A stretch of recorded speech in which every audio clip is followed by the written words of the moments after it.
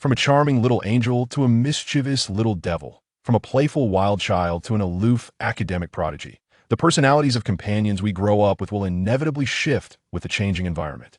Do you still cherish the very essence of her as you once did? In the midst of playful days spent riding bamboo and frolicking in the sun, our paths first intertwined, though I remain too shy and infatuated to fully appreciate it.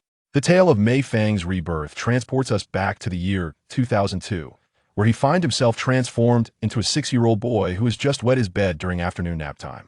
On this fateful day of bedwetting, he unwittingly grasps a connection from his past life, one that he had overlooked, setting the stage for a long-running emotional journey that transcends time. Mei Fang, the three of us shall always, always remain the best of friends. Okay? Pinky swear, cross my heart, for 100 years, let nothing change. Since the dawn of his memories, Mei Fang had never felt quite as disoriented as he did today. While others experienced their rebirths during the golden summer following their college entrance examinations, why had his manifested in kindergarten? Wasn't this 20 years ago? Moreover, upon awakening, he discovered he had wet the bed during his nap, compelled to clean himself in front of his peers. This incident had indeed occurred in his past, forming a shadow over his childhood. Yet, after so many years, the memories were but hazy fragments, devoid of any significant psychological burden. However, to relive such an experience and be scrutinized by a throng of children felt akin to a public execution. The teacher's intention was to instill a lesson, yet this was surely detrimental to the healthy development of a future flower of the motherland. Fortunately, it was 20 years ago. As Mei Fang reluctantly wiped himself down, he attempted to sort through his current predicament. In any case, one should not panic in the face of adversity, but rather confront it with a smile. 2002, a golden age at the dawn of the 21st century. At this time, the Celestial Empire had just joined the WTO, poised to emerge as a pivotal global factory in the realm of globalization.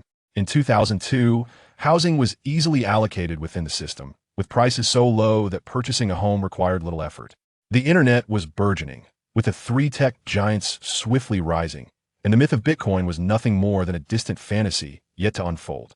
Meanwhile, the Mandarin music scene was flourishing, with future King Allen releasing his third album, X Degree Space, featuring timeless hits like All Island Copperbox and Tiger Leg, which continue to resonate even today. Though this rebirth moment may seem absurdly early, it at least offers a glimpse of hope for the future.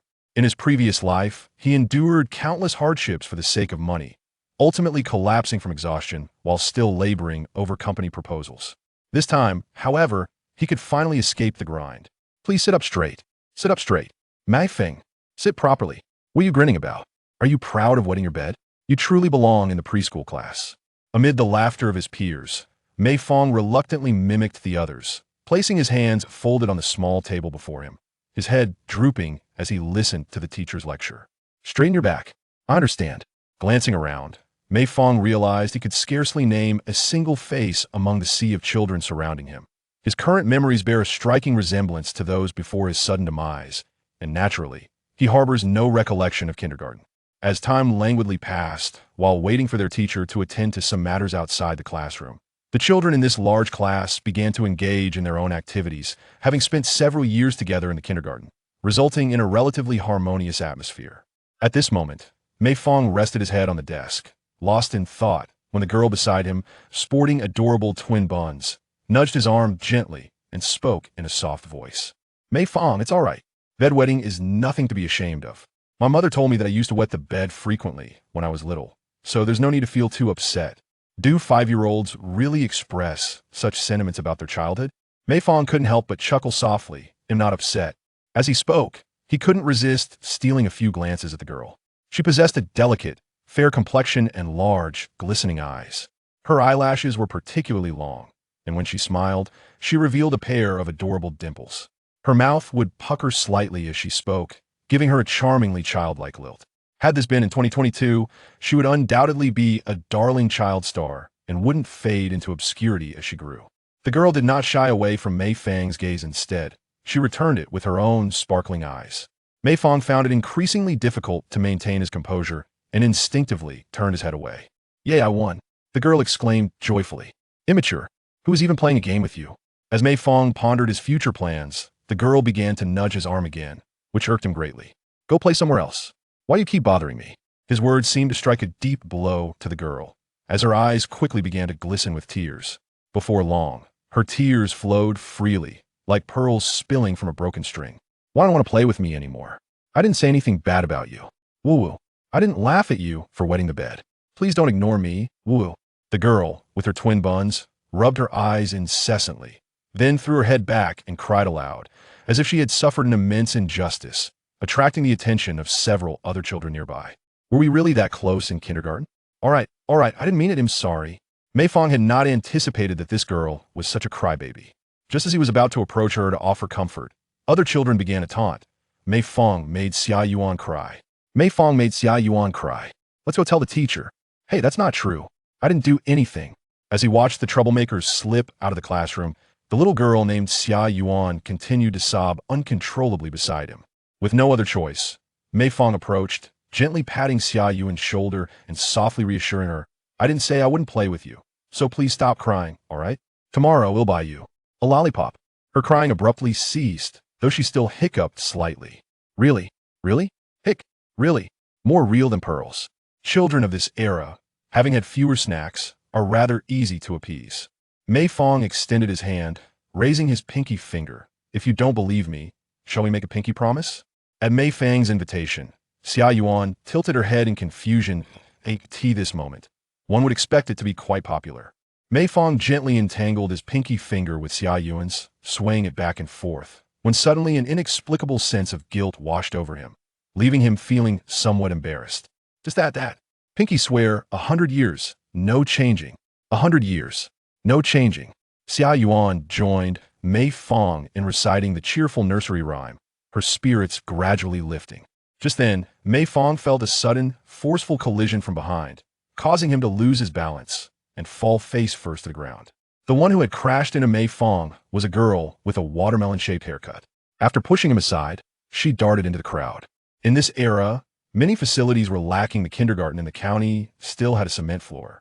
Mei Fang felt a sharp sting in his nose, and upon rising, he found blood gushing forth. The sight of Mei Fang bleeding from his nose frightened the little children present, who all rushed over to check on him, including Xia Yuan, who had been pulled away, her eyes filled with concern.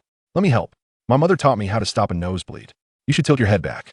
Tilting one's head back to stop a nosebleed seemed incorrect. Yet, Xia Yuan gently cradled Mei Fang's head, helping him tilt it upward, while she dampened a cloth to pat the back of his neck. Mei Fang found a strange pleasure in the care, refraining from voicing any complaints. When the teacher arrived and took over from Xia Yuan, she couldn't help but murmur in exasperation while attending to the situation. Mei Fang, why are you always causing such a ruckus? Can't you settle down? At that moment, a child spoke up in defense of Mei Fang. I saw it was Lin Yoshi who pushed him. Lin Yoshi, you're causing trouble again. Lin Yoshi? That name seems somewhat familiar. Mei Fang observed as the teacher singled out the girl with the watermelon haircut, standing behind Xia Yuan. Lin Yoshi stood quietly before the teacher, her head bowed in silence. Her clothes were dirty and appeared somewhat disheveled, giving her a wild appearance. Did you push him? Lin Yoshi nodded slightly. Why did you push Mei Fang? Lin Yoshi ignored the teacher's question, simply lowering her head, appearing somewhat difficult to engage. Lin Yoshi. Lin Yoshi.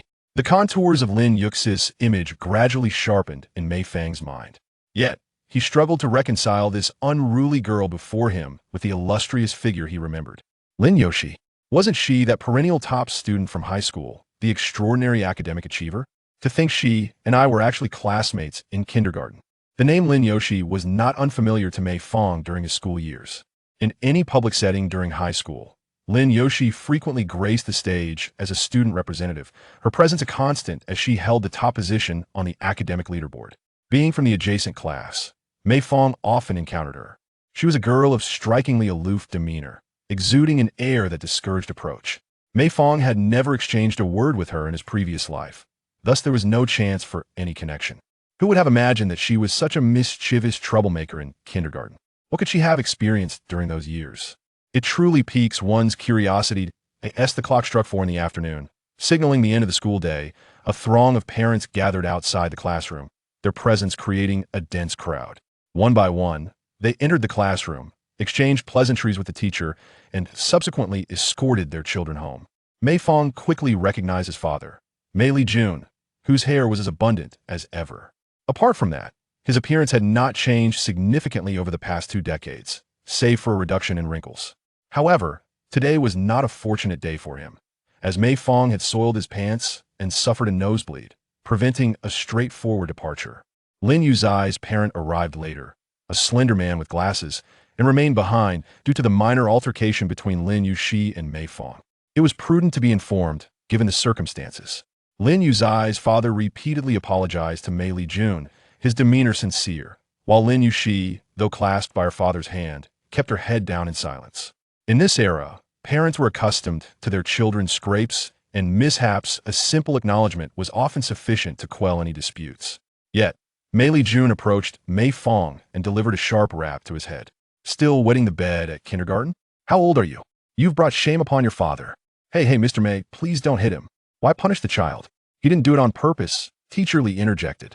Mei Fang remained silent, and perceiving that his son was not crying or misbehaving as he usually did, Mei Jun found the situation rather dull, ultimately dragging Mei Fang onto the motorcycle for their return home.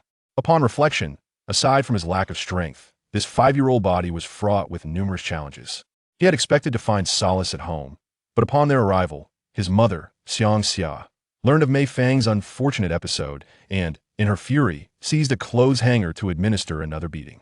Mei Jun, witnessing his wife's fervent punishment of their child, quickly intervened, saying, "Dear, that's enough. I've already disciplined him at school. If you continue, the child will resent you. What's there to fear? I am his mother.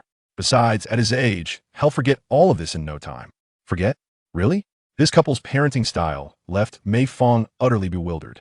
He found himself questioning how he had managed to grow up healthily in such a family, devoid of any apparent shadows.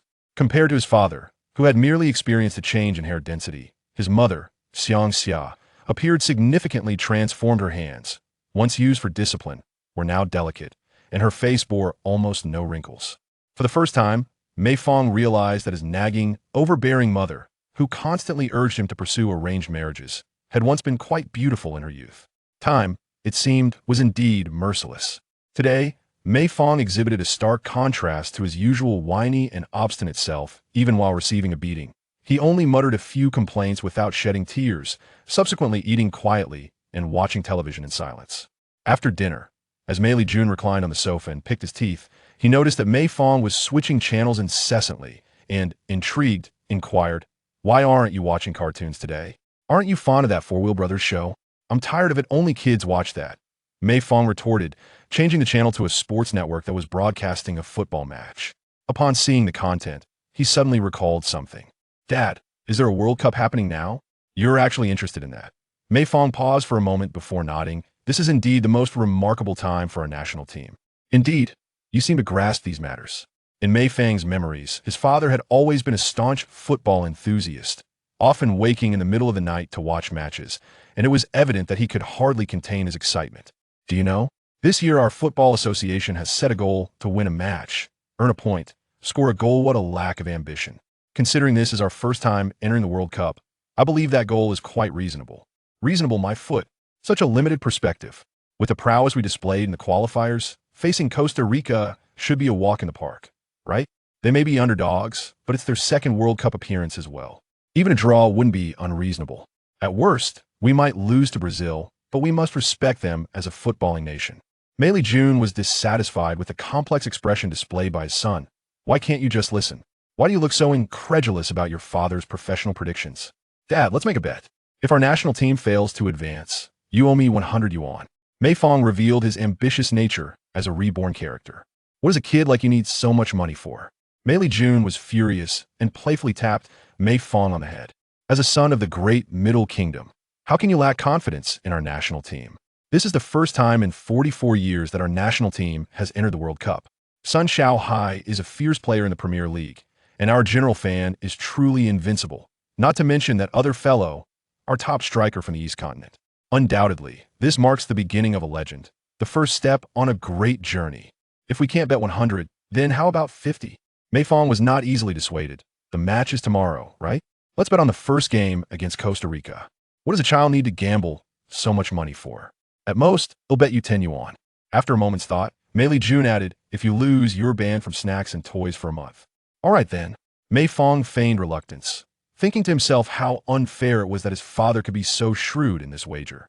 After watching the news for a while to familiarize himself with the current climate, Mei Fang was urged by his mother to go to bed, as he began to devise his financial plans.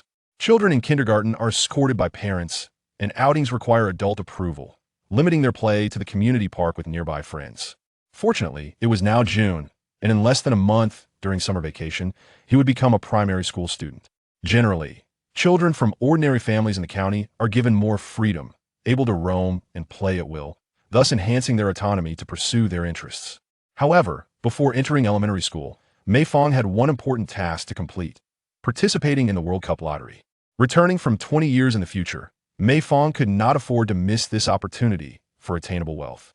The following morning, shortly after 6, Mei Fang was roused by his family to prepare for school. "Today you dressed yourself? Impressive, little one."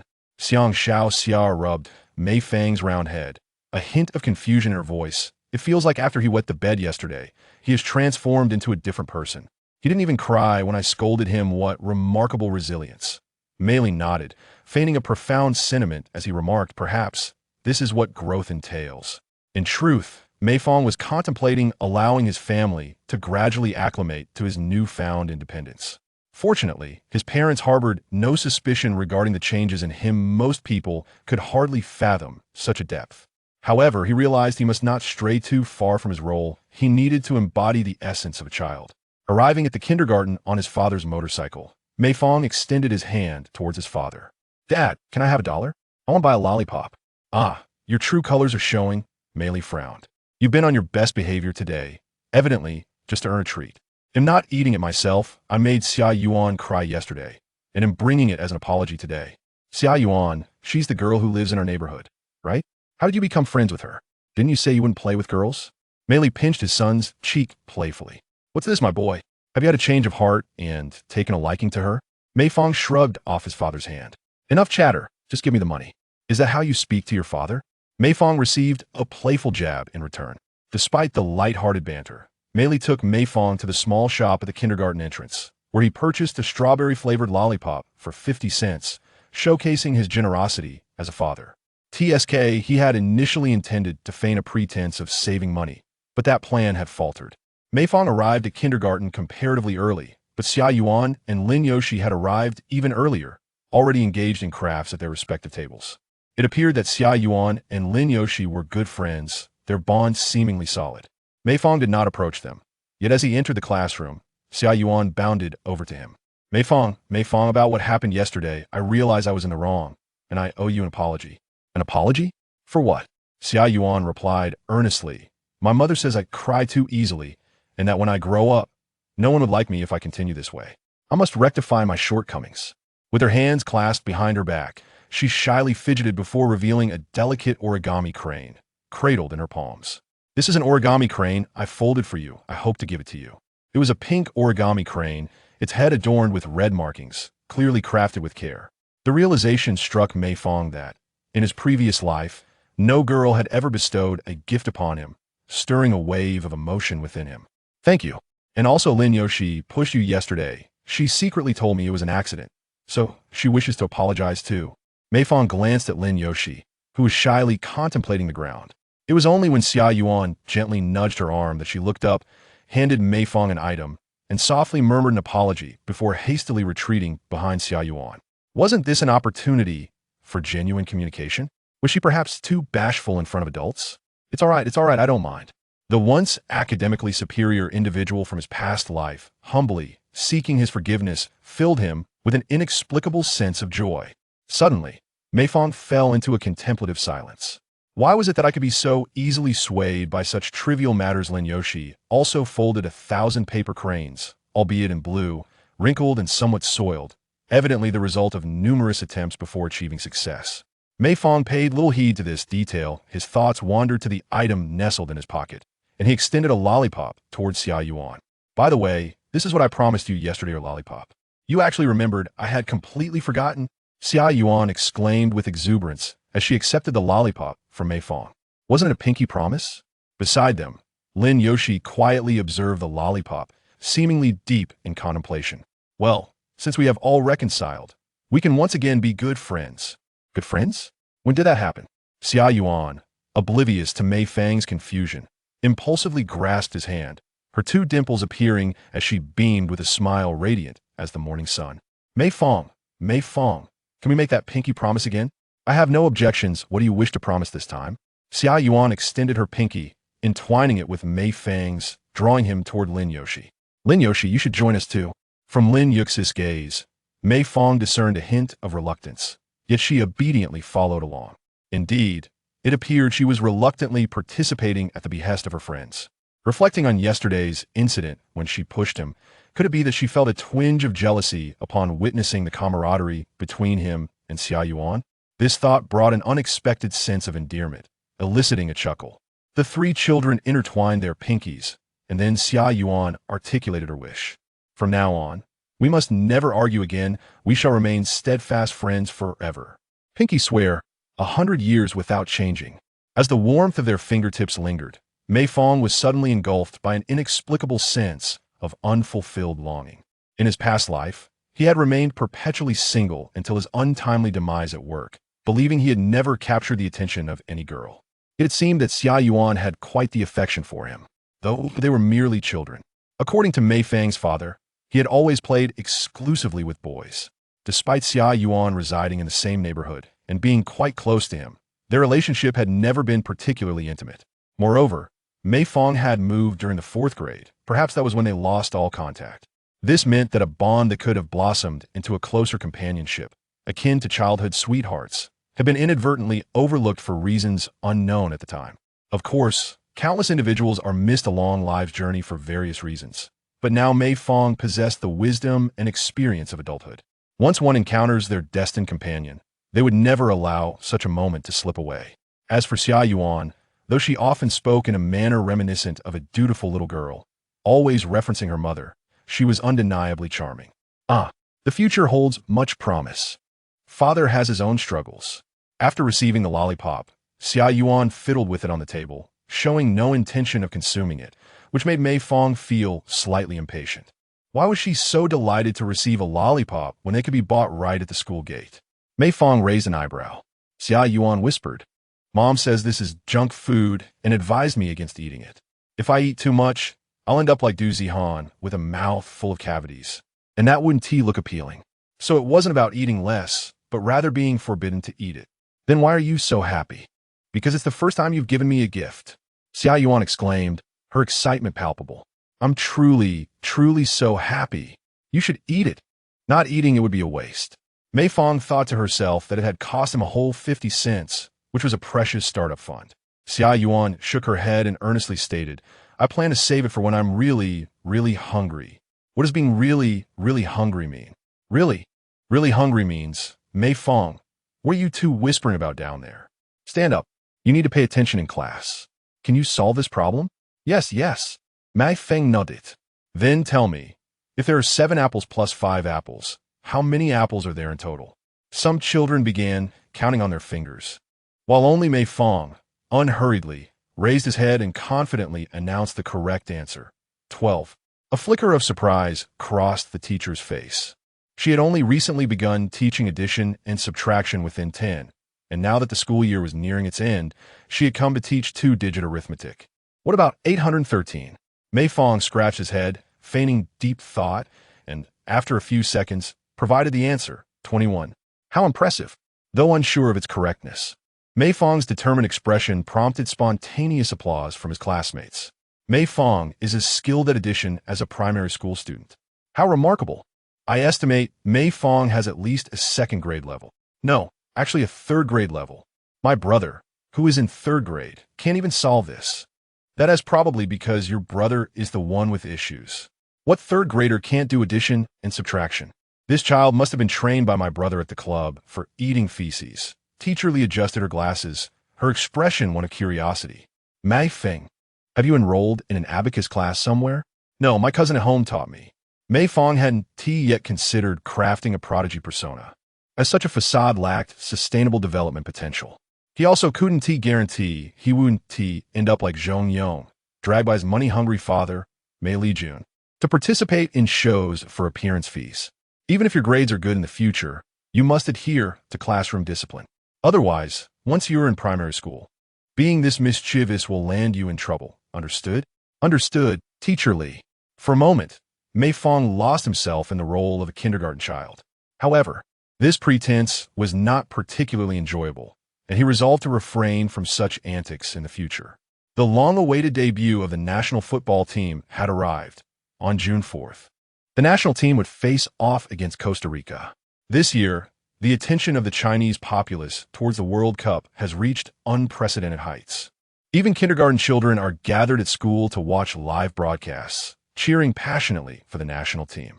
Regardless of the match's excitement, the atmosphere is undeniably electrifying. However, aware of the inevitable outcome, Mei Fang remains silent, observantly intrigued by the engrossed children nearby. Interestingly, even a young girl like Xia Yuan, seemingly unassociated with football, finds herself in tears over the national team's defeat.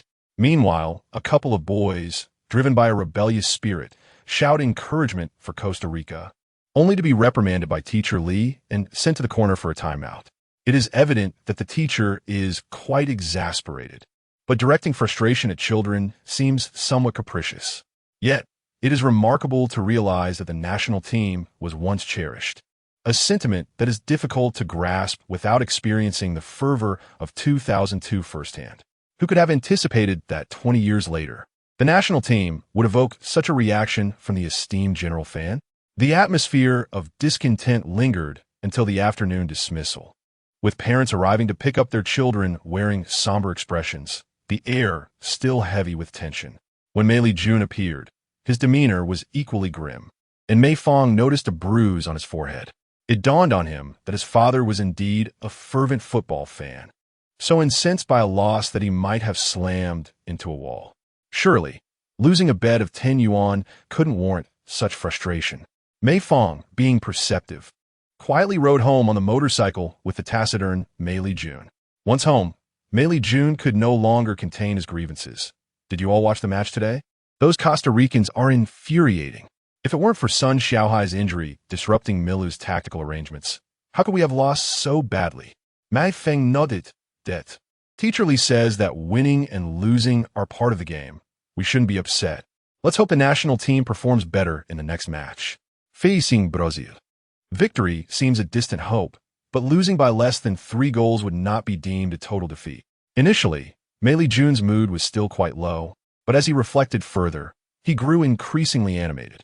Imagine if we could score just 1 goal against Brazil, even if the national team doesn't advance. That would still be worth it. Mei Fang looked at his father in astonishment, feeling as though they resided in parallel worlds. This inexplicable confidence in the national team, how was it cultivated? After stifling his impatience with a few half-hearted responses to his father, Mei Fang seized the opportunity to voice his own desires. By the way, Dad, about that bet we made last time. Bet? What bet? Mei Yun Faunil. You little rascal. Are you gambling money in kindergarten? Hey, Dad, you're talking nonsense. You said you would give me 10 yuan if Costa Rica won. What do you need so much money for, kid? Whatever you want. I can buy it for you. With his blood pressure rising, he exclaimed, Come on, you're an adult. Mei Fang could only throw a childish tantrum, insisting, I don't care. I want my 10 yuan. You didn't keep your word. Are you a dog? And you're a little pup. With that, Mei Jun scooped Mei Fang up, spinning him around in the air before gently setting him down.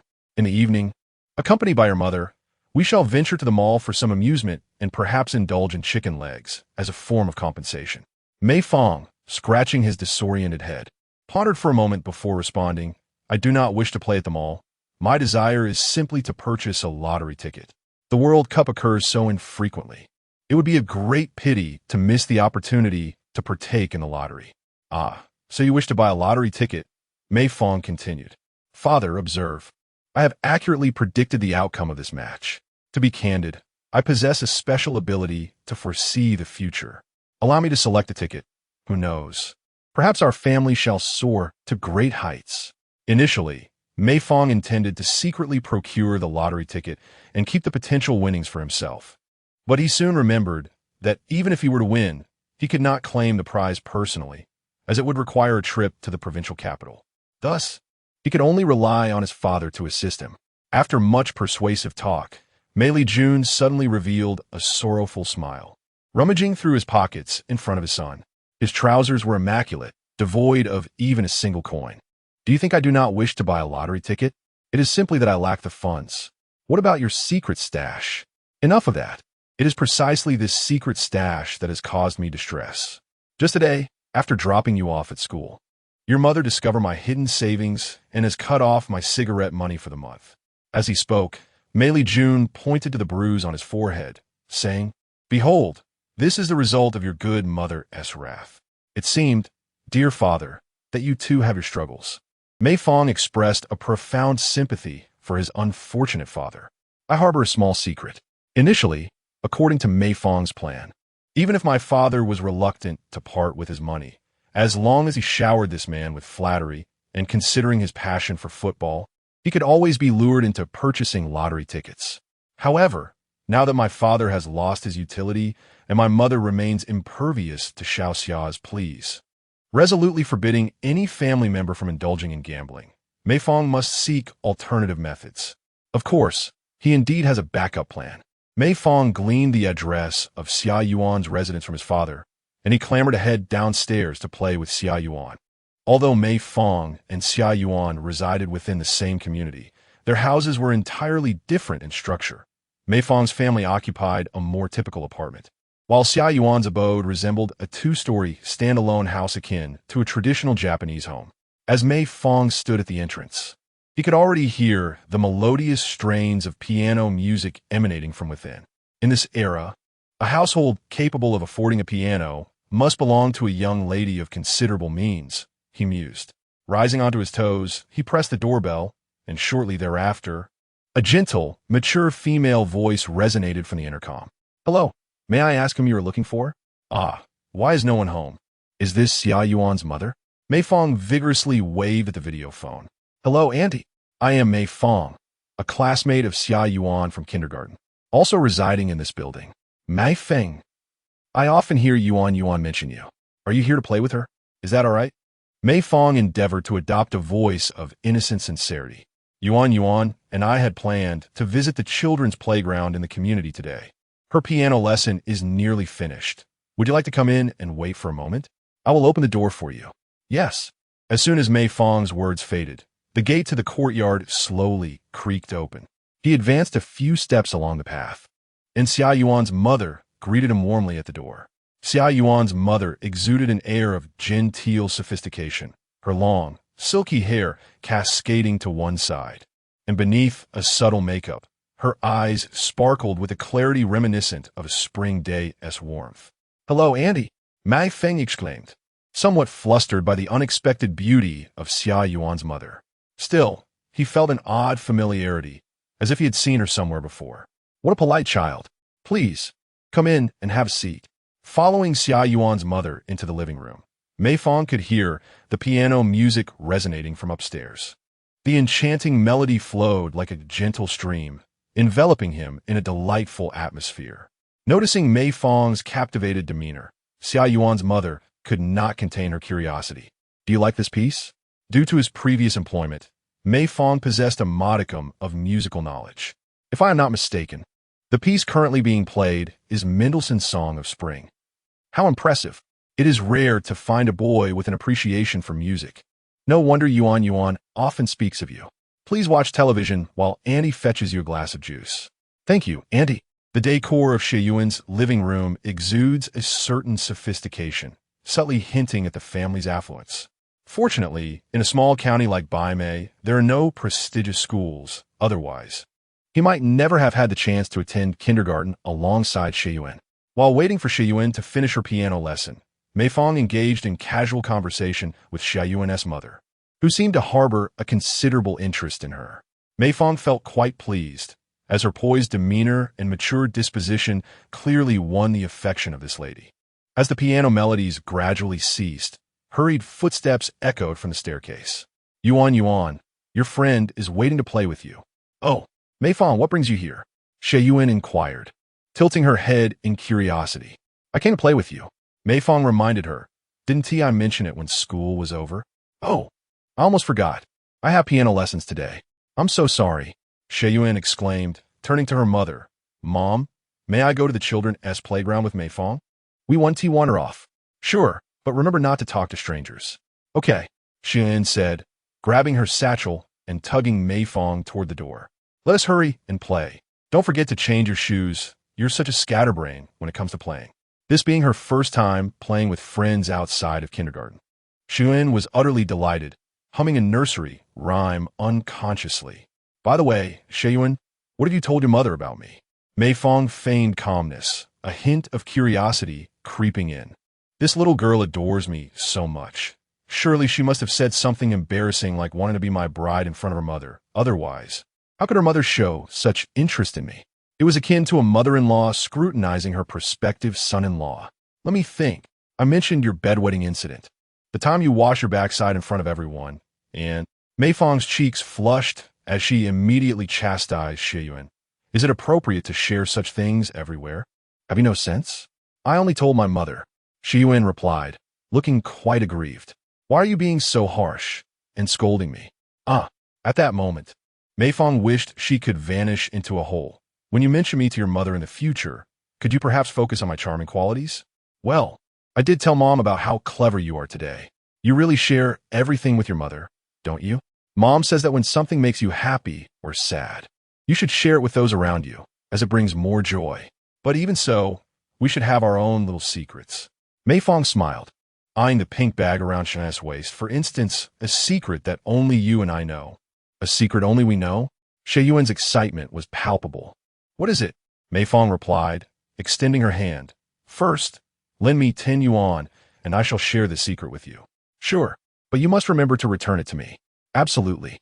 Mei Fang patted her chest, recalling her father's teachings about the importance of keeping one's word and never defaulting on a debt.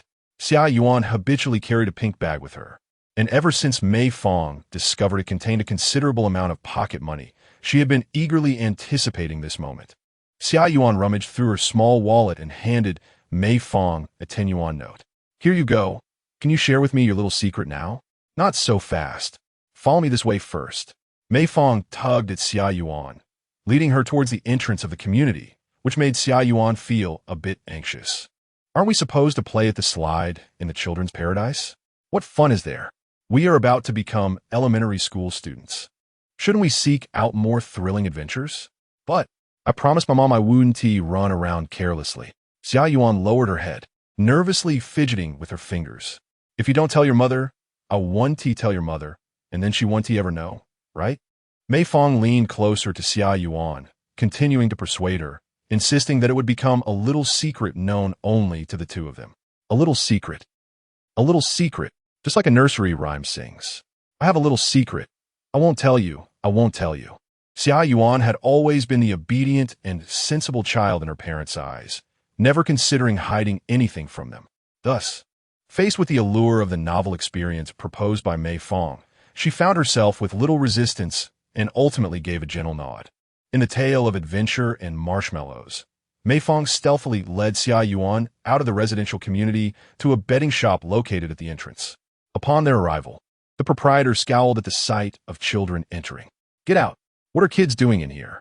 Startled by the shopkeeper's fierce demeanor, Xia Yuan instinctively hid behind Mei Fang, clutching tightly to his back, while Mei Fang maintained an air of nonchalance. Hello, sir. I'm just running an errand for my father to buy a football lottery ticket. Running an errand? Huh. In this small county town, regulations were quite lax in the early 2000s, and adults often sent children on errands, whether it was to buy cigarettes or lottery tickets, often compensating them with a small sum of change. After all, should they win, such young children would be unlikely to claim the prize themselves. The shopkeeper inquired, well then, hurry up and buy. What do you want? My dad wants to buy a ticket for the top 4 teams. Are they still available? As luck would have it, that day marked the final opportunity to purchase tickets for the top 4 teams. Did your father tell you which teams to choose? Yes. I remember. In 2002, numerous betting formats were introduced, with the simplest being the prediction of the 16, 8, and 4 strongest teams. The 16-team competition involved predicting the outcomes of all matches in the knockout stage within 90 minutes. Guessing correctly would yield a grand prize of up to 2 million.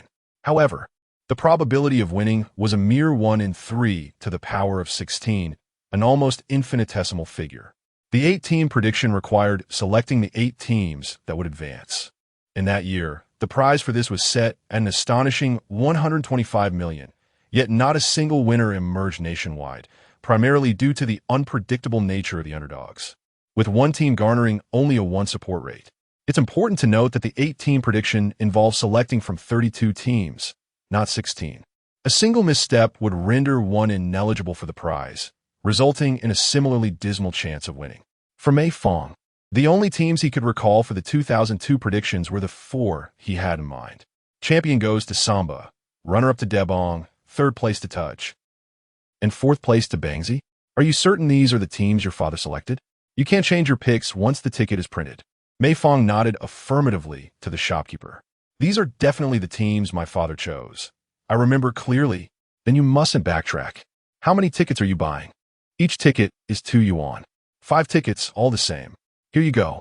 Mei Fang received the lottery tickets from a shopkeeper, while Xia Yuan tugged at his clothing. All right. Can we leave now? Yes, let us go. With a sense of satisfaction, Mei Fang held the key to his newfound fortune, though Xia Yuan appeared rather displeased. Mei Fang, you're so mischievous. You borrowed my money just to buy this, and you lied to that uncle, saying you were running an errand for your dad. I didn't lie. I really was running an errand for my dad, Mei Fang replied, sticking out his tongue. Then why didn't your dad give you any money? My dad doesn't have any money. It's all with my mom. I'll pay you back later. How could an adult possibly be without money? I find that hard to believe. Xia Yuan puffed her cheeks, displaying her displeasure, while Mei Fang, upon reflection, felt a twinge of guilt for deceiving her. All right. Now that our business is done, we can embark on an adventure together. The adventure you mentioned, was it not the errand we just ran? Xia Yuan tilted her head in confusion. That was merely a side task. Mei Fang wiped his nose. From now on, we shall truly call this an adventure. Upon hearing Mei Fang's words, Xia Yuan's furrowed brows began to relax, and her previously pouting lips turned upward slightly. Where shall we go? Follow me. Mei Fang beckoned as he led Xia Yuan through the streets. He surmised that this young child had likely never explored the streets alone, and a casual stroll would suffice to return to their neighborhood. Although she frequently walked these streets hand in hand with her parents, Xia Yuan was filled with curiosity about her surroundings. Children of her age yearn to try many things, yet their parents often hinder them under the pretense of safety. The cats in the pet shop's window, the ancient stone bridge over the river, the bustling market streets. The more crowded the area became, the tighter Xia Yuan clutched the hem of Mei Fang's clothing. As her pace slowed, she nearly tore his garment apart. Why are you pulling so hard? Mei Fang inquired. Xia Yuan hesitated, explaining, what if you suddenly disappeared? I would get lost. Mei Fang pondered a moment, then hold my hand and don't tug at my clothes. All right. Xia Yuan tightened her grip on Mei Fang's hand. The warmth transmitted through their palms, providing her with a sense of security. At the end of the bustling street, they encountered a vendor selling cotton candy, where Xia Yuan halted, eyes wide as she watched the vendor craft the sugary treat. Surrounding children formed a circle, with a sign boldly proclaiming the price, 2 yuan each. Do you want to eat this? Mei Fang asked. Xia Yuan nodded, but my mother never buys it for me. You can't buy this, nor that. How exhausting it must be to live like that. With your wallet so full, what can you even purchase? Stationery and stickers. Perhaps. Mei Fang sighed. Unfortunately, I have no money. If I did, I would surely treat you to cotton candy. Well, how about this? I have money. I can lend it to you, and you can buy it for me. Mei Fang watched as the naive girl dug 2 coins from her bag and handed them to him, her face brimming with anticipation. Uncle, I would like a stick of cotton candy. Mei Fang presented the freshly acquired cotton candy to Xia Yuan, saying, here, this is my treat. Thank you, but this cotton candy is so large, I can't finish it all by myself. Shall we share? I don't need any. You can have it all. After taking a bite of the cotton candy, Xia Yuan was immediately captivated by its melt-in-your-mouth texture. It dissolves instantly. How amazing and delicious. I'm glad you like it. Despite being a child from a wealthy family, she remained a girl who had yet to experience the world. Xia Yuan was entirely absorbed in indulging in cotton candy, her other hand being tugged gently by Mei Fang. Unsurprisingly, her face became a delightful mess, resembling that of a small cat adorned with sticky strands of cotton candy. Subsequently, Xia Yuan wept softly, fearing her mother would discover her sugary visage. It was only after Mei Fang led her to the wash basin in their community to cleanse her face that she calmed down. As the sun began its descent, casting a warm glow over the horizon, the fragrant aromas of home-cooked meals wafted through the air from every household in the vicinity. Xia Yuan and Mei Fang settled onto a bench within the community, where Xia Yuan busily wiped her face with a handkerchief, while Mei Fang basked in the golden rays of the evening sun. The warmth of June was just right, and the distant calls of street vendors speaking in a dialect floated toward them, evoking a sense of nostalgia. Mei Fang instinctively closed his eyes, savoring this moment of tranquility. It had been so long since he had experienced such leisurely bliss. When Mei Fang finally opened his eyes, he found Xia Yuan resting her chin on her hand, gazing at him with curiosity. "Mei Fang, what are you thinking about?" she asked. He replied candidly, "I was contemplating how to make a fortune in the future." Xia Yuan puffed out her cheeks in disapproval, exclaiming, "Your dream sounds rather dull. What do you want to be when you grow up?"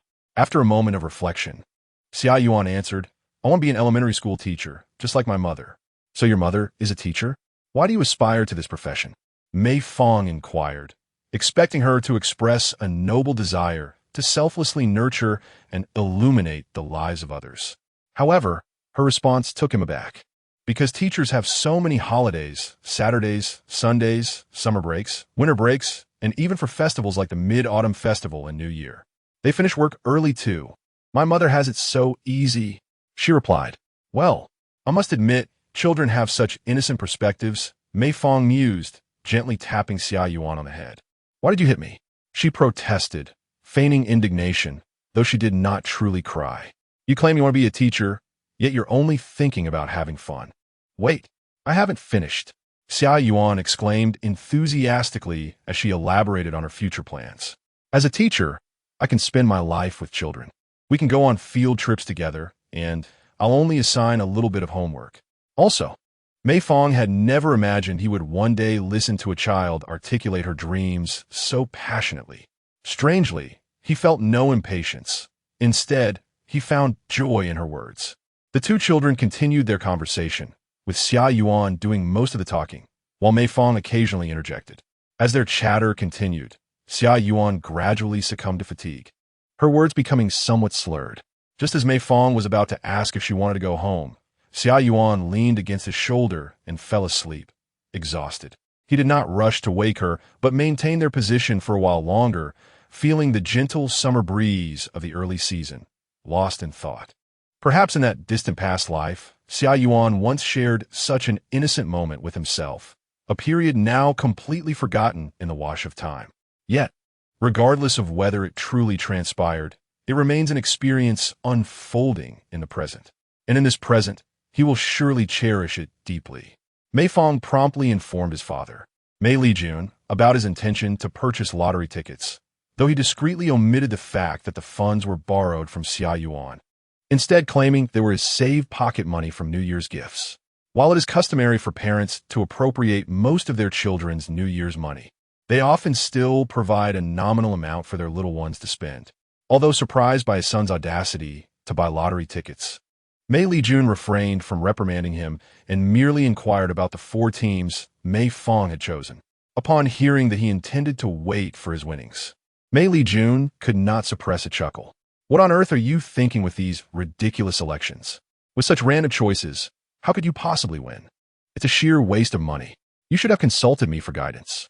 Do you really think a team of such poor caliber could reach the top 4? Think it through, son. Dad, don't be so smug. Let us consider what happens if I actually win. If I do win, can I call you Dad then?" Mei Lijun playfully ruffled Mei Fang's hair. "Come on, Dad, don't be so childish."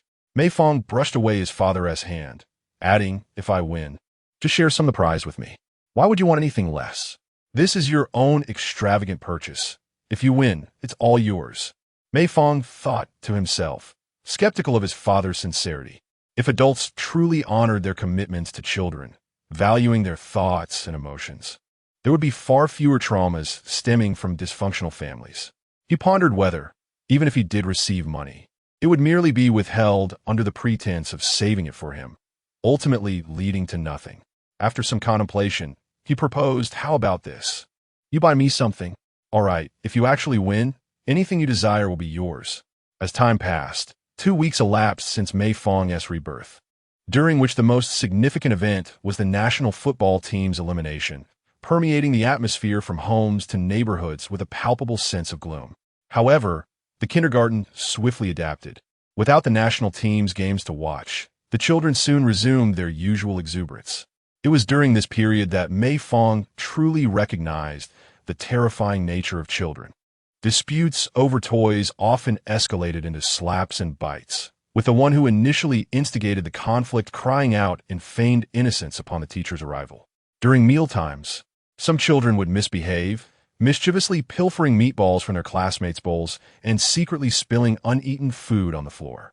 Others enjoyed wrapping tape around their faces, pulling it off with grinning, monkey-like shrieks. The monkey stealing peaches was a common trick among the boys during play, and occasionally, Mei Fang would find himself an unwitting victim. This left him feeling utterly despondent. How could he aspire to grand life goals while surrounded by such unruly little demons?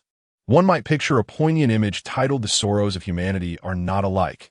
I Only Feel Their Noise," with Mei Fang sitting in the midst of chaos.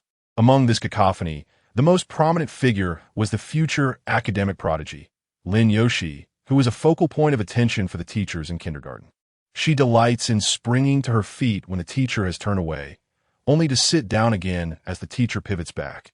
During mealtime, she elevates her legs dramatically, as if practicing the splits.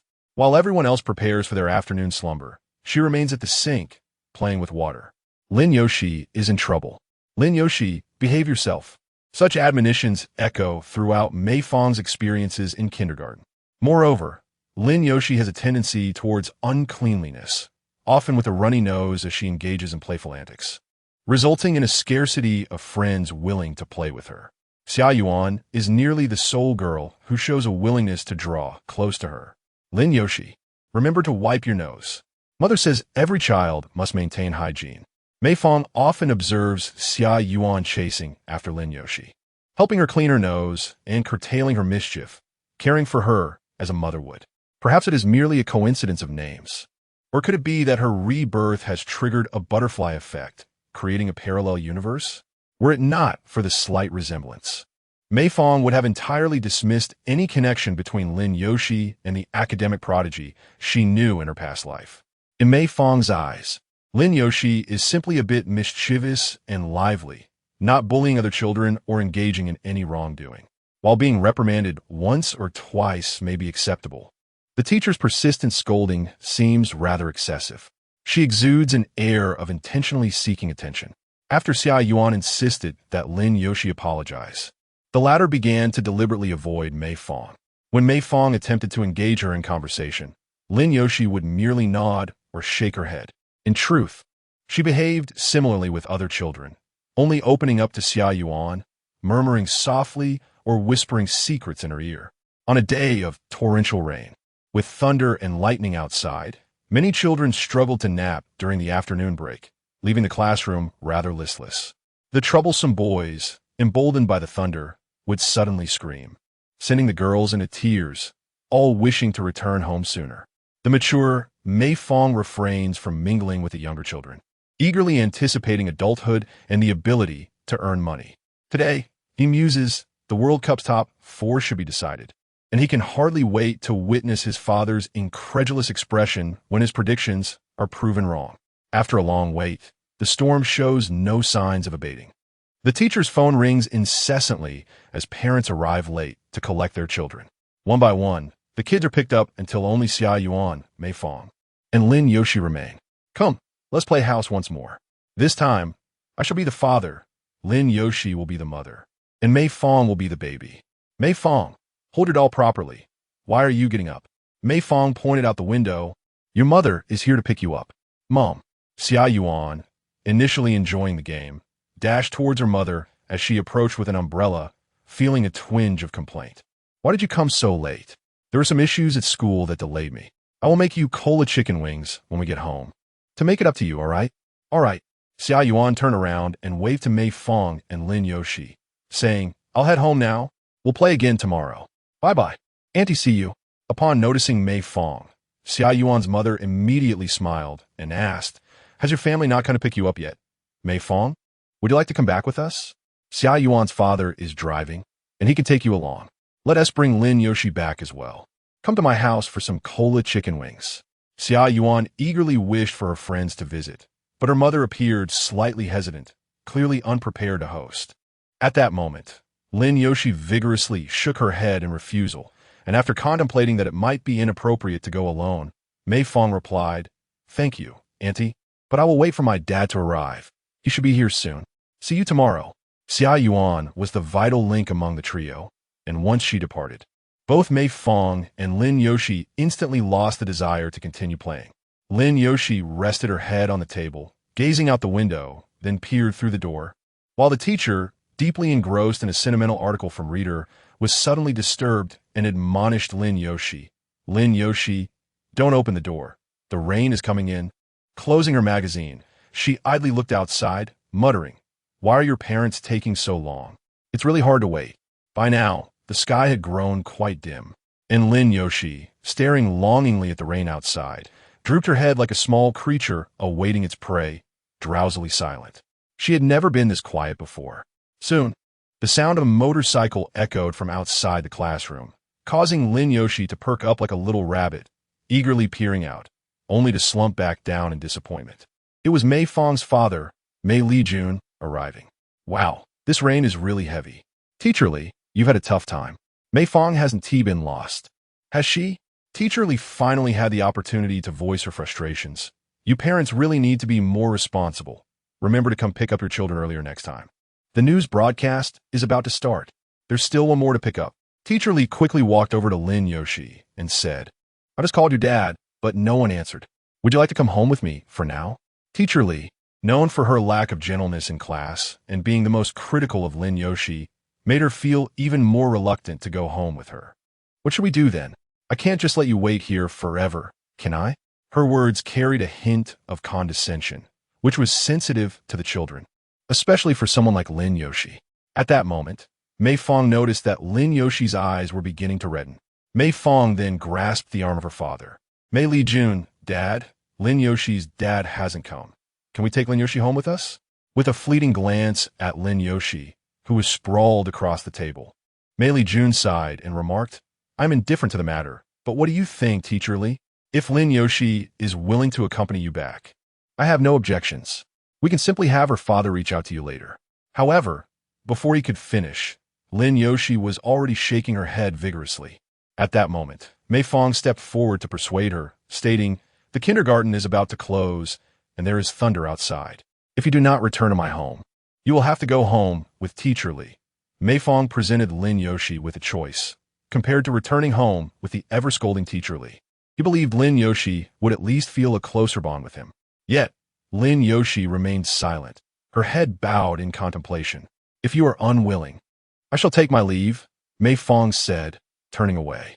In an instant, Lin Yoshi grasped the hem of his garment tightly. With a soft, pitiful voice, she murmured, "I am not unwilling. I will go back with you to your home." The meal prepared by Mei Lijun was delightfully delectable. Mei Lijun's motorcycle was a straddle bike, making it somewhat challenging for the children to mount it independently. After much effort, he finally managed to lift Mei Fang and Lin Yoshi onto the vehicle. Draping a raincoat over them, he ensured that only their heads peeked out from the back opening. As Mei Fang occupied the center, he could comfortably extend his head out. While Lin Yoshi was left with no choice but to bow her head, her forehead resting against Mei Fang's back. "Hold on tight, you two. Get ready to set off." The motorcycle's gasoline engine emitted a terrifying roar akin to that of a tractor, and the sensation of the ground vibrating beneath their suspended feet was intense. In this moment, Lin Yoshi kept her hands firmly on her legs, hesitant to touch Mei Fang. "Lin Yoshi, hold on to my shirt. Aren't you afraid of falling off?" Mei Fang's voice was drowned out by the engine's din and the thunderclaps. As the motorcycle surged forward, the sudden jolt thrust Lin Yoshi against Mei Fang's back, her arms instinctively wrapping around him tightly, a grip she maintained all the way home. Phew, the rain is truly pouring. Upon their return, Mei Lijun remained well protected by the raincoat, while Lin Yoshi and Mei Fang appeared as two drenched chicks, looking quite disheveled. "You're back. Hurry and take a shower to avoid catching a chill." As Xiang Xiaoxia brought a dry towel to the door, ready to wipe Mei Fang's face, she noticed a little girl standing nearby, her head bowed. Mei Fang quickly clarified, "This is my classmate from kindergarten, Lin Yuxi. Her father hasn't come to pick her up." "Oh, I see. Come in together, then. Let me help you find some clothes for Mei Fang, and you can both take a shower. I'll help you wash afterward." Lin Yuxi neither nodded nor shook her head. She simply stood there, looking a bit dazed. Mei Fang gave her a gentle tug, whispering, "How about you join us for dinner after your shower? You must be starving." "Okay." Lin Yuxi only engaged with the little ones. Her experiences in kindergarten reminded Mei Fang of his own past, prompting him to extend a helping hand to her. He had encountered a similarly unpopular girl in middle school, a chubby girl whom the teachers seemed to overlook for reasons long forgotten. Classmates often mocked her with names like Fatty and Chubby, and she endured it all in silence. Mei Fang, having shared a desk with her for a time, knew she was quite amiable and not as unbearable as the others claimed, yet he never spoke to her much. Once, when she forgot to bring money for lunch, Mei Fang lent her some to buy a bread roll. The next day, she returned the money along with a bottle of milk as a token of gratitude. However, she eventually transferred schools, leaving behind a postcard from Mei Fang, expressing her appreciation and declaring him her best friend in that class. What Mei Fang considered a mere act of kindness was treasured by her as a profound friendship. This incident has lingered in his memory. Besides the shared experience, Lin Yuxi was also a close friend of Xia Yuan. Thus, considering the bonds of fate, she could be regarded as an old acquaintance of his. Casting her aside like that, Mei Fang truly felt a pang of guilt, unable to bear such a sight. While Mother took Lin Yuxi to the bathroom for a bath, Mei Lijun propped his leg and began to admonish Mei Fang. "What has gotten into you lately? You used to be indifferent to girls, yet now you show such concern for them. First, it was with Xia Yuan, and now it's Lin Yuxi. At your tender age, you seem to possess quite the scheming mind. However, I must admit, this does reflect your father's flair. Back in the day, he boasted, unable to restrain himself." Mei Fang retorted against this flamboyant father, "If you were truly capable, you wouldn't have married a woman who doesn't even give you 10 yuan for pocket money. What a predicament! You rascal! How dare you speak ill of your mother, who raised you to be chubby and fair? You ungrateful wretch! Your mother is the most virtuous and beautiful lady in the vicinity. If I'm not courting her, then who should I court?" This sycophantic flattery was undoubtedly aimed at winning favor, especially upon noticing his wife approaching. Xiang Xiaxia emerged with a freshly bathed Lin Yuxi, who had her hair dried beforehand. She seemed unfazed by the unexpected visitor. On the contrary, she appeared quite content with Lin Yuxi. Compared to her usual self, Lin Yuxi looked remarkably refreshed. Clad in Mei Fang's single-layer trousers, clean and tidy, with her mother having styled her hair into a high ponytail with lantern braids. "How do you like the braids I made? Aren't they lovely?" Lin Yuxi, lift your head a bit, there's nothing to be shy about. Under the eaves, one cannot help but bow their head. Lin Yuxi reluctantly raised her head, only to quickly lower it again. Mei Fang silently gave his mother a thumbs up. Indeed, she looked quite endearing like this, he chuckled. "Why did you take so long to dry your hair in the bathroom?" Mei Lijun sighed. "The food is getting cold." Unlike his father, Mei Fang responded, "Mom, the braids you made are truly beautiful." "At least our Mei Fang is understanding," Mei Lijun replied. "But it's not just your mother's skill. Lin Yuxi is quite adorable too." Xiang Xiaxia gently pinched Lin Yuxi's cheek, her expression brimming with happiness. "Oh, if only I could have a daughter. Given our circumstances, a second child seems far-fetched, doesn't it?" "Thinking about it is pointless. You talk too much." For Mei Fang, the bickering of his parents had been a familiar tune for decades, yet in their relatively comfortable home, it brought an unusual sense of ease. As the family prepared to sit down for dinner, Mei Lijun received a call from Lin Yuxi's father. After a brief exchange, he handed the phone to Lin Yuxi, who stepped onto the balcony to speak. Xiang Xiaxia leaned in and quietly asked, "So, is he coming to pick her up soon?" Mei Lijun shook his head. Her father said there's been an issue at the construction site. He'll be delayed. With such heavy rain, safety comes first. Xiang Xiaxia added, "By the way, that means Lin Yuxi's father must be the third Lin from Dongmen Aquatic Street, right? The one in construction." Mei nodded, observing Lin Yoshi speaking on the phone with her father on the balcony. She then softly remarked, "Last time, Lin Yoshi had a minor disagreement with Mei Fang. I have met her father. He is the one who lost his wife in a car accident 2 years ago. You should bring her home. It's quite pitiful for such a young girl to be without a mother." Upon hearing the conversation between his parents, Mei Fang finally understood why his father had so generously acquiesced to his request today. Indeed, his parents were not particularly accomplished, yet in matters of interpersonal relations, he had often been influenced by their example. After concluding the call, Lin Yoshi was warmly invited to join the family at the table, where glasses of cola were filled to the brim. "Come, Lin Yoshi, try this. Our family specially cooked a chicken today. You and Mei Fang can each have a drumstick. No, let us share Mei Fang S with you as well." Lin Yoshi's bowl brimmed with affection from Xiang Xiaxia, while Mei Jun discreetly signaled his wife to exercise restraint, only to be entirely disregarded. Mei Fang's bowl contained merely a few slices of vegetables and beans. At school, Lin Yoshi often left her unfinished food scattered across the table. Yet at Mei Fang's home, she adhered to decorum, diligently eating small bites and forcing herself to swallow what she typically avoided. Observing her struggle, Mei Fang leaned closer and asked, "Can you finish that?" Lin Yoshi shook her head. "If you can't finish, share some with me. Don't push yourself." Lin Yoshi scooped some rice and meat into Mei Fang's bowl, and while sharing, she suddenly leaned in to whisper something to him. Upon hearing her, Mei Fang couldn't help but smile faintly. "Don't be shy, if you like it. You can tell my parents directly," he encouraged. Lin Yoshi shook her head, her cheeks flushed, quickly lowering her gaze once more. "What are you two little ones whispering about? I'd like to hear too." Xiang Xiaxia expressed her curiosity about their secretive conversation. Mei Fang looked up and told his mother.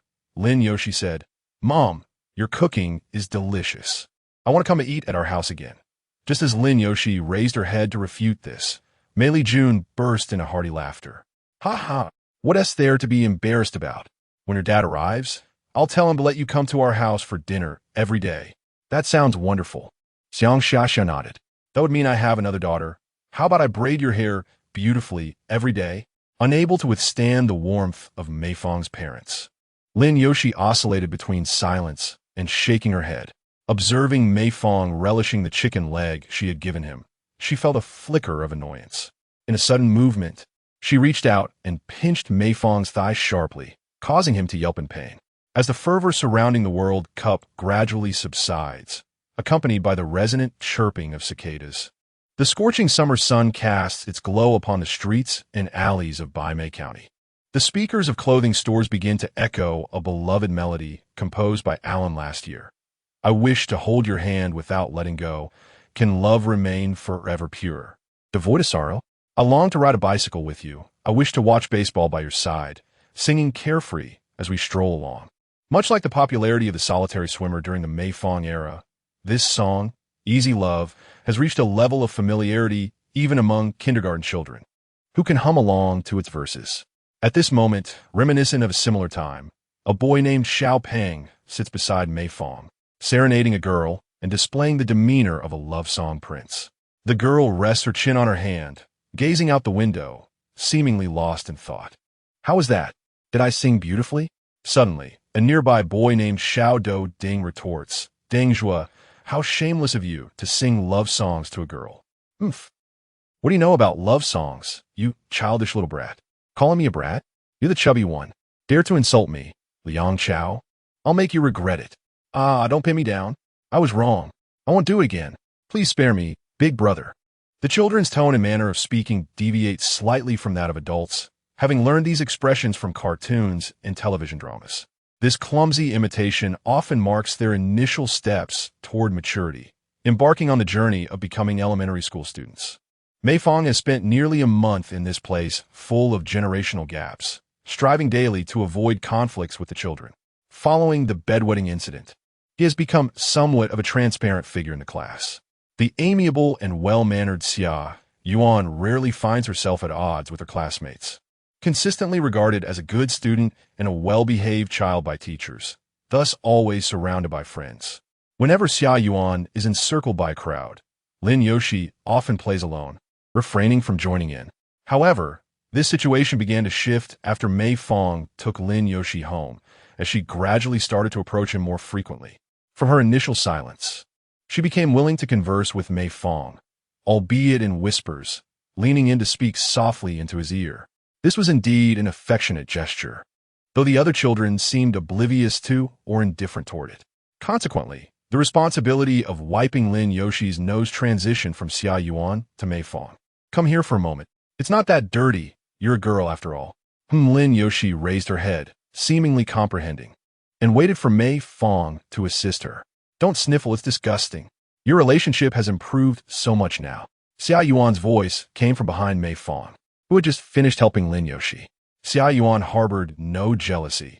She was genuinely pleased to see Mei Fang and Lin Yoshi becoming friends. You play with Lin Yoshi. I need a rest now. Mei Fang spent her time in kindergarten mostly by sleeping. Mei Fang, why do you love sleeping so much? No sleeping allowed, you lazybones. Xia Yuan tugged at Mei Fang's arm. We haven't played house together yet today. Why do you always want to play with me? You have so many friends. Surely it's because you were the only one willing to play with Lin Yoshi. Was it appropriate to say such a thing directly in front of her? Glancing at Lin Yoshi, who sat beside them with her head drooped in a daze, Mei Fang sighed silently. Well, let us play then, after all. Graduation is just around the corner. Xia Yuan was addicted to playing the role of a mother in their make-believe games, insisting on being the mom regardless of how Mei Fang and Lin Yoshi switched roles. Typically, Mei Fang would play the father, while Lin Yoshi took the role of the daughter. Daddy, why haven't you left for work yet? The sun is already shining on your backside. Yoshi, it's time to get up. Mommy made breakfast for you. Fried eggs, milk, bacon, jam-covered bread, and sausages. Nutrition must be balanced. Eating all this in the morning make me feel stuffed? Daddy, why aren't you at work yet? You're the head of the family. You need to be more responsible. Each of the three held a doll, casually engaging in play, while Mei Fang merely provided a few lines of dialogue. As the father was always at work, allowing her to remain on standby, unless she stayed idle too long, and Xia Yuan complained about her coming home too late. Look at them still playing house at this age. How childish. A group of boys passed by, clutching Transformers and Iron Man action figures, led by Du Zihan, notorious in class for his troublesome antics and sporting an exaggerated gap-toothed grin. He swaggered over to mock Xia Yuan and the others. Mei Fang, why do you like playing with girls so much lately? You're such a sissy. No wonder you keep winning the bed. Du Zihan, that's not acceptable. Xia Yuan appeared quite angry. Children should be friendly with one another and not speak ill of others. Mei Fang, relaxed and unfazed, shrugged off Xia Yuan as concern. Let them laugh. They'll have their turn to cry when they grow up. How infuriating. Why am I so upset? Du Zihan waved his toy around, determined to teach this bedwetting boy a lesson. I am the captain of the star team of the Divine Beast. Prepare for my mighty Divine Beast kick. As Du Zihan's transformer nearly collided with the doll in Mei Fang's grasp, she swiftly intervened, snatching the toy away. Du Zihan whined and tried to reclaim his toy from Mei Fang, who held it high above her head, taking advantage of her height. How much is 93? Since you're the captain, this should be a piece of cake for you. Get it right, and I'll return it. 93? How infuriating. Why must you ask a two-digit addition or subtraction question? Give it up, Captain. Mei Fang is a math genius. You can't outsmart her. No. I must figure it out. 1, 2, 3, 4. Captain, don't make things harder for yourself. Stop chattering. You're making my head spin. Be quiet. As Du Zihan was racking his brain to solve a mathematical problem, Teacher Li hurriedly entered the room, followed by a group of young men and women wielding cameras and microphones. Children, please settle down, put aside your toys, and take your seats. The reporters from the Baimei County television station have come to interview you as you are about to graduate. This will be televised, so pay attention. At that moment, Du Zihan was still deep in thought, while Xia Yuan persistently tugged at Mei Fang's sleeve, urging him to sit down. Du Zihan, Mei Fang, why are you two still out of your seats? Teacher, Mei Fang is bullying me. Du Zihan complained, looking quite aggrieved. Mei Fang, how have you been unkind to him? One of Du Zihan's little friends chimed in. Mei Fang is so mean. He made Du Zihan solve two-digit addition problems. Exactly. That's so cruel. The little ones appeared quite entertaining indeed. The young lady holding the microphone motioned for the cameraman to follow her as she addressed the children. Hello, dear children. We are reporters from Mei television station and would like to invite you to participate in our interview. I will be asking some questions, and I hope the interested children will speak up as it will be broadcast on television. 009 The entrance of Mei Xiaozai Mom. I'm going to be on television. Take my picture. I look so handsome. Upon hearing the news of the television appearance, some children in the class instantly erupted with excitement, while others, including Lin Yoshi, shrank back, their heads lowered.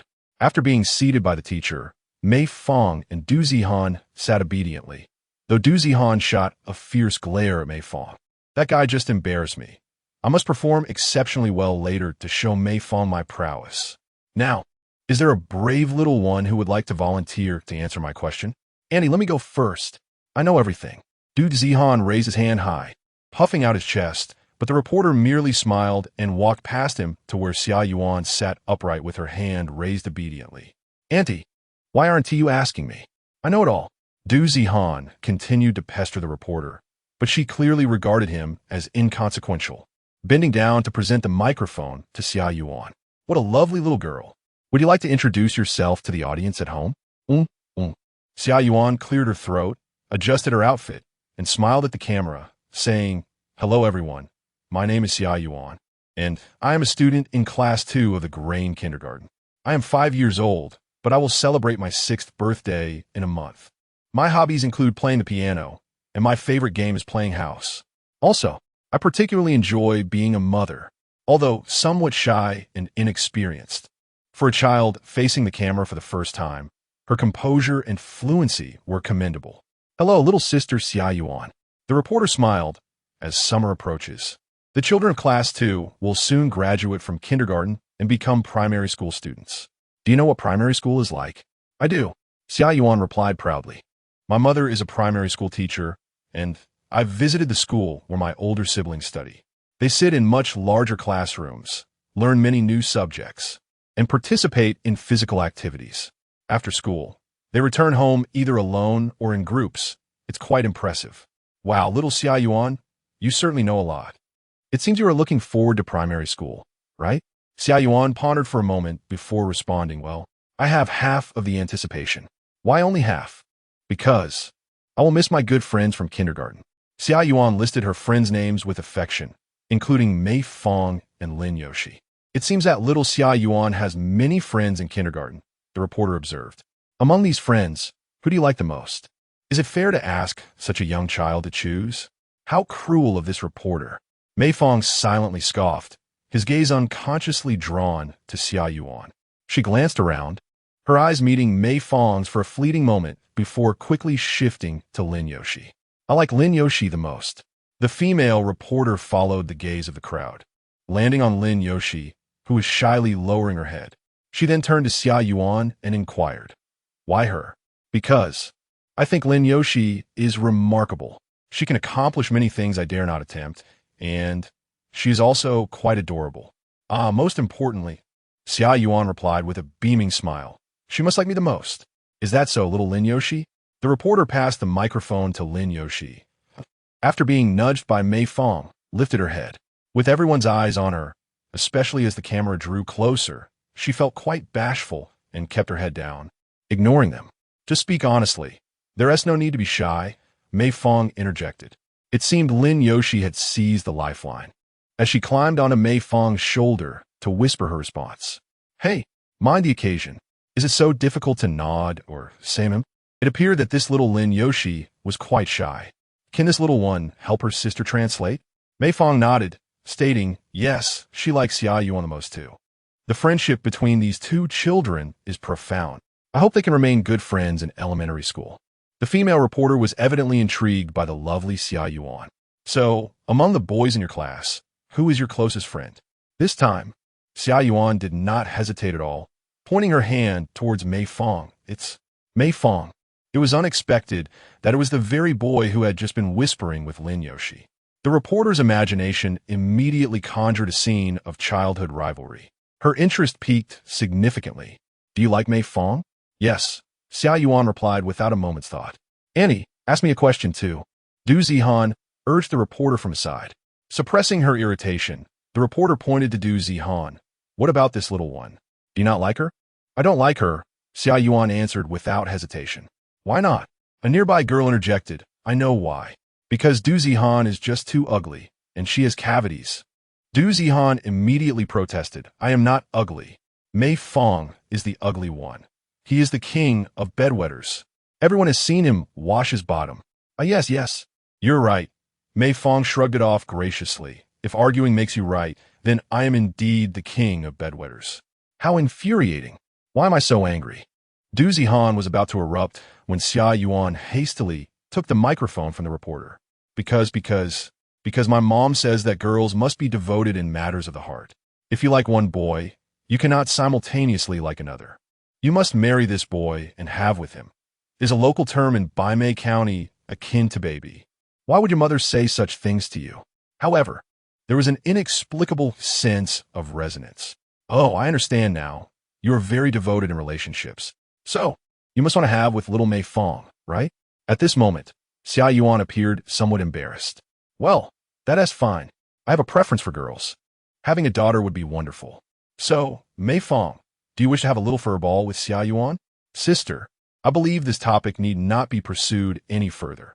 After all, you wouldn't dare to broadcast this segment, would you? Mei Fang maintained a cold, poker-faced demeanor. Let's just indulge my curiosity, shall we? I'll buy you some candy. Sister, you wouldn't want the station director to cause you trouble, right? You should just take your own money and buy the QQ star. Mei Fang's resolve was unwavering, leaving the reporter without an answer. What is wrong with this child? Speaking with the composure of an adult. Is she really that mature? By the way, what exactly is QQ star? After Xia Yuan's interview concluded, she promptly sought out Mei Fang, seemingly dissatisfied with his previous remarks. Mei Fang, don't you want to have a little furball with me? What would you have me do if I said I did? Then we'd make a pinky promise. Xia Yuan extended her little finger, her eyes sparkling with anticipation. Her earnest gesture shifted Mei Fang's playful demeanor. Well, let us hold off on that pinky promise. He turned and slipped away. How could you? The innocent affection of childhood is merely a reflection of their naive hearts. While children may jest, Mei Fang, possessing a mature mindset, found himself unable to make promises akin to deceiving a little girl. It weighed heavily on his conscience. Such behavior would be shameless and morally reprehensible. And having undergone 9 years of quality education, he would never stoop to such actions. However, it is not to say that he completely lacked expectations for a childhood romance. His rebirth occurred at too tender an age, and the future was fraught with uncertainties. Yet, aspiring to improve himself and diligently saving money was undoubtedly a commendable pursuit. After dinner that day, Mei Fang went to bed early, his mind occupied with numerous thoughts, leaving him with neither the energy nor inclination to watch the World Cup final that night. Just past 1 a.m, he was roused from his slumber by his father's enthusiastic shaking. Mei Fang, we won. The first prize. The lottery. Where's the ticket you bought? Hurry and show me. We're going to be rich. A 5-year-old's dependence on ample sleep is profound, and still groggy. Mei Fang erupted with frustration akin to a volcano, not even having the chance to rub his eyes, as his father continued to shake him excitedly. In an instant, Mei Fang, embodying the spirit of a dutiful son, delivered a resounding slap to Mei Lijun. Father, look at your level of excitement. It's just a lottery win. Why are you making such a fuss?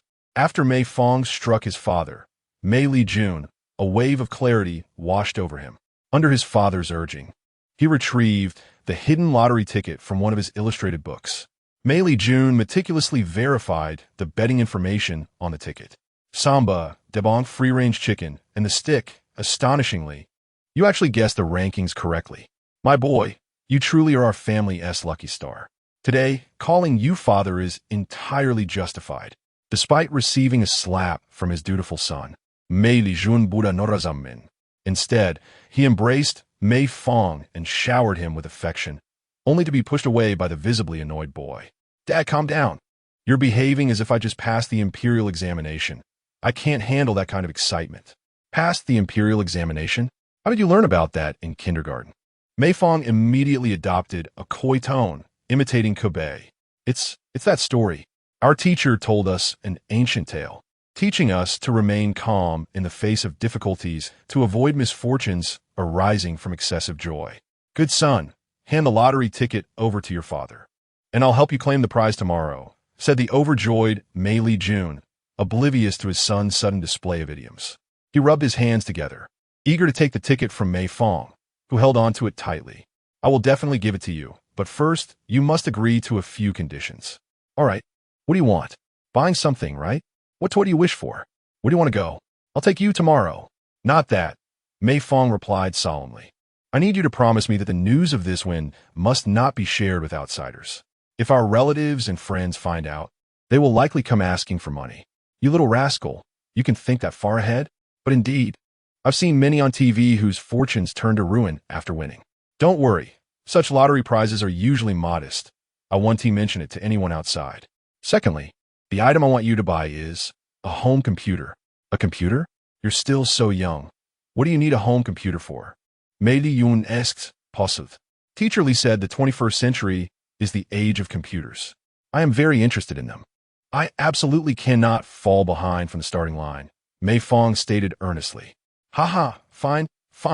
We'll go buy a computer tomorrow. Without further thought, Mei Jun assumed his son was merely inspired by friends who had computers to play games. All right, give the ticket to your father first. Buy the computer first, and then I'll hand over the ticket to you. You little rascal, how can you show no trust in your own father? Isn't there still a need to convince mom?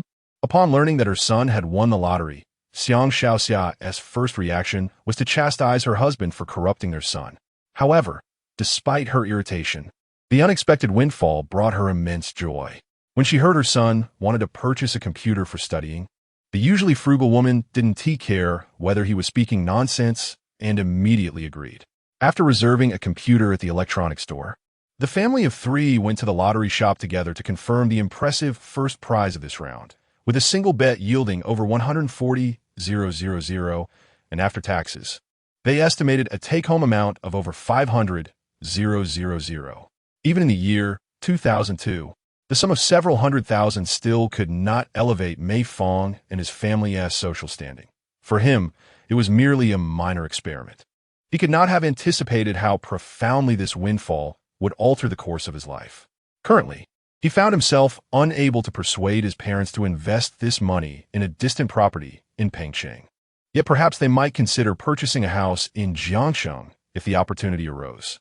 The prize, exceeding 10,000 yuan, necessitated a visit to the Provincial Redemption Center for collection. After confirming their winnings at the lottery shop, the family strolled home at a leisurely pace.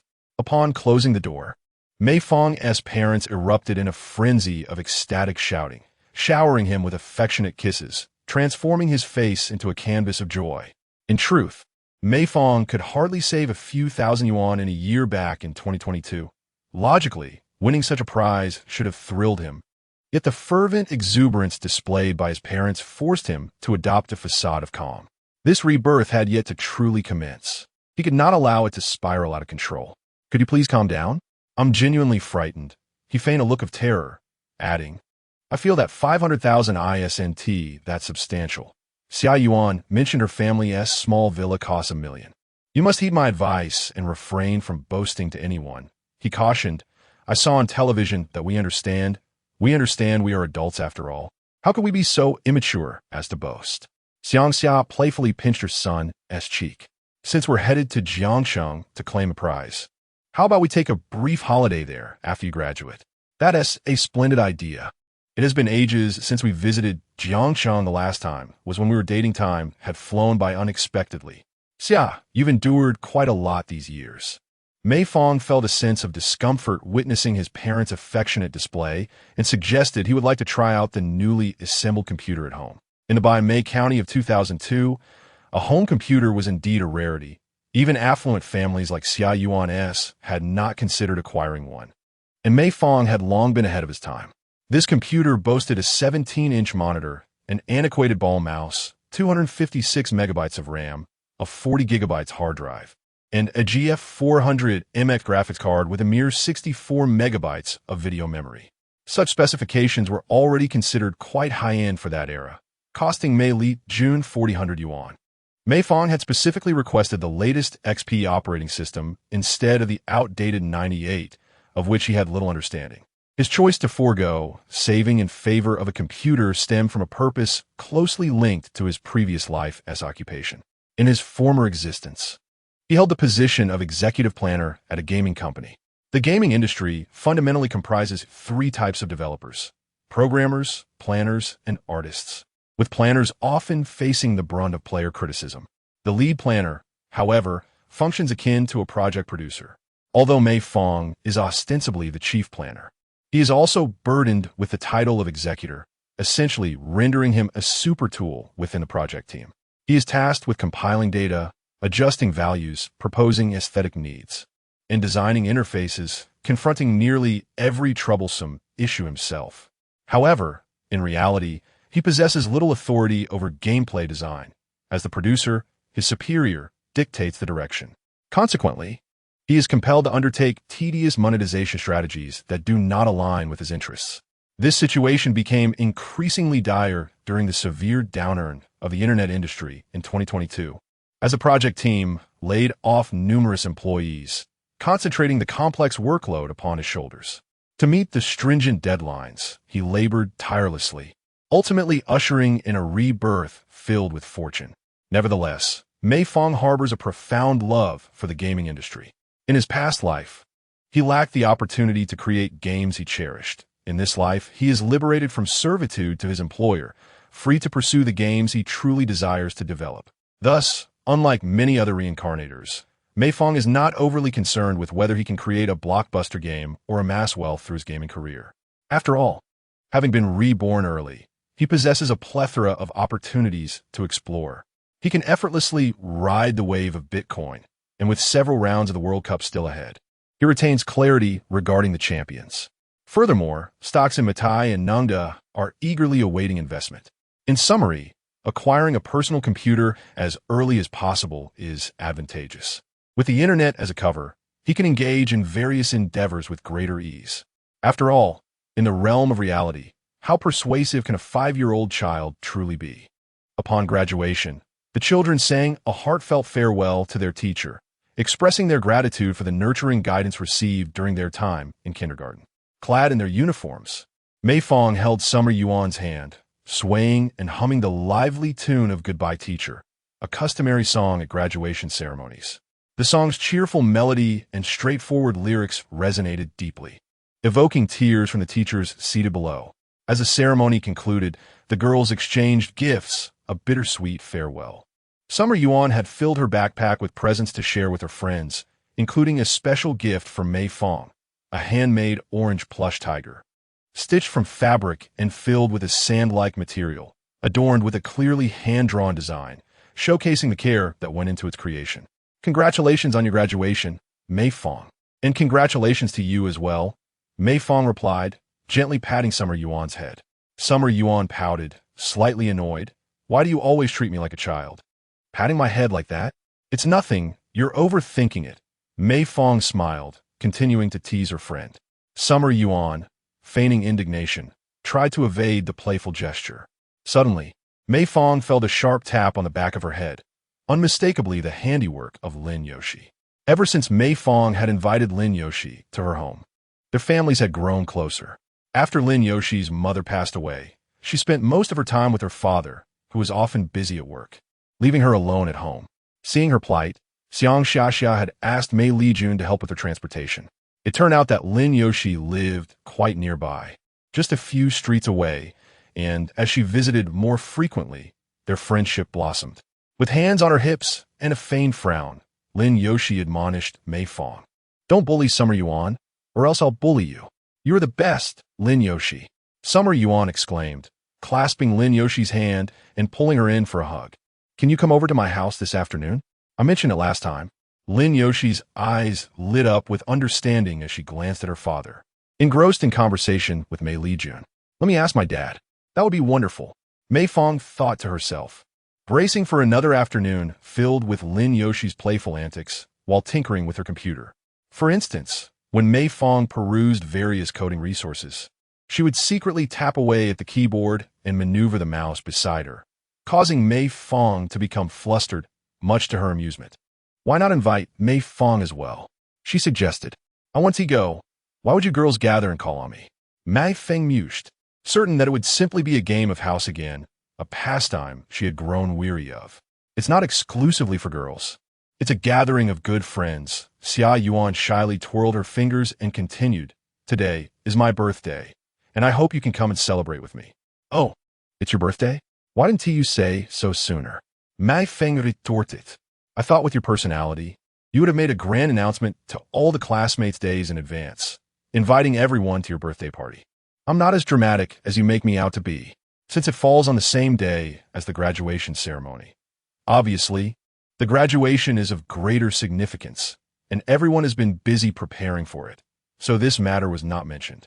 Xia Yuan paused, then pouted and said, actually, I had only intended to invite Lin Yoshi. How could I be excluded? That's rather inconsiderate. Well, it's because Xia Yuan mumbled her inner thoughts aloud. You mentioned last time that you didn't want to have any quarrels with me. You still haven't apologized for that incident. I was thinking of not being friend from now on. Ah, you hold grudges, do you? Yes. Xia Yuan nodded, then continued. But later I realized that good friends do not necessarily need to quarrel to maintain their friendship. After all, Lin Yoshi and I never quarrel. Yet we can still be lifelong friends. Well, it's good that you've come to that conclusion. Try not to be so fixated on quarrels anymore. Xia Yuan seemed not to heed Mei Fang's words, raising her chin and asking, You'll come this afternoon, right? I'll be heading back to my grandmother's house in the countryside next week for the summer, and it will be a long while before we see each other again. Since it's your birthday, I suppose I shall make an appearance, Mei Fang contemplated. However, I haven't prepared a gift, so it feels rather awkward to arrive empty-handed. That is perfectly fine. Your presence is the best gift of all. Just then, Lin Yoshi hurried back from her father, a joyful expression illuminating her face. Dad agreed to let me visit your house, but I must return home before 8 this evening. All right, then let us all ride back in my father's car together. Xia Yuan exclaimed. Her father, a busy man, was seldom seen by Mei Fang. She had heard he owned a restaurant business, making him a moderately successful figure in the county. He fit the typical image of a prosperous individual, always clad in a suit. Yet he was gentle in demeanor and spoke without the airs of an adult. Xia Yuan never hesitated to ask her father for favors. Yuan, why not invite more friends to your birthday party? Don't you have plenty from kindergarten? Well, that would be too many. Xia Yuan exhibited a rather troubled expression. Nearly all the girls in the class were her friends, yet inviting only the girls seemed inappropriate. She also worried about inadvertently excluding someone. Furthermore, asking her mother to prepare too much food would be burdensome, so she decided to invite only her closest companions. It is quite remarkable that a child like Xia Yuan would grapple with social dynamics, especially considering the multitude of friends she has, which stands in stark contrast to Lin Yoshi. This was Lin Yoshi's first visit to Xia Yuan's home and her inaugural ride in Xia Yuan's father's car. Sitting in the middle of the back seat, she appeared exceedingly anxious. This little one, your name is Lin Yoshi, correct? Yuan often speaks of you, said Xia Yuan's father. Ah, you are Yuan's best friend. Even after kindergarten graduation, you may still play together. Do come over to my house more often. Lin Yoshi nodded gently. Her hands, unsure of where to rest, inadvertently found their way to Mei Fang's waist, squeezing it out of nervousness. Mei Fang winced in pain, nearly exclaiming, and redirected her annoyance towards Xia Yuan's father, who was driving. Uncle Xia, please pay attention to the road. One of my uncle's friends in the traffic police always tells me, there are countless roads, but safety is paramount. If one drives recklessly, tears will be shed by loved ones. Here. My driving skills are quite good. You needn't worry, Xia Yuan's father replied. Dad, Mei Fang is absolutely right. Our teacher often says one must concentrate while driving. Otherwise, one could violate traffic regulations and be apprehended by the traffic police. I certainly don't want you to be caught. There are many bad people inside. All right. Xia Yuan's father seemed on the verge of making a retort, but ultimately refrained, maintaining a polite yet awkward smile throughout the exchange. After the graduation ceremony, not long later, Mei Fang reluctantly accompanied his parents on a trip to Jiangxin.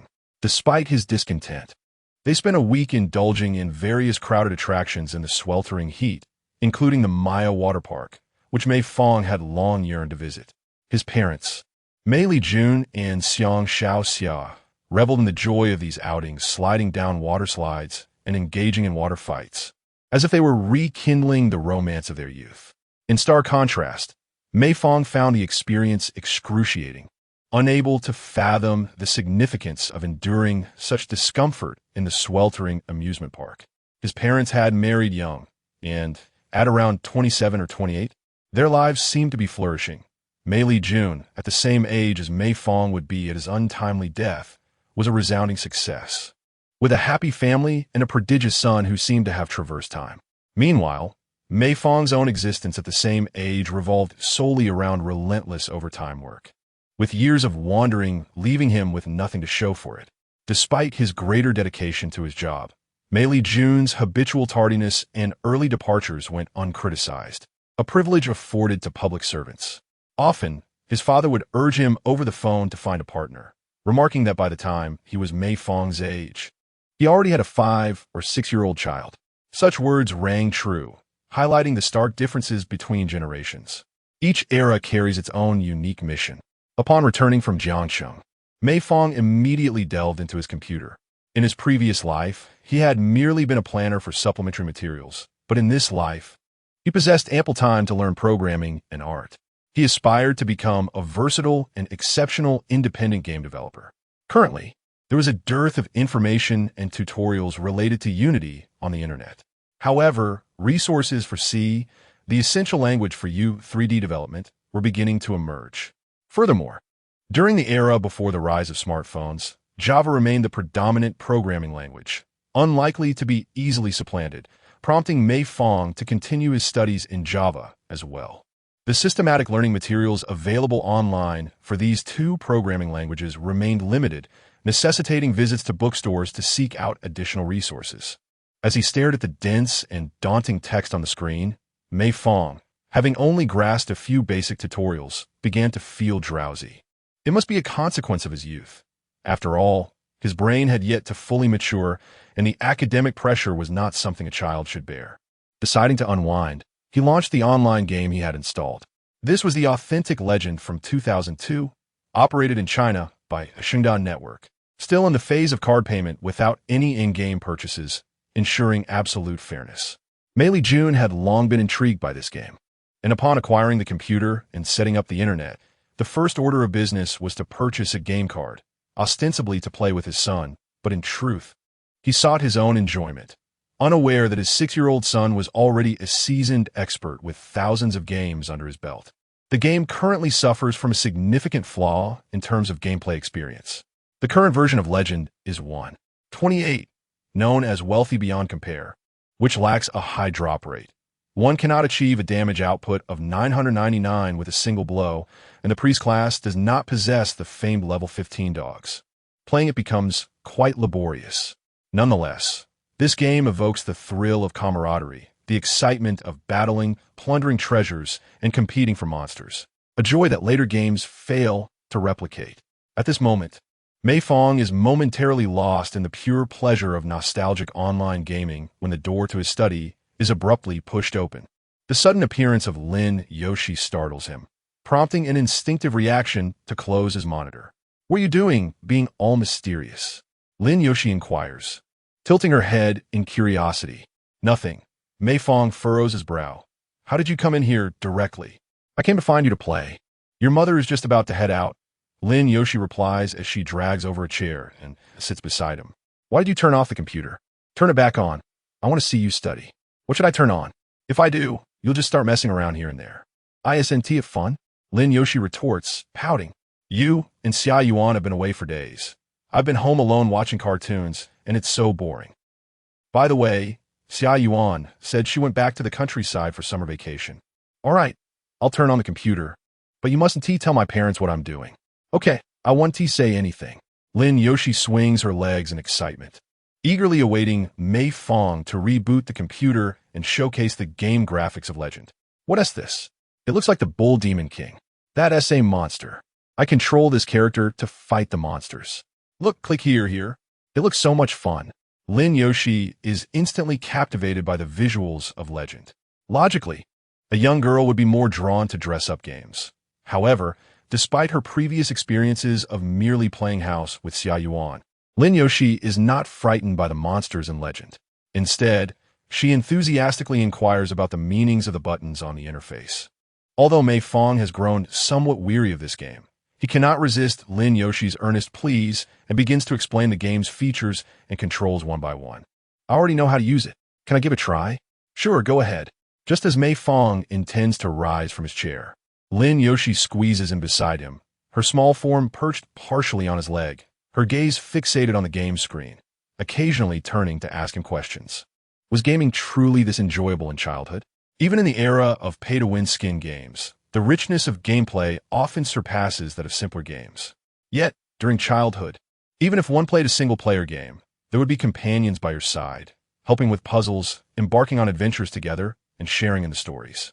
However, if he continues to lead Lin Yoshi down this path, might she lose her chance to become an academic achiever due to his influence? Mei Fang is reluctant to lead her astray. A little playtime is fine, but we are just children. We should become too absorbed in such games. Okay, I know, just one more minute, Lin Yoshi replies, her eyes glued to the screen. Here she comes, a familiar phrase among gaming enthusiasts. Just one more round. In reality, it signifies the intention to play 3 or 4 more games without any inclination to leave. I must impart my extensive experience from previous lives to educate her properly. You see, I've mastered this game, Lin Yoshi said as she withdrew her hand from the mouse, gazing at Mei Fang with innocence. You may turn off the game now. Truly impressive. One can only marvel at such remarkable self-discipline display from a young age. No wonder she is destined to become an academic prodigy. I'm about to immerse myself in learning computer languages. Would you mind watching television? She proposed. Isn't that akin to what I do at home? Lin Yoshi, seated on a chair, playfully swayed while clinging to Mei Fang's shoulders. Come play with me. Playing is permissible, but what shall we engage in? Just the two of us? I certainly have no desire to play house. I recently devised a new game. Follow me. Lin Yoshi led Mei Fang to the living room, where she procured 2 identical water cups and a pitcher brimming with water. What is this for? Mei Fang inquired. A water drinking contest. Lin Yoshi beamed. Let us compete and see who can drink more water. Since when did you become my hydration assistant? Mei Fang frowned. Where did you learn this from? Lin Yoshi, swaying her chair, replied, I often see adults on television playing drinking games. They seem so entertaining. You should spend less time watching TV and focus on serious matters. Would you indulge me in this game just once? I've been eagerly waiting for you to return. How do we determine the winner? Let us say, whoever drinks 10 cups first wins. Then let us begin. 3, 2, 1, go. Lin Yoshi swiftly filled her cup and gulped it down in one breath. Observing Mei Fang's slow pace, she hurriedly poured herself another cup and drank it down. Take your time. Don't choke. Mei Fang, treating the child with gentle care, participated in her playful antics while also worrying that she might overdo it. Haha, you're going to lose, Mei Fang. Lin Yoshi wiped the corners of her mouth. Having consumed 7 cups, while Mei Fang had just completed his 3rd. Little Mei Fang, you're about to lose. Lin Yoshi teased, her confidence swelling. Seeing her boastful demeanor stirred Mei Fang's competitive spirit a bit. Initially reluctant to exert himself, he felt compelled by her taunts. He poured water into his cup and gulped it down, then immediately filled another cup and began to drink. Lin Yoshi noticed his urgency and felt a twinge of anxiety. By the 8th cup, her face flushed, and she appeared to be losing her resolve. Mei Fang cast a sidelong glance at Lin Yoshi, secretly mocking her for not anticipating the need for a restroom break during a drinking contest. If you can't hold it, hurry and go. But I shall win this competition. He swiftly caught up, now on his 6th cup. No, I cannot lose to Mei Fang. Lin Yoshi snatched the cup from Mei Fang just as he was about to indulge in his 7th drink. With a swift gulp, she polished off her 9th cup, and riding the wave of momentum, she downed the final cup in one go, water cascading down her chin and soaking her clothing. I have triumphed, she exclaimed. How relentless you are. Mei Fang was about to respond when Lin Yoshi, with a sudden push, darted away, clutching her pants as she rushed to the restroom. That was a close call. I nearly joined you. Mei Fang, as the reigning champion of unfortunate accidents. Upon returning from the lavatory, Lin Yoshi, drying her hands, sported a triumphant expression, hands on her hips as she declared, "But now, Mei Fang, you have become my defeated foe.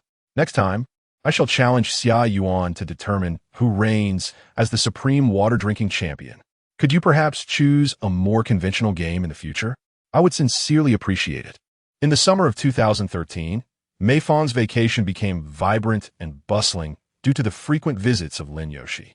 Together, they explored a multitude of games on the computer, and Mei Fang could sense the boundless potential surging within Lin Yoshi's petite frame. She adapted to the games with remarkable agility, mastering them in no time. Without Mei Fang's guidance, Lin Yoshi would have likely missed the opportunity to engage with such experiences in her past life. As they nurtured this budding talent, Mei Fang began to entertain the notion of transforming Lin Yoshi into her own game development prodigy. Although he had previously dabbled in coding, he did not wish to remain a mere tool for his employer, but his own aptitude was limited, leading him to abandon his studies prematurely. Perhaps, upon discovering her love for gaming, Lin Yoshi would develop a keen interest in programming. Her strong capacity for learning, combined with their deep understanding of one another, would likely minimize conflicts during development. However, the realization of this ambition remained a distant dream, a grand vision spanning 2 decades. For now, he could only express his intention to guide and cultivate Lin Yoshi's talents, with success ultimately resting in the hands of fate. As summer reached its zenith in mid-August, Xia Yuan returned from her grandmother's house, and on her first day back, she eagerly called Mei Fang and Lin Yoshi to meet at the park in their community. "Xia Yuan, you've tanned," Lin Yoshi remarked candidly, touching Xia Yuan's slightly darker shoulder with curiosity. "You resemble one of those wild folk from the animal kingdom." Xia Yuan, unperturbed by the comment, wiped her nose and chuckled. "That's quite true. I was upset for a while, but my mother said it will fade naturally in time. As long as I eat plenty of fruits and supplement my vitamin C." Originally possessing fair skin, Xia Yuan now sported a sun-kissed hue, a result of her fondness for off-shoulder dresses in the summer, which accentuated the stark contrast of her tan lines, evoking an inexplicable sense of awkwardness. "Stay composed, Mei Fang. You can do this." Lin Yoshi and Xia Yuan were oblivious to Mei Fang's self-reproach as they chatted. After a while, Xia Yuan produced a treasured item from her backpack. "By the way, this is a gift I brought back from my grandmother's house. I want to show you." "Wow, it's a frog." Inside Xia Yuan's glass jar was a small green frog. The two girls exhibited tastes that sharply diverged from those of their peers, showing a distinct fondness for such creatures. Mei Fang, however, was taken aback. "Aren't you afraid of such things?" he exclaimed. Xia Yuan responded with disdain. "Mei Fang, you have such a timid disposition. No wonder you wet the bed," Lin Yoshi added with a playful jab. "Both of you." Mei Fang thought longingly of returning home to play video games. Yet today he had been banished outdoors by his father. Mei Li Jun had chastised Mei Fang for becoming a recluse ever since acquiring a computer, citing concerns over the risks of nearsightedness, and forbidding him from returning home before 5 o'clock. Mei Fang understood that his father's motive was merely to monopolize the computer for himself. Xia Yuan placed the frog canister on the table in the park pavilion, leaning over to observe it. "If the lid is sealed, won't the little frog suffocate?" "Not at all. Look here, Grandma made a hole in the lid for me." "I see. Frogs are so fascinating and enjoyable. Just look at his cheeks. They're so puffed up. What do they eat?" "I remember they seem to eat insects." "Yes, they will consume mosquitoes and flies. Having a frog nearby means no worry about itchy bites." Suddenly, Xia Yuan sighed quietly. "But my mother told me that frogs are protected animals, so we must release it tomorrow." In truth, Xia Yuan's mother did not possess such noble awareness, like Mei Fang. She merely found frogs distasteful. "Can't we play with the little frog for a few more days? It's so interesting." Lin Yoshi pondered. "If you cannot keep it home, you could place it at Mei Fang's house." "Why do you think my house is suitable for keeping it?" Mei Fang tapped Lin Yoshi's head. "And besides, if you like frogs, why don't you raise one yourself? My dad said he once ate frog legs and told me how delicious they are. I fear he might see the little frog and stew it for dinner. Then your father would be in trouble." Xia Yuan displayed an incredulous expression. My mom said frogs are a second-class protected species, and if caught eating frogs, one would face imprisonment. Upon hearing this, Lin Yoshi panicked, grasping Xia Yuan's hand with a pleading look. Could you please not tell the police? My dad no longer eats them. I've already lost my mother, and I don't want to lose my father too, or else I will become an orphan. Truly the words of a child. Do you casually speak of your misfortunes like that? On this topic, Xia Yuan seemed to have known from the start that Lin Yoshi's mother was absent. Perhaps this was why she was so eager to play the role of Lin Yoshi's mother in their games. Well, since he doesn't eat frogs anymore, I believe the police won't be too strict. Xia Yuan, touching her ear and gazing elsewhere, wore a rather guilty expression. Mei Fang, with a calm demeanor, observed these two mischievous children as they skillfully delineated their moral standards. The girls then turned their attention towards her. So, Mei Fang, you could take care of it, right? After all, we are such good friends. Xia Yuan began to playfully guilt-trip Mei Fang. What would I do with a frog? I'm not that idle.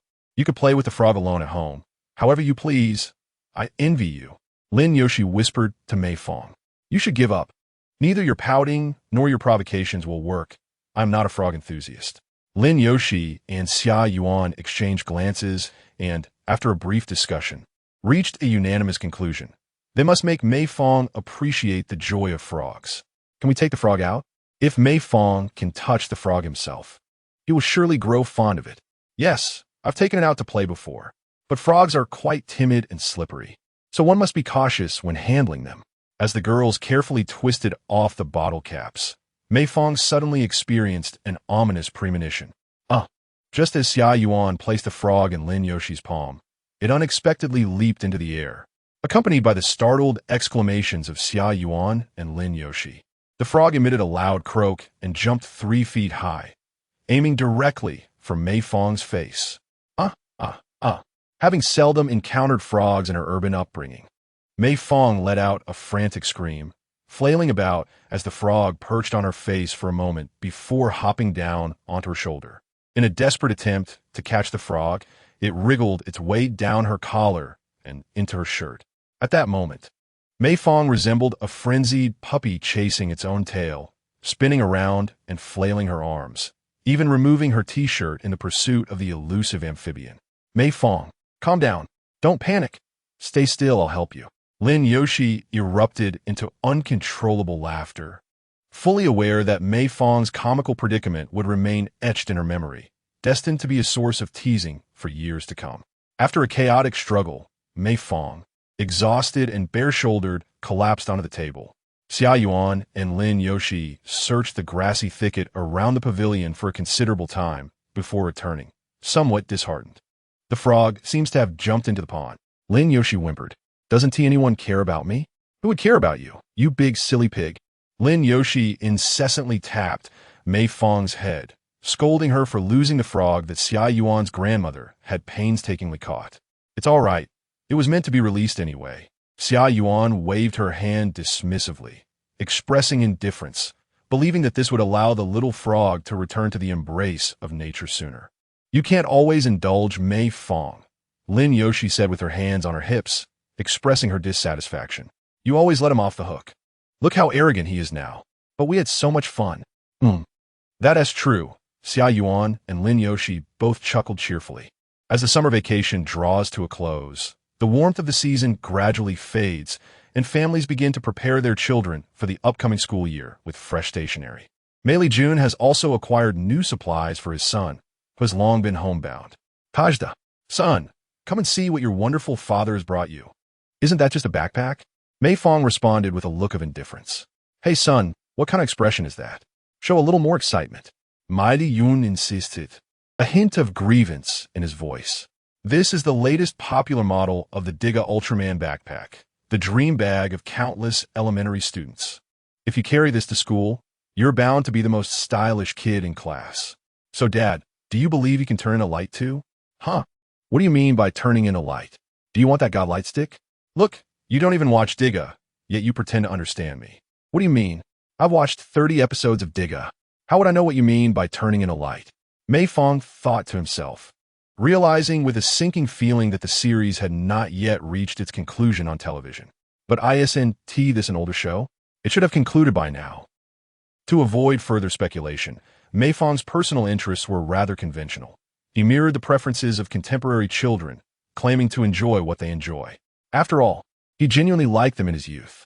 Animated series like Four-Wheel Fighters, Dragon Warriors, Super Magic Heroes, and Digimon were once prominently aired during prime time on various local channels in 2002.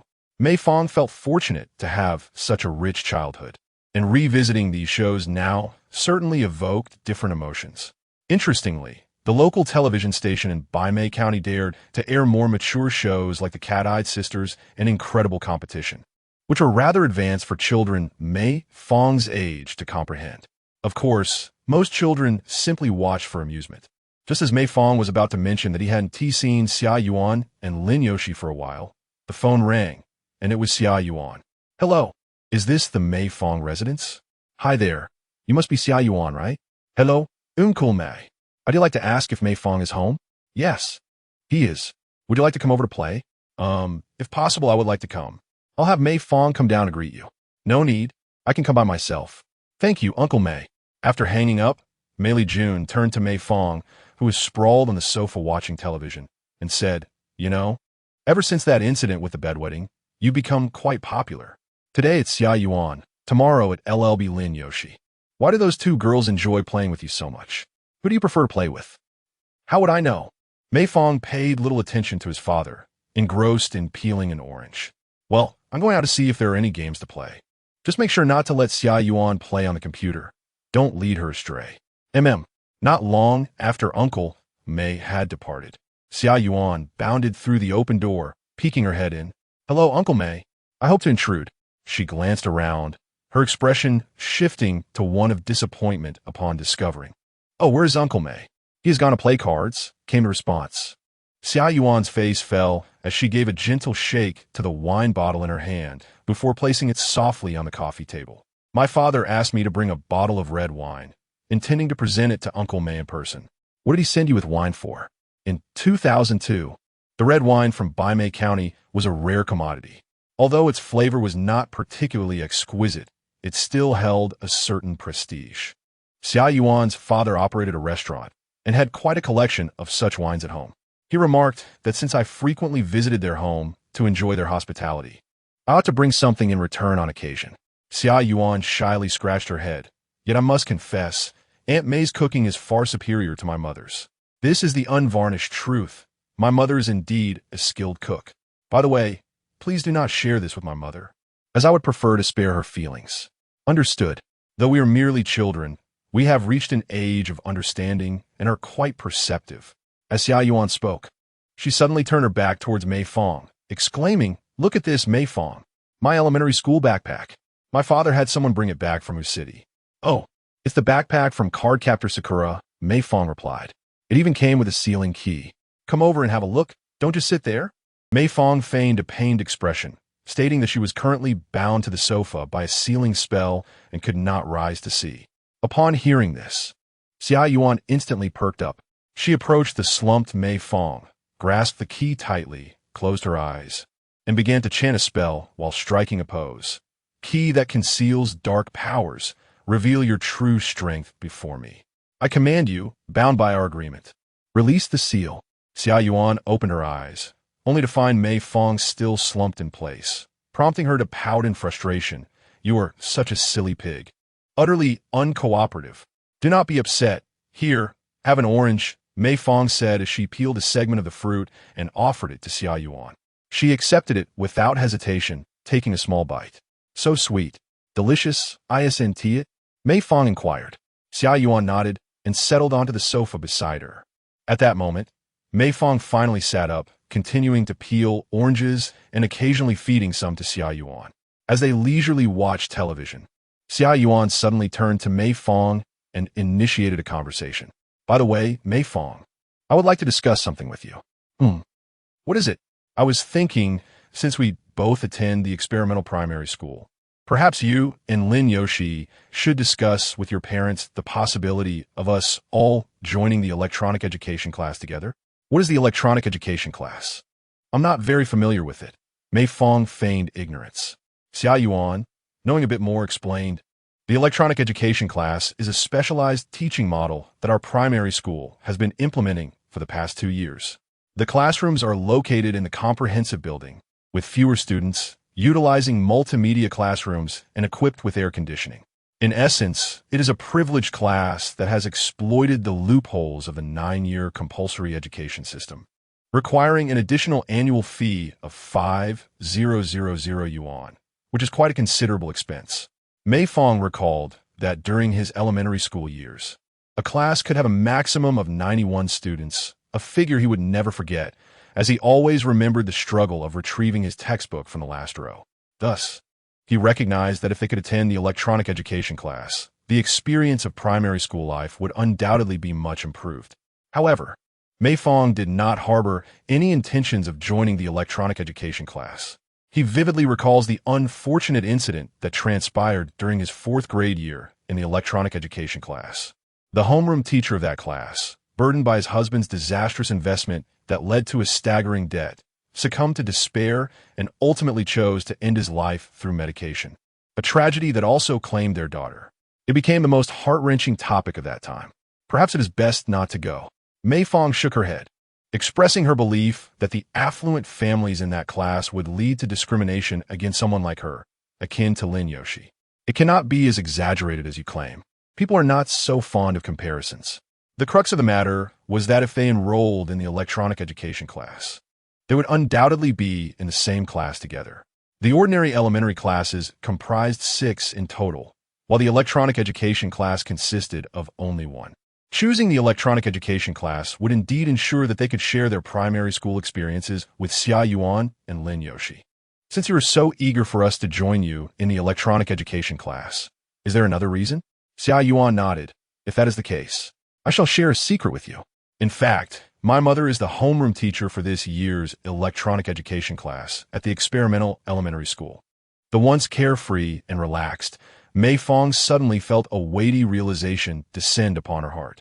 The memory of first meeting Xia Yuan's mother, along with the echoes of her childhood impressions of the electronic education class's teacher at school, all converged at this moment, finally connecting the dots. In the household meeting of the Mei family, the ostensible head, Mei Lijun, attentively listened to the aspirations articulated by his son, Mei Fang. Ah, you wish to attend the multimedia education class? Mei Fang nodded, explaining that the course offers extensive exposure to computer technology, and he yearned to acquire more knowledge in this field to repay his parents for their nurturing in the future. Don't try to charm me with that line. It sounds like you've been rehearsing your speech for the television, Mei Lijun remarked, stroking his chin. You wish to stay in the same class as Xia Yuan, correct? Her mother, Teacher Yu, is the homeroom teacher of that class, and she mentioned it to us during our last encounter. That is indeed part of the reason. It was Xia Yuan who informed me. Otherwise, how would I have known? Mei Fang replied. Well, that is true, but I worry that your mind may stray from your studies, Mei Lijun said, casting a glance at the true head of the household, Xiang Xiaxia. Dear, I have no strong objections on my end. It ultimately depends on your perspective. If it is genuinely for the sake of knowledge, I do not oppose your desire to join the multimedia class.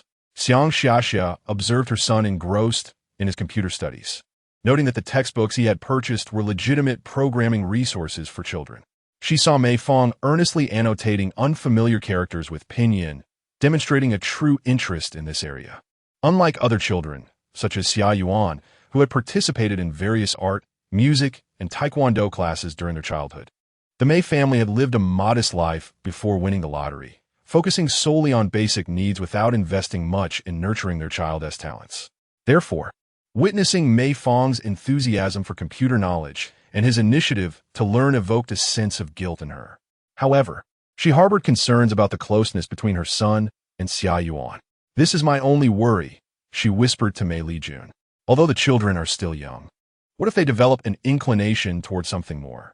My dear, while I often say that Mei Fang is quite perceptive, at the end of the day, they are merely children forging friendships. It won't lead to anything serious. Moreover, maintaining a good relationship with their family could strengthen ties with the homeroom teacher, who would certainly look after Mei Fang at school. On the surface, Mei Lijun appeared to be a staunch supporter of Xiang Xiaxia. Yet he had already succumbed to the allure of the fine wines displayed in the cabinet, aligning himself with the Xia Yuan faction.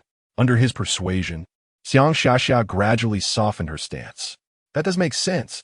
Primary school entails a 6-year journey of learning, and being well acquainted with a homeroom teacher would ensure we are always informed about our son's progress at school.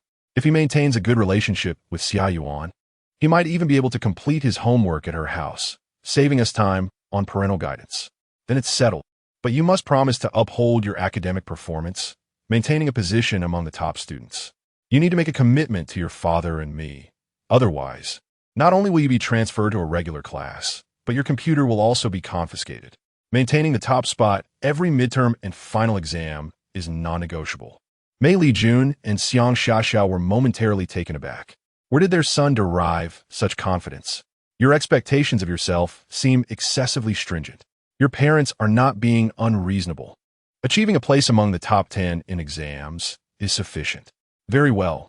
Mei Fang raised his head to inquire of his parents. May I now share this news with Xia Yuan and Aunt Xia? Ah, an informed teacher you? Since you have made your decision, you may speak. After Mei's father concluded, he turned to Mei Fang and said, Your mother and I have matters to attend to at the hospital. You may go and play with Xia Yuan. All right. Speaking of which, why have mom and dad been frequenting the hospital lately? In his previous life, Mei Fang's parents had always enjoyed robust health, so it was inconceivable that they would suddenly face issues here. Thus, he did not dwell on it much. He called Xia Yuan to join him and share the good news. Your family has already agreed? That's wonderful, Xia Yuan exclaimed, joyfully bouncing as she grasped Mei Fang's hand. That means we can continue to be classmates. Let's not discuss that for now. Are your parents at home? My mother is at school, and my father is at work. Mei Fang pondered. Has Uncle Xia exhibited anything unusual lately? Unusual? Not that I can think of. Xia Yuan replied, a puzzled expression on her face. Why do you ask about my father? Oh, it's nothing. After some thought, Mei Fang concluded, as long as you don't perceive anything odd, that's good. If there were any peculiarities to note, he has deceived me 3 times now, each time claiming he would take me to the amusement park, only to ultimately say he was too busy with work. Xia Yuan muttered, I'm increasingly disenchanted with my father. It's true.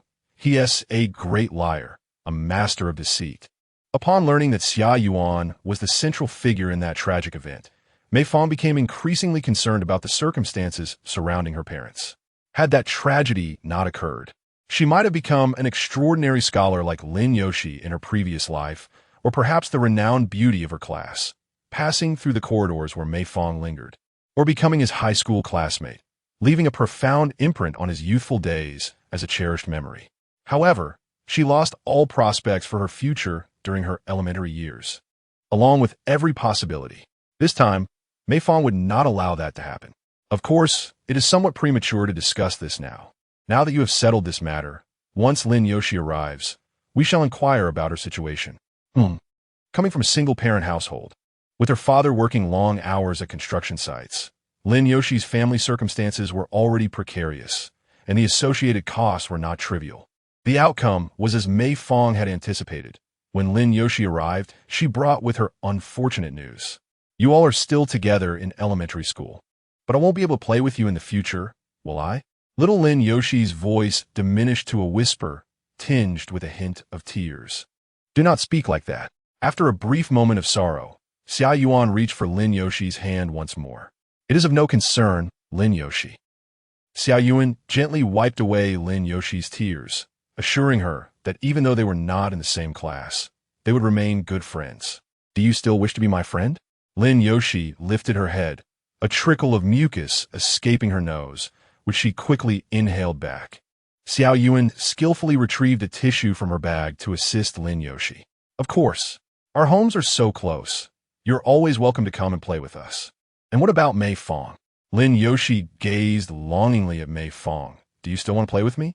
Seeing her pitiful expression made it difficult to reconcile her with the ultra-cool academic achiever she would become years later. Initially, Mei Fang had indeed sought to befriend Xiao Yuan for ulterior motives, but her bond with Lin Yoshi was purely serendipitous amidst the rain.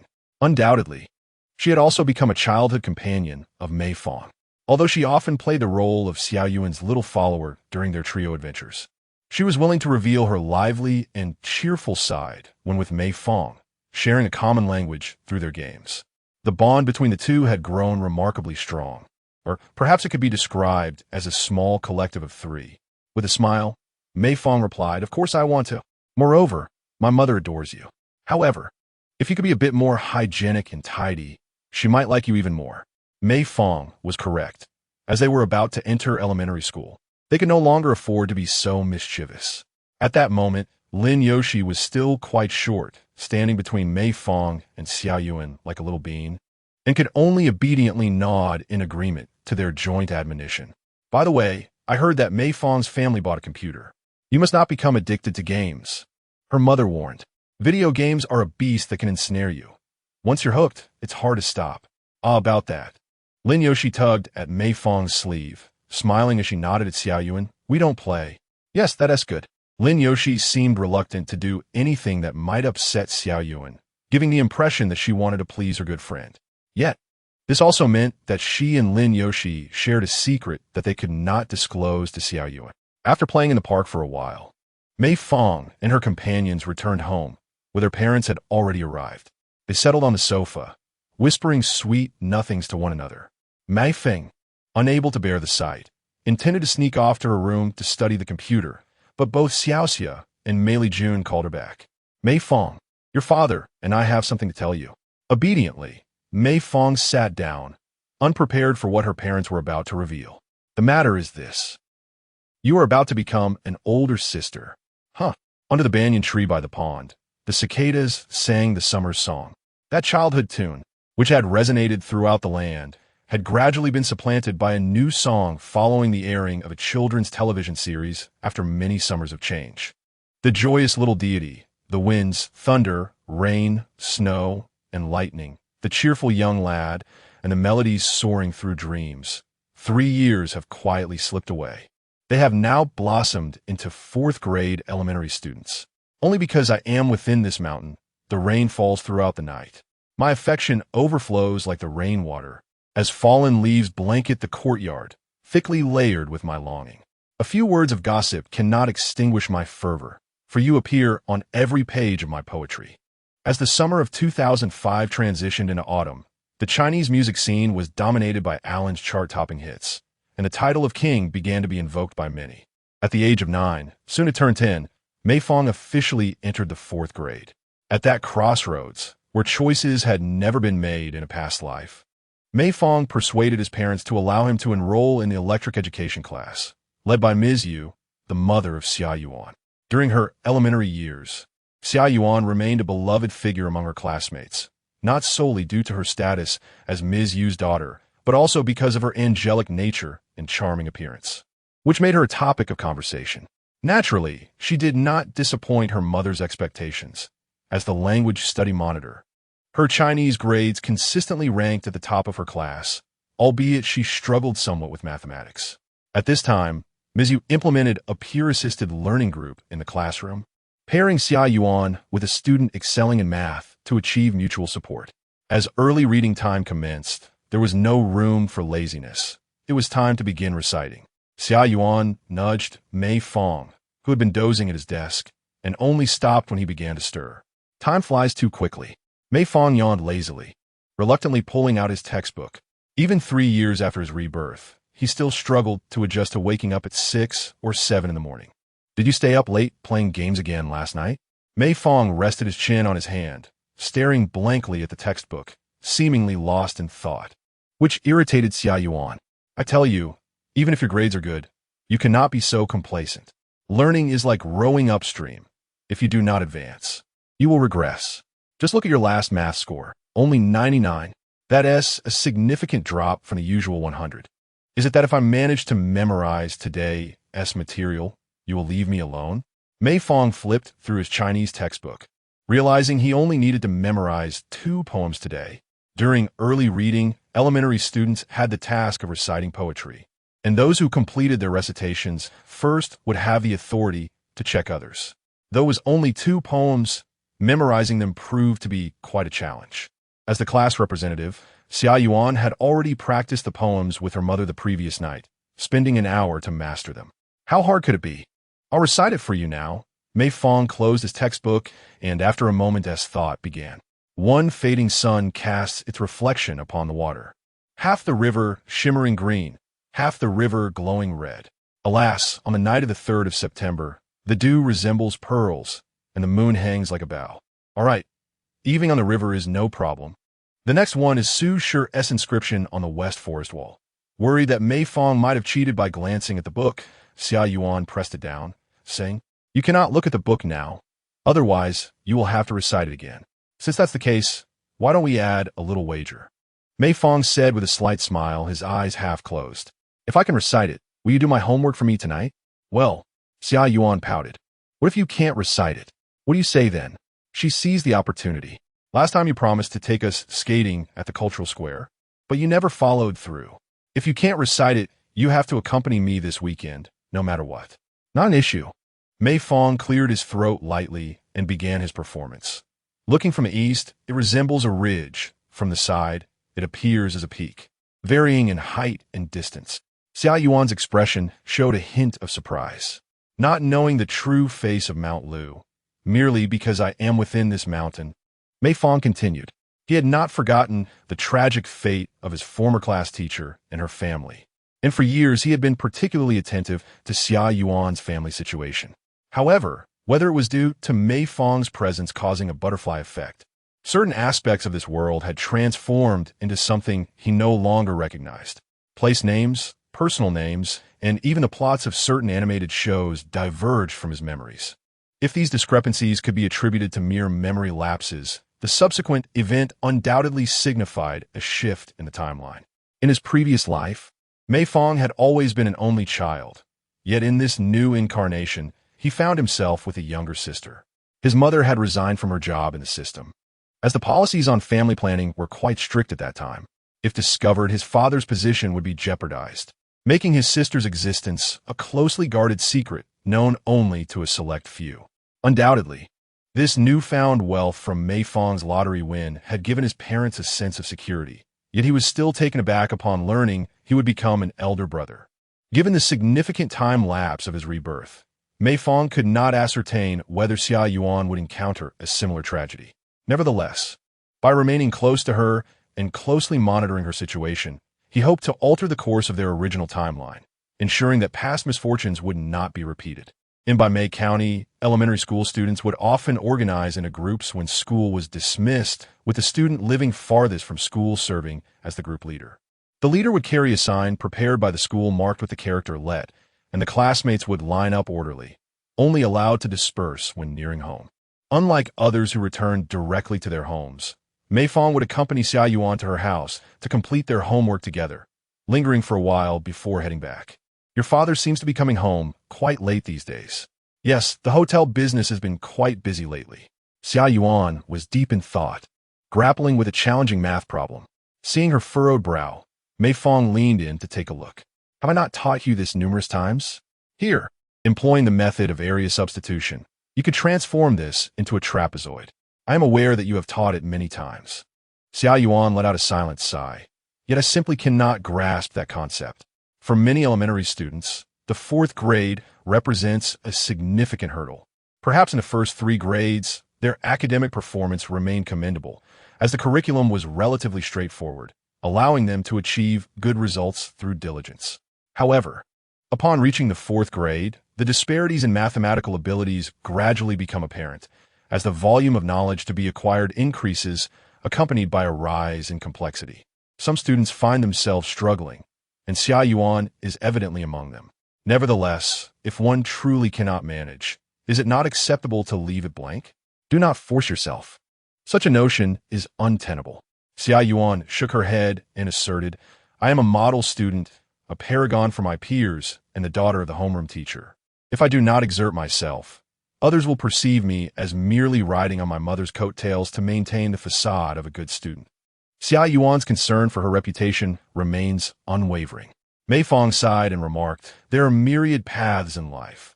One need not be an exemplary role model. The most crucial aspect is to live happily." While this sentiment holds merit, I do indeed cherish that feeling. Furthermore, Xia Yuan exhaled deeply and continued, Mei Fang, the reason I have always enjoyed playing with you since childhood is that you are truly different from the typical boys. In what way? Most of them are solely preoccupied with gaming, showing off, and bullying girls, yet you do not behave like that. Have I ever bullied you? Mei Fang tapped Xia Yuan's head, saying, You see, I often engage in such antics. That hardly qualifies as bullying. Many boys exhibit childish behaviors, such as drawing on girls' clothing or tugging at their braids. You would never do such things. What about this? Mei Fang pinched Xia Yuan's cheek. Does this count as bullying? Do not push your luck, you big silly pig. Annoyed, Xia Yuan retaliated by pinching back. As they continued to tease each other, they both caught sight of each other's silly expressions and burst into laughter. In the fading light of dusk, the two children shared an innocent camaraderie. It is not entirely your fault. Lin Yoshi, who comes from a modest background, was unable to fulfill her aspiration of attending the same class as them 3 years ago. However, this did not put an end to their friendship. Living in close proximity allowed for convenient visits, and Lin Yoshi would still spend her weekends with Xia Yuan, Mei, and Fang. According to a promise made by Fang, after losing to Xia Yuan in a recent game, he is obliged to accompany Xia Yuan and Lin Yoshi to the cultural square this week for some roller skating. In 2005, children were devoid of mobile phones and tablets, and computers were a rarity. Internet CAFS and gaming halls were the domain of wayward youth, while more conventional forms of entertainment leaned towards outdoor activities. With the gradual establishment of roller rinks in Mei County, roller skates gained substantial popularity. Both older and younger children, even university students, embraced roller skating as a favored weekend pastime. Mei Fang arrived at the cultural square on the motorcycle of her father, Mei Lijun. This motorcycle had been the family's most cherished mode of transport since Mei Fang's rebirth, and it was evident that Mei Lijun's standard of living had not improved despite Mei Fang's lottery winnings. After all, with her mother exiting the system prematurely, the family's stable income had diminished slightly, placing a heavier burden on Mei Lijun's shoulders. Nevertheless, his concern for Mei Fang remained undiminished by the presence of his daughter, particularly regarding her social interactions, which he viewed with deep apprehension. Mei Fang, he said, I'm not trying to criticize, but you should occasionally spend time with boys. Shouldn't you? It seems like apart from playing with Xia Yuan Lin, you're always at home with your little sister, Xiaoya. We're your male friends. Boys are too immature. I really can't relate to them, Mei Fang replied sincerely. After all, even the most childish girls wouldn't overly affect her. Unlike the boys who might sneak up behind her unexpectedly, creating an embarrassing scene. Are you not a child yourself? Mei Lijun scratched his head. If the three of you are going home together, do I need to pick you up? No need. You should go back and entertain Xiaoya. Children grow up so fast. Indeed, a daughter is the best. Mei Lijun hurriedly rode home to be with his daughter, while Mei Fang smiled quietly, curious to see how much joy her father could find. The cultural square was the largest park in Mei County, bustling with life every weekend. It was a place filled with kite flyers, vendors, picnics, and fireworks, embodying the vibrant cultural essence of her hometown, a place that felt prosperous with ample potential for future growth. However, little did the people of that time realize that this location would retain its title as the largest park in Mei County for the next 20 years, while development in their hometown would stagnate. As Mei Fang strolled through the square, she was suddenly tapped on the shoulder from behind. Turning to her left, she felt another tap from her right. When she turned around, she found Lin Yoshi smiling brightly at her. Today, Xia Yuan has finally managed to get you out. That is no small feat, perhaps due to their daily interactions. Mei Fang perceived little change in Xia Yuan over the years. She had merely transformed from a small angel into a slightly larger one. However, Lin Yoshi's transformation was nothing short of remarkable. She has cast aside her previous unsanitary habits and begun to pay attention to her appearance. Her clothes are now clean and tidy, and her once disheveled hair has transformed into a lustrous, sleek ponytail.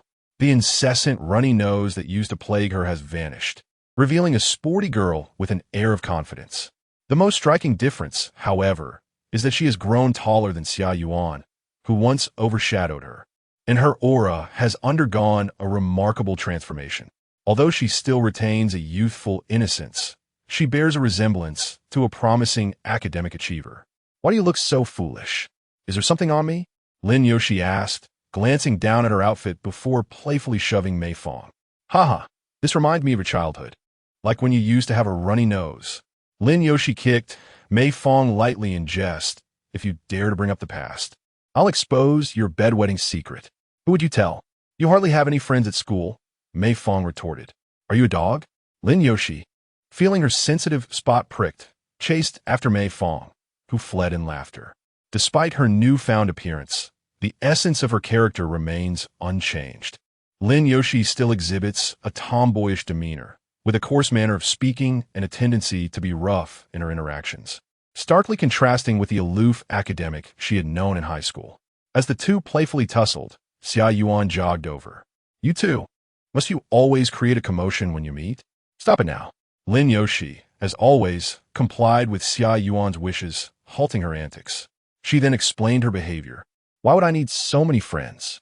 Communicating with too many people is exhausting. Just a few will suffice when not engaging in playful banter with Xia Yuan or Mei Fang. Lin Yoshi is often seen alone at school, occasionally conversing with girls in a rather mundane manner, which lends her an air of aloofness. It seems she can only reveal her true self when in the company of Xia Yuan and Mei Fang. Finally, we could go roller skating together. Did you bring your own skates? Lin Yoshi and Mei Fang shook their heads. Mei Fang, perplexed, remarked, you can rent skates here for just 10 yuan a pair. And you can skate all day. Why buy them? However, the rental skates don't come with protective gear, which I find quite dangerous, especially for beginners. It's fine. You want to learn without a few falls, Mei Fang replied, glancing at the large bag Xia Yuan was carrying, her expression turning to one of disdain. You didn't bring the whole set of equipment, did you? Yes. My father bought it for me when he heard I was going roller skating. He was worried I might fall. Xia Yuan expressed her pride in her father's thoughtful gift, and seeing her childish delight, Mei Fang couldn't help but tease. Xia Yuan, have you heard the saying, poor students have lots of stationery? Lin Yoshi and Xia Yuan paused at Mei Fang's words, with Xia Yuan furrowing her brow in contemplation, while Lin Yoshi was the first to react, playfully punching Mei Fang. You mischievous scoundrel, always bullying Xia Yuan. A group arrived at the roller skate rental booth, and after selecting their skates, the three of them sat on a nearby bench to don their protective gear. Here, the roller skates can be worn over one's shoes without needing to remove them. So, Mei Fang quickly donned her equipment, noticing Lin Yoshi still struggling with her shoelaces. She couldn't help but tease, how are you still the same? After all this teaching, you should have learned by now. Of course I know how to tie them. I don't need your help, Lin Yoshi retorted stubbornly. Yet Mei Fang had already knelt beside her, finding it cumbersome to move in skates. She offered to assist with the laces. After a moment of resistance, Lin Yoshi relented and allowed Mei Fang to tie her shoes. Suddenly, Lin Yoshi began reminiscing. I remember when I first entered elementary school, I couldn't tie my shoelaces at all. They would always come undone.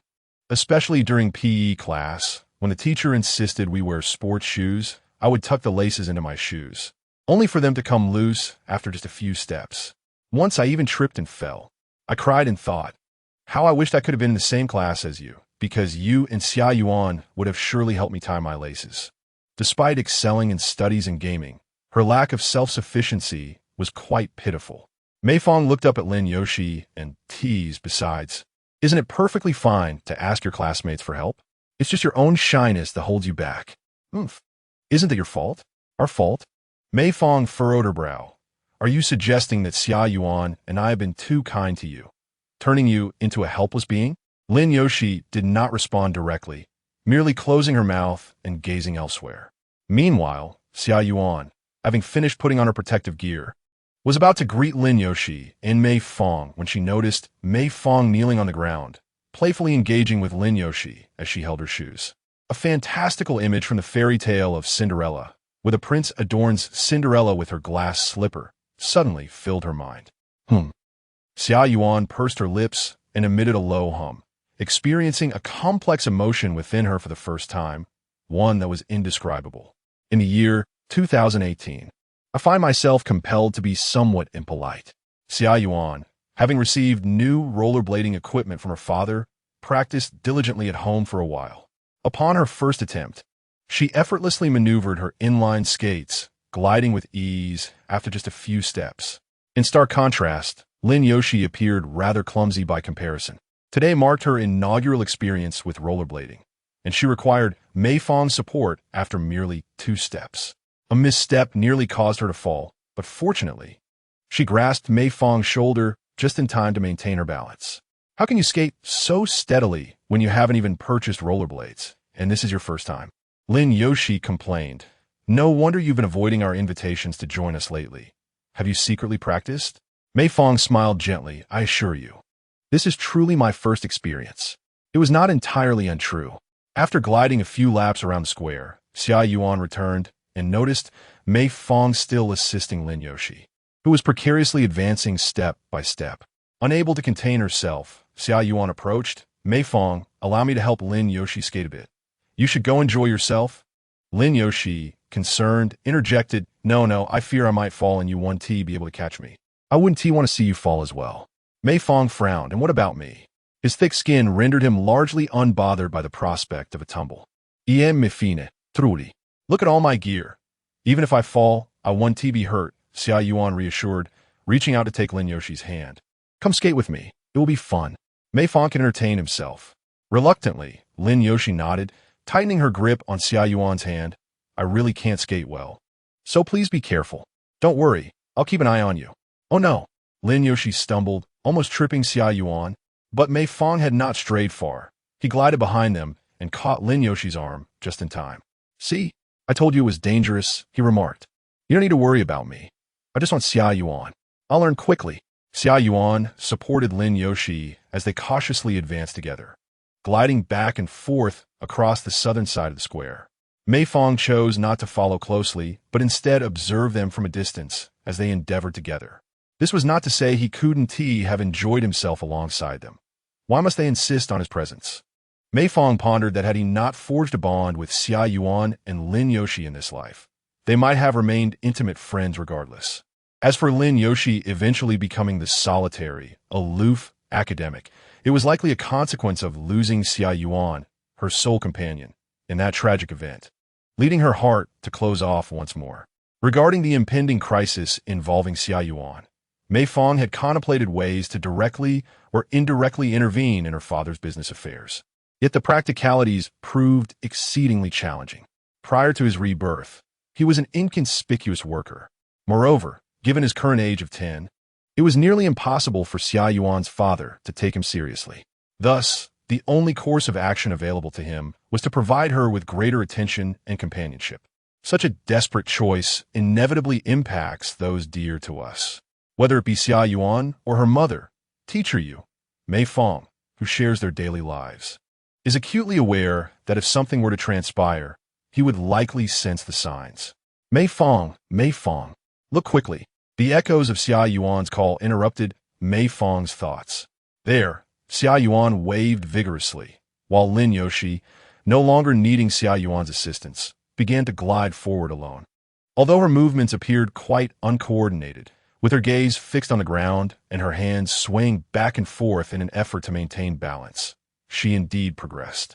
Mei Fang stood opposite Lin Yoshi, watching as she slowly approached.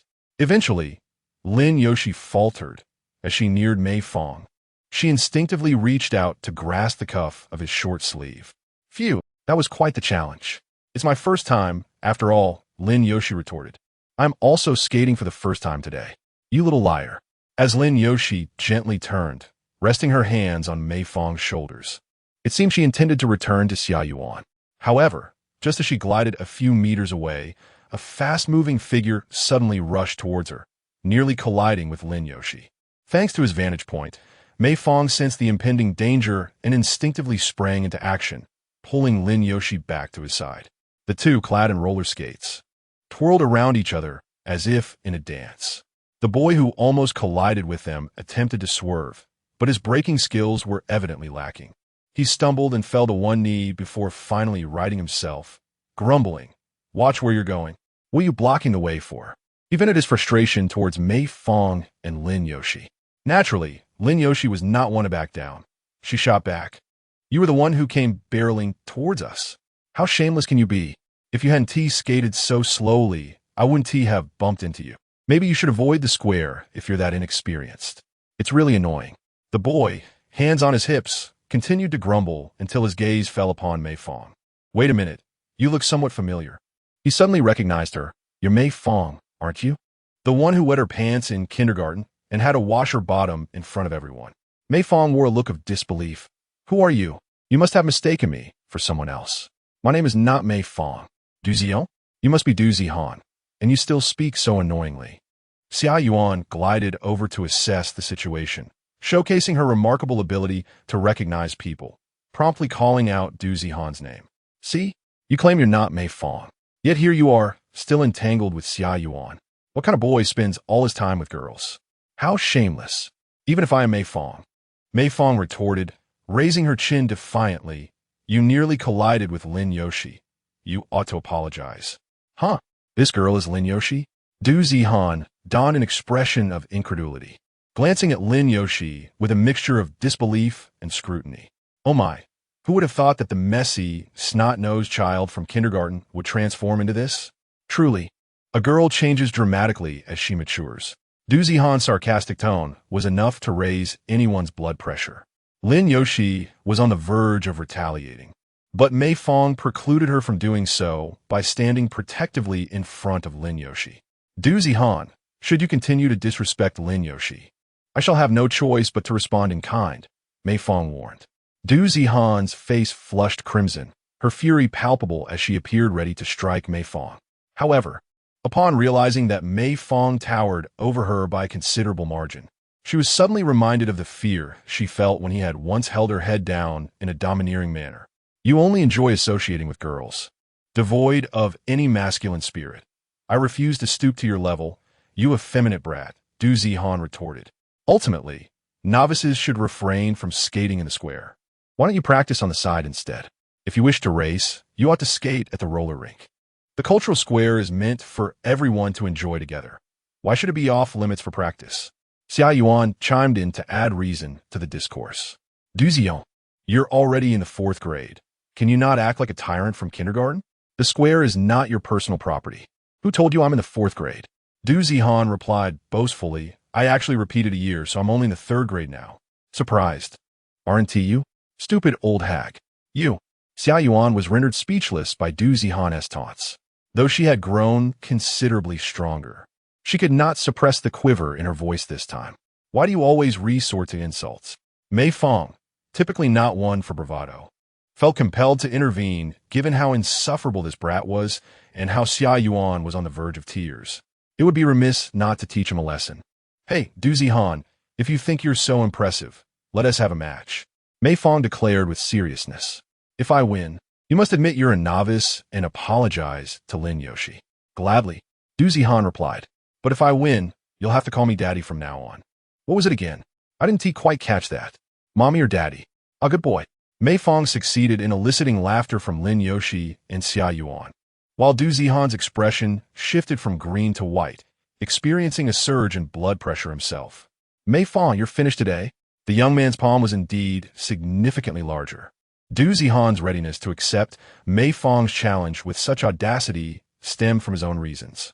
He had been skating at this cultural plaza for several months and was quite familiar with the local children who practiced roller skating nearby. This was the first time he had encountered Mei Fang and his companions. There is no need to elaborate on Lin Yoshi's evident prowess. Xia Yuan, clad in full gear, clearly had only recently taken up the sport. Mei Fang may have been somewhat skilled, but despite his effeminate demeanor, he was still a boy, and with these two girls, his level of competence was unlikely to soar. Furthermore, today he was adorned with a brand new pair of roller skates purchased by his family, which made his skating experience extraordinarily exhilarating. He felt his abilities significantly enhanced. Du Zihan had often found himself at a disadvantage against Mei Fang during their kindergarten days. Although the interval for revenge had been lengthy, the adage stated that a gentleman's vengeance is never too late, and today was the moment for Mei Fang, who skated with girls, to pay the price. The rules of the competition were straightforward. Skate from one end of the plaza to the other and back, completing 2 rounds in total. The first to finish would be declared the victor. Were there any restrictions on equipment? None whatsoever. one could showcase whatever skills they possessed. No problem. Thus, Mei Fang beckoned Xia Yuan, pointing at her roller skates. May I borrow your skates? Xia Yuan's face flushed at this request. Mei Fang. Mine are inline skates, not as stable as double row skates. If you haven't used them before, it might be difficult to maintain your balance. I understand, but I'm more accustomed to inline skates. After some internal conflict, Xia Yuan relented. I can lend them to you, but you'll have to turn around while I change my shoes. Ah. She turned Mei Fang around, ensuring Lin Yoshi couldn't sneak a glance, and swiftly removed her skates, revealing her pink cartoon socks adorned with elements from Cardcaptor Sakura. She quickly slipped into white sneakers to facilitate Mei Fang's equipment change. Mei Fang, I know you're trying to stand up for me, but there's really no need to clash with Du Zihan. Lin Yoshi squatted down to dissuade Mei Fang. This is quite childish. Are you worried I might lose? That's not my intention. But even if you defeat Du Zihan, it would still be rather embarrassing. Mei Fang pondered this for a moment before nodding in agreement. That's a valid point. Hey, are you two competing or not? Du Zihan interjected impatiently. Stop dawdling. If you're afraid of losing, just admit it. Here we go. With the assistance of Xia Yuan and Lin Yoshi, Mei Fang stood up, ready with his new shoes. Du Zihan looked disdainfully at Mei Fang's pink inline skates. You truly are a sissy, wearing girl skates and inline ones at that. There's hardly any difference in speed between inline and double row skates, and inline skates are more prone to falls. Can you handle that? Let us find out, shall we? Mei Fang replied with a slight smile, his teasing demeanor further irking Du Zihan. This fellow, he has always acted so mature. Just wait and see how I will diminish his arrogance this time. Du Zihan and Mei Fang stood at the starting line, both crouched low, though Du Zihan bent more deeply. As onlookers sensed the impending race, nearby children playing instinctively cleared the path and paused to watch from the sidelines. The countdown began. 3, 2, 1. With the sound of Xia Yuan's voice echoing, Du Zihan surged ahead, while Mei Fang's reaction seemed somewhat sluggish, resulting in a slight delay. Huh, I knew I was the strongest. Du Zihan exerted every ounce of strength, gliding forward with exaggerated arm movements. He closed his eyes, savoring the caress of the wind and the rising chorus of cheers, feeling as though he had become the star of the cultural square, with the audience marveling at his unparalleled roller skating prowess. Suddenly, he noticed Mei Fang greeting him from the opposite direction. What? Du Zihan was taken aback to see Mei Fang skating backwards. Not only was he skating in reverse, but his movements were fluid and graceful, seamlessly transitioning between a straight glide and serpentine motions, effortlessly overtaking Du Zihan. Mei Fang was indeed a hidden roller skating virtuoso, faced with such a stark contrast in skill. Even the stubborn Du Zihan found himself at a loss for justification to continue. As Mei Fang completed his lap and began to skate back, Du Zihan, having reached the end, chose not to pursue any further. Instead, he stood in contemplation for a moment before hastily fleeing the square. A gentleman takes his revenge, even if it takes 10 years. Mei Fang, today you have triumphed, but I shall diligently practice, and one day you will call me father. For now, I shall avoid the cultural square. The embarrassment is too great. As Mei Fang neared the finish line, he was reminded by Xia Yuan and Lin Yoshi to look back, only to realize that Du Zihan had indeed discovered his escape route. Wait, I haven't even apologized to Lin Yoshi, Mei Fang thought, feeling a mix of surprise and camaraderie. Mei Fang, you are unexpectedly skilled. How long have you been practicing? Even I was kept in the dark. How unkind of you, Xia Yuan exclaimed, eagerly pulling Mei Fang aside for questioning. The crowd of onlookers remained, following Xia Yuan in seeking advice on backward skating techniques, feeling somewhat overwhelmed by the throng of elementary school students. Mei Fang hastily concocted an excuse about a relative who had taught him. After all, he had once been a member of his university's roller skating club, and the muscle memory from his past life had returned with his rebirth. Even after a long hiatus from skating, he found no challenge in demonstrating for these novice learners. The group skated in the cultural square until they were drenched in sweat, only recalling as dusk fell that it was time to head home for dinner. They stopped by a roadside shop to buy ice cream, basking in the glow of the setting sun, enjoying their treats while reminiscing about the day's amusing events.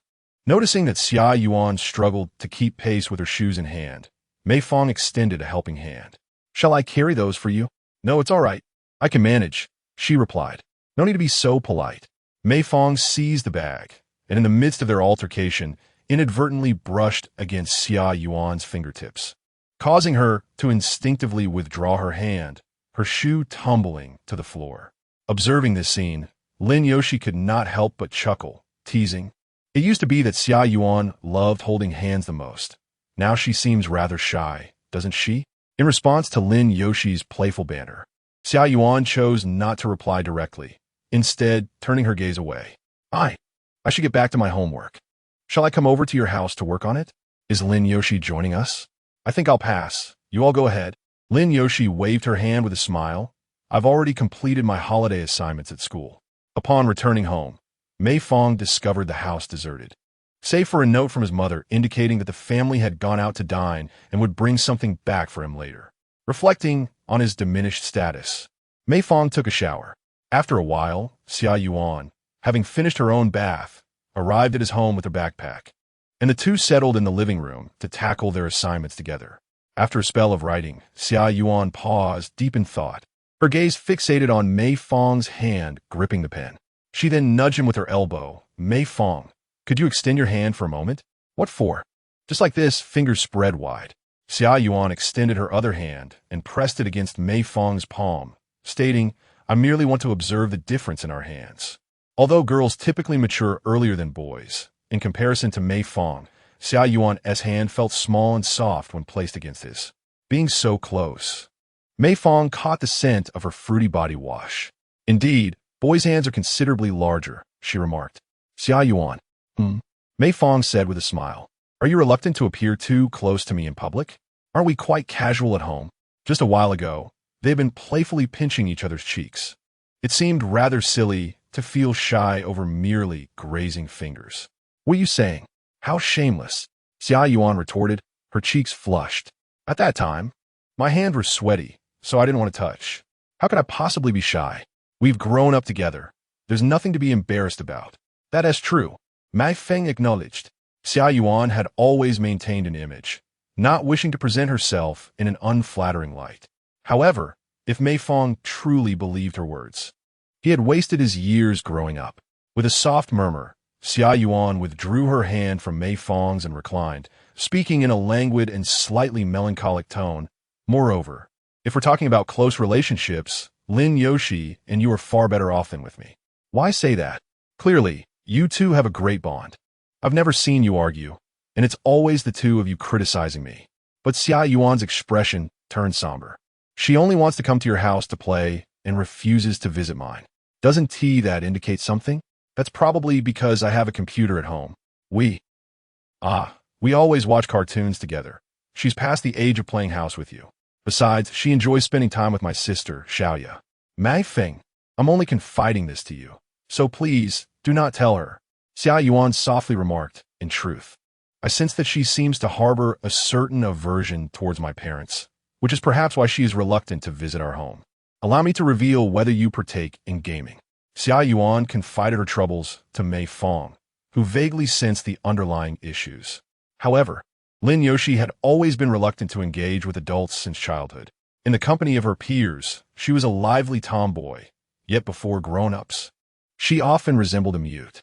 This aspect of Lin Yoshi's character saw little improvement even upon entering elementary school, with the sole exception being her rapport with Mei Fang's parents, whose warmth opened Lin Yoshi's heart, allowing her to communicate with them freely. As for her particular aversion towards Xia Yuan's parents, it stemmed from an acute awareness of the stark disparity between their family environments. This discomfort may have begun to take shape when they were unable to attend the educational technology classes together. Ultimately, it all boiled down to financial constraints. For 3 years, Mei Fang pondered the predicament of being an elementary student unable to utilize bank cards or online payments, contemplating how to discreetly amass money, leading her to conclude that gaming was the only viable option. In 2005, the most lucrative game was undoubtedly Fantasy Journey to the West. This turn-based game, launched in 2003, was renowned for its remarkably valuable economic system, with numerous real-life instances of players purchasing an account for 60,000 and selling it for 100,000. Even as of 2022, it maintained a substantial user base. Fantasy Journey to the West operated on a pay-per-use card system, and during her childhood, Mei Fang, lacking the funds to visit internet cafes or purchase cards, engaged with a similar yet equally popular game, Seeking the Path. The foundational structures of both games were not dissimilar, and as a game planner, Mei Fang had naturally dissected the framework of such games, allowing her to play with proficiency and efficiency. Early online games were notably considerate regarding in-game purchases, enabling players to invest time and even acquire cards for free. As a student with access to a computer at home, Mei Fang was not overly concerned about the time investment. Meanwhile, Mei Li Jun and Xiang Xiaoxia were occupied with caring for their daughter, maintaining an open-minded approach towards Mei Fang, permitting her to play as long as she did not stay up late or let her grades slip. Consequently, Mei Fang quickly caught up with the game's version updates. Currently, she merely maintained a dual-account rhythm, controlling the classic Dragon Palace male character and the Tang Dynasty female character, the latter nominally belonging to Lin Yoshi. Due to the lack of a computer at home, Lin Yoshi would often visit Mei Fang's house to complete her homework on weekends. Shortly after the National Day holiday, Fantasy Journey to the West released a new expansion pack, and everyone was busy exploring the new content. During these times, Mei Fang would consistently yield her turn to Lin Yoshi. After all, it was her account. Lin Yoshi was merely assisting her. This could be seen as the nascent form of a studio. Lin Yoshi, thoroughly enjoying herself, frequently inquired about gameplay strategies and intricacies. Many have already completed their ascension. Aren't you going to level up? No rush. Let the others pave the way and formulate strategies first. Our time is limited. Once we complete the new version's activities, we can lead a team for escort missions. The newly unveiled courtyard is indeed intriguing, though the renovation costs are quite exorbitant. Lin Yoshi suddenly turned to Mei Fang, who was engrossed in a programming book, and inquired, "Mei Fang, when do you think we will have children?" Huh? Mei Fang was momentarily taken aback. You mean our characters in the game, right? Exactly. We've been married in the game for quite some time, yet we still have no children. I suppose we need to purchase those nourishing soup items. Otherwise, the chances are too slim. Those nourishing soups are so expensive. I refuse to buy them. Besides, the enhancement in our child's combat power isn't significant. Lin Yoshi cheerfully focused on her computer screen, her enthusiasm evident. Seeing her so absorbed, Mei Fang felt a twinge of concern. Lin Yoshi, you haven't been slacking off on your studies lately, have you? Not at all. I've been managing quite well. Although my math skills still lag behind yours, I consistently score above 97. Compared to someone like me, that's more than sufficient. Maintaining that level is what truly matters. Mei Fang was determined not to let her become so engrossed in the online world that she neglected her studies, as it would jeopardize her future as an academic achiever. As the two conversed, the landline phone in Mei Fang's home suddenly rang. He rushed to answer it, and on the other end was the light, melodious voice of Xia Yuan. "Mei Fang, are you home?" Startled, Mei Fang replied, "Why, yes, I am. Can I come over to do my homework? Didn't you just finish your homework yesterday?"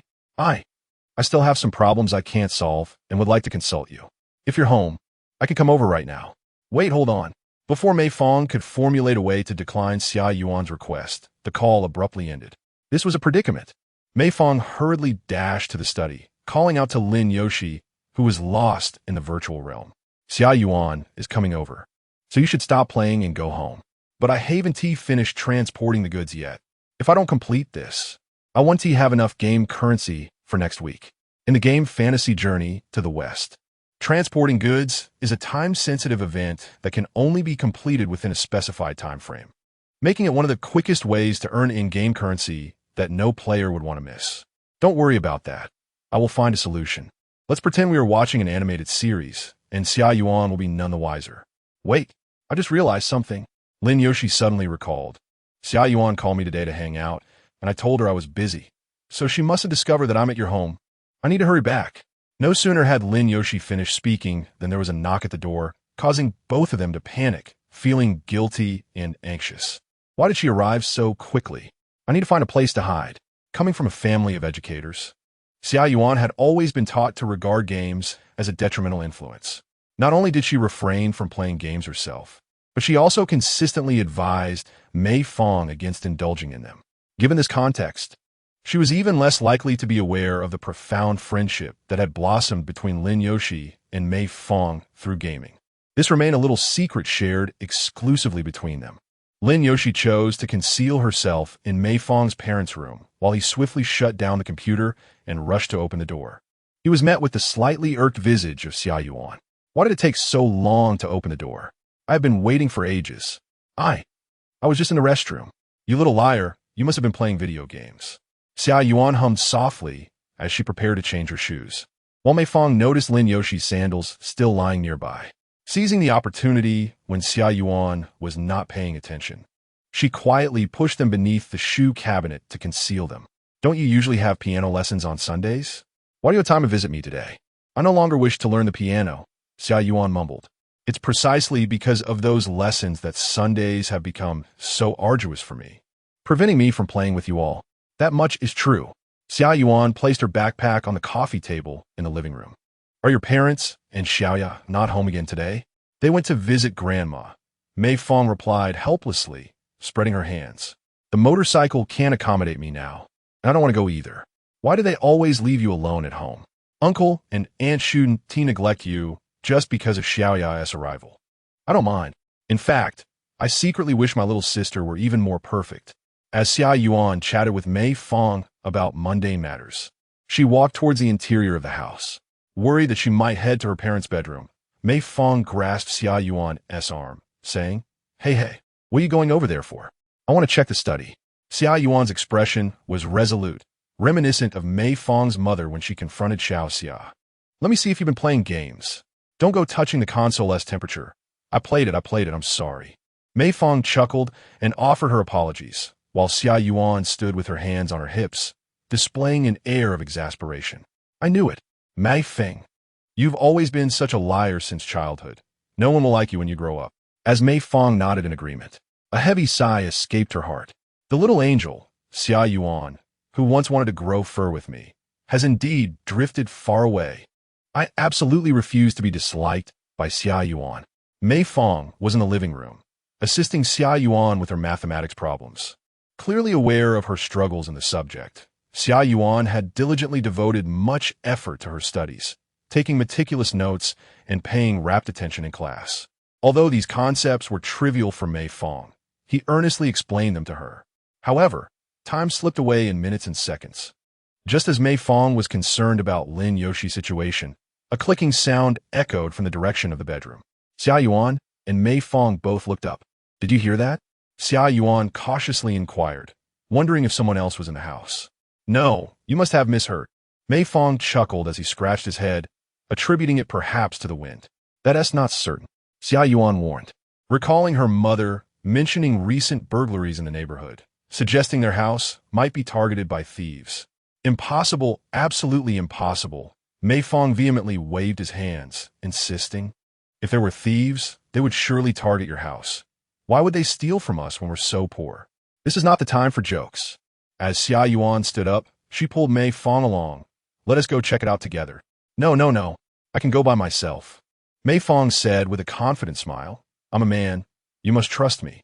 After all, if we are both discovered, it could be quite dangerous.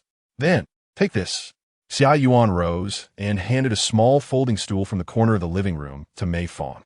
Amused yet exasperated, Mei Fang carried the stool to his parents' bedroom, only to find no sign of Lin Yoshi. Could it be? Mei Fang then ventured to the study, where indeed he found Lin Yoshi, her face etched with seriousness as she stared at the computer screen. Have you gone mad? Why are you out again? I must complete this delivery. Once I finish, we can afford to buy the cheapest, nourishing soup. Though she claimed that the benefits of having a child were minimal and not worth the cost, she secretly yearned for one. Mei Fang tapped Lin Yoshi on the head, lowering his voice. If Xia Yuan discovers you playing games at my house, we're finished. Just as Lin Yoshi was about to retort, Xia Yuan's voice echoed from outside. Mei Fang, how are you? Are you okay? No, I'm fine, really. Are you truly all right? Xia Yuan's voice grew closer, prompting Mei Fang to urgently signal Lin Yoshi to hide, while he slipped outside to intercept Xia Yuan. Is there something inside? Let me see. Don't look, don't look. Unable to deter Xia Yuan's insistence to enter the room, Mei Fang, in a moment of desperation, shouted, "There's a mouse in there." Ah! Startled by Mei Fang's exclamation, Xia Yuan immediately leaped into his arms. Mei Fang knew that Xia Yuan had always harbored a deep fear of mice ever since her mother had warned her that they carried diseases that could cause skin infections. "It's all right. I should have scared it away just now." Mei Fang gently patted Xia Yuan's head, who was still trembling in his embrace. After a moment, she cautiously peeked inside. However, they could not afford to be complacent. If the mouse were gnawing the books or electrical wires in the study, it could pose a significant danger. "We should conduct another thorough inspection." "No, you're my guest, and I cannot allow you to face such risks." Mei Fang led Xia Yuan back to the living room, poured her a glass of orange juice to calm her nerves, and then soothingly reassured her, "Let us focus on our homework for now. We can deal with the mouse once my father returns." Just as Mei Fang finished speaking, the sound of keys jingling at the door announced the return of Mei Li Jun's family, excluding Mei Fang. "So, have you been missing your old man? I heard you calling my name at home." Mei Fang felt a pang of discomfort akin to a bitter pill. Could he refrain from uttering such useless words? Yuan. Sister, I want a hug." Mei Fang's younger sister, Mei, had just celebrated her 3rd birthday. As the second child and a daughter, she was doted upon by their mother, Xia, always kept close. Her large eyes and chubby cheeks were endearing. She shared a good rapport with Lin Yoshi and immediately rushed towards Xia Yuan for a hug upon seeing her. While embracing Mei, Xia Yuan smiled and greeted Mei Li Jun and Xiang Xia. "Hello, uncle and aunt. I hope I'm not interrupting." "Ah, Yuan. But why are you still being so polite with us? You should learn from Yoshi. When she is at my house, she treats it like her own, so carefree." "I'll remember that." Xia Yuan nodded, realizing she needed to visit more often and not always rely on Mei Fang to seek her out. Xiang Xia teased with a smile, "By the way, aren't you supposed to have piano lessons today?" Yes, there are many reasons though, right?" Xia Yuan called out to her father, Mei Li Jun, who was stretching and preparing to head to the study for a strategic battle in a game. "Uncle Mei, don't go to the study." Mei Fang said he saw a mouse in there. "A mouse in the house?" Both Mei Li Jun and Xiang Xia stiffened at the news. "Is that true, Mei Fang? How big was the mouse?" "I can't say it was as big as Lin Yoshi." Mei Fang's head was spinning. "I didn't get a good look. Perhaps it wasn't a mouse?" Mei Fang feigned ignorance. "I don't think it's anything alarming. If it's a mouse, we can find out by going in, can't we?" While Mei Fang could deceive a child, he found it impossible to deter adults. He could only await the impending reckoning. "Let me check. This place looks quite clean. There's no sign of a mouse here." Mei Li Jun searched the study thoroughly, but found no suspicious traces, leaving Mei Fang astonished. When had Lin Yoshi left? No. Just as the entire family busied themselves searching for the mouse in the study, Mei Fang retreated to his room, glanced around, and then approached the wardrobe. Mei Fang gently opened the wardrobe, only to be met with a punch from Lin Yoshi. With a sense of foreboding, he narrowly evaded the blow. "What are you doing? You nearly scared me to death. But it is I who should be frightened. Why are you hiding in here? There's nowhere else to take refuge." "Has Xia Yuan not left yet?" "The escort mission concludes in 10 minutes. Stop thinking about the escort. My parents are back." Upon hearing this, Lin Yoshi's face fell in dismay. "This is such a hassle. I might as well spend the night in your wardrobe. I can secretly play games at night." "Forget it. You wish. Hurry up and come out. We need to apologize to Xia Yuan." "Not a chance. She will surely despise me." As the two continued their playful scuffle within the confines of the wardrobe, Mei Fang's door suddenly clicked open, causing both to freeze in shock. Entering the room was the 3-year-old Mei, her small head filled with confusion as she surveyed the scene before her. "Brother, what are you doing? Oh, is Sister Yoshi here in my house too?" "Ah, this." Mei's eyes suddenly lit up with realization. "You must be playing hide and seek, right? I am indeed a boy steeped in sin." Upon hearing this, Mei Fang and Lin Yoshi were momentarily taken aback, but then they nodded vigorously, exclaiming, "Yes. We are playing hide and seek." Mei Fang elaborated, "For us to claim victory, we must ensure that you, Sister Yoshi, can leave the house without being seen by anyone else.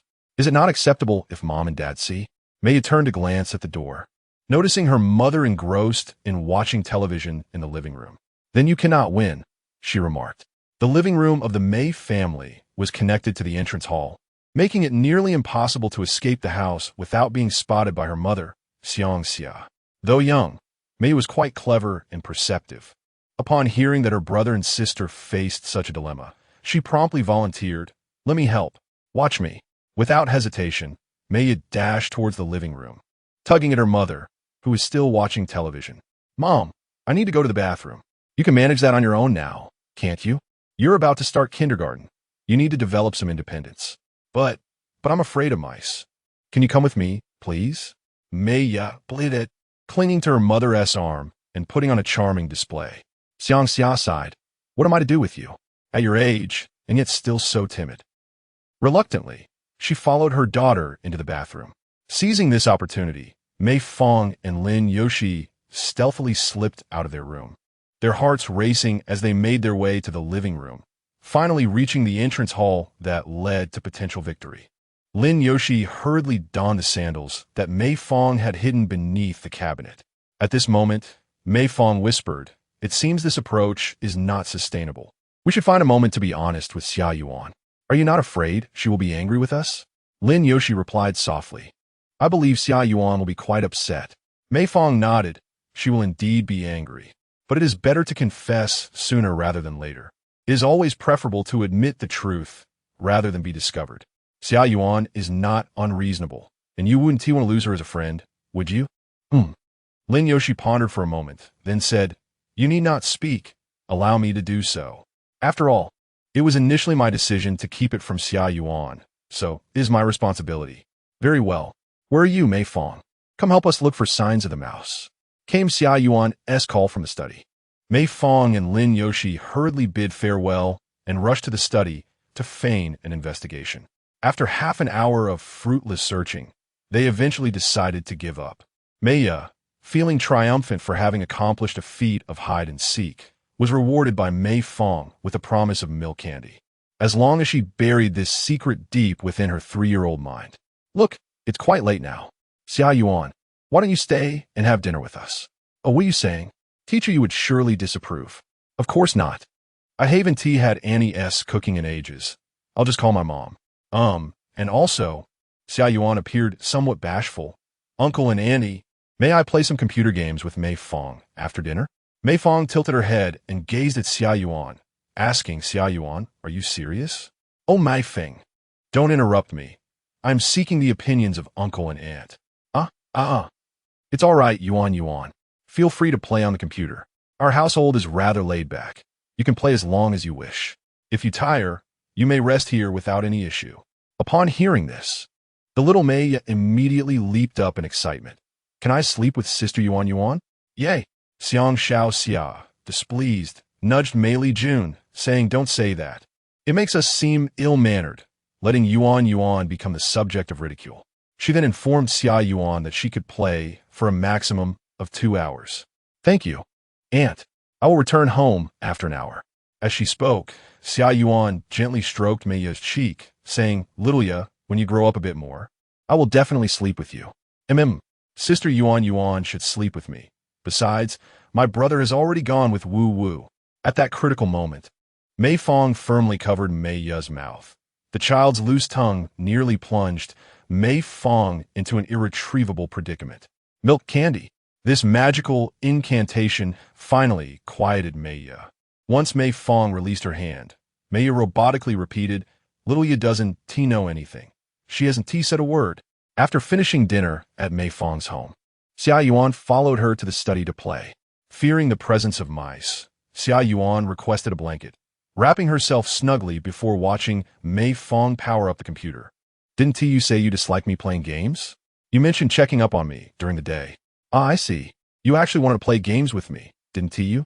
Xia Yuan nodded, not denying it. "Because usually you accompany me in activities like roller skating, doing homework, shopping at the mall. I thought it was my turn to join you in something fun. Otherwise, I wouldn't be a good friend." Mei Fang was deeply moved by her words. "I have never encountered a girl so reasonable in my life." "Then why didn't you play with me when you first came to find me?" "At first, I was a bit conflicted, and since your parents were not home, Playing on the computer felt like sneaking. I had to gain your parents' consent before playing. This girl, how could she be so stubborn at times? However, if teacher you found out about this, we might get scolded. Let us not tell my mother. After all, we have so many little secrets. Xia Yuan glared at Mei Fang in frustration. Yes, it's you who has led me astray. I used to tell my mother everything. Where did these secrets come from? Haha, that's not incorrect. What type of game do you wish to play?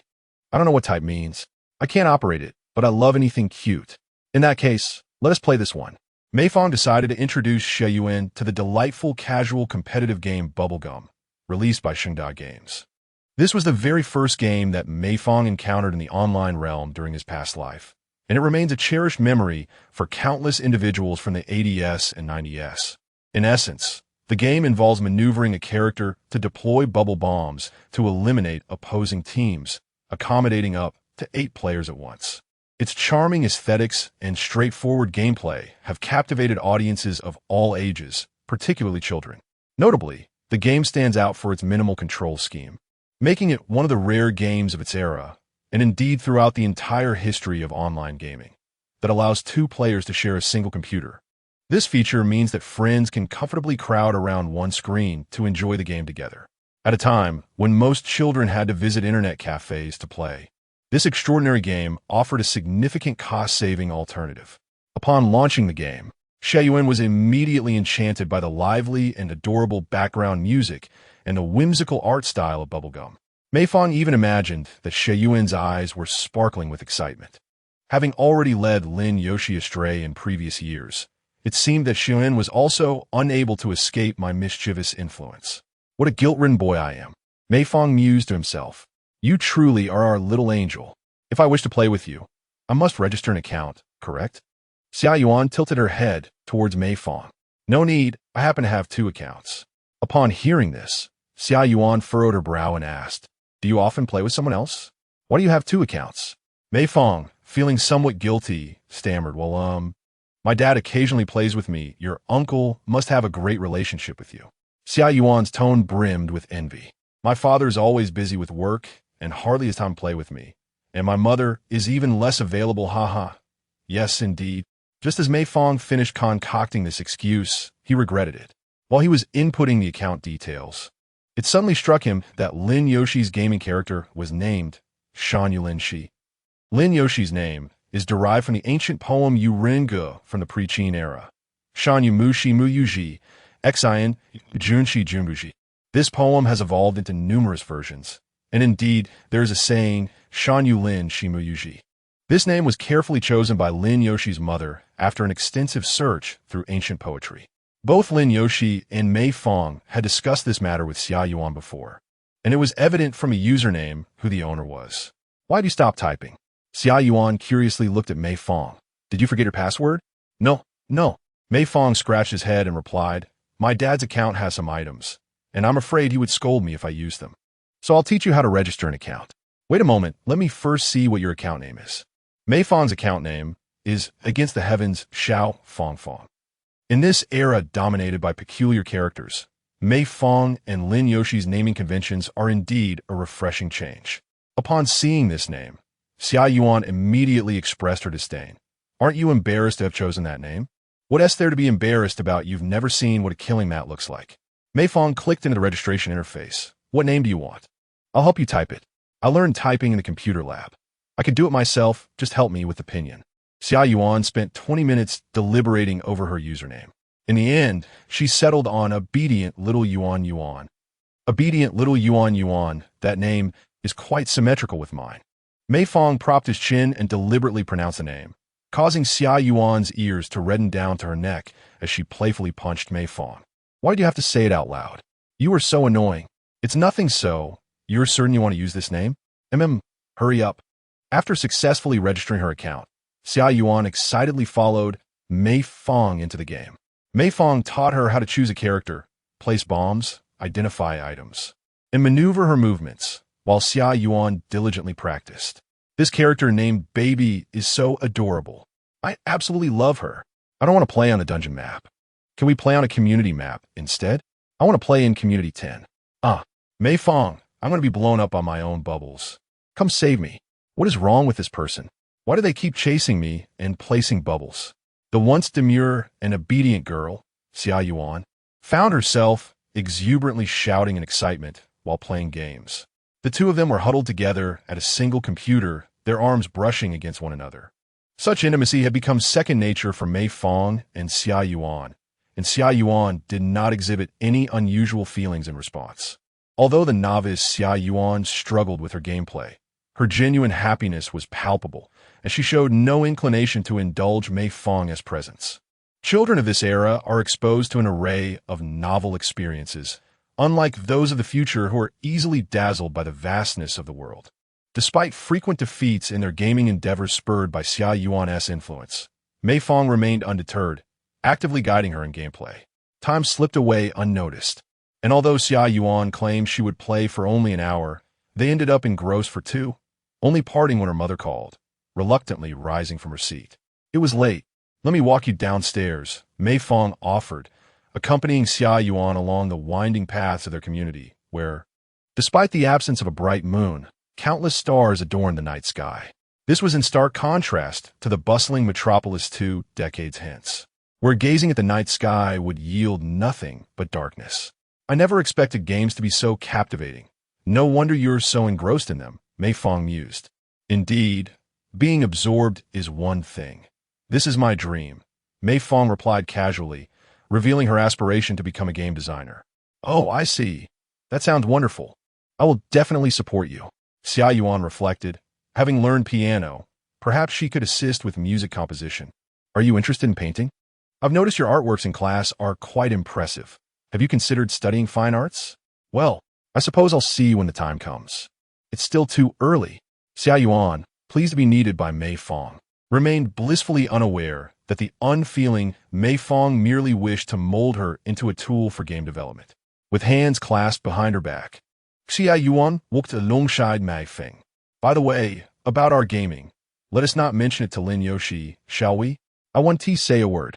These two truly were kindred spirits, their thoughts aligned. Had I known she would enjoy gaming too, why did I spend so long anxiously toiling with Lin Yoshi today? It's not that I want to tell her, Xia Yuan replied, turning back. I wanted to share this with her. Do you think that's all right? You want to tell her? Yes, Xia Yuan nodded. I believe that such an enjoyable game would be even better with Lin Yoshi joining us. Though I wonder if she likes games, or if she might think it detracts from her studies. And it wouldn't be fair to neglect Lin Yoshi while we grow closer. Stop talking, stop talking. What's wrong? Xia Yuan asked, puzzled by the sudden change in tone.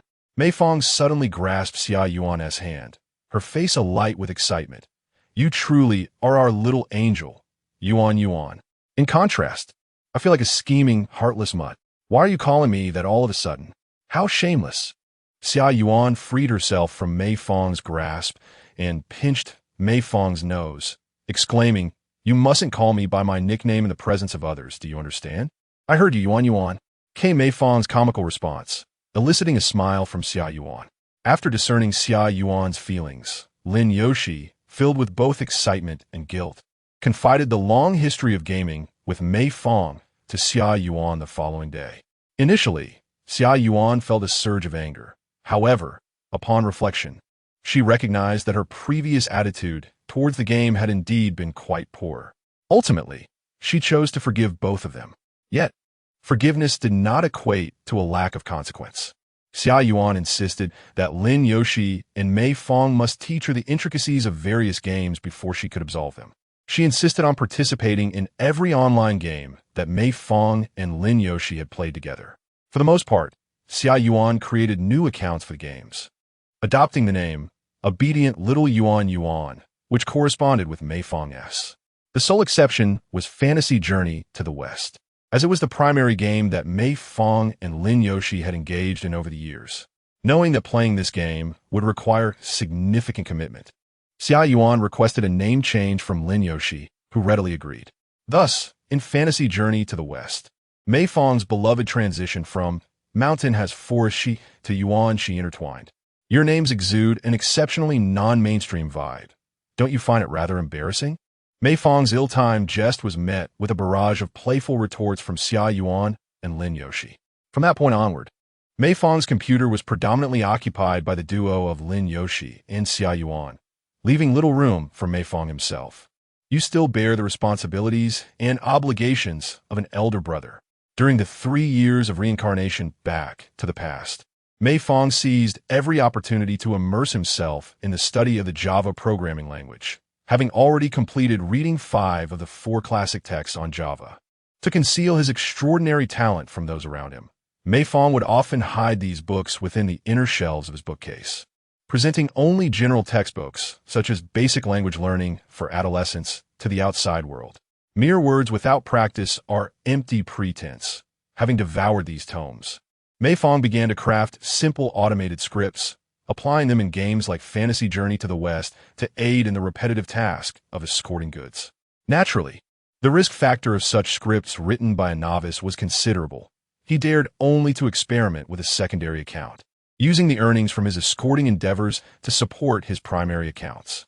Currently, Mei Fang's 2 accounts were level capped at 139, beyond which the investment of time and resources became untenable.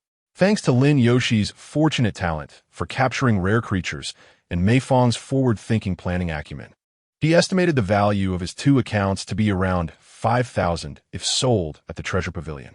Having entered the game early, Mei Fang and Lin Yoshi possessed several exclusive creatures, which would only increase the account's value over time.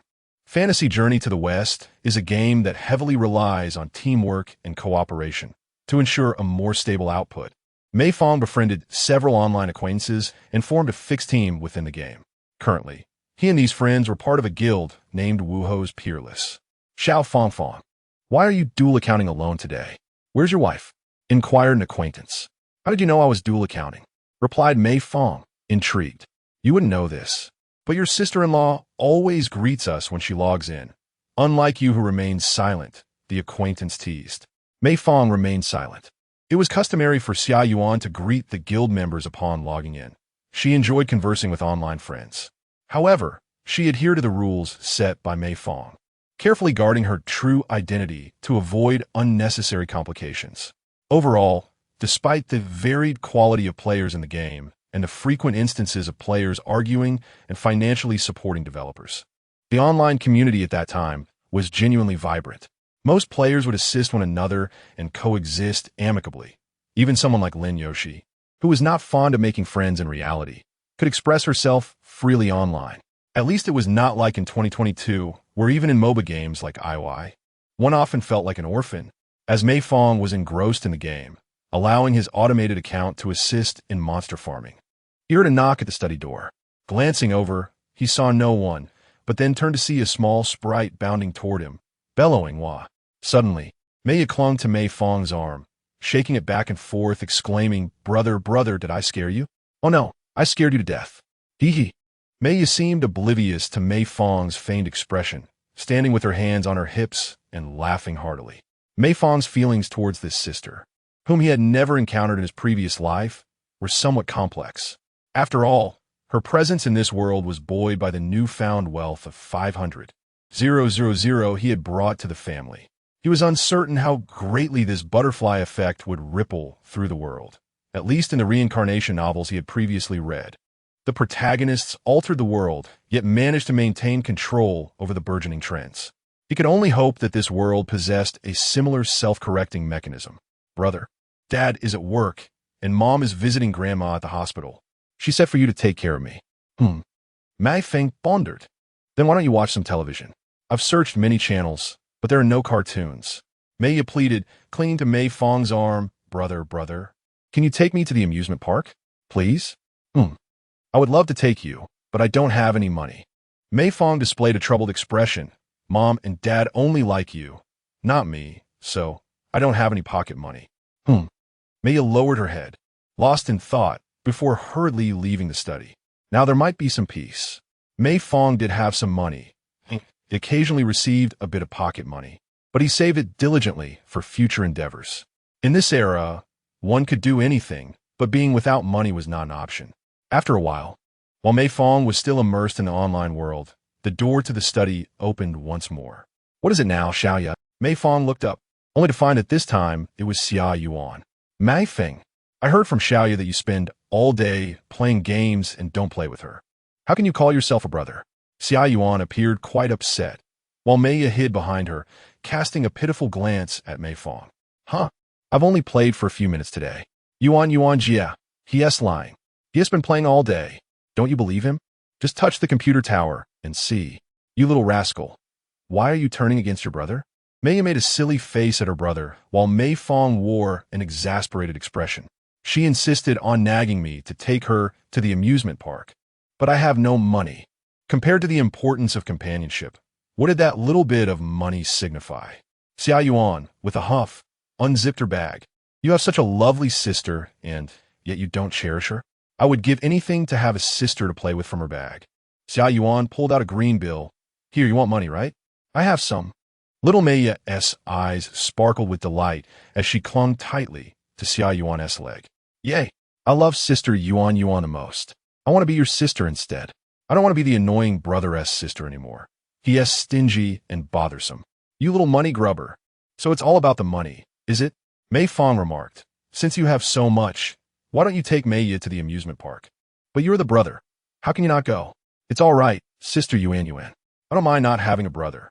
After all, he doesn't like me anyway. Xia Yuan, being an exceptionally emotional character, noticed Mei's despondent expression and, in a fit of frustration, marched over to pull Mei Fang off her chair. Mei was overjoyed, clapping her hands in delight. We can play games anytime. My childhood is fleeting, and I must create beautiful memories. Mei Fang wore a look of utter desolation. But we are in our childhood too. Do I not deserve a joyful childhood?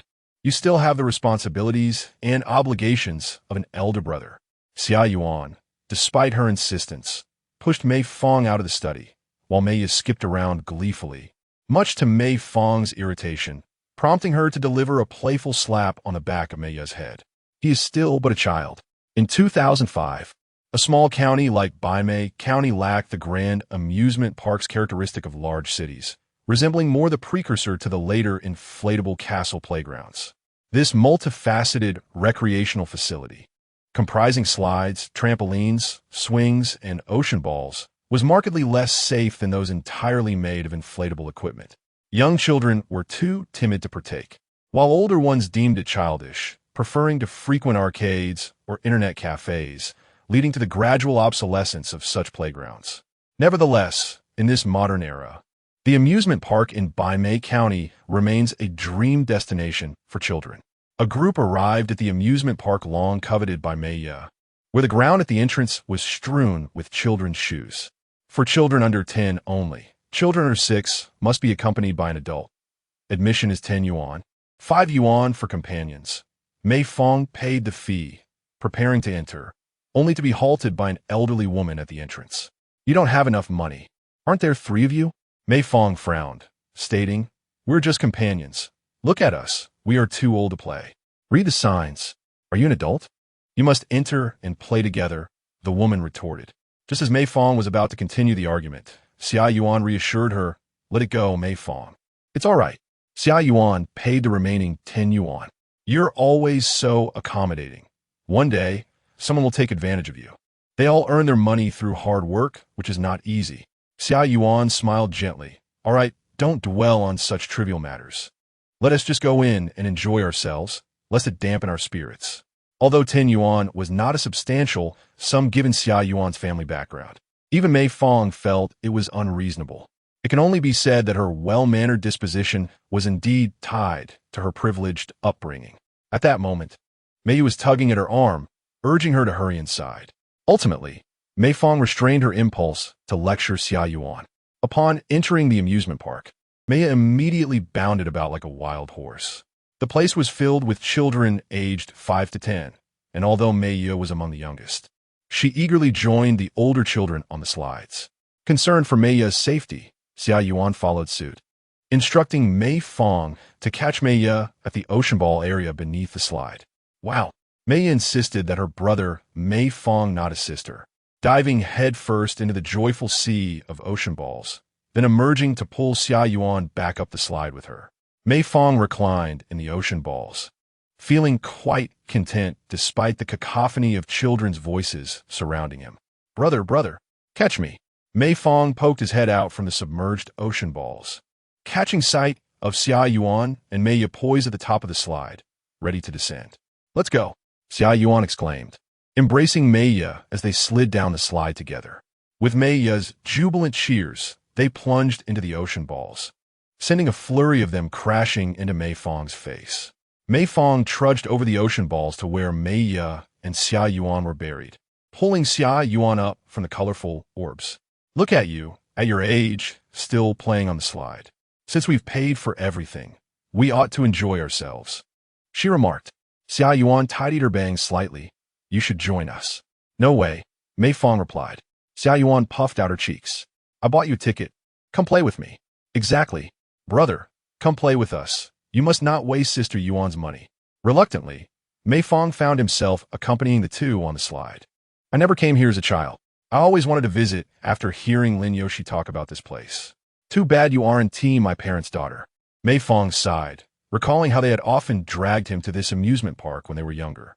"Is that true, brother?" Little Mei exclaimed, her eyes wide with shock, as if her very soul had been shaken from her body. "Why do Mom and Dad never take me to play? Is it because I'm a girl?" "Because Dad needs to support a family of 4, and work pressure has increased. Your grandma has been unwell these years, and your mother has to care for her while also taking care of us. Don't impose such stress on children so early." Xia Yuan nudged Mei Fang playfully and then comforted little Mei. "Actually, it's because your brother is always home playing video games and refuses to go out, which is why your parents keep urging him to have fun. Then why hasn't Sister Yuan played before?" "Well," Xia Yuan scratched her head. "My parents are also quite busy with work. But your family is obviously wealthy. Shouldn't you enjoy life, buy lots of snacks and toys, and play every day?" Little Mei questioned Buzlet.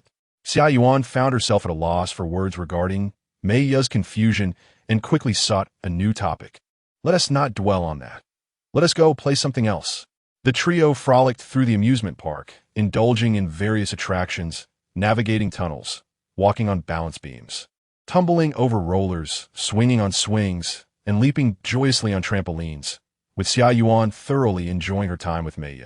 However, by the end, even Xia Yuan lacked the energy to keep up with Mei's exuberance, allowing her to bounce alone on the trampoline while she sat beside Mei Fang, resting her head on his shoulder, breathing heavily. "Your sister has such boundless energy," Mei Fang mused, recalling a time when he longed for a sister, only to find himself complaining after having one. "Just look at the commotion she causes. How will she manage as she grows up?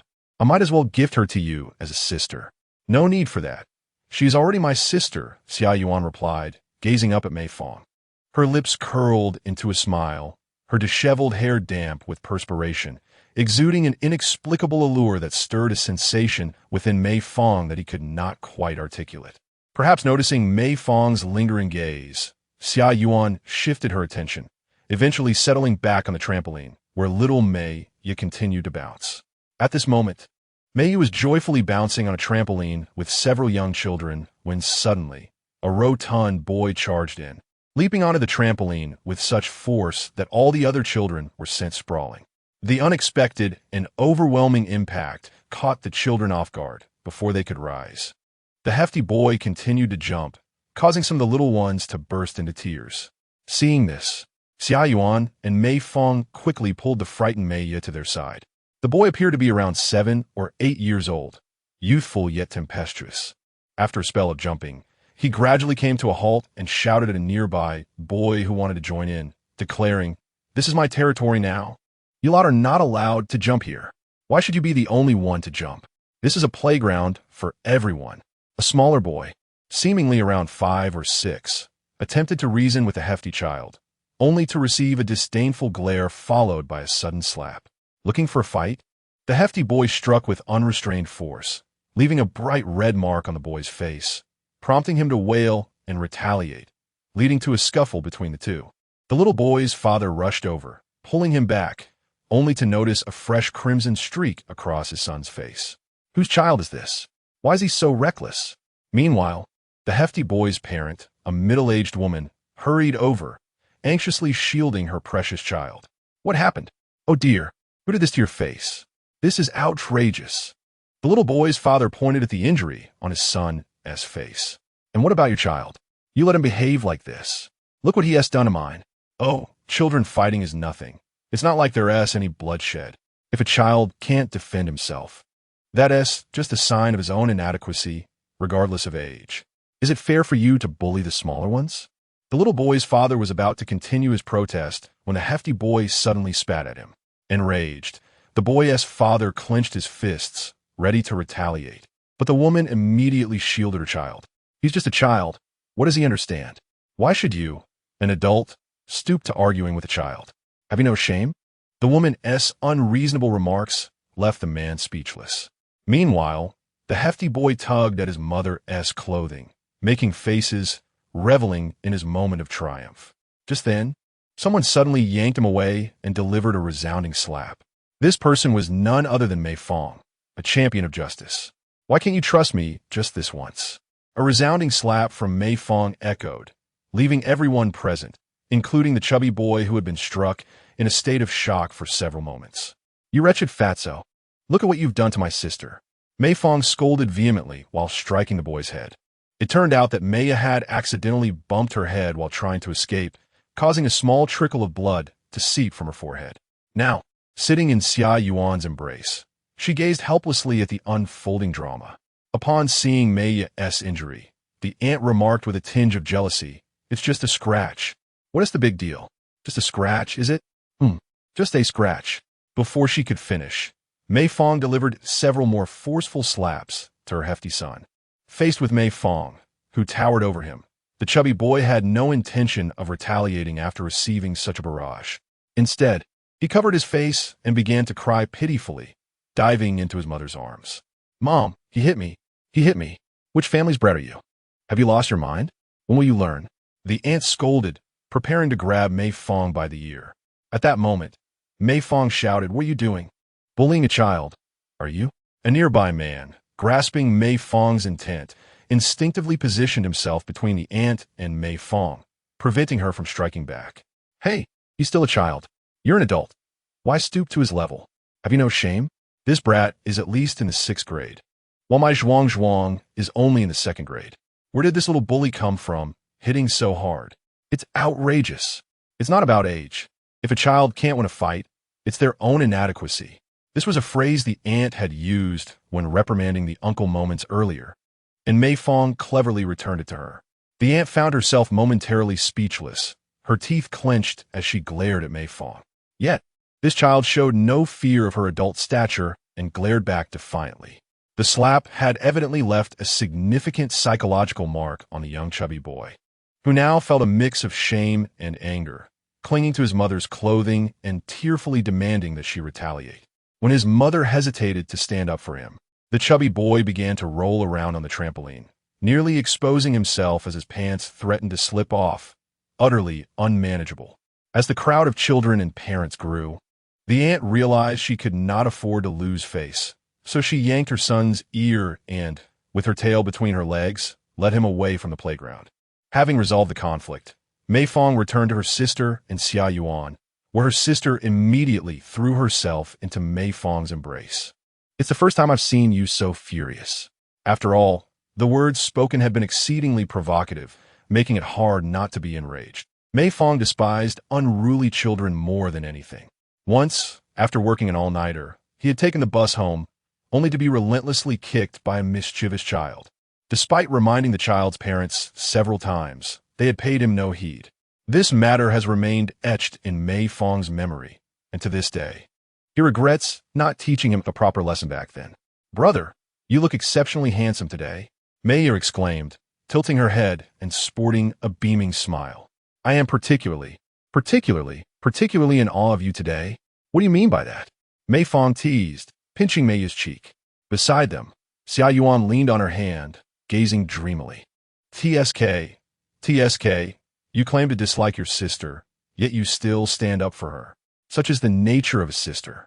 Mei Fang shunned, patting his sister's head, explaining, "Only I am permitted to speak ill of her. No one else has that right, let alone lay a finger on her." However, fighting is not a commendable behavior, especially when the strong bully the weak. Lilia, do not emulate your brother. Brother is not a bully. He champions justice and acts bravely.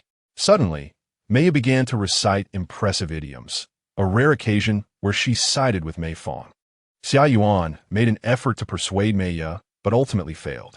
Indeed, Mei is an unexpected gift in Mei Fang's reincarnated life.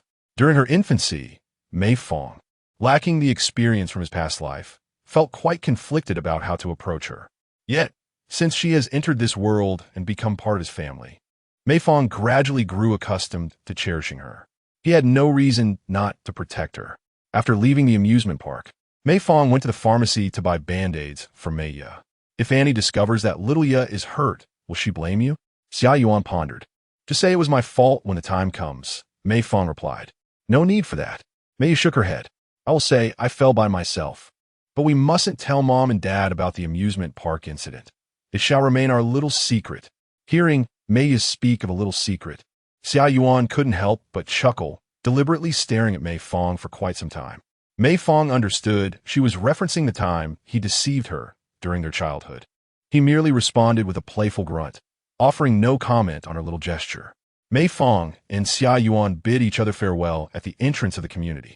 Upon returning home, he discovered that Xia Yuan had left her backpack at his place. So, was I tricked into coming to my house to do homework by my sister? Mei Fang mused, carrying Xia Yuan's backpack to her home.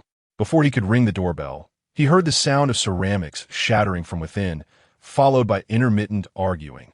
Unsettling memories surfacing in Mei Fang's mind. As he hesitated, contemplating whether to ring the bell, the door swung open abruptly, revealing Xia Yuan rushing out.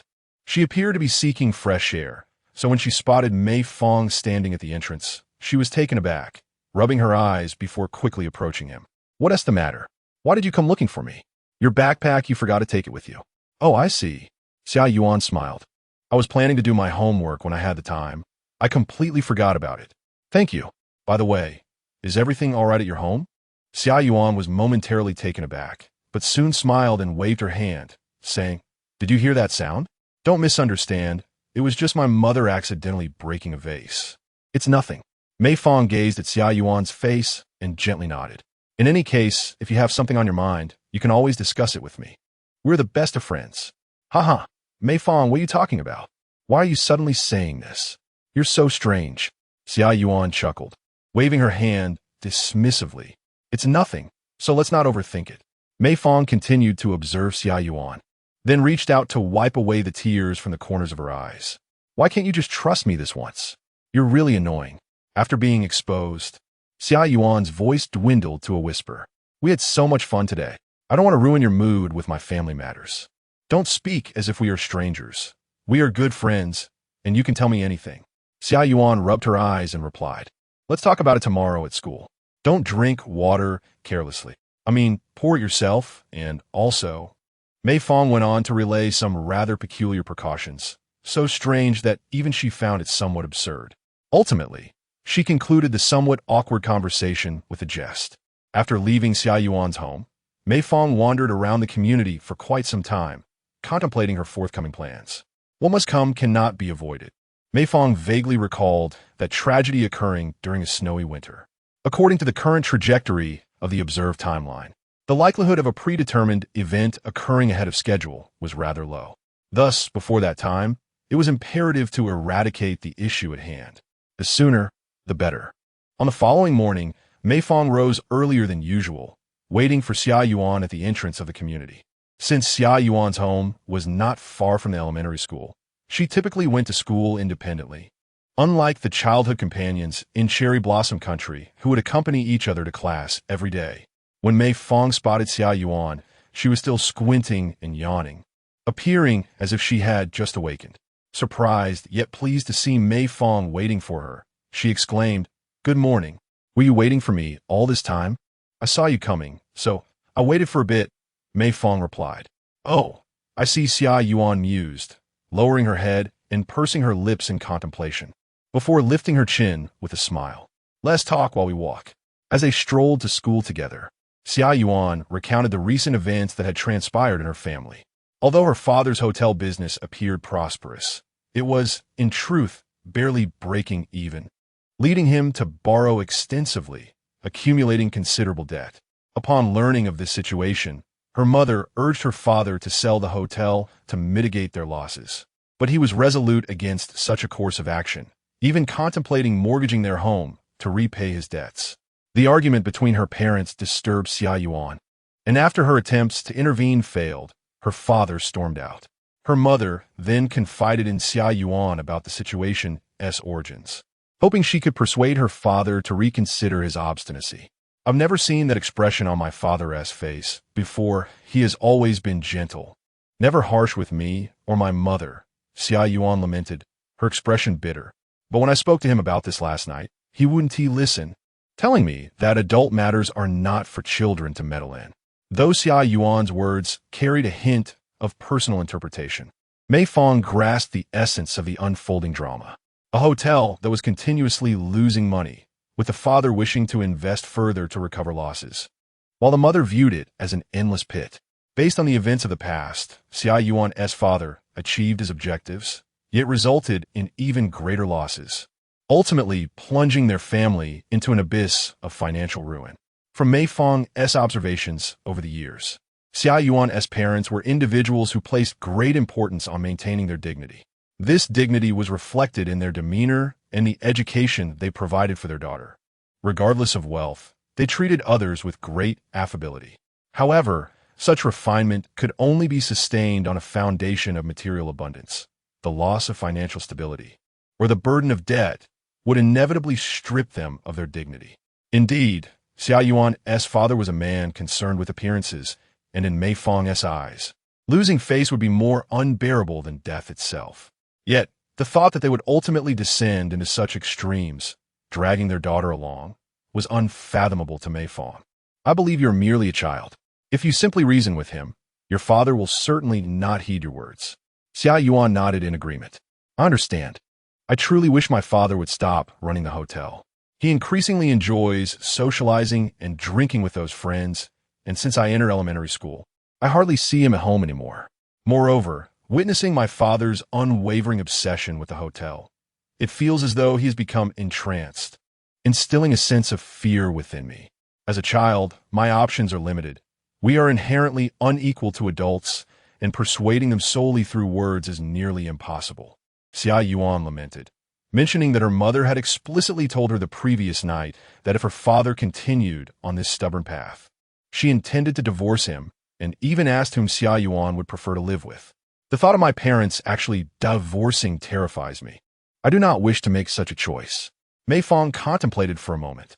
Since you do not wish to witness the fracture of your parents' relationship and want to prevent your father from his obstinacy, perhaps this plan could be effective. What plan are you referring to? Mei Fang fixed her gaze on Xia Yuan, articulating her proposal word by word. Run away from home, as a child under guardianship. Attempting to persuade parents to acquiesce to one's desires relies primarily on their sense of reason. For instance, if you wish to adopt a cat, acquire a new backpack, or obtain a toy, you might negotiate with your parents regarding your next exam scores and rankings. Upon achieving these goals, most parents would agree to meet their child's expectations. However, this applies solely to material rewards. In the case of Xia Yuan's father, whose decisions pertain to future career developments, discussions must be held with adults, as children's perspectives hold little weight. Unless, of course, parents can grasp the urgency of their child's needs.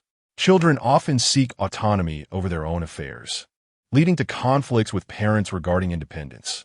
Running away from home is an external manifestation of this desire for autonomy. The reasons for a child running away are varied. They may stem from overwhelming academic pressure, a lack of emotional warmth from indifferent parents, or a desire to escape the monotony of life. Additionally, the allure of unsavory characters can also lead to a child's decision to leave home, much like Mei Fang. Are you serious? Do you want me to run away from home? Xia Yuan was taken aback by Mei Fang's suggestion, questioning how this could possibly resolve the issue. Mei Fang nodded, considering. Think about it. Your parents care for you deeply. If you were to run away, wouldn't they drop everything to search for you? This would compel them to take your thoughts seriously. The crux of the matter lies in your perspective. But that would escalate things too far. Xia Yuan murmured. If I truly ran away, my parents would undoubtedly be frantic searching for me. You are merely pretending to run away, using their worry as a means to bring your thoughts and opinions to light.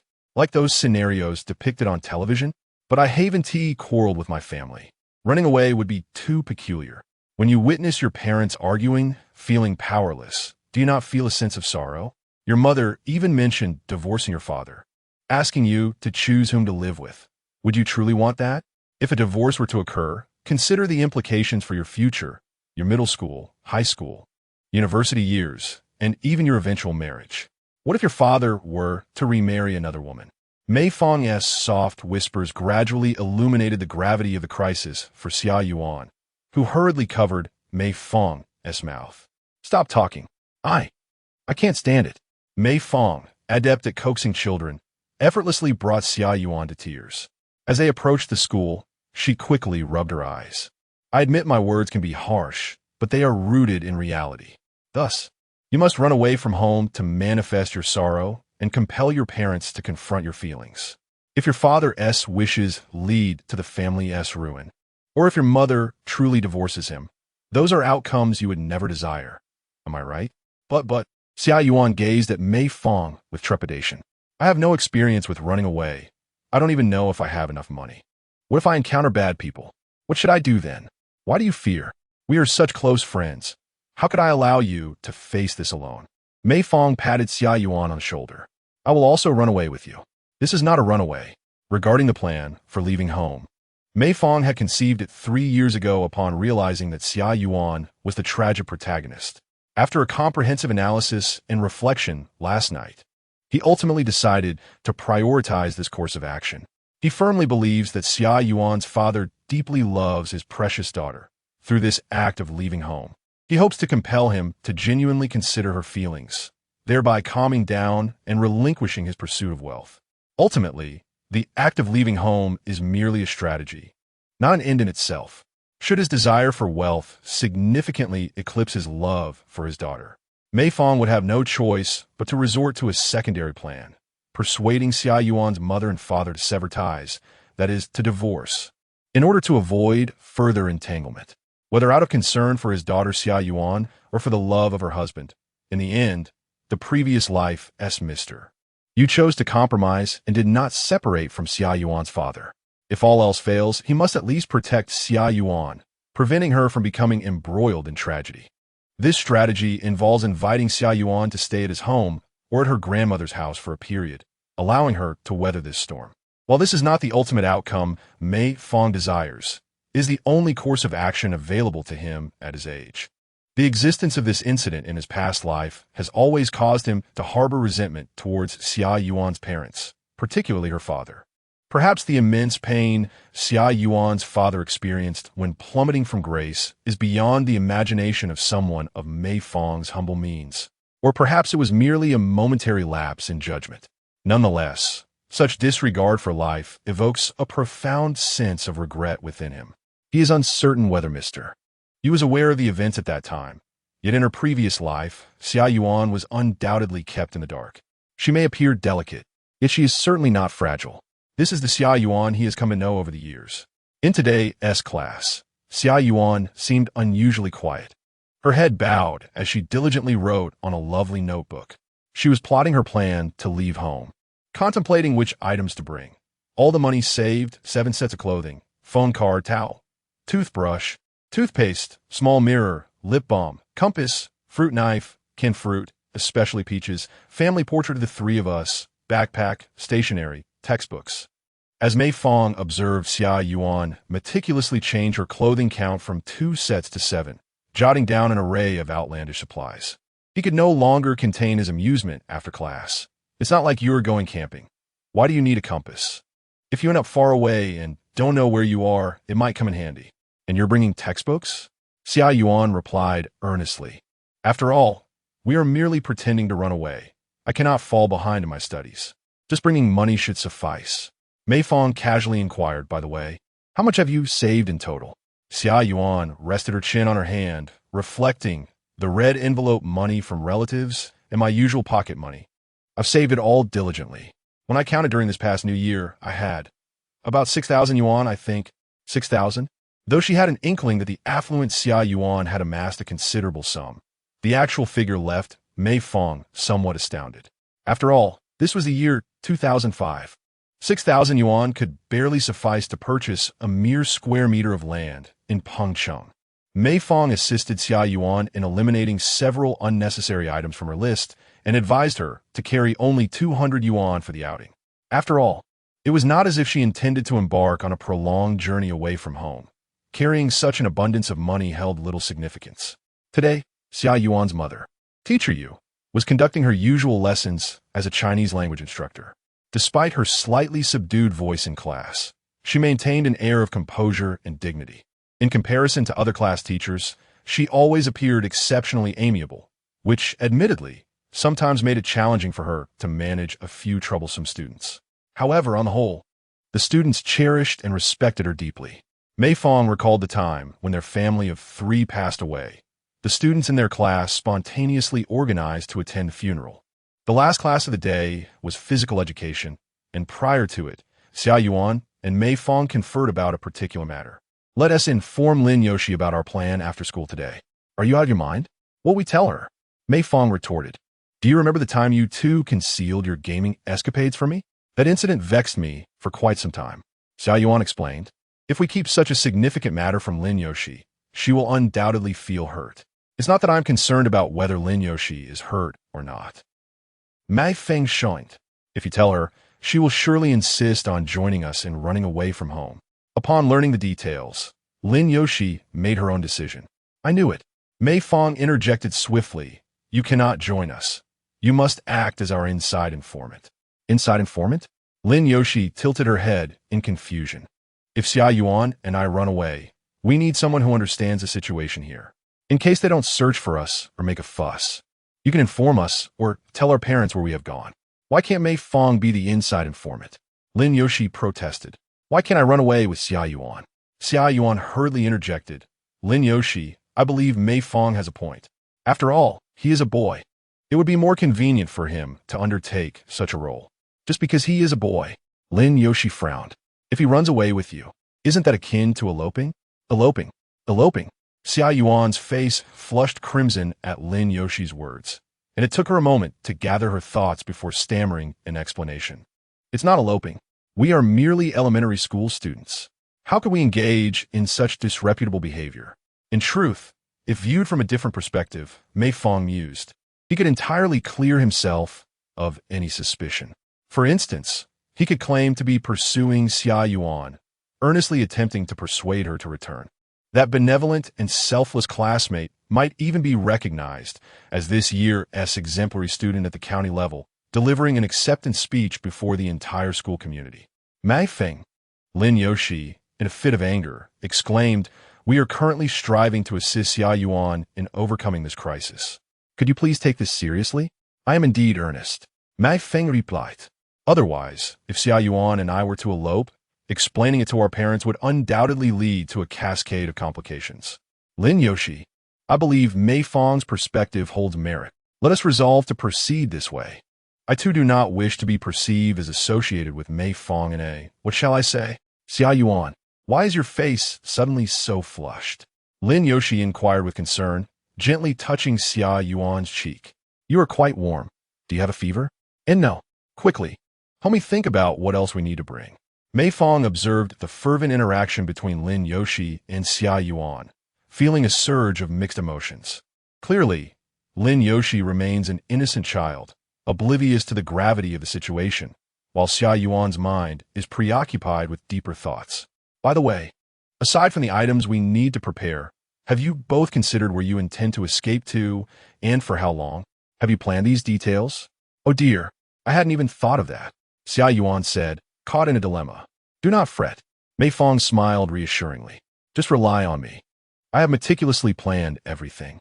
The young girl who left home without a plan transformed herself into a headless fly, plunging both herself and Sheyuan into significant peril, resorting to a clumsy and misguided approach. Thus, Mei Fang's departure was meticulously planned from the outset, with a clear destination in mind, the home of Sheyuan's grandmother in Jiangqing. During this escapade, they would likely vanish for approximately 10 hours, a duration sufficient to stir parental concern while remaining relatively manageable in its repercussions.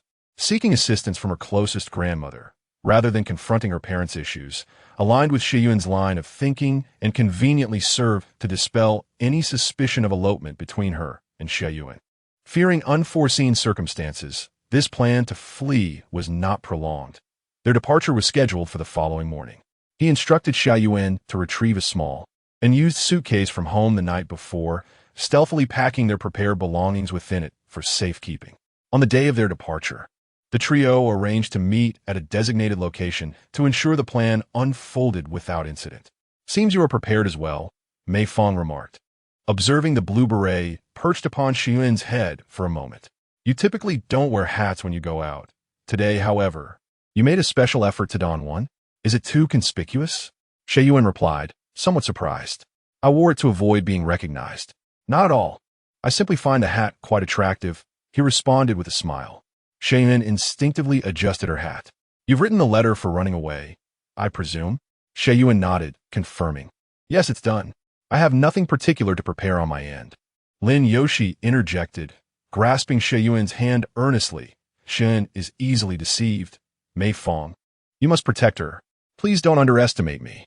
Shiyuan retorted with annoyance. "It's just a trip to Jiangsheng to visit my grandmother. I frequently go there during summer vacation. It's hardly an issue. A mere trip, indeed. Lecking Mei Fang es Vorderscheid." They could hardly fathom the grave ramifications of their impending actions. He alone bore the weight of concern for these children. Mei Fang sighed, "Considering your mother's departure time, it should be about right. Let us head to your house to retrieve the luggage." "Okay." Mei Fang bid farewell to Shiyuan and Lin Yoshi before returning home. In 2005, train tickets were strictly real-name registered. Minors without identification could not board. However, long-distance buses had yet to implement such stringent checks. Mei Fang and Shiyuan took the bus to the station, claiming to be siblings visiting relatives in Jiangsheng, and easily acquired their tickets. Due to it being a weekday, the bus to Jiangsheng was not full. Mei Fang instructed Shiyuan to board first while he stowed their luggage in the lower compartment. Once on a bus, Shiyuan found a window seat, eagerly scanning for Mei Fang's figure until she felt reassured upon seeing him appear at her line of sight. Before boarding, Mei Fang purchased a box of cookies from a nearby shop and handed them to Shiyuan. "You haven't had breakfast yet, have you? This will tide you over." With great caution, Xiaoyuan gently unwrapped the packaging, striving to make no unnecessary sounds. She glanced at the surrounding passengers and, upon confirming that no one was paying attention to them, began to softly nibble on the biscuits. After consuming a piece or two, she offered some to Mei Fang, while her gaze remained fixed on the window, as if she were waiting for someone to appear. The bus engine roared to life, and the vehicle began to move slowly. Xiaoyuan lowered her head and, after a moment, quietly inquired of Mei Fang, "Have we perhaps gone too far this time? Our parents are so worried about us. I feel a bit uneasy. It's not too late to ask the driver to stop now." "That's not what I meant." Xiaoyuan grasped Mei Fang's hand. "When I wrote my letter last night, I pondered a lot, wondering if I could persuade Dad for a while, and he might agree to my idea of selling the hotel or talk to Mom, so she could abandon the thought of divorce. And then what? Well, I actually know it's impossible." Xiaoyuan smiled and shook her head. "As I mentioned before, after I entered elementary school, Dad only focused on work and socializing. He never took me to amusement parks even once. Later, when we went to Grandma's house for summer, it was just my mom and me. My parents have been arguing for a long time. They merely pretended to be affectionate in front of others. And, in front of me." Xiaoyuan stared down, troubled for a moment, then gazed out the window. "They always argued with the bedroom door closed, and sometimes when the noise grew loud, I could actually hear them from outside, but I pretended not to know." "Why pretend not to know?" Xiaoyuan murmured. "Because they wish for me to remain unaware, and I don't want to cause them pain." "I see." Mei Fang contemplated, her perspective on Xiaoyuan shifting slightly. Xiaoyuan was a well-behaved and understanding child, yet conversely, she was a child who continuously endeavored to meet her parents' expectations. Her concern for her image was not solely for the sake of maintaining a beautiful facade, but more so to avoid bringing shame to her parents and to live up to their hopes. As Xiaoyuan shared her innermost thoughts, Mei Fang instinctively placed her hand on Xiaoyuan's head, gently stroking it. "What are you doing?" Xiaoyuan exclaimed, glaring at Mei Fang. "I told you not to pat my head like an adult." How many years has this habit persisted? I might just smack you. Though she spoke with feigned annoyance. Mei Fang had been doing this for many years, and Xia Yuan had long since grown accustomed to such gestures. I didn't realize you've been struggling all along. Mei Fang smiled softly. At least in my presence, feel free to relax. Whatever you wish to be or feel, I will not judge you. Xia Yuan lifted her head to gaze at Mei Fang, her eyes sparkling, glimmering with vibrant light. It's the first time someone has said this to me. Does this mean you two are putting on a facade in front of me? As she pondered, even in solitude, she found herself conscious of her own image. Xia Yuan chattered on, relishing the gentle caress of Mei Fang's hand in her hair. Before long, she succumbed to slumber, leaning against Mei Fang's arm. The bus journey proceeded smoothly, swiftly transporting them from Mei County to Jiangcheng. Xia Yuan's grandmother resided in the countryside of Jiangcheng, necessitating a transfer upon their arrival.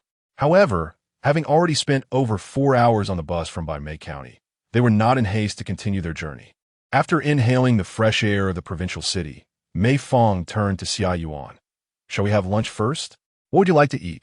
With her hands clasped behind her back, Xia Yuan skipped forward, leaning toward Mei Fang's cheek with a radiant smile. She appeared somewhat exhilarated. Her earlier worries about family no longer hindered her desire to embark on this adventure away from home. Mei Fang, I will always remember what you said, specifically, that I could be my true self before you without restraint, and you wouldn't mind or disdain me, right? Mei Fang nodded affirmatively.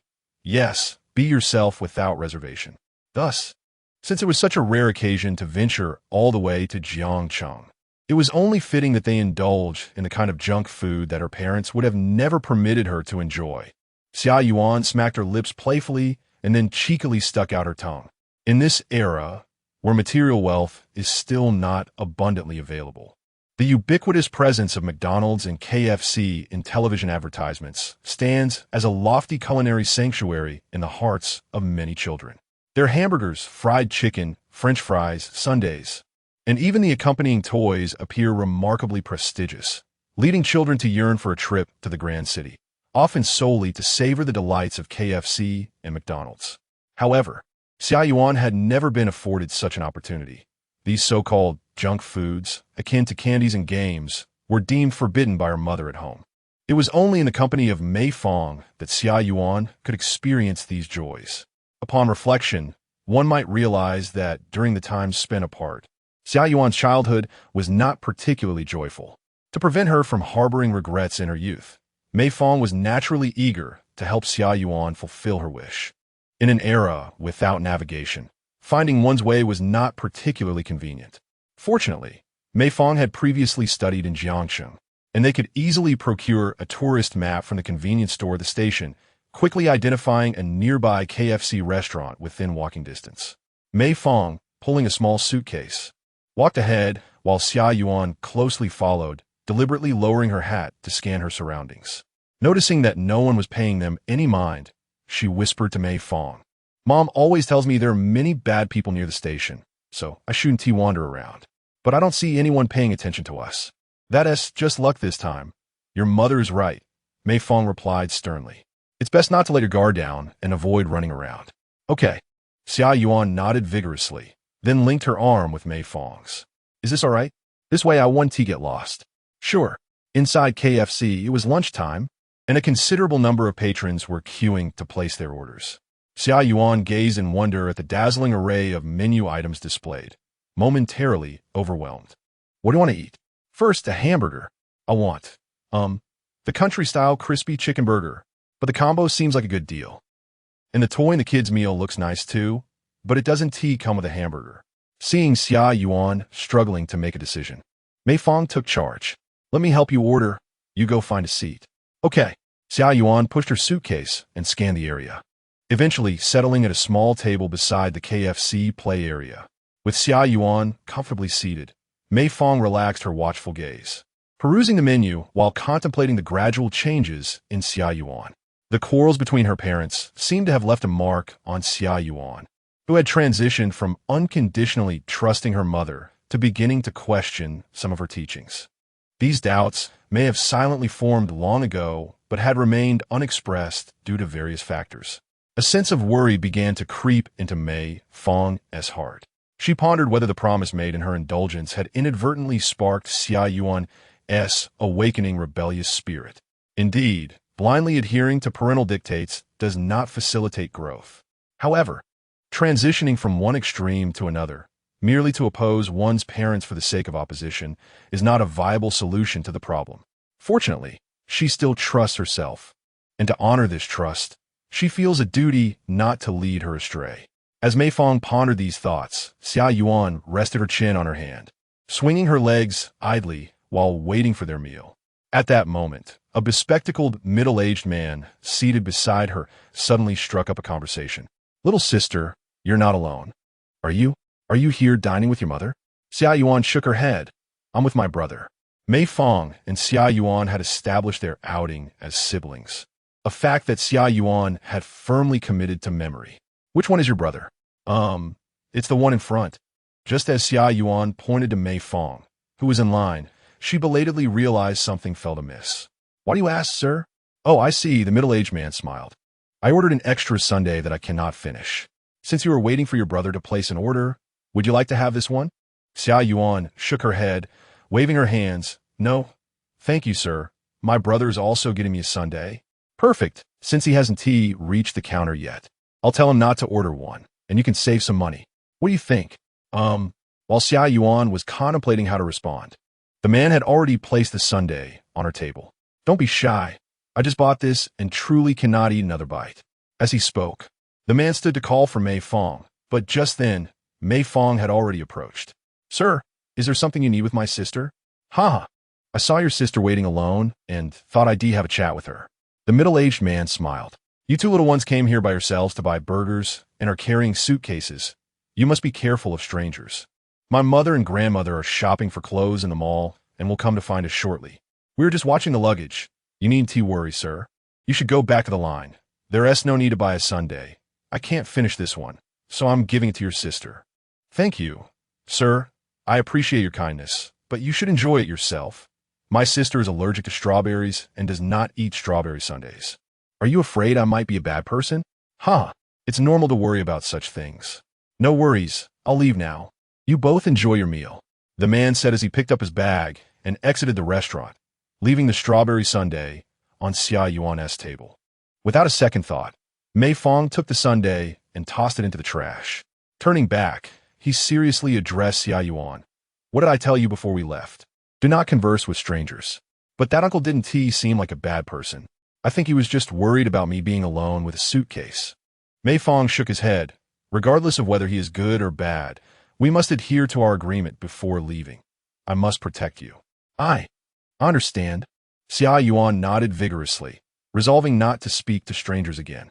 Mei Fang purchased a meal set from KFC, which included a children's meal that Xia Yuan adored for its accompanying toy. The feast consisted of popcorn chicken, small fries, and cola, alongside a serving of crispy chicken and 2 limited-edition Garden Crispy chicken burgers. Any unpleasantness that had occurred prior to the meal was swiftly overshadowed by the exquisite flavors of the food. "Is this fried chicken meant to be dipped in this sauce?" It's delicious." Mei Fang urged. "Xia Yuan, try these fries. They are delightful, and this burger is quite substantial. Had I known the portions would be so generous, I would have only ordered one." Mei Fang had often doubted that KFC's burgers had been shrinking over time, recalling that the burgers from 2022 were hardly the size of a palm. Yet after today's order, she sensed that the portions were comparably substantial to those of the past. Perhaps it was merely a perception influenced by her growing hands and appetite. The two friends, Xia Yuan and Mei Fang, were thoroughly enjoying their time at KFC. Once satiated, they turned their attention to the map to confirm their route to their grandmother's house. "Let me see. I recall we should take bus 901 and then transfer to 304 for a direct route." Xia Yuan noted. "The map indicates that we can board at the nearby bus stop."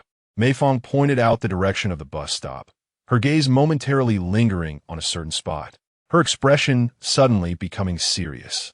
"Is something wrong, Mei Fang?" Xia Yuan asked. "Don't look around too much.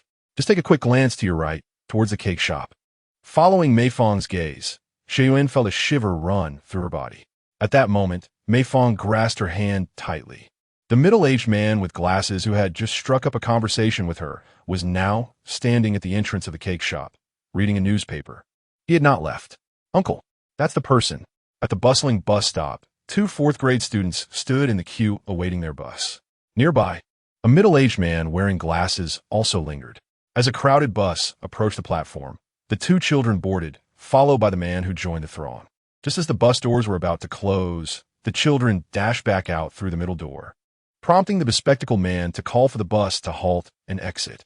However, once outside, he scanned the area, but the children were nowhere to be found. After disembarking, Mei Fang and Xia Yuan ran desperately, navigating several blocks until they found another bus stop, where they promptly boarded the next bus and settled into their seats. Throughout this ordeal, Xia Yuan clutched Mei Fang's hand tightly, her palms slick with sweat, unwilling to release her grip until they were seated. What a shocking encounter with a potential threat, Mei Fang mused, relieved that his prior preparations and keen awareness had averted further danger. He offered a tissue to Xia Yuan, who continued to tremble, visibly struggling to recover from the earlier incident. Observing her distress, Mei Fang gently patted her head in a bid to comfort her. Gradually, under his soothing presence, Xia Yuan began to calm down. Yet when she lifted her gaze to Mei Fang again, her eyes were swollen and red, resembling ripe peaches, with tears spilling over continually. "I'm so sorry, Mei Fang. It's all my fault. I shouldn't have," she lamented. "You did nothing wrong. As long as you're safe, that's what matters." "It's all right, don't worry," Mei Fang reassured her. Although he realized that calming her down was no simple task, she was evidently quite frightened. He wiped her tears, offered her water, and continually patted her head, until she finally stopped hiccuping and could speak more clearly. While it was unfortunate that Xia Yuan had been so scared, perhaps it was not entirely detrimental for her to become aware of the world's dangers. After all, he could not always be by her side, could he? I didn't expect there to be so many bad people outside. Mom and Dad must be so worried about us now, Xia Yuan said, rubbing her eyes. "Mei Fang, I think we can't let our parents worry any longer. Your parents will worry about you too." Mei Fang nodded, having not considered his own parents in the moment. At the next stop, their SA police station. "Let us seek help from Uncle JC and report that strange man." Mei Fang had not intended for this episode to drag on for long. The recent turn of events highlighted that with his current physique and strength, he could not entirely ensure the safety of both himself and Xia Yuan. When the bus arrived at the station, Mei Fang and Xia Yuan made their way to the police station. He explained to Uncle JC the circumstances surrounding Xia Yuan and himself, mentioning that Xia Yuan's parents had quarreled, prompting her to seek her grandmother for advice, which led her to travel alone to Jiangxing. As a concerned classmate, Mei Fang had accompanied her for her safety. In addition, regarding the peculiar uncle encountered at the KFC restaurant, they clarified the situation. The uncles gently admonished Xia Yuan and Mei Fang while simultaneously contacting Xia Yuan's mother. After explaining the circumstances to the anxious mother on the other end of the line, the police officer handed the phone over. It was meant for Xia Yuan to answer, yet she was incessantly shaking Mei Fang's arm. With no other option, Mei Fang cleared his throat slightly and took the phone. "Hello, is this Teacher Yu? This is Mei Fang. Yes, Xia Yuan is with me. She mentioned wanting to visit her grandmother, and I'm quite worried about her." The voice on the other end grew markedly louder, and Mei Fang closed his eyes, appearing as though he had just received a stern reprimand. "Why didn't you contact me?" At that moment, things were urgent. Xia Yuan was about to get into a car, and I couldn't stop her, so I'm sorry. Teacher Yu, I truly apologize." Mei Fang seemed to be on the verge of tears, feeling wronged by the chastisement from his usually lenient homeroom teacher. However, the emotional turmoil he exhibited was quite apt, as the hint of tears in his voice caused Teacher Yu's tone to soften slightly. "Should I let Xia Yuan take the call?" Mei Fang glanced at Xia Yuan, who appeared utterly helpless. "May I ask if Uncle Mei is with you now? He is still out searching for us, and hasn't he had the chance to contact you? Has he? Teacher Yu, although we made a mistake, there are certain things Xia Yuan would like to express to you in person." Mei Fang paused and explained in a calm tone. "She is currently unable to speak directly with you. We intend to reach out to Xia Yuan's grandmother and wait for you and Uncle Xia to arrive at her house." Mei Fang then handed the phone back to JC, who confirmed some details before ending the call. You, my dear child, are you truly a primary school student? Though young, you speak with considerable authority, quite reminiscent of a little adult. What can I say? Mei Fang sighed. I have silently borne the burdens of life that are far beyond my years. Children these days are quite remarkable. Xia Yuan, dear student, where is your grandmother's house? We shall drive you there at once. Thank you, Uncle JC. The first ride in JC's car was supposed to be a delightful experience. However, Xia Yuan was not in a jovial mood, as she clung to Mei Fang's arm and spoke softly throughout the journey. When I see Mom and Dad, what do you think I should say? Why not ask me? Mei Fang shook his head. If you agreed to this plan, should you have something you wish to express? But what I want to say is all written in the letter. Xia Yuan replied, I hope that Dad can spend more time with me. I don't want Mom and Dad to divorce. I also wrote to Mom that if I weren't around, maybe Dad and Mom would get along better. That way, if they argue, they would remember me and would stop fighting. Did you really say something like that? Summer Yuan glared at Mei Fang in frustration, acknowledging the humor of the situation. Little girl, this is hardly amusing, Uncle JC remarked. He continued, emphasizing that regardless of the challenges one faces, one must never adopt a dismissive attitude towards life, for it only serves to cause pain to those around us. I understand. Uncle JC, I will not behave this way again. Summer Yuan quickly apologized to Uncle JC, visibly shaken. By the way, Uncle, may I ask you a question? Go ahead. She was encouraged. Regarding what we did.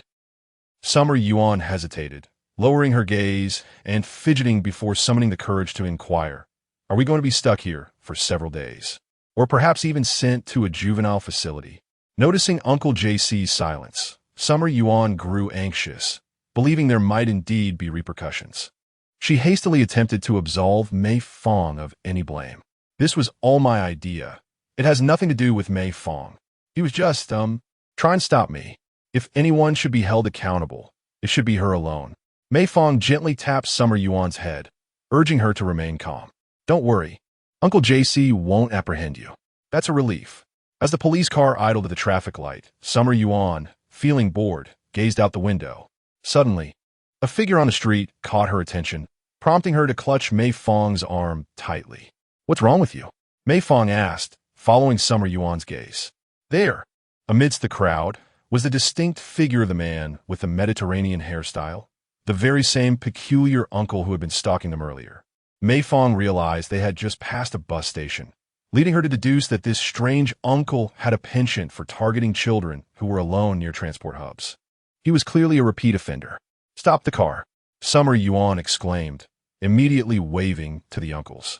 JC uncle, it's him. He's the one who's been following us. Upon hearing this, the two JCs decisively pulled over. The strange uncle, upon noticing their approach, quickly turned away, betraying a sense of guilt. Thus, Summer Yuan and Mei Fang sat in the car, watching through the window as the JC uncles apprehended the bizarre man in the street. At that moment, the heavy weight in Summer Yuan's heart finally lifted. In a world line that has been altered after the uniformed, bespectacled gentleman was taken into custody, the JC uncles dispatched a vehicle to escort him back to the police station for further investigation. Meanwhile, Mei Fang and Xia Yuan were safely escorted to Xia Yuan's grandmother's house, devoid of any opportunity to delve deeper into the case. After nearly an hour's journey, they finally left the urban sprawl behind and arrived at their destination. This place, nestled in the suburbs of Jiangcheng, bore a striking resemblance to rural areas elsewhere, with only slightly taller buildings distinguishing it. A spacious concrete path flanked by lush, verdant fields on the left and orderly residential buildings with courtyards on the right greeted them. Having received news in advance, Xia Yuan's grandmother was already waiting at the gate of her small courtyard to welcome her granddaughter's arrival. With a head full of silver hair, she appeared to be in her 60s or 70s, yet her complexion was quite vibrant. Upon seeing Xia Yuan, she opened her arms wide. Grandma Xia Yuan, who had always been closest to her grandmother since childhood, had planned to express many thoughts, but upon meeting her, she found herself involuntarily pouting and acting spoiled, rushing into her grandmother's embrace. Oh, Yuan, do not be afraid, my dear. It is all right, it is all right. You have worried your grandma to death. Sorry. I did not mean to make you anxious, Grandma. Her grandmother was already aware of the events that had transpired, assuring her that it was not her fault. When your father arrives, I shall deal with him. After calming Xia Yuan, her grandmother turned to thank the JC uncle and even warmly invited him to stay for a meal. However, he politely declined and soon took his leave. It was at this moment that Xia Yuan's grandmother finally had the opportunity to focus her attention on Mei Fang. You must be Mei Fang, am I correct? Hello, Grandma. Mei Fang nodded, feeling slightly uncomfortable as she walked back and forth, scrutinizing him with her hands clasped behind her back. Just as he was about to offer a greeting, Xia Yuan's grandmother unexpectedly approached him from behind and patted his shoulder vigorously. Ha ha ha, you are indeed an extraordinary young man. Thank you for ensuring the safety of our Yuan. Mei Fang suppressed the pain in his shoulder and managed a polite smile. Xia Yuan and I are good friends. It was the least I could do. Good friends?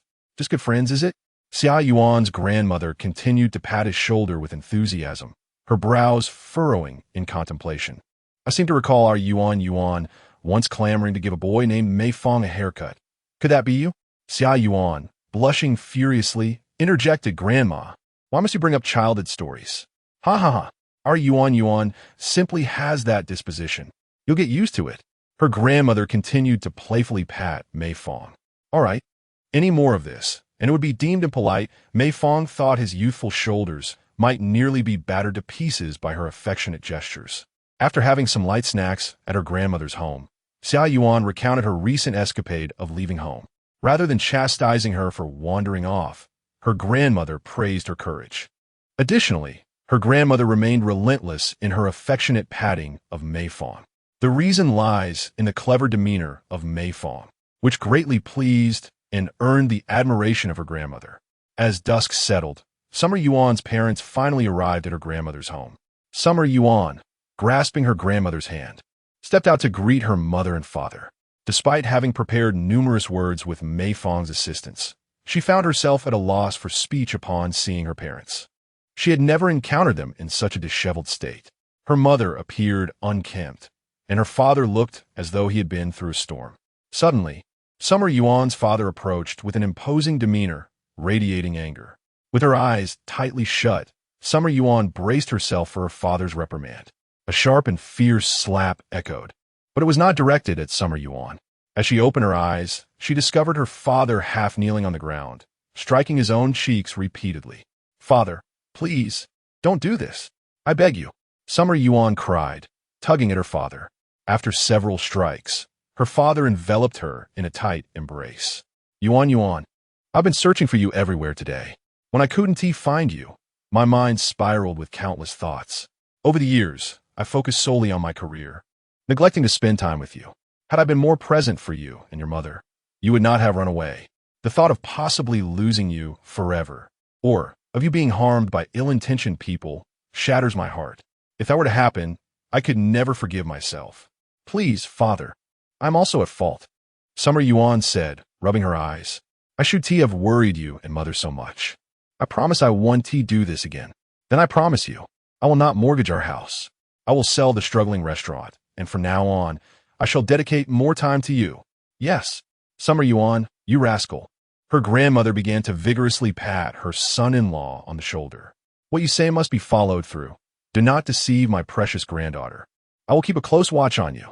I understand. Summer Yuan's father spoke through gritted teeth, clearly affected by the situation himself. Regardless, it was fortunate that the unfolding events did not descend into the worst-case scenario envisioned by Mei Fang. Summer Yuan's father truly loved his daughter. Perhaps it was this love that spurred him to not allow her to suffer alone in this world. Nonetheless, such reasoning could not mask the undeniable truth of his past unfitness for parenthood. This matter could not yet be deemed resolved. Only when the current promises were fulfilled would they gain true acknowledgement. Only then could Mei Fang's past experiences be regarded as a parallel existence. Moreover, amidst the progression of this plan to run away, Mei Fang grappled with a perplexing question. I have been missing for so long, yet my parents haven't even called. Is it perhaps I who lack familial affection? Considering the necessity of attending classes the following day, along with the fact that the unfortunate Mei Fang had yet to reunite with her parents, The group resolved to embark on a nocturnal journey back to Bai Mei County. Accompanying them in the vehicle was Xia Yuan's uncle, allowing for shared driving duties and alleviating concerns about fatigue. Nestled in her mother's embrace, Xia Yuan engaged in a myriad of conversations before drifting into a light slumber, only to be abruptly roused. She gently nudged the dozing Mei Fang beside her. "What's the matter?" Xia Yuan whispered conspiratorially into Mei Fang's ear. "Mei Fang, let me tell you, I just had the most terrifying nightmare." "What kind of nightmare?" "I dreamed that I was having dinner with Mom and Dad, and the feast was extraordinarily lavish. They poured me copious amounts of juice. Then I dozed off in a daze. After that, Mom held me tightly and cried and cried. She wept for such a long time. I had never seen her cry so heartbreakingly before, so I began to cry too. Eventually, Dad and Mom also drank the juice and fell asleep beside me. We were all in such a deep slumber, it felt as though we would never awaken." Mei Fang raised an eyebrow slightly and then inquired gently, "But weren't you asleep? How could you have seen all that?" Let me think. Xia Yuan nestled against Mei Fang's chest, once more succumbing to a drowsy state. Seizing the opportunity while no one was paying attention, Mei Fang tenderly caressed Xia Yuan's fair face, indulging in the exquisite beauty of life. Upon returning home, Mei Fang found only his younger sister, Mei, there to greet him while their parents were engrossed in a discussion about television. Mei embraced him tightly, playfully vying for his affection. "Where have you been today, brother? Our entire family was worried sick. I thought you no longer wanted me as your sister." Mei Fang, despite having outgrown the need for parental affection, couldn't help but feel a tinge of disappointment at his parents' apparent indifference, a stark contrast to his previous life. "What's wrong with you? Your son has been missing all day, and not a single word of concern for my safety?" Mei Jun, stifling a yawn and stretching lazily, replied, "It's rather amusing you say that. Since kindergarten, when have you ever given us a reason to worry?" He added, "We were actually looking for you alongside Xia Yuan's parents and were quite anxious for a while, but upon learning you were at her grandmother's, we relaxed. At the very least, a phone call would have sufficed, don't you think?" Feeling somewhat childish for his earlier grievances, Mei Fang dismissed them. "Let go, Mei Fang. Are you hungry? If so, there are dumplings in the fridge. You can help yourself, or I can boil them for you. You were definitely hoping I'd cook them myself, weren't you?" Mei Fang retorted playfully. "By the way, Mei Fang," Mei Jun interjected, "let us put that aside for now. What happened with Xia Yuan? You should tell your parents." "Yes, exactly." Mei Jun perked up, eager for news. "We've been waiting up for you all night." "Indeed, brother. How is Sister Yuan? Please share." Little Mei Ya's eyes sparkled with excitement, revealing the family's eagerness for the unfolding drama. Although Mei and his wife had always been optimistic in their previous lives, Mei Fang had never realized they possessed such a playful side. Perhaps their previous hardships had stifled their humor. He then recounted the reasons behind Xia Yuan's departure, omitting his own influence, and found the narrative to be quite plausible. "I had heard that the Lao Xia family's hotel had suffered significant losses in recent years. It appears to be true." Mei Yun pondered. If they were to sell the hotel, could they clear their debts? They were once so affluent, yet now I wonder. Nonetheless, they likely still possess more wealth than we do, Mei Fang mused. "I believe that as long as everyone is safe and we have enough to get by, that is what truly matters. Our family is harmonious and healthy. Isn't that sufficient?" "Mother, I must disagree with your statement," Mei interjected. "When has our family ever had enough money? Last time, you didn't buy me that Barbie doll I wanted. You just bought a rainbow pony last week. That wasn't the one I wanted." Indeed, Mei exclaimed, pointing at her father, Mei Jun, who was engrossed in the performance. "It was my dad who insisted on buying this for me." Mei Jun clapped his hands and countered with a rendition of a modified song from the Legend of Nezha. It's her, it's indeed her, our daughter." "Little Mei, Dad, you are so annoying. Your singing is dreadful." Mei swung her small fists, playfully striking her father's cheek. It seems that the reverence for filial piety is a cherished tradition in the Mei family. After her rebirth, the daily life of the Mei Fang family was invariably filled with joy. That small lottery ticket had indeed transformed many aspects of their existence. Amidst the commotion, Xiang Xiaoxia suddenly called out to Mei Fang, "By the way, you haven't visited Grandma in a long time. This week, since we have a holiday, I'll help Xiaoyu find a kindergarten. Could you please visit Grandma in the hospital for me? Is Xiaoyu really going to kindergarten so soon? It's not too early. It's not ideal for me to stay home taking care of her indefinitely. Now that Mei's household registration is sorted, she can attend school. That's wonderful. Finally, she can play with other children. Mei, naturally vivacious and outgoing at just 3 years of age, was already the kind of spirited girl who yearned to play all day long. What about Mom? What's she doing? Xiang Xiao explained, Dad works very hard, and I have been rather idle at home. I need to find a job. Otherwise, I feel guilty for not contributing. The conversation suddenly turned somber. The lottery ticket purchased by Mei Fang had instigated significant changes in their life trajectory. The substantial winnings had provided comfort to her parents, fostering a renewed affection between them. The arrival of Lin Yuxi, whom Mei Fang brought home, sparked a desire in his mother to have another daughter, resulting in the birth of Mei. The birth of his sister inevitably led to the resignation of his mother, who had worked until Mei Fang entered high school in his previous life. Due to the boundless adoration Mei Li Jun and his wife lavished upon their daughter, coupled with a decrease in their income, it seemed that the once substantial winnings might soon dwindle. Don't worry, dear mother. Next year will be 2006. As long as I can endure until the World Cup, I can sell my fantasy journey to the West account and purchase hundreds of lottery tickets, contributing significantly to our small family. By the way, who won the World Cup in 2006 again? First, I'll eliminate my favorite, the Pantos Eagles. In 2018, it was the French team. In 2014, the Germans. In 2010, the Netherlands. No, it was Spain. It seems like Italy won in 2006. Incidentally, Mei Fang was somewhat of a faux football fan, only watching matches related to the world superstar, Mei Dong, whose name closely resembled his own. After much anticipation, this Saturday, following his mother's instructions, Mei Fang was set to visit his grandmother in the hospital. His grandmother had recently suffered a fall and a fracture while selling vegetables in the street, and now his grandfather was caring for her. In his previous life, Mei Fang had always felt that his grandparents favored their grandson, which led to his reluctance to visit his maternal relatives during festive occasions. However, shortly after her grandfather's passing, her grandmother became incapacitated due to a cerebral hemorrhage, and her mother took on the responsibility of caring for her for a time.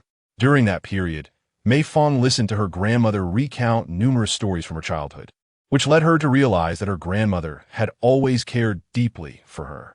Much of her childhood impression had been exaggerated by her youthful tendencies.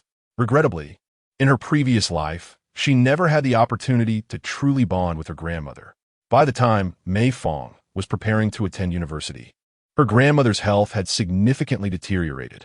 She only remembered her grandmother making a promise from her sickbed to meet her next boyfriend when she returned. However, the Mei Fang of her past life never had the chance to fulfill that promise. Yet, in this life there is still time. She should be able to, right? In this incarnation, Mei Fang has personally felt her grandmother's affection. She knows that her parents are currently very fond of Mei, often providing Mei Fang with some pocket money. Her grandparents, living simply, grow vegetables at home and sell them at the market each morning. Although they can offer little, their care is evident. Mei Fang asked her mother for some money to buy bananas and oranges, and while waiting for the bus at the entrance of the community, she serendipitously encountered Lin Yuxi, who was heading towards their home. 034 dispute. Where are you going, Mei Fang? Lin Yuxi inquired with an air of curiosity. Are you here to play with me? I must go to the hospital to visit my grandmother. I fear today is not feasible. Then I shall accompany you. Lin Yuxi replied with a smile. I have completed all my homework and have no other engagements. Shouldn't you be visiting Xia Yuan instead? Xia Yuan has recently been grounded. Surely you are aware of this. Lin Yuxi remarked, betting Mei Fang's shoulder. Listen to me. A new arcade has opened on Minjing Street, specializing in joystick games. I have observed it from outside the curtain several times, and the games inside are unlike any I have encountered. Let's go there together. You mean the arcade? But those games can also be played on my home computer without any cost. Yet I believe the atmosphere there is more vibrant, and I wish to experience it. Lin Yuxi tugged at Mei Fang's arm. You always let me play on the computer. I can use my allowance to treat you. The typical gaming progression for children should ideally transition from the FC family computer to arcades and then to online games. Wealthier families might even include handheld consoles. However, in the small town of Mei County, development has been rather sluggish. Even in 2005, the card-based Xiaobawang and arcades still held significant market presence, while internet cafes were only beginning to emerge. Lin Yoshi was among the first to engage with online games, oblivious to the family computer and arcade games. Nonetheless, this did not seem to dampen her enthusiasm for the arcade. Noticing Lin Yoshi's incessant chatter about the arcade, Mei Fang sighed. "You intend to accompany me to visit my grandmother today, not merely to persuade me to take you to play afterward, correct?" "Yes, indeed," Lin Yoshi candidly affirmed. "Is that permissible? Since you have secretly observed, you are aware that there are scarcely any girls there. What does it matter whether they are boys or girls?" "Mei Fang, you are a boy, yet you enjoy playing with me and Xia Yuan." Mei Fang found himself rendered speechless by Lin Yoshi's decisive retort. "Fine, I will take you with me, but you cannot go alone. I understand. I merely wish to see for myself. I do not have that much pocket money. Moreover, if classmates see me and report to the teacher, I would be in trouble. You are aware it could lead to trouble." Lin Yoshi beamed brightly. At times, Mei Fang regretted introducing Lin Yoshi to the gaming world. Her enthusiasm for games sometimes seemed overwhelming. Would she still have the chance to become an academic prodigy? Lin Yoshi followed Mei Fang as they alighted from the vehicle, both inquiring with adults for directions to the surgical ward. Upon reaching the surgical inpatient department, Lin Yoshi did not accompany Mei Fang any further, but paused in the lobby. "I shall wait for you here," she declared. "Do not wander off. I am no longer a child. I do not need your guidance." Lin Yoshi pet Mei Fang's shoulder. "Quickly go visit your grandmother. She must miss you dearly." Mei Fang arrived at his grandmother's hospital room, carrying a basket of fruits. At that moment, his grandmother was joyfully conversing with a neighboring patient. Upon noticing her grandson, her face lit up with delight as she beckoned him to sit beside her. Before Mei Fang could even exchange pleasantries, she eagerly attempted to prop herself up to peel an apple for him. "Grandma, please, there is no need for that. You should rest well. I brought you some fruits," he insisted. "Look at this grandson of mine, so thoughtful at such a young age. You are truly fortunate to have him." The neighboring patient remarked enviously. "Oh, let me tell you, my grandson is not only obedient and well-behaved, but he also excels academically, consistently ranking among the top in his class. The teachers have told us he has the potential to attend prestigious universities like Tsinghua and Peking University." His grandmother spoke of Mei Fang's achievements with great vigor, pride evident in her voice. As Mei Fang peeled an orange, he was about to offer her a segment, but she insisted he eat it instead. At this moment, nearly a decade remained before Mei Fang would enter university, and his grandmother would pass away. The frail woman, partially paralyzed, seemed like a different person compared to her vibrant self now. With the prior warning of her condition, Mei Fang was determined to prevent a repeat of past tragedies. As he exited his grandmother's room, he encountered a group of medical personnel wheeling a stretcher past him. The female patient on the stretcher was entirely wrapped in bandages, her visible wounds horrifying, with bloodstains marring the fabric. Other patients nearby couldn't help but glance in shock. When Mei Fang spotted Lin Yoshi, she was crouched on the ground, staring blankly at the floor, lost in thought. It took several calls for her to snap back to reality. "Where have you been for so long?" Lin Yoshi suddenly erupted in anger, inexplicably striking Mei Fang, leaving him bewildered. "Hey, what was that for? It hasn't been that long," he protested. "It has been ages. You've forgotten about me. Haven't you?" Lin Yoshi retorted, delivering another punch, this one harder than the last. Mei Fang felt a twinge of annoyance. "I've been patient because I thought you were just a child not understanding your actions. But this is excessive. Please refrain from hitting me. You're not a little kid anymore, and it really hurts. I warn you, if you strike me again, I won't acknowledge you." Mei Fang believed that such a statement would deter Lin Yoshi, but she ended up pinching him hard once more. And she simply stared at him, seemingly waiting for him to lose his temper. The pleasant mood from visiting his grandmother was utterly shattered by Lin Yoshi's antics, prompting him to turn away from her in frustration. As he approached the elevator, ready to press the button, he noticed a father and son at the end of the corridor near the window. The child, appearing no older than 3, was being comforted by his father, who was trying to soothe him, but the child cried incessantly. "Mommy, I want mommy. I don't want stinky daddy. I want mommy to hold me. Mommy is sick. Let us wait until she gets better, and then she can hold you, okay?" The father responded gently. "No, no, I want mommy to hold me." Listening to the commotion between the father and son, Mei Fang hesitated, retracting his hand from the elevator button. He turned around and quietly observed Lin Yoshi, who stood in the hospital hall with her head bowed. Throughout, her gaze remained fixated on the far end of the ward, precisely in the direction from which the stretcher had just been wheeled in. The curtains swayed gently in the breeze, carrying with them a whispering wind. Although the light was clearly before her, Lin Yoshi preferred to linger in the shadows, utterly alone. After a moment of hesitation, Mei Fang stepped forward, taking Lin Yoshi's hand and softly coaxing her. Lin Yoshi resisted momentarily, but ultimately allowed Mei Fang to clasp her hand tightly. "Shall we go? You mentioned wanting to visit the arcade. Let's go now." Mei Fang gently jostled Lin Yoshi's arm to soothe her, yet Lin Yoshi continued to shake her arm free. "I am insufferable. You should not play with me anymore. Just be with Xia Yuan. Please don't worry about me." Lin Yoshi's voice quivered with a hint of tears. "Why say such things? We're good friends." Mei Fang attempted to comfort Lin Yoshi, patting her shoulder. "It was my fault. I lost track of time, and I apologize for that. It was unreasonable of me to insist on accompanying you." Lin Yoshi bit her lip, her eyes glistening with tears as she gazed at Mei Fang with a mix of sorrow and indignation. "Why not just leave me here? How could I possibly abandon you?" Lin Yoshi's outcry was momentarily overshadowed by Mei Fang's own shout, leaving her momentarily stunned. Mei Fang took Lin Yoshi's hand and led her into the light. They descended the elevator together, Lin Yoshi resembling a marionette, guided wherever Mei Fang led. Upon reaching the bus stop, Mei Fang inquired, "You wish to go to the arcade on Minjing Street, correct? We could take bus number 2. "I no longer wish to go to the arcade," Lin Yoshi replied, rubbing her eyes, appearing somewhat composed. "Then where would you like to go? I will accompany you anywhere. Can we go to that place?" "Of course. You didn't even ask which place.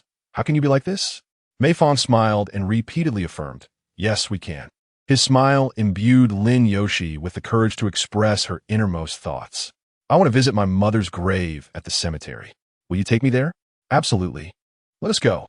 Mei Fang gently patted Lin Yoshi's arm. "We shall leave right away, immediately." The reason why Mei Fang suddenly turned around was that he recalled his mother mentioning that Lin Yoshi's mother had also tragically perished in a car accident. The injured person he had just seen bore a striking resemblance to wounds inflicted by such a mishap. Although that incident occurred when Lin Yoshi was merely 3 or 4 years old, she might have been reminded of this hauntingly familiar scene. Consequently, upon witnessing the patient and hearing the cries of the boy nearby, she unexpectedly thought of her mother, becoming sensitive and somewhat unreasonable in her emotions. She transformed into the disheveled child who had often been reprimanded by teachers in kindergarten, engaging in attention-seeking behaviors, indifferent to the disapproval of others. This was the sorrow of growing up without maternal love, no matter how much friendship and affection Mei Fang and Xia Yuan offered her. It was challenging to mend the deep-seated wounds.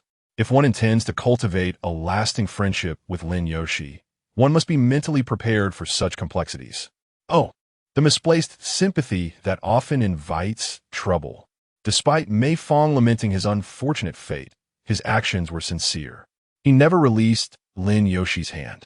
The cemetery was located on the outskirts of Baimei County, necessitating a bus ride from the station akin to traveling to Jiangxing. Familiar with the transportation in his hometown, Mei Fang quickly found a bus that would take them to the cemetery. Before boarding, he reminded Lin Yoshi that since they were visiting to pay respects to her mother, should they not consider bringing something along for her? Lin Yoshi shook her head, expressing uncertainty about what her mother liked. Her father always brought many offerings during their visits, but she could not remember them all. The innocent truth spoken by the child suddenly brought a pang to Mei Fang's heart, who, despite being of adult mind, felt a wave of emotion. Indeed, her mother had passed away when she was just 3 years old. After 6 or 7 years, what could she possibly remember about her? Perhaps we should buy things you like, fruits or such. Anything you adore. I'm sure your mother would not disapprove. Lin Yoshi nodded and pulled 3 coins from her crumpled pocket. This was meant for us to play games. I will buy an apple. Can 3 coins buy an apple? No need. This time you won't have to pay, Mei Fang replied. Save your money for when you treat me to games later.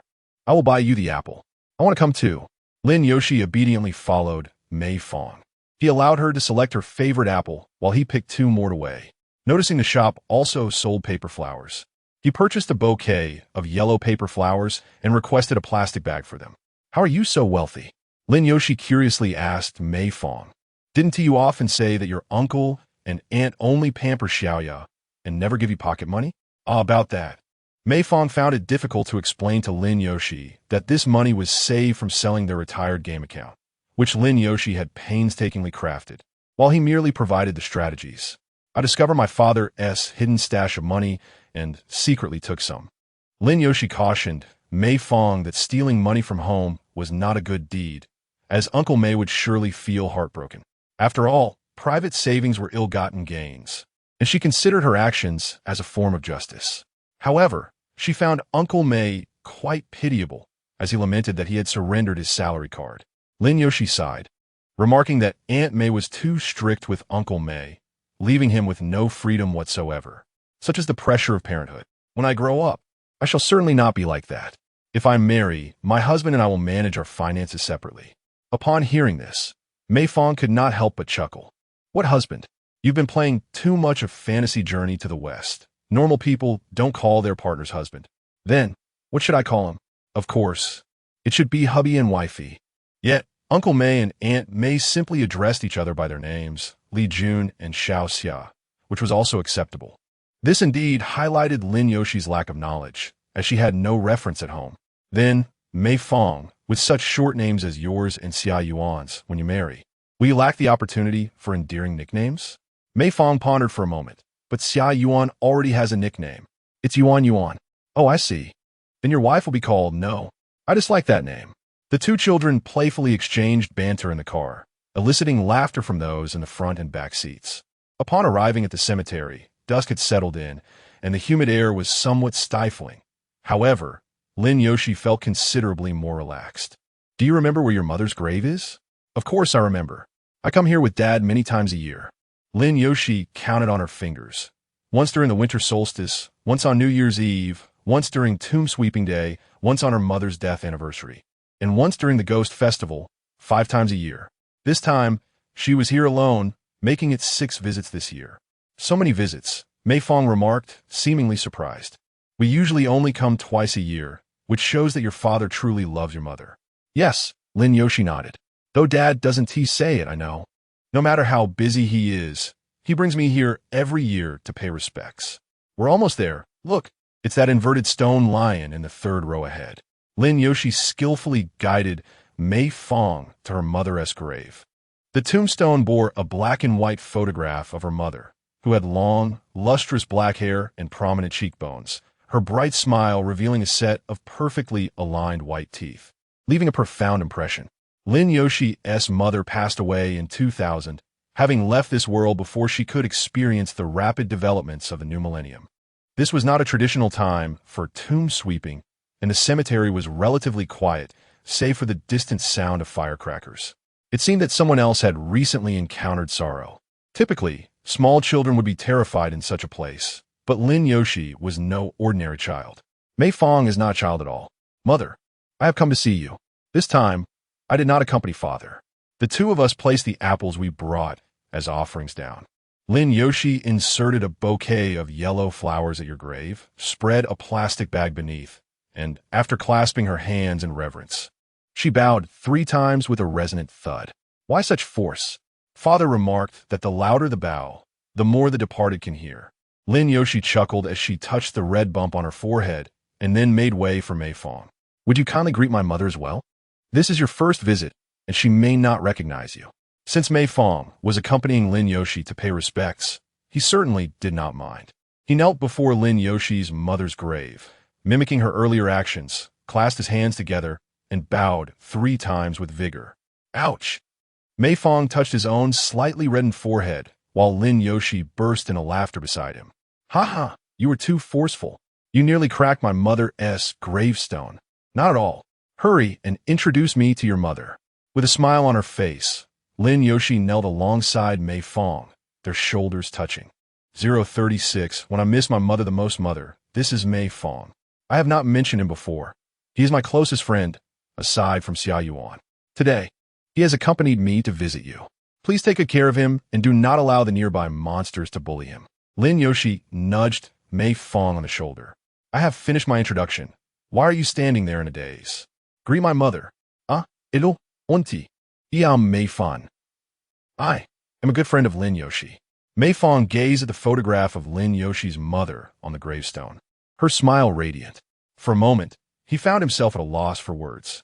Just then, Lin Yoshi suddenly closed her eyes and, believing she spoke softly enough for Mei Fang to hear, confided, Mother, let me tell you something.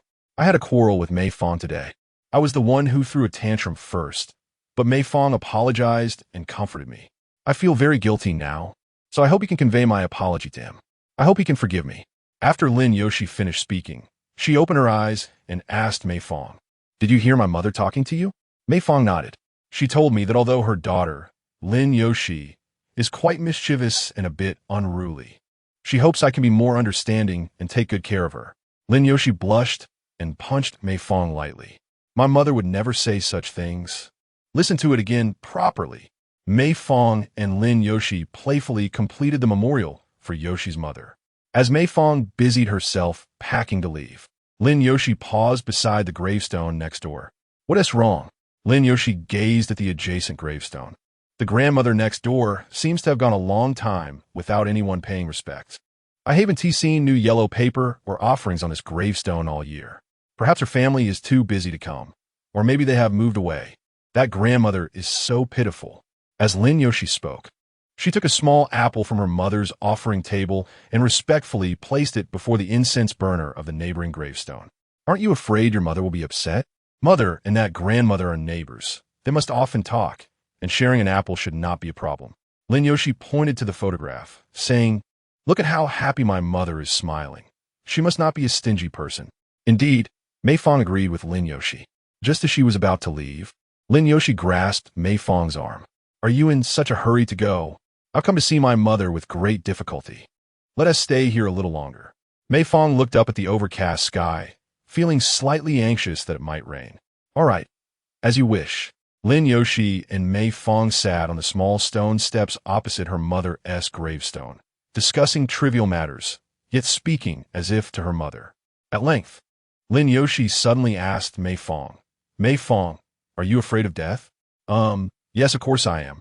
Mei Fang nodded gravely. It is a painful thing, especially dying suddenly. You speak as if you have experienced it. Indeed, I have not. Lin Yoshi took Mei Fang's sincere words as a jest and chose not to pursue the topic further. I believe that, even after death, one still has descendants or friends and relatives who come to pay their respects. At that moment, one is not entirely considered gone. For instance, my mother lives on in the hearts of my father and me. Yes, that is how it is. However, if my father and I were to pass away, perhaps there would be others who remember us, but my mother would be forgotten. Lin Yoshi's voice carried a tinge of sorrow. By then, my mother would be like the elderly neighbor, with no one to honor her memory, no one to remember her. It is a common saying that a person dies 3 times. The fact that Lin Yoshi, at such a tender age, understands this truth is indeed remarkable. Nonetheless, it is an unavoidable reality. No, I do not wish for it to be so. Lin Yoshi seemed to have resolved something within herself. When I grow up, I will surely bring my children to meet my mother. I want to tell my children that this is their grandmother, their mother's mother. If I were to leave this world, they must not only remember to pay respects to me, but also to my mother. Listening to Lin Yoshi's resolute words, Mei Fang felt an inexplicable sense of emotion. In our culture, we hold our ancestors in almost divine reverence. The custom of ancestor worship thrives in this land, emphasizing the continuity of tradition and the everlasting flame of remembrance. However, with the passage of time, these traditions have gradually faded from memory. The older generations in our hometown cling to the past, while most of the new generation struggles in the rental apartments of big cities. As the older generations slowly depart, certain customs seem inevitably destined for extinction. Of course, this is not a question of good or bad. It is a notion steeped in nihilism. Do our ancestors truly care whether they are remembered when we bring nothing into this world and take nothing with us? When Mei Fang regained her composure, she continued Lin Yoshi's train of thought. But is it not too early to ponder such distant matters? Not at all, not in the slightest. Lin Yoshi quietly gazed at her mother's gravestone, murmuring softly. Observing her melancholic demeanor, Mei Fang gently inquired, "Lin Yoshi, when do you miss your mother the most?" Lin Yoshi, squatting on the stone steps with her knees hugged close, stared at the verdant moss below. She fell into contemplation. "I don't think about it much, as you and Xia Yuan are always by my side. Xia Yuan is willing to be my friend, sharing her toys with me, giving me various little gifts, and always playing the role of my mother, caring for me. I truly adore her, I really do." When Lin Yoshi spoke of Xia Yuan, her admiration was palpable. "Oh, and what about me?" Mei Fang smiled brightly, her expression filled with anticipation. Lin Yoshi pondered for a moment and then earnestly replied, "You are also wonderful. After all, you play games with me. After all these years, is this what you remember? You heartless little girl." Mei Fang feigned a look of grievance, as if her conscience had been devoured by a dog. However, as Lin Yoshi spoke, she suddenly fell silent. After a prolonged moment, she gazed up at the sky. The paper money fluttered in the evening breeze, while the slanting sun disappeared behind the verdant pines. As the sky became shrouded in dark clouds, Lin Yoshi finally spoke again. Yet, apart from these fleeting moments, a solitary tear gently rolled down her cheek. "I have always missed my mother. I think of her every day." Mei Fang silently observed Lin Yoshi as she poured out her heart. "Everyone I know has a mother. Yet I am the only one without one. I long to act spoiled in front of my mother, just like Xia Yuan does with Teacher Yu, or like Xiaoyu does with Aunt Mei. But I'm the only one without a mother." Lin Yoshi hugged her knees and began to cry, feeling wronged. Perhaps it was the influence of the little crybaby, Xia Yuan, that had dulled his senses, despite having spent so many years together. Mei Fang realized this was the first time he had witnessed Lin Yoshi sobbing like this. He shifted closer, comforting her as he would with Xia Yuan, gently stroking Lin Yoshi's head.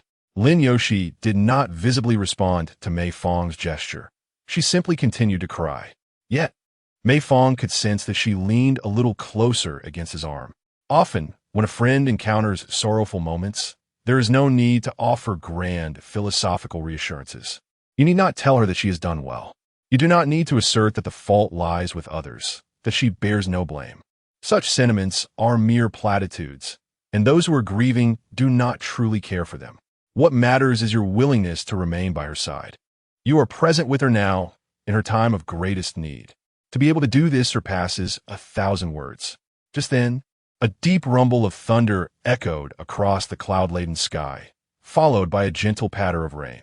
In the delicate embrace of a rainy evening, Mei Fang hurriedly led Lin Yoshi to a small wooden shed at the cemetery entrance to seek refuge from the torrential downpour. The rain fell in relentless sheets, accompanied by thunder that reverberated through the air. It was indeed peculiar for such incessant rainfall to occur so close to autumn. Observing Lin Yoshi shivering with her arms wrapped around herself, Mei Fang removed his jacket and draped it over her shoulders.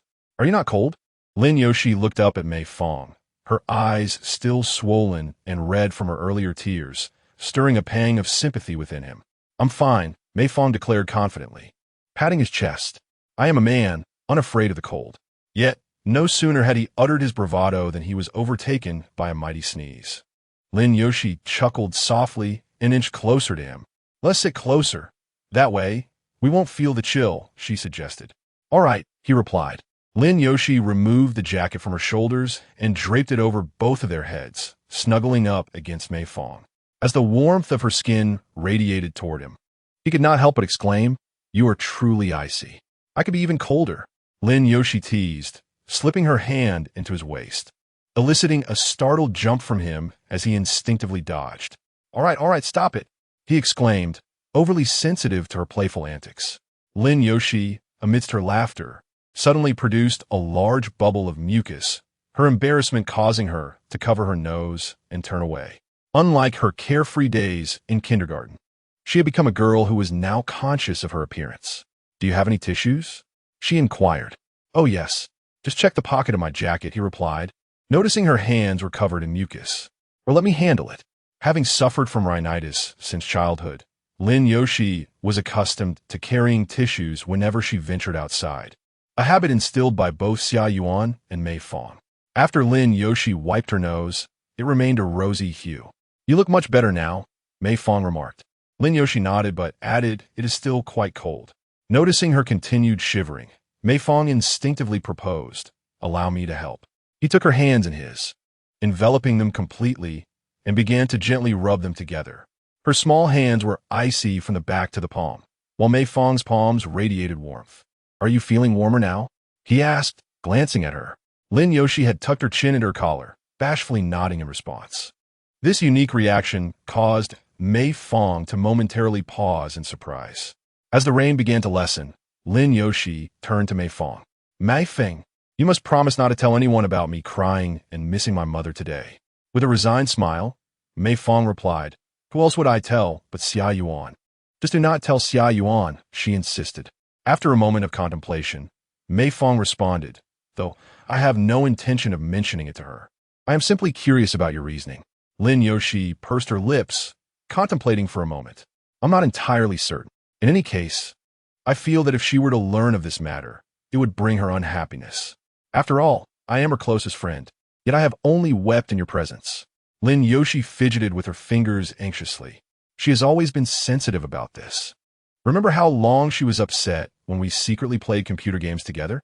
Observing Lin Yoshi's troubled expression, Mei Fang gradually realized a significant truth, how profoundly Xia Yuan mattered to Lin Yoshi. In that past world, Xia Yuan was the singular beacon of light in Lin Yoshi's childhood.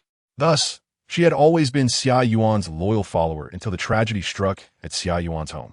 Lin Yoshi lost her sole source of light, subsequently shutting her heart, which ultimately led her to become the reclusive and aloof individual she is now.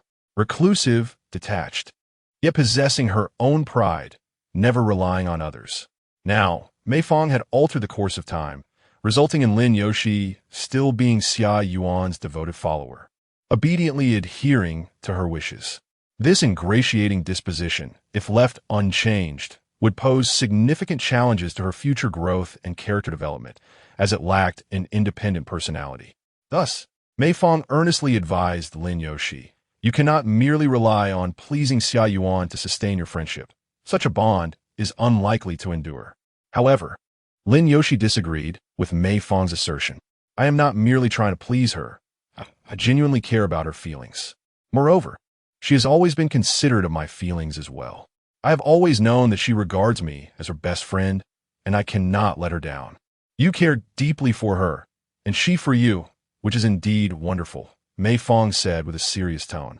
"Yet, there will come a day when both of you encounter something precious to you. If it happens to be something you both ardently desire, would you be willing to relinquish it for her?" Without hesitation, Lin Yoshi responded, "If Xia Yuan truly desires it, of course I would give it to her. And what about yourself? The premise is that you also wish for it, you know?" Lin Yoshi pondered for a moment before providing her resolute answer. "Then I would still give it to her. She has given me so much." It seemed, in retrospect, that discussing such matters with Lin Yoshi was somewhat premature. Sigh, why should I burden her young mind with adult worries? At that moment, the rain began to subside, and Mei Fang and Lin Yoshi made their way to the station to wait for their bus. By the time they boarded the bus and reached the stop near home, it was already time for the evening news. Returning home so late would surely invite scolding. Just as these thoughts troubled him, Lin Yoshi took Mei Fang's hand and said, "Would you like to come to my house tonight? You can call Uncle Mei from my place and tell him you're having dinner here, so they won't blame you. But that might not be right. After all, it feels deceptive, and your father wouldn't approve." Dad said he's staying overnight at the construction site. "We can make something to eat ourselves. You can already cook? Why are you so surprised?" Lin Yoshi playfully struck Mei Fang, saying, "I might get angry. After all, you usually struggle with self-sufficiency, and now you suddenly claim you can cook. Who would believe that?" She admonished, "Do not belittle others. Taking this opportunity, I shall demonstrate my culinary skills." Lin Yoshi appeared remarkably confident. It is often said that children from impoverished backgrounds mature early. Without a mother and with a father preoccupied with work, she inevitably acquired the ability to cook. Mei Fang followed Lin Yoshi to her home, where Lin changed into a different outfit before commencing her cooking. With deftness, she opened the refrigerator's compartment and retrieved the ingredients for the day. Frozen dumplings. What exactly was I anticipating? Lin cautiously poured water into the pot, ensuring the level was adequate, and then laboriously placed the pot on the stove. She gingerly opened the valve of the liquefied petroleum gas and ignited the flame to begin boiling the dumplings. The fire on the stove roared to life. Meanwhile, after finishing a call with her family, Mei Fang turned her attention to Lin Yoshi's actions. Though she appeared a bit hasty, it was evident that she was well acquainted with these procedures. Mei Fang, pay close attention and learn well. Boiling dumplings involves first pressing out the frozen dumplings before starting to heat the water. Once the water reaches a boil, do not add the dumplings immediately. Instead, add a small bowl of cold water, a drop of sesame oil, and a sprinkle of salt. As they prepared the meal, Mei Fang leaned against the side of the stove, patiently listening to Lin Yoshi's instructions and occasionally lending a hand. The two enjoyed their dumplings while watching an animated series broadcasted on the local television station. A gentle autumn rain brought a chill to the air. As the weather cooled, the sky cleared after the rain. Tonight, the stars were hidden, but fortunately, the moonlight was exquisite. Routine matters since the incident of her elopement. Xia Yuan had been forbidden from going out alone for a considerable period. Her father now personally escorted her to and from school. Meanwhile, Xia Yuan's father indeed fulfilled his promise. He hung a banner, an announcement declaring the temporary closure and transfer of the well-known restaurant by Mei Rin Jia, which he operated in the county town. This establishment, modestly renowned in by Mei County, was soon to change hands. After confirming this course of action, Mei Fang was willing to believe that Xia Yuan's father genuinely intended to shift his focus from his career and sincerely wished to return to his family. Initially, Xia Yuan was elated, sharing daily anecdotes with Mei Fang about the activities she engaged in with her father. Today, Dad took me shopping for clothes. Dad cooked for us today. His dishes are quite delightful, better than Mom's. For the first time, Dad expressed a desire to try playing the piano. He is really quite clumsy. It took him ages to play Twinkle, Twinkle, Little Star. However, a month later, Mei Fang witnessed Xia Yuan storming in, tossing her backpack aside, propping her chin on one hand and gazing glumly at him. Dad has become so annoying. Upon hearing this, Mei Fang couldn't help but chuckle. What happened to you? P.S. meddling too much. I told him I wanted to visit your house this Saturday, but he wouldn't allow it, insisting that if I wanted to play, I could only come to our place. I haven't been to your house to play games in nearly a month. He's simply worried about you. Perhaps he's also wary of me. Xia Yuan, who had always been well-behaved and sensible, suddenly seemed to have transformed, contemplating running away from home. Parents often look for external reasons for their children's behavior, believing their offspring to be exemplary and attributing any issues to negative influences. Xia Yuan's closest and most opinionated friend was Mei Fang, and since they had fled together during the incident, his suspicion was naturally the highest. Nonetheless, Mei Fang did not feel uncomfortable about it. After all, he was the mastermind behind the plan, bearing the weight of grave responsibility. However, Teacher Yu continued to treat him as before, showing no inclination to change the seating arrangement between her and Xia Yuan due to this situation. In comparison to Xia Yuan's mother, her relationship with Mei Fang was more akin to that of teacher and student.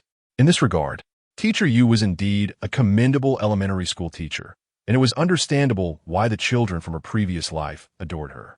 Xia Yuan often vented her frustrations to Mei Fang, lamenting how clingy her father had become, and she continued her tirade even during class until Teacher Yu could no longer overlook it.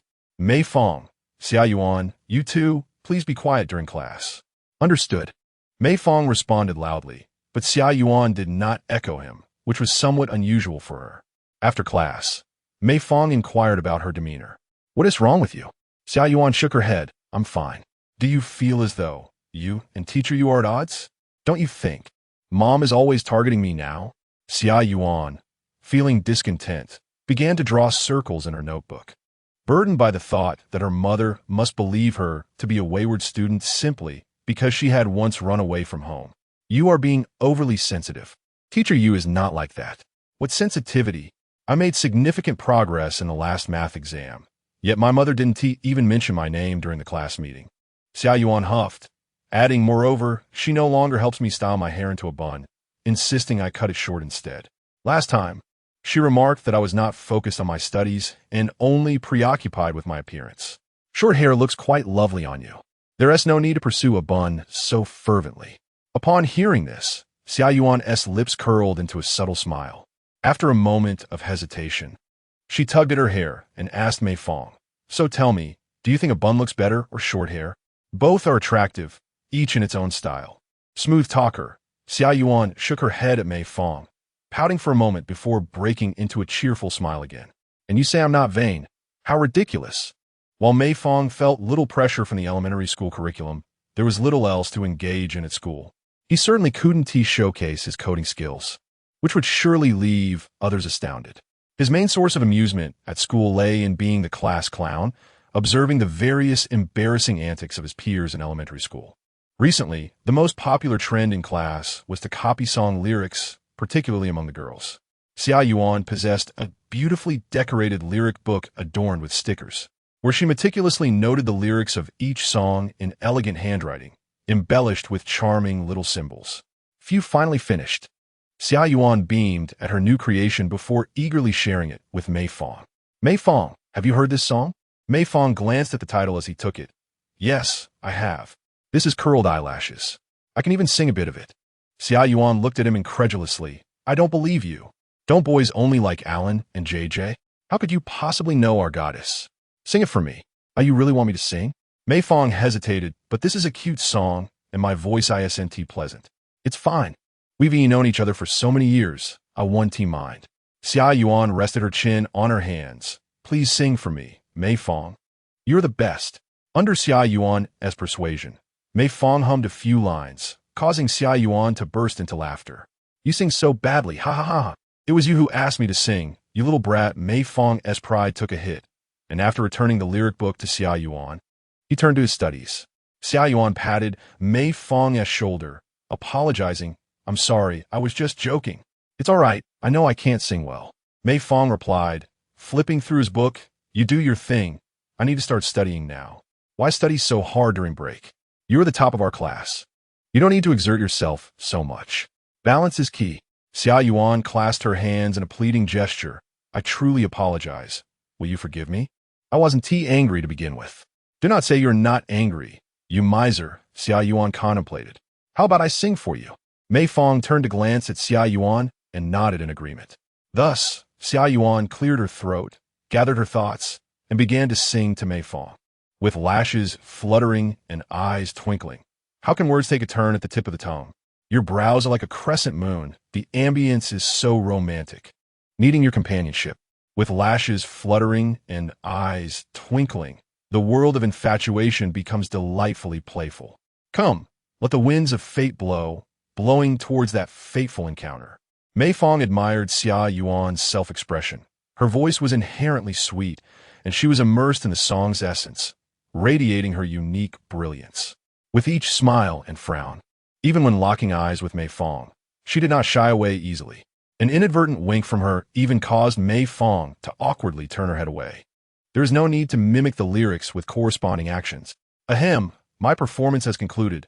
I invite our judge, Mei Fang, to provide her critique. "Well, how did I sing, Mei Fang? Do tell." Xia Yuan launched another wink attack. "Good, very good, exceptionally well. How can the top student use such sparse vocabulary?" Mei Fang teased. "Use more idioms to praise me.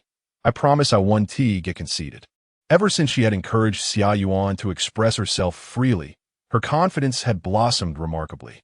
After fending off Xia Yuan's advances, Mei Fang shifted the topic.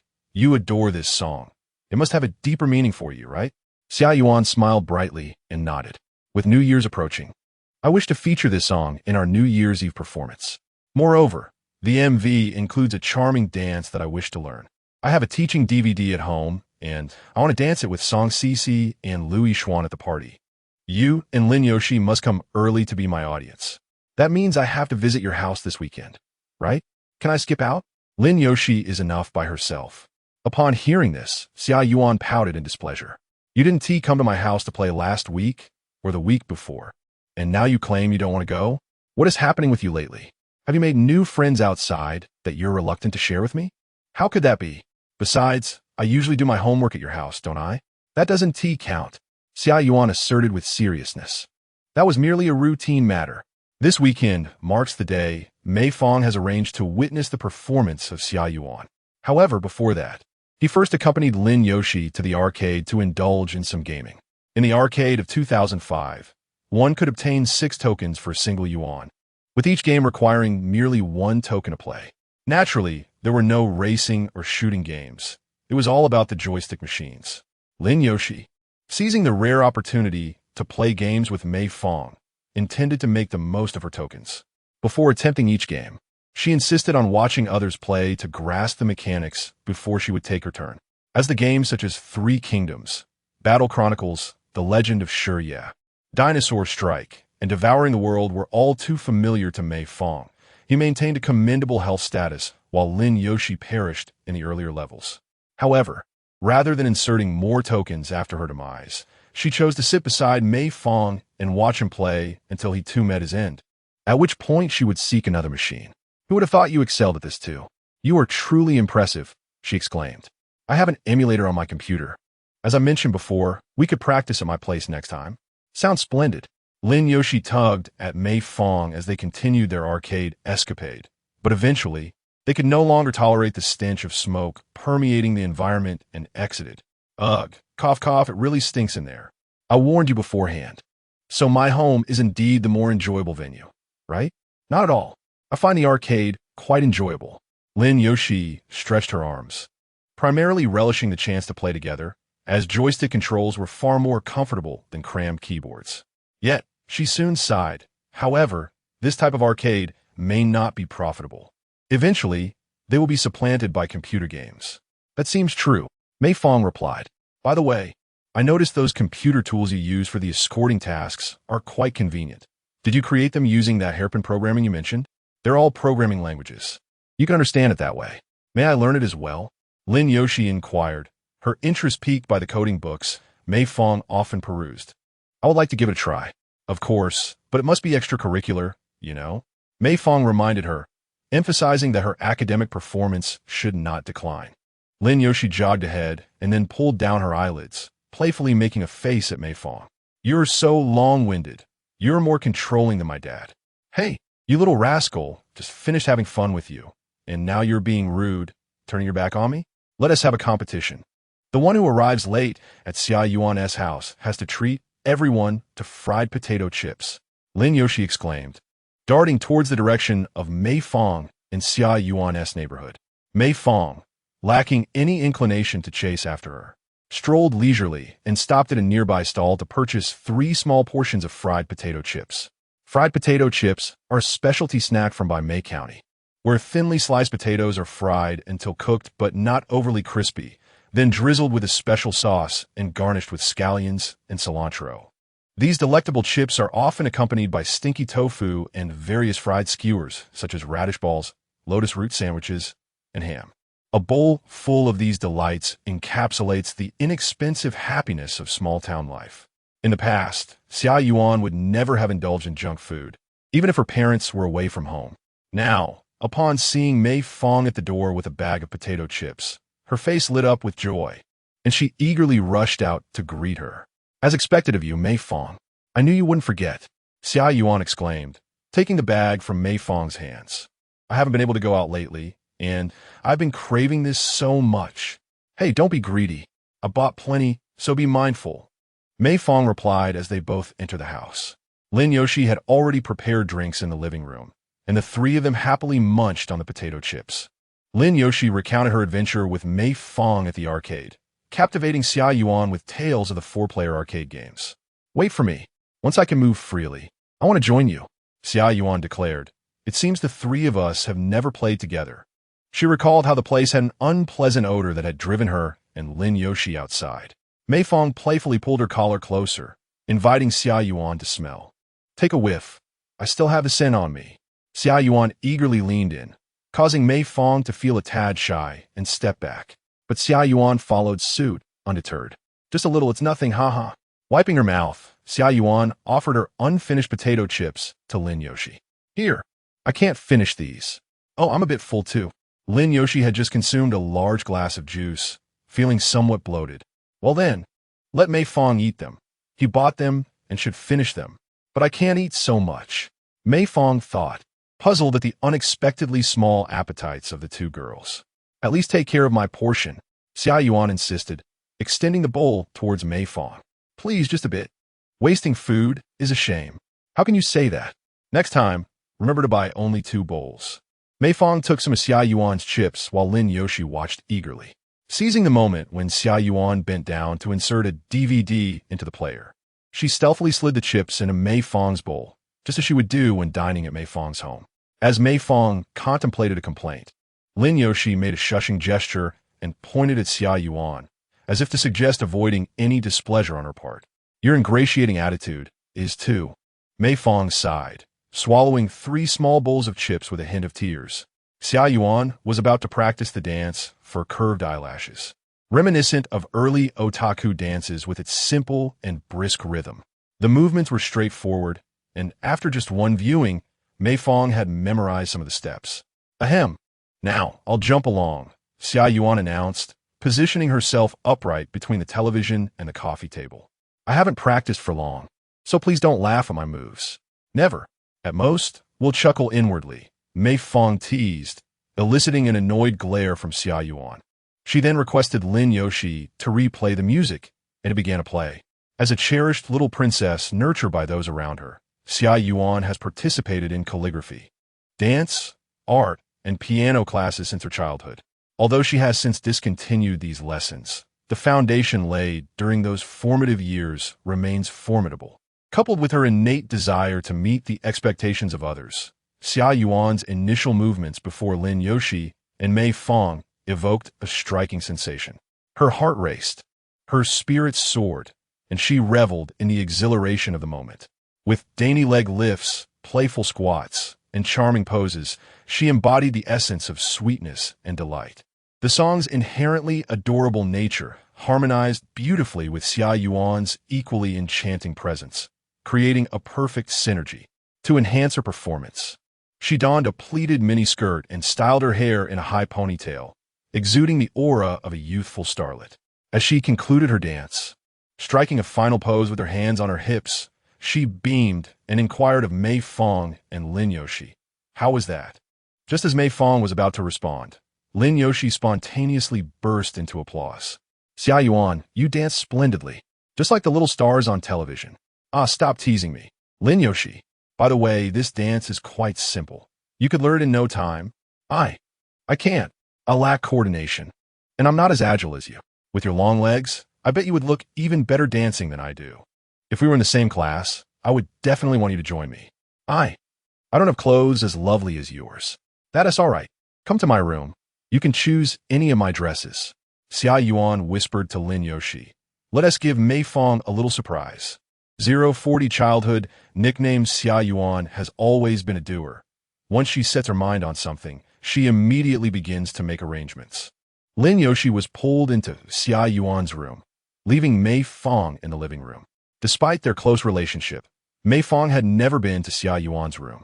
Perhaps there were opportunities during their kindergarten days, but now Xia Yuan had developed a sense of gender awareness, and there were certain realms that Mei Fang, as merely a boy, could not enter. Of course, it was quite casual for Xia Yuan to enter his room. Mei Fang took a brief rest on the sofa at Xia Yuan's house when he suddenly heard the sound of lively footsteps descending the stairs. Dressed in little sneakers, long white socks, a pleated skirt, a bow, and twin ponytails, Lin Yoshi transformed from a wild girl next door into a little princess after donning Xia Yuan's clothing. To match Lin Yoshi, Xia Yuan also tied her hair into twin ponytails. Though their hair was not long, they appeared vibrant and full of life. Mei Fang, look, does our Lin Yoshi look good? The contrast was indeed striking. Mei Fang compared her to Lin Yoshi from his previous life. In his past, Lin Yoshi always wore her hair long and cascading, adorned with a school uniform jacket, leaving a lasting impression with her soft, flowing locks. The once aloof, academic star now stood before him like a budding child star. It was hard not to be astonished. Is that all you have to say about the contrast? You're being unfair to Lin Yoshi. Xia Yuan nudged Lin Yoshi forward. You should wear prettier dresses more often and not just shirts. You can borrow my clothes anytime. I feel it doesn't quite suit me. Lin Yoshi fidgeted with her black sneakers, feeling somewhat out of place. Not at all. You're just unaccustomed to it since it's your first time wearing something like this. Xia Yuan continued to encourage her. Though I have many friends in class, I still like you the most. We miss being in the same class in elementary school, but we can strive for it in middle school. My mom said that classes in experimental middle school are divided by grades, so if we all study hard, we could be in the same class then. Yes. Lin Yoshi nodded. I've been studying diligently. All right, let's set that aside for now and practice our dance together. Okay, you see, I told you I'm not needed at all. Mei Fang realized he had no way to integrate into their conversation and thought of an excuse to leave. Can I go home now? I might have things to do. As he stood up, he was abruptly halted by Xia Yuan, who grasped his arm firmly, refusing to let him leave. No, you have to help us evaluate our performance. Xia Yuan frowned. What could you possibly have to do at home? Just playing games? I still need to learn programming code. I have an online video lesson to watch today. Mei Fang noticed Lin Yoshi's gaze was fixed on him, clearly intrigued. Perhaps, rather than dancing, she now yearns to learn coding alongside Mei Fang. Online studies can be postponed until my father returns, at which point you will depart. Xia Yuan's tone suddenly shifted to one of plaintive grievance. You haven't visited my home for 2 weekends now, and after just a brief stay today, you wish to leave. Do you no longer enjoy spending time with me? As she spoke, she leaned against Mei Fang, rising on her tiptoes to approach his face, prompting him to instinctively step back 2 paces. Goodness, please don't look at me like that. It's too adorable. Stop saying foolish things, Mei Fang retorted, tapping Xia Yuan on the head. I'm merely concerned that, as the only boy here, you and Lin Yoshi might feel awkward. In front of other boys, it would certainly be awkward, but you are different, Mei Fang. Xia Yuan replied earnestly. We 3 have grown up together. How could there be any embarrassment? Childhood companions. In the year 2005, children were not as inundated with information as today's youth, who can access everything on their phones. Hence, it was Lin Yoshi's first encounter with such terminology. What does it mean? Childhood sweethearts refer to good friends who have grown up together. For instance, girls like you and me are akin to green plums, while boys like Mei Fang are the bamboo horses. This is similar to our hometown's term Fa Shao. After Summer's explanation, she pondered that although the 3 of them shared a close bond, there seemed to be no special nicknames among them. Lin Yoshi had a childhood name, Yuan, but she had never referred to herself that way.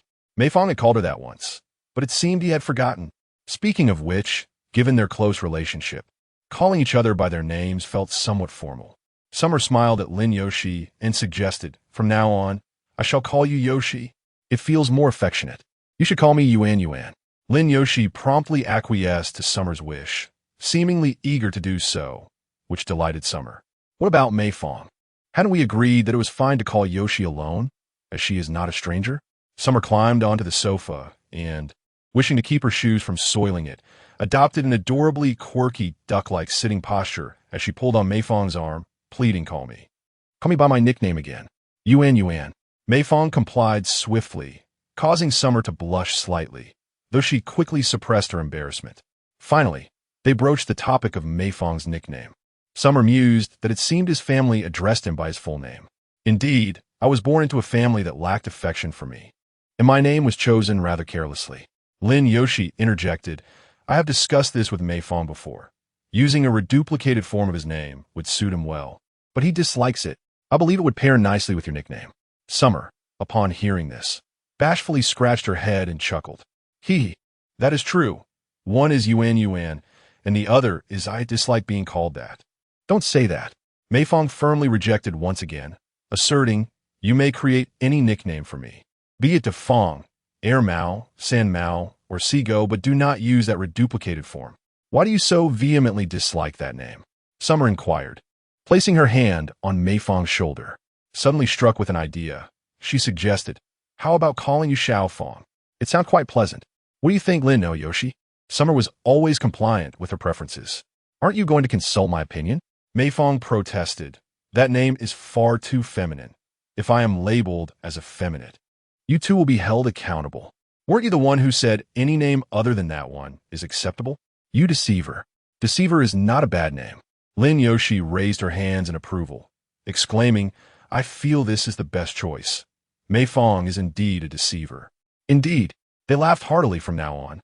You shall be called Deceiver Mei Fang, the master of deception, the master of deception, the master of deception. Xia Yuan cheerfully shook Mei Fang's shoulders, while Mei Fang, appearing utterly disinterested, allowed herself to be toyed with. In the ensuing playful tussle, Xia Yuan, with an excessive push, sent Mei Fang sprawling onto the sofa. Xia Yuan followed suit, leaning down, her hands propped against the couch, twin ponytails cascading down as she gazed intently at Mei Fang before her. Such a position of mutual gaze, with one above and the other below, was an experience Mei Fang had never encountered in her life. However, observing Xia Yuan's seemingly embarrassed demeanor, coupled with her indecision about whether to rise, alleviated some of Mei Fang's psychological burden. Gradually, Xia Yuan climbed off Mei Fang and, after adjusting her hair slightly, turned her attention to Lin Yoshi. The nickname we VE come up with is even longer than the actual name. Doesn't that seem inappropriate? You agree, right, Yoshi? Lin Yoshi, who had been lost in thought, snapped back to reality at Xia Yuan's prompting and nodded. How about we keep it simple, like a Mei and a Fang? A Fang seemed like a decent name, what do you think? Sure, Mei Fang replied, finding no objections to it. Yet, there was an odd feeling that this name resembled a humorous character from a popular creative advertisement that had gone viral for a time. A Fang and a Mei are just the most common names for boys and girls in the Guangdong region. The thought of my parents bestowing such a trivial name upon me irked Mei Fang. Well then, it's settled. After instinctively licking her lips, Xia Yuan sat up on the sofa, and as Mei Fang also sat up, she stammered from now on, we shall all call you a Fang. A Fang. Lin Yoshi tried calling out, with Xia Yuan mimicking her, leaning closer to Mei Fang and incessantly shouting in his ear. Alfen, Alfen, Alfen. A Fang. Mei Fang, covering her ears, leaned towards Xia Yuan and shouted back to express her protest. I hear you. I hear you. I hear you. I hear you. Ha ha. The cheerful laughter of the girls resonated throughout the living room. I comprehend. Being given a nickname is indeed an experience I have never encountered before. Although being addressed as a Fang feels somewhat awkward, it is also quite novel for Mei Fang. In my previous life, I did not have particularly close relationships with either the opposite sex or same-sex friends. Most friendships merely existed within the confines of specific life stages. Transitioning from junior high to high school, and then from high school to university, I would forge new connections only to forget many of them. The sole exception was a close friend named Zhang Ming, whose friendship with Mei Fang endured through university, as we often indulged in gaming together. A testament to our kindred spirits. However, after graduation, he was employed by the renowned telecommunications giant, Huaxing, in the Celestial Empire and was unfortunately dispatched to Wakonan, where he met with misfortune amidst turmoil, subsequently vanishing without a trace. This left Mei Fang alone in the homeland, wandering aimlessly through life. Now, reflecting upon it, since Mei Fang has been reborn, this close friend would undoubtedly fit the trope of becoming a special forces king in Wakonan, only to meet his demise far from home. If I have the fortune to encounter him again in this life, I must advise him against submitting his resume to Huaxing upon graduation, thus rectifying a small grievance. If he never crosses paths with that fate, so be it. I shall respect the course of his destiny. After a while, Xia Yuan, having grown weary of calling out nicknames, has now turned her attention to more serious matters. Well, since the nickname has been established, it is time for me and Yoshi to commence our dance practice. Let's learn step by step. Mei Fang, kindly assist us by adjusting the playback progress. Here I am, eagerly hoping to accompany them, relegated to the role of a mere assistant. As Xia Yuan and Lin Yoshi follow the video, Mei Fang is prompted to pause the playback after each segment, needing to rewind and fast-forward according to Xia Yuan's instructions. Familiar with the choreography, Xia Yuan patiently breaks down each movement for Lin Yoshi, reminiscent of a mother teaching her child. Lin Yoshi, initially struggling to keep up, gradually begins to mirror Xia Yuan's movements for a short segment. Yes, just like that. 1, 2, 3, 4, 2, 2, 3, 4, hands swirling. Lift your hips and rise. Now, let's perform the entire sequence once more. 2 hours have elapsed, and Lin Yoshi can nearly keep pace with Xia Yuan for the first half of the dance. Who would have thought that while struggling to learn how to tie shoelaces, she excels in dancing? This must be the advantage of having long legs. Xia Yuan slightly rises on her toes, comparing her height with Lin Yoshi's. You were just at my height before, and now you surpass me by nearly half a head, I suspect. You might even be taller than Mei Fang. As a man, Mei Fang has always been reluctant to concede in matters of height, and while he may still have a bit of ground to cover, it is likely that in a couple of years, he will surpass me. Girls tend to enter puberty earlier than boys, which is simply an unchangeable fact. Is that so? Why don't you two compare then? Let us compare. Mei Fang stands up and positions himself in front of Lin Yoshi, who steps forward to face him. Their noses nearly touch as they lock eyes, almost drawing closer. It appears to be about the same height. Lin Yoshi turns to Xia Yuan and asks, "What do you think, Yuan? Wait, we cannot compare like this.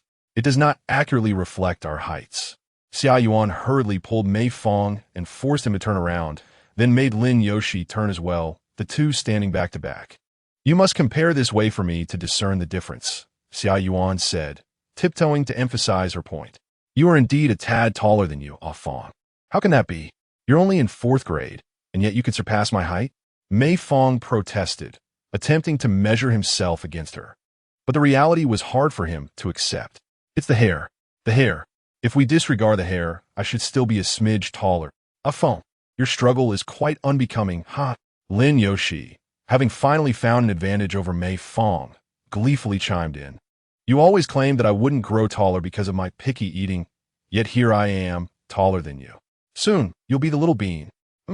Just wait a few years and see," Mei Fang retorted, pondering the previous incarnation of Lin Yoshi, whose popularity stemmed not only from her academic prowess, but also her striking appearance, particularly her long, fair legs that drew attention in summer. He had occasionally caught glances of her through the lens of high school friends. Was Lin Yoshi really taller than him? He had never compared. While he didn't look up to her, those long legs certainly gave her an advantage, making him feel slightly shorter. What if she really is a bit taller than me? Mei Fang mused, still somewhat sensitive about being shorter than girls. Starting from now, I'll try to drink more milk. I wonder if it's too late. Being taller isn't a big deal, Xia Yuan reassured him, embracing Lin Yoshi.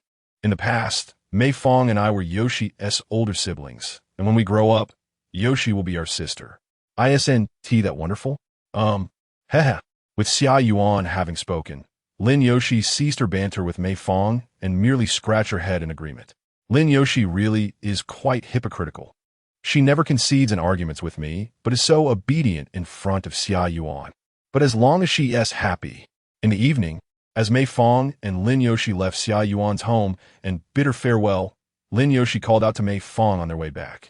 Fang, why are you addicted to calling me like Xia Yuan?" Lin Yoshi skipped lightly onto every stone slab in the path, casually mentioning earlier events. "By the way, you called Xia Yuan so many times, yet you haven't directly called me Yoshi. Why didn't you mention this back at Xia Yuan's?" Mei Fang teased her. Lin Yoshi shook her head, gazing down at the floor. "I forgot." "How could you forget and suddenly remember as soon as we step out?" Mei Fang questioned. "This means you didn't want to argue with Xia Yuan." "Well, I didn't expect them to compete for my affection. I'm not that trivial," Mei Fang thought to himself. While he had successfully secured Xia Yuan's companionship, he didn't want Lin Yoshi to become overly dependent. If she couldn't regain her former status as an exceptional student, it would trouble him greatly. If you wish to be friends with Yuan, then don't fear hurting her feelings. You conceal your thoughts from Yuan, believing that it would spare her feelings. Do you grasp my meaning, Yushi? Lin Yoshi, initially appearing somewhat disheartened, instantly brightened upon hearing the last words from Mei Fang, raising her head in excitement and nodding. "I understand. You comprehend." "Comprehend what exactly?" Mei Fang challenged. "What did I just say?" "You tell me. If there are words you wish to express, you must convey them directly to Yuan, rather than keeping them hidden. Isn't that the essence of it?" Mei Fang was momentarily taken aback, realizing that she had indeed absorbed her words. Such is the prowess of a diligent scholar, adept at multitasking. Indeed, Lin Yuxi nodded. I recognize your concern for me. However, Yuan is also deeply concerned. We share our own little secrets and agreements. Yet, those are matters exclusive to girls, which you're not privy to. How tantalizingly cryptic. This is quite unamusing. Mei Fang resolved to dismiss thoughts of the girl's secrets. By the way, would you care to join me for dinner at my home this evening? Lin Yuxi nodded, expressing her desire to study Java together after the meal, recalling that Mei Fang had online video courses to review, which she had already downloaded. About that.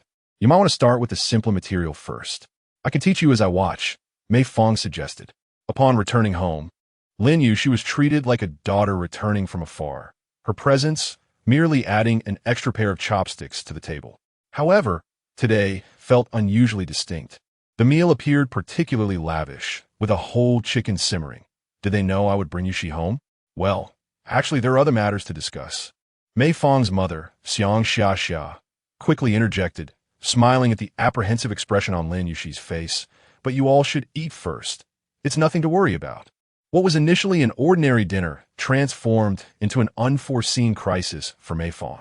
Just then, her father, Mei Lijun, approached her, gently patting her shoulder with a calm smile.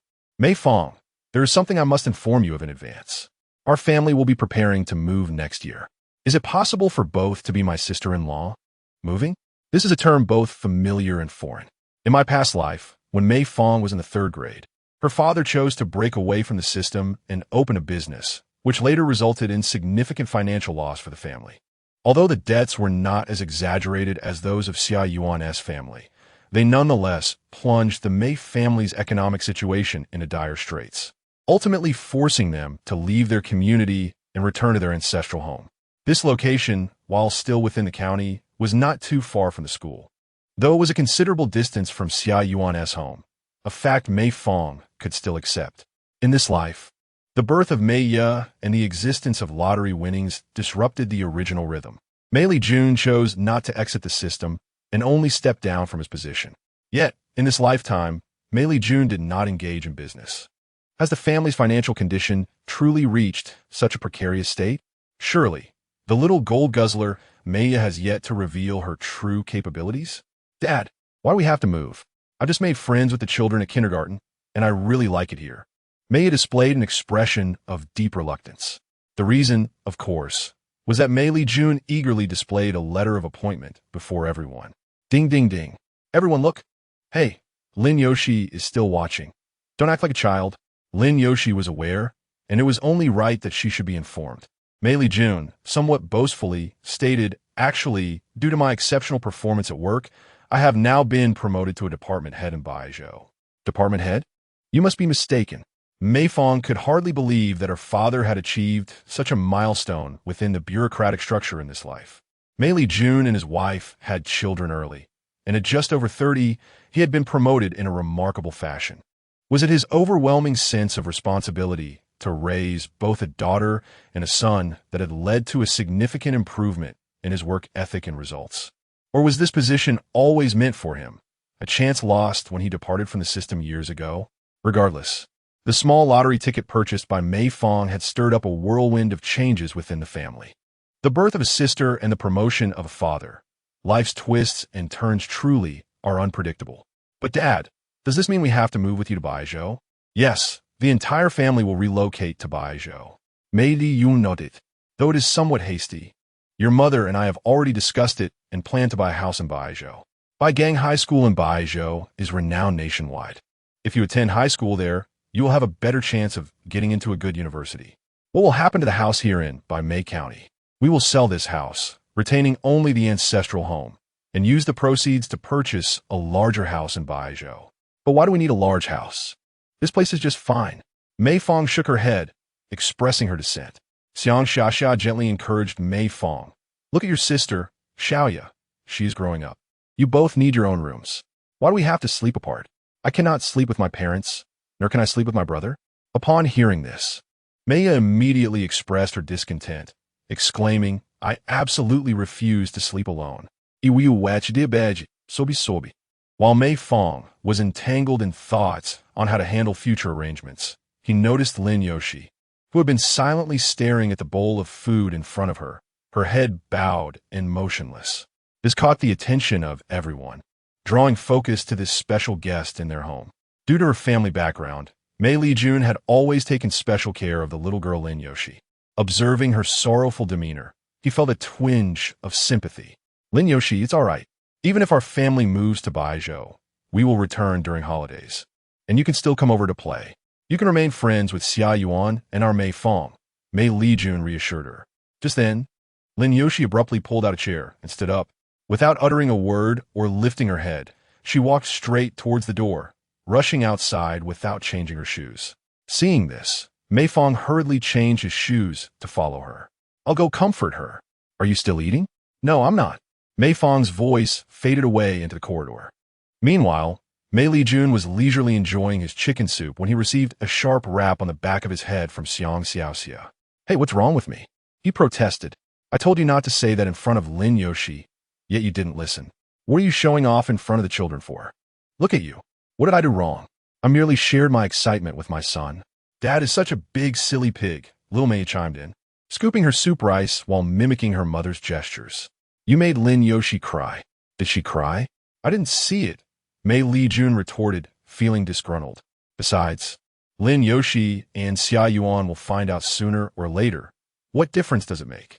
They both adore our Mei Fang, so it's only natural for them to feel sad about moving away. What can a child's affection amount to? Mei Lijun quipped while picking his teeth. No matter how much they like him, they will forget in due time. Are you truly hoping Lin Yoshi will become your daughter-in-law? You merely pity her for not having a mother. Perhaps it started that way, Xiang Xiaoxia pondered. Yet, this child has an inexplicable warmth about her. The more I see her, the more I like her. I've always considered her as a daughter. Now you've got me interested, Mei Lijun frowned. Lin Yoshi would be fine as a goddaughter, but she's a bit mischievous. If our Mei Fang were to marry, I think Yuan Yuan would be more suitable. She's cultured and sensible. Oh, you just think highly of Xia Yuan because of her family's wealth. Shameless. Exactly. Little Mei chimed in. Hey, don't team up against me. Mei Liyun exclaimed. Isn't Xia Yuan's family not as well off as before? I genuinely believe she and our Mei Fang are a perfect match. A match made in heaven. What use is it to speak of such matters now, when our family Mei Fang is about to leave for Baizhou to pursue her studies? Xiang Xiaxia sighed, admitting that after so many years in Mei, she felt quite reluctant to part with this place. Mom, can we just not go to Baizhou? Mei tilted her head, expressing her own disinterest. There are many unavoidable circumstances for adults.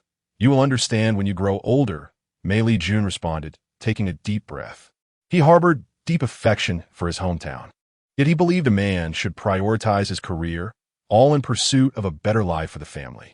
Curiously, Mei Lijun inquired of Mei, tell me, if your brother would end up with either sister Lin Yoshi or sister Xia Yuan in the future, whom would you prefer as your sister-in-law?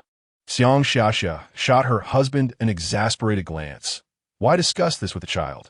She has no idea what a sister-in-law means. I know, it's just brother's wife, right? Mei replied, hands on her hips, a bright smile illuminating her face. So, who would you like to be your sister-in-law? From what I gathered earlier, it seems you favor sister Lin Yoshi a bit more, don't you? Mei pondered for a moment, arms crossed in contemplation, then furrowed her brow and asked her parents, can't both of them be my sister-in-law? Of course not. After a brief period of deep thought, Mei reached a conclusion.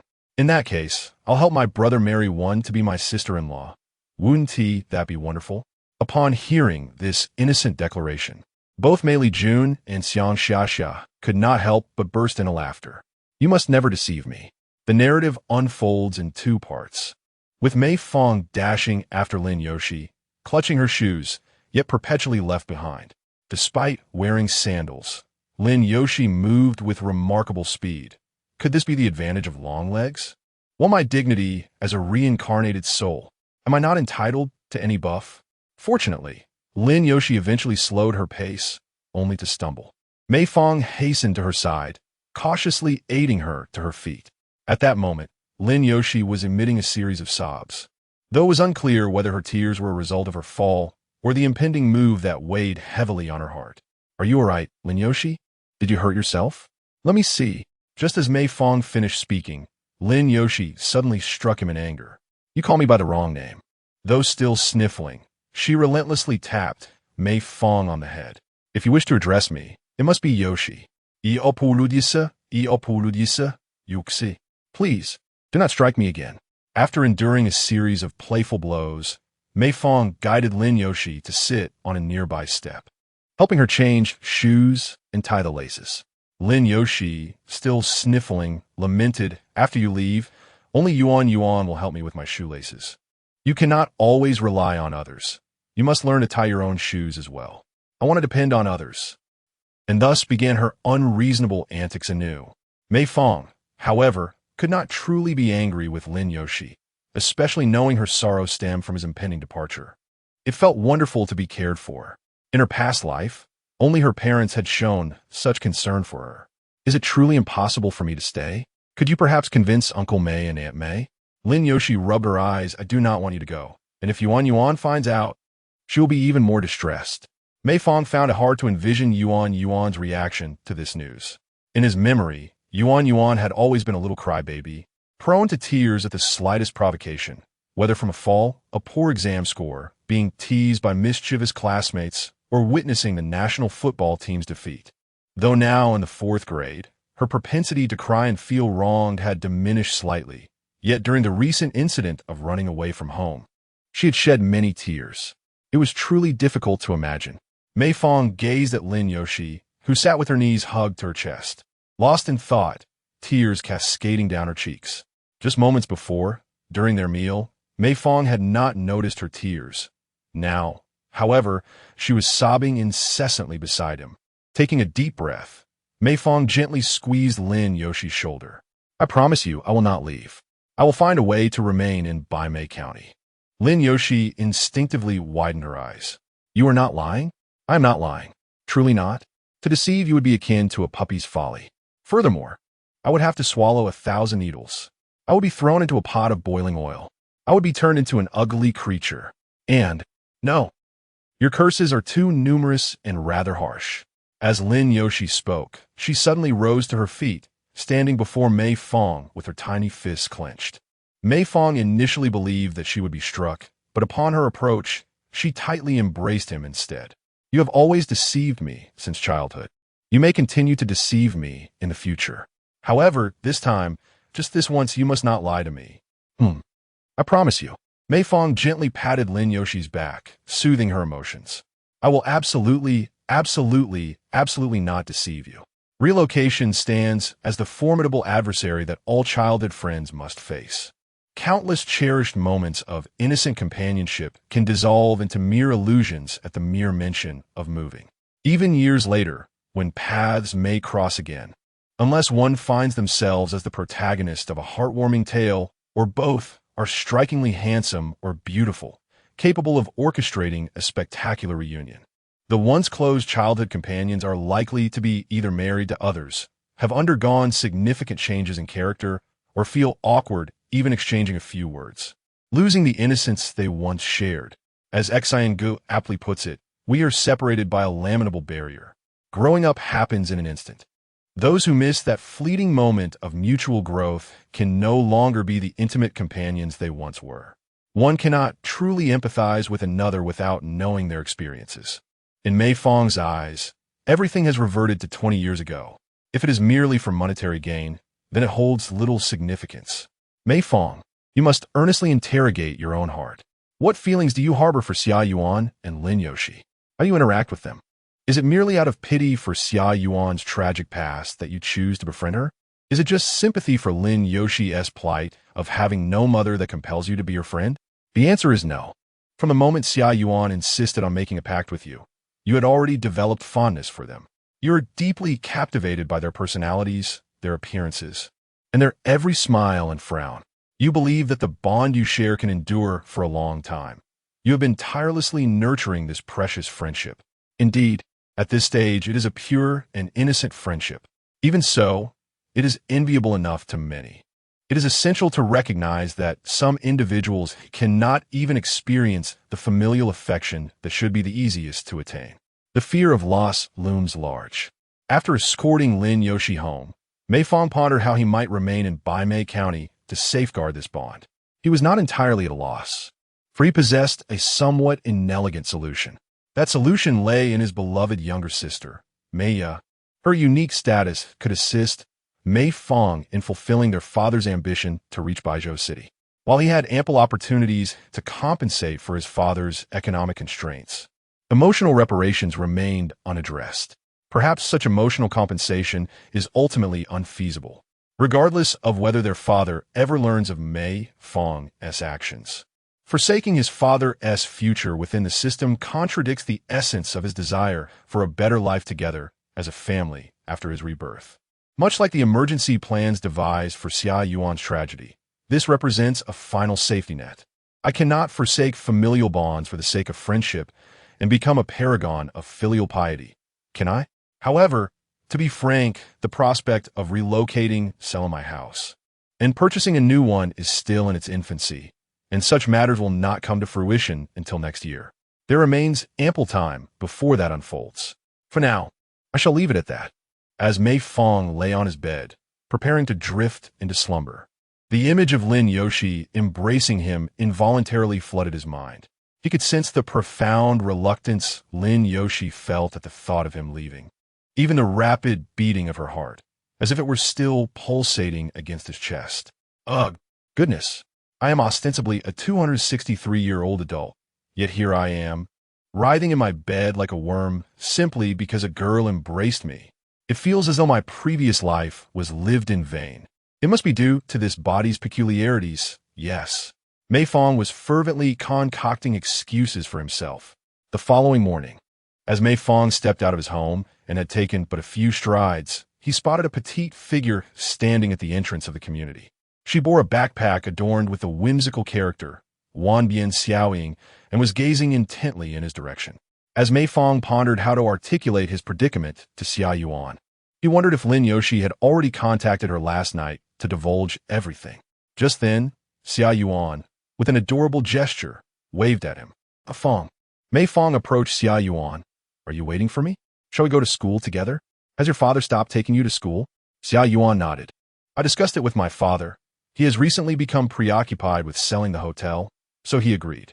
She bounced her backpack slightly, and then, smiling brightly while tugging at the straps, added, Fang, let's go to school together every day from now on. Huh? Why the sudden change? It's not sudden at all. Xia Yuan pouted playfully. This is precisely what childhood friends typically do. Once again, it seems that Mei Fang has misunderstood Lin Yoshi. Clearly, Xia Yuan is still unaware of her impending move next year. However, given her exuberant demeanor, it seems impossible to directly convey this news to her. After more than a month of confinement in her father's embrace, Xia Yuan has finally liberated herself, transforming into a remarkably cheerful individual. Fang, I must share something with you. After this prolonged period, I have come to a realization. What is it? Xia Yuan inquired with a smile. I have discovered that I no longer require my father's constant companionship. Is it because the time when you needed him the most has passed? Well, that is indeed a contributing factor, but more importantly, Xia Yuan exclaimed, her spirit lifting as she began to bounce like a lively little rabbit. I used to cling to my parents, feeling perpetually like a child who never grew up. Yet now, I am capable of leaving home if I choose. I have truly changed. Hey, you little rascal, was that departure really your own doing? I feel embarrassed to point it out. How scandalous. Mei Fang recalled the last time she accompanied Xia Yuan to Jiangcheng, lamenting the numerous times she had cried along the way. Xia Yuan inhaled the fresh air with delight, glancing around as they passed near Lin Yoshi's home. Are you hoping to wait for Yoshi to go to school together? Yes, I had considered that, Xia Yuan replied, a hint of distress crossing her features. However, we are not in the same class, and Yoshi leaves quite early, making it difficult to coordinate. I suppose I could ask her today if she would like to walk to school with me.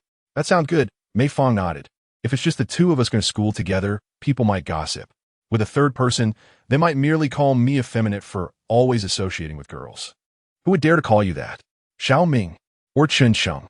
Their grades are inferior to yours. Their looks are less appealing, and their personalities are far more immature. They simply cannot stand to see others succeed. Such individuals are the most detestable. Xia Yuan huffed indignantly. Next time I maintain discipline during lunch break and catch them not sleeping properly, I will definitely take note of their names. Isn't that a bit personal? Not all. I merely uphold in classroom discipline. I'm not that superficial girl. Xia Yuan and Mei Fang happily conversed all the way to the school gate, where they encountered an old acquaintance, Du Zihan, their kindergarten classmate. Leaning against a pillar at the entrance, he feigned a solemn and dignified expression. Upon noticing Mei Fang and Xia Yuan's astonished gazes, he proudly lifted his chin, as if awaiting his fated rival. Du Zihan, what are you doing here? Mei Fang. I've been waiting for you for quite some time, he replied, striking a pose with an air of nonchalance, then pulling out an envelope from his pocket. The words challenge letter were scrawled across it in a haphazard manner, which he tossed at Mei Fang's feet. Out of curiosity, Xia Yuan picked it up. A challenge letter? Indeed. It appears you can recognize a few characters after all, my lady. Xia Yuan's face flushed with anger. Do not call me my lady. How rude of you. The last time I faced Mei Fang, I fled like a turtle retreating into its shell. Yet here, I am barking again. This was the most venomous insult that Xia Yuan could conjure, but Du Zihan paid it no heed. From the very beginning, his objective remained singular. After a period of diligent practice, my roller skating skills have experienced a remarkable transformation. Now, I possess ample confidence and capability to defeat you. This Saturday, at 2 o'clock in the afternoon, we shall meet at the Cultural Square to determine who is the true king of roller skating. Speaking of which, it has been ages since we last skated. Xia Yuan's enthusiasm was suddenly dampened by a wave of conflict. However, I have arranged a practice dance with Song Sisi and Lu Yixuan this week, leaving me no time for skating. Then I shall not go, Mei Fang replied. I have matters to attend to. He contemplated how to persuade his parents to allow him to stay in Baimei County. Mei Fang, after you humiliated me so thoroughly last time, do you think it can simply be forgotten? Du Zihan scoffed. Such good fortune is not easily obtained. Mei Fang stroked his chin, furrowing his brow. By the way, you still haven't apologized to Lin Yoshi from last time. Why should I honor our agreement? The brazen Du Zihan flushed and stammered for a moment before assuring Mei Fang, if I lose again this time, I will definitely apologize to Lin Yoshi. I'll even kneel on the spot. No need to kneel. Let's assume you win, Mei Fang replied, deliberately coughing a few times. He shook his head and, in a low voice, stated, in truth, I have already retired from the world of roller skating and no longer concern myself with its affairs. Du Zihan could hardly believe that his acknowledged rival was such a coward. You should just leave, go to Baijiu City, and never come back. I cannot bear to see you again at the Cultural Square, lest I acknowledge you as my obedient son. Baijiu City? What does that mean? Xia Yuan tilted her head in confusion, while Mei Fang quickly connected the dots. I seem to recall that Du Zihan's father, Du Yingjun, and my father, Mei Lijun, were colleagues back in kindergarten. What? How can you still be unaware of this? Mei Fang, your zipper is down. Wow, wait a moment, Du Zion exclaimed, frantically checking his pants. At that moment, Mei Fang had already urged Xia Yuan to hastily enter the school building. Hey Mei Fang, don't run away, Du Zion shouted. But Mei Fang ignored him, pulling Xia Yuan along as they dashed away. Mei Fang, wait a second. Xia Yuan caught up, urging him to slow down. Why are you in such a rush? Will you try to prevent Du Zihan from saying something? What does going to Baijiu City mean? I know you're anxious. Please calm down and listen to me. I only learned about it from my father last night. In the language class, the teacher announced, today we will be studying a classical text. The well-known story of Jingwei fills the sea. This will be a fresh challenge for everyone. Have you all done your preparatory work? Now, let's invite our language study committee member, Xia Yuan, to recite this ancient text. Xia Yuan, are you not paying attention in class? Faced with the inquiry of her mother, who also served as her homeroom teacher, Ms. Yu, Xia Yuan merely lowered her head in silence. It was only when Mei Fang nudged her arm that she gradually regained her composure and slowly rose to her feet. Mei Fang promptly assisted her in turning to the correct page. Classmate Xia Yuan, please read this text with emotion. The maiden of the Yin Emperor, known as Enhua, wandered in the East Sea, drowning and not returning. Thus, she became Jingwei. Often, Sobbing, she carries stones and wood from the western mountains too. The word "een," meaning to fill or to block, lingered in the air. Mizu furrowed her brow slightly, pondering why her daughter, who had prepared for class the previous night, was now exhibiting such overwhelming emotion. To fill the East Sea, it appeared that Xia Yuan's feelings were perhaps a bit too intense. Mizu was perplexed as to why her beloved daughter had suddenly begun to cry, but she resolved to remind her to study diligently next time. Understood. Xia Yuan rubbed her eyes and slowly sat back down. Mizu watched her daughter's figure, her heart filled with concern. Could it be that she was upset because her father had not driven her to school today? This child, hadn't she recently expressed her growing annoyance with her father, yet still clung to him affectionately?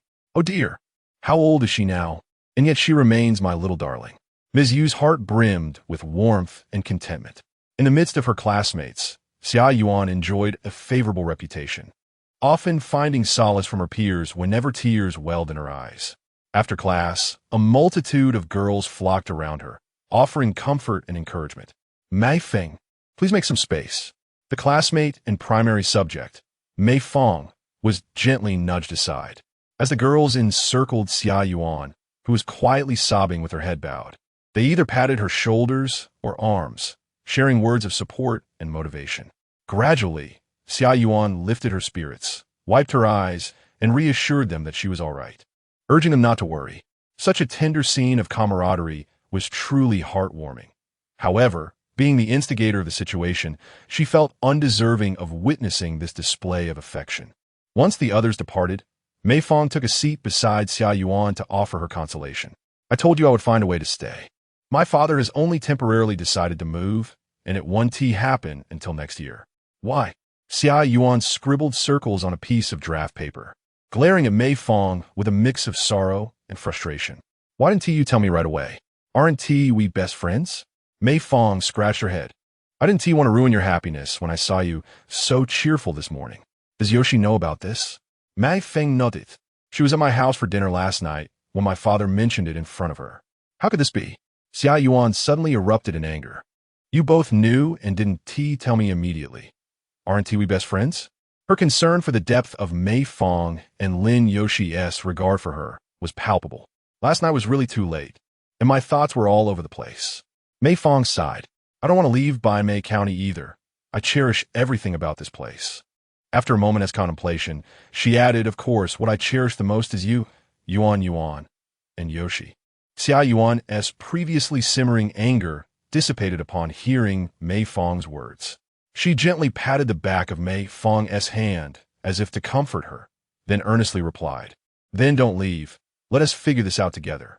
Initially, I thought my father wouldn't heed my words, but with your encouragement to express my feelings, I succeeded, and he understood me. Moreover, Uncle Mei is a reasonable man. If we appeal to his emotions and logic, he'll surely understand. Xia Yuan pondered for a moment, then added, and if all else fails, we can run away from home again. This time, we could venture farther and bring Yoshi along. You've become quite addicted to running away, haven't you? During physical education class, when the time for free activity arrived, Xia Yuan declined her friend's invitation to jump rubber bands, opting instead to devise a plan with Mei Fang in the classroom. Afterwards, they visited Lin Yoshi's class to greet her, signaling for her to join them after school in the multimedia classroom to discuss their strategy. Lin Yoshi appeared quite disheveled, her hair a tangled mess, clearly a sign that she hadn't washed it the night before. Upon hearing about their intention to devise a plan to keep Mei Fang from leaving, she wholeheartedly raised her hands in agreement. Although they are merely children, brainstorming with them when Mei Fang finds herself devoid of any good ideas is not an unworthy choice. The reason for the move stems from Uncle Mei's diligent work leading to his promotion, which necessitated his transfer to Baizhou City. Xia Yuan pondered thoughtfully of Fang. Is it certain that Uncle Mei has indeed been promoted? Is there any way to prevent his promotion? Mei Fang shook her head, stating that decisions made by the organization are typically immutable. Can Uncle Mei not apply to work in Bai Mei County? Why must it be Baizhou City? Lin Yoshi interjected. I heard my father say that positions in the workplace are like a carrot in a hole. There are no surplus jobs available. Uncle Mei must have filled a vacancy in the city to make the move. In that case, it seems he has no choice but to go. Xia Yuan began to tear up. A Fang, you can't possibly live separately from your family, can you? That may not necessarily be the case. Mei Fang reflected. I wouldn't mind living alone, but my family would probably disagree. Lin Yoshi immediately shook her head in disapproval. How pitiful you are. At least I have my father by my side. You could stay with your grandparents? I prefer not to trouble my grandmother, as her health is not well. Mei Fang replied, resting her chin on her hand. I actually enjoy living alone. It's just that my parents plan to sell this house and buy a larger one in Baizhou City, which would leave me no choice but to return to the old house. I could find a way. Xia Yuan quickly raised her hand to speak. I'll try to persuade my parents to see if they can lend your family money to buy a house. My father recently sold his restaurant, so he should have quite a bit of money. He mentioned having 500,000 the other day. Xia Yuan, who would have thought you were such a devoted daughter? Mei Fang chastised her lightly, tapping her on the head. You have no grasp of the amount you just mentioned. That is a significant sum, and considering your family's current financial situation, your parents would not lend us money. But maybe just a little. Xia Yuan was on the verge of tears. I just want to help you. I still have a bit of my New Year's money. I can lend it to your dad to prevent them from selling your house. 6,000 is certainly not a trivial amount. Little sister. Lin Yoshi chimed in, deep in thought. Whether it's the old house or the new one, or even having your grandparents come to take care of you. We first need to ascertain whether Uncle Mei and Aunt Mei are willing to allow a Fang to stay here alone. Otherwise, our discussions hold no significance. I think it might be quite difficult, but knowing my mother-esque character, she wouldn't leave me behind without care. I can only follow her, Mei Fang said, as a clear thought suddenly emerged. However, I could also discuss with my mother, persuading her to stay in by Mei County while my father works in Baizhou City for a few years. Once things stabilize, we can revisit the discussion. After all, it's not far. A 1-hour bus ride would suffice for him to return regularly. Father's employment in Baizhou may not guarantee stability. Should he be reassigned to Jiangsheng in the future, would we then need to follow him there to purchase a new home? If we maintain the current situation, allowing father to work there first and postpone the decision until after junior high and high school, even if the family ultimately resolves to relocate to Baizhou. Mei Fang can remain to support Xia Yuan and Lin Yoshi. By then, he would be capable of looking after himself, and mother-esque concerns would not weigh as heavily as they do now. Indeed, Aunt Mei is the true authority in the Fang household. Xia Yuan nodded in agreement, suggesting they should persuade Aunt Mei not to buy a house in Baizhou, but rather to continue living in Baimei County. My father used to travel extensively, and I remember my mother complaining that it made little difference whether he was home or away, as long as he sent money back. Yet, a family must reside together. Lin Yoshi hesitated, for family held significant meaning for her. So, do you imply that we should allow Ah Fang to leave us next year? In response to Xia Yuan's inquiry, Lin Yoshi quickly shook her head. After a moment of reflection, recalling Uncle Mei's guidance from the previous day, she gently coughed and murmured, Uncle Mei is, after all, an adult. He should exhibit maturity and composure. This is merely a temporary arrangement, and he can return for weekends without any substantial difference. Remarkable, she managed to convince herself. Mei Fang nodded, agreeing that no better solution seemed apparent. Thus, Mei Fang, Xia Yuan, and Lin Yoshi reached a consensus to have Mei Fang's father work in Baizhou for a while, temporarily setting aside the relocation plans. However, they needed to devise a strategy to persuade Mei Fang's mother, Aunt Xiao, to firmly resolve to remain in Baimei County, allowing Mei Fang to avoid leaving next year. Shall we bestow a charming name upon this battle plan? Let us call it Xia Yuan's Grand Rescue Operation for the Bamboo Horse. What do you think? I have no objections. Lin Yoshi raised her hand in agreement. To Ah Fang, as for my input, the name is entirely up to you. While raising his hand, Mei Fang began to contemplate their next course of action. Time is of the essence. Let's commence our detailed planning today. Excellent. If we could become a family not long ago, Xiang Xiaoxia successfully enrolled Meiya in kindergarten and found a job as a clothing sales assistant. Although the pay was modest and the hours short, the job was relatively easy. She had hoped to remain in this situation for a while, but now she found herself contemplating a move. The thought of relocating caused her considerable distress, selling the house, changing schools, purchasing a new home. All these cumbersome tasks loomed ahead. After all, she was merely a departmental official, not a director, yet her husband seemed to revel in his own arrogance. As Xiang Xiaoxia lamented her husband's inflated sense of self-importance, she was suddenly interrupted by a knock at the door. It must be Mei Fang returning from school. Y&T he brought his keys. Upon opening the door, she was greeted by two familiar girls rushing towards her. Hello, Aunt Mei. They chirped. Can we do our homework at your house? Of course. Hello to you both. Xiang Xiaoxia replied, glancing behind her, but not spotting her son. Where's Mei Fang? Xia Yuan smiled and explained, Mei Fang is on cleaning duty today, so he'll be home a bit later. I have guests at my house, so we can only come to Annie's. Sure. Where would you like to do your homework? In the study, the living room, or Mei Fang's room?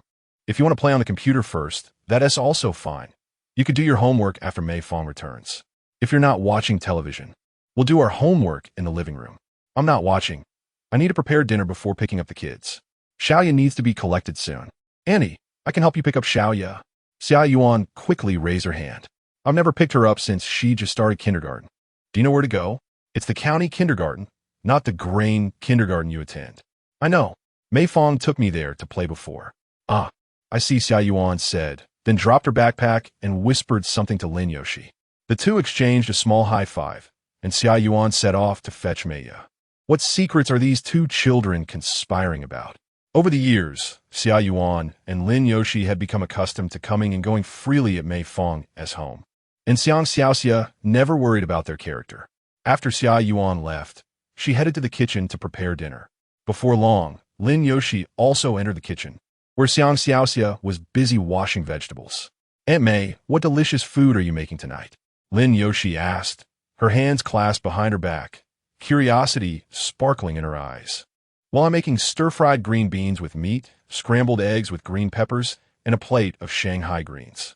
Are you and Xia Yuan having dinner with us tonight? What would you like to eat? Annie will make it for you.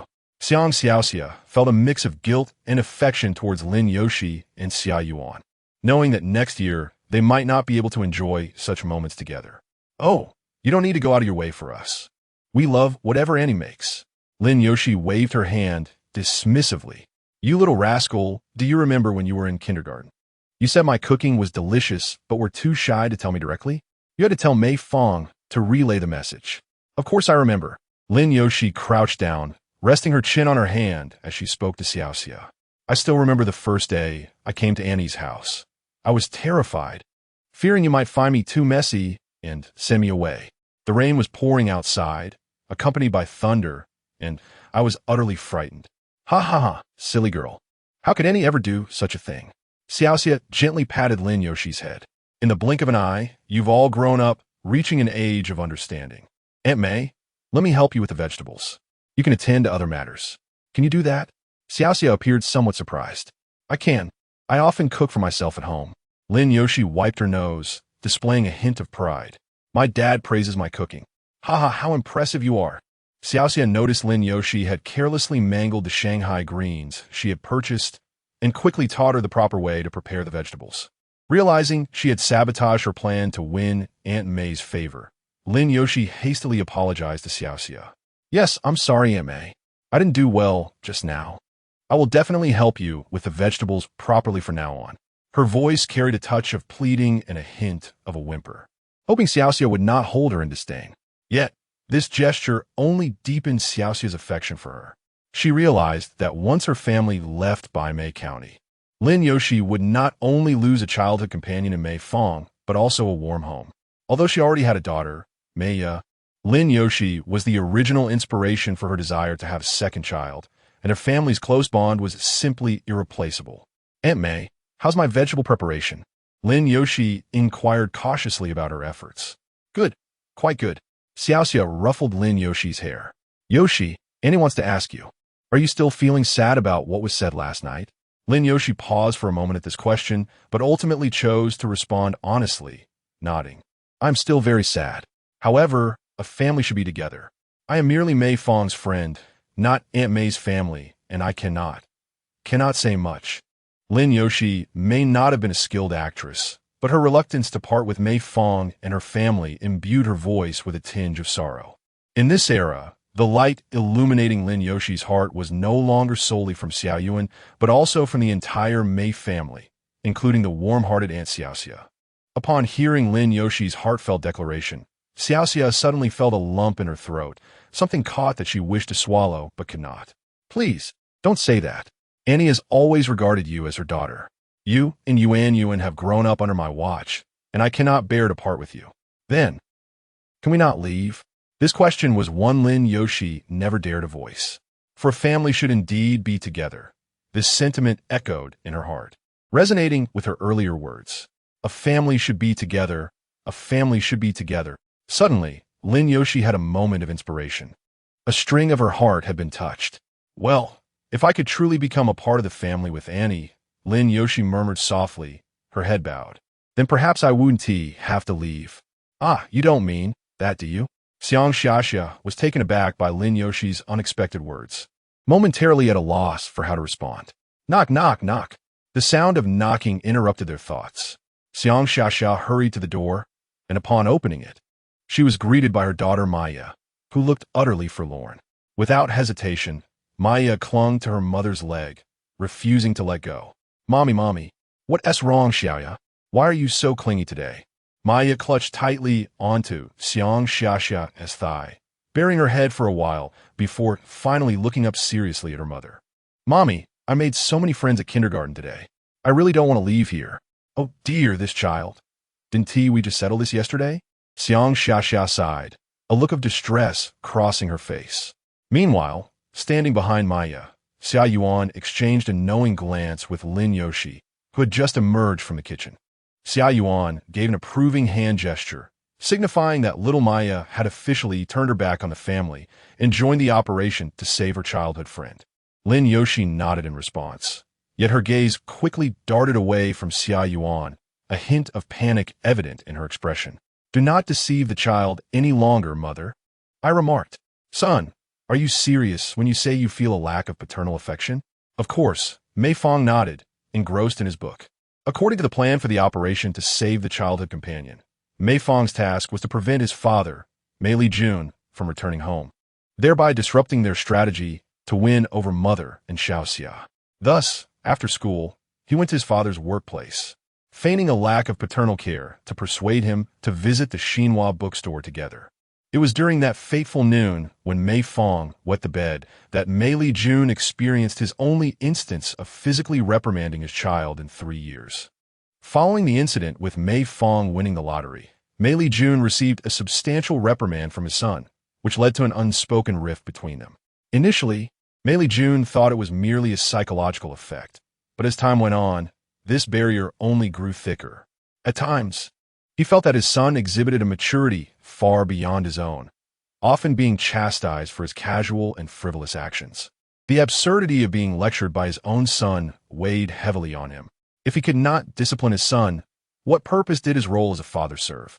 Nonetheless, the birth of little Mei rekindled Mei Jun's joy in fatherhood. Yet, over time, his connection with Mei Fang continued to wane. At long last, when his son expressed a desire for more paternal attention and companionship, suggesting a trip to the bookstore, it was a moment Mei Jun had long awaited and cherished. Yet, he pondered, why had it come to this? Mei Juni knelt down, earnestly advising Mei Fang. You cannot expect your father to accompany you to the bookstore only to find you lost in a book alone. We must engage more with one another. He admonished soon, I shall be a section chief. Even the smallest official holds value. My time is precious and must be spent on meaningful endeavors. Yet, no amount of worth could compare to the joy of spending time with his son. Then allow me to partake in this experience. Pray tell, what are you reading? What esoteric text has captivated you? The cover of the book Mei Fang held displayed the phrase The Path to Concise Code. This was yet another esteemed programming tome. Mei Fang had always been fascinated by such subjects, much to Mei Jun's derision. Calmly, Mei Fang closed the book. What you call paternal love is simply you purchasing this book for me, allowing me to feel its profound and great essence. You merely wish for me to finance your desires. Mei Jun sighed silently.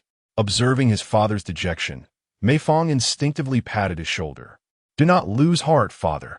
After all, your son is a prodigious child. You must learn to adapt to this fact. Studying hard is commendable, but even the highest level of elementary education is still just that, elementary. You ought not to take pride in it, Mei Jun mused. Baigang High School is the most prestigious high school in our nation. You should aim for that institution, striving to achieve first place there. That would truly demonstrate your capabilities. Baigang High School was, without a doubt, a prestigious institution during the 1990s, renowned for its exceptional performance in the Mathematical Olympiad, a competition that garnered immense popularity at that time. In 1990, among the 6 members who triumphed over the United States and the Soviet Union in the International Mathematical Olympiad, 2 hail from Baigang. Furthermore, its admission rate consistently ranked first in the entire Hubei province, making it a beacon of excellence. Parents in the vicinity regarded their children's enrollment at Baigang as a significant honor. However, only Mei Fang foresaw the impending decline of this once thriving high school. Many could predict such a fate, as Baizhou City boasted a distinguished school, yet lacked the financial support to sustain it. The departure of its esteemed educators was merely a matter of time.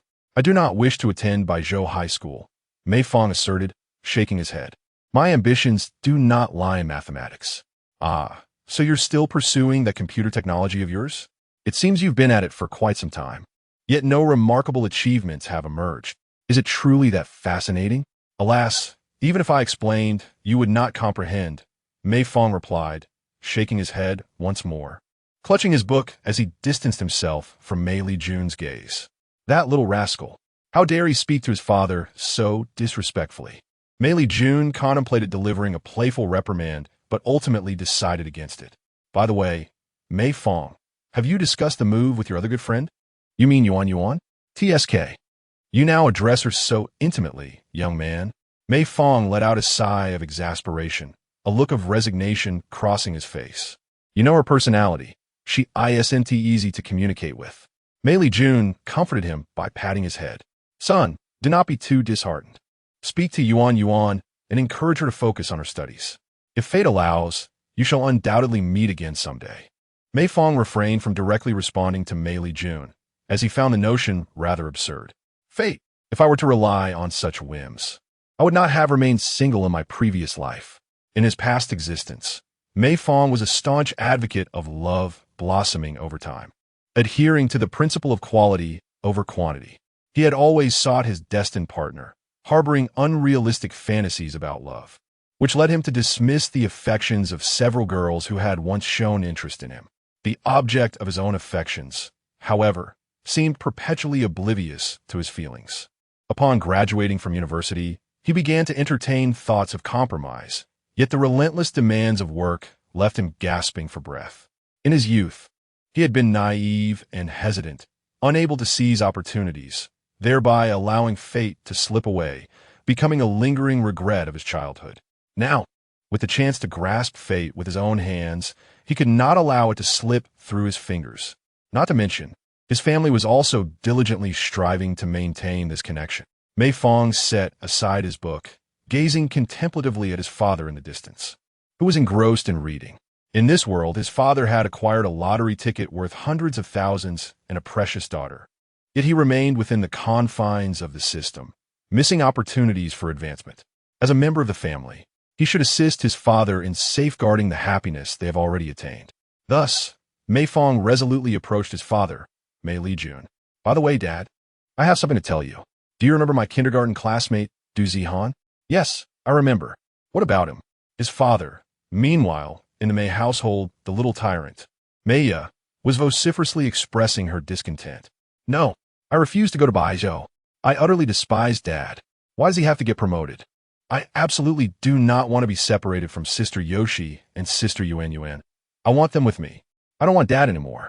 In a fit of rage, Mei threw herself on the ground, throwing a tantrum and weeping uncontrollably, displaying an obstinate demeanor. Xiang Xiaxia attempted to soothe her while pulling her up, but Mei was determined to remain sprawled on the floor, rolling about in defiance. Xia, your 2 sisters are watching. If you continue to be disobedient, I may have to call Uncle JC to take you away. He has little tolerance for unruly children. Don't deceive me, Mom. Sister Yuan ran away from home and was he caught by Uncle JC? How could I possibly get caught just for crying and making a fuss at home? The mention of Xia Yuan as an example made her feel somewhat embarrassed, as she recognized it as a poor role model. Thus, she joined in coaxing Mei, saying softly, "Xia, your mother is correct. Acting out in such a manner is not what a good child should do." After a few whispered words from Xia Yuan, little Mei, still sniffling, grasped Xia Yuan's hand and slowly rose from the floor, though she did not forget to issue a warning to her mother. "Mom, if you insist on going to Baijiu with Dad, I will become Sister Yuan's little sister and Aunt Xia's daughter." Xiang Xiaxia could only shake her head in exasperation. It appeared that it would require some time to pacify her. "I truly do not wish to part ways with Mei Fang." As Xiang Xiaxia cradled Mei and whispered in the small room, by the time she emerged, little Mei had vanished from sight. Upon inquiring, the two girls learned that Mei had exhausted herself at kindergarten and was already lulled to sleep. This child is truly a source of worry. You two may now rest assured and proceed to the living room to complete your homework. Observing the failure of Mei's relentless pursuit, Xia Yuan and Lin Yoshi exchanged glances, then joined hands and followed Xiang Xiaxia to the kitchen. "Annie Mei, must you truly leave?" Xia Yuan's voice was laden with sorrow. "I am genuinely reluctant to see you go." Auntie's heart ached as well, yet it was an unavoidable circumstance. "No, it is not entirely unavoidable," Xia Yuan murmured, tugging at Xiang Xiaxia's arm.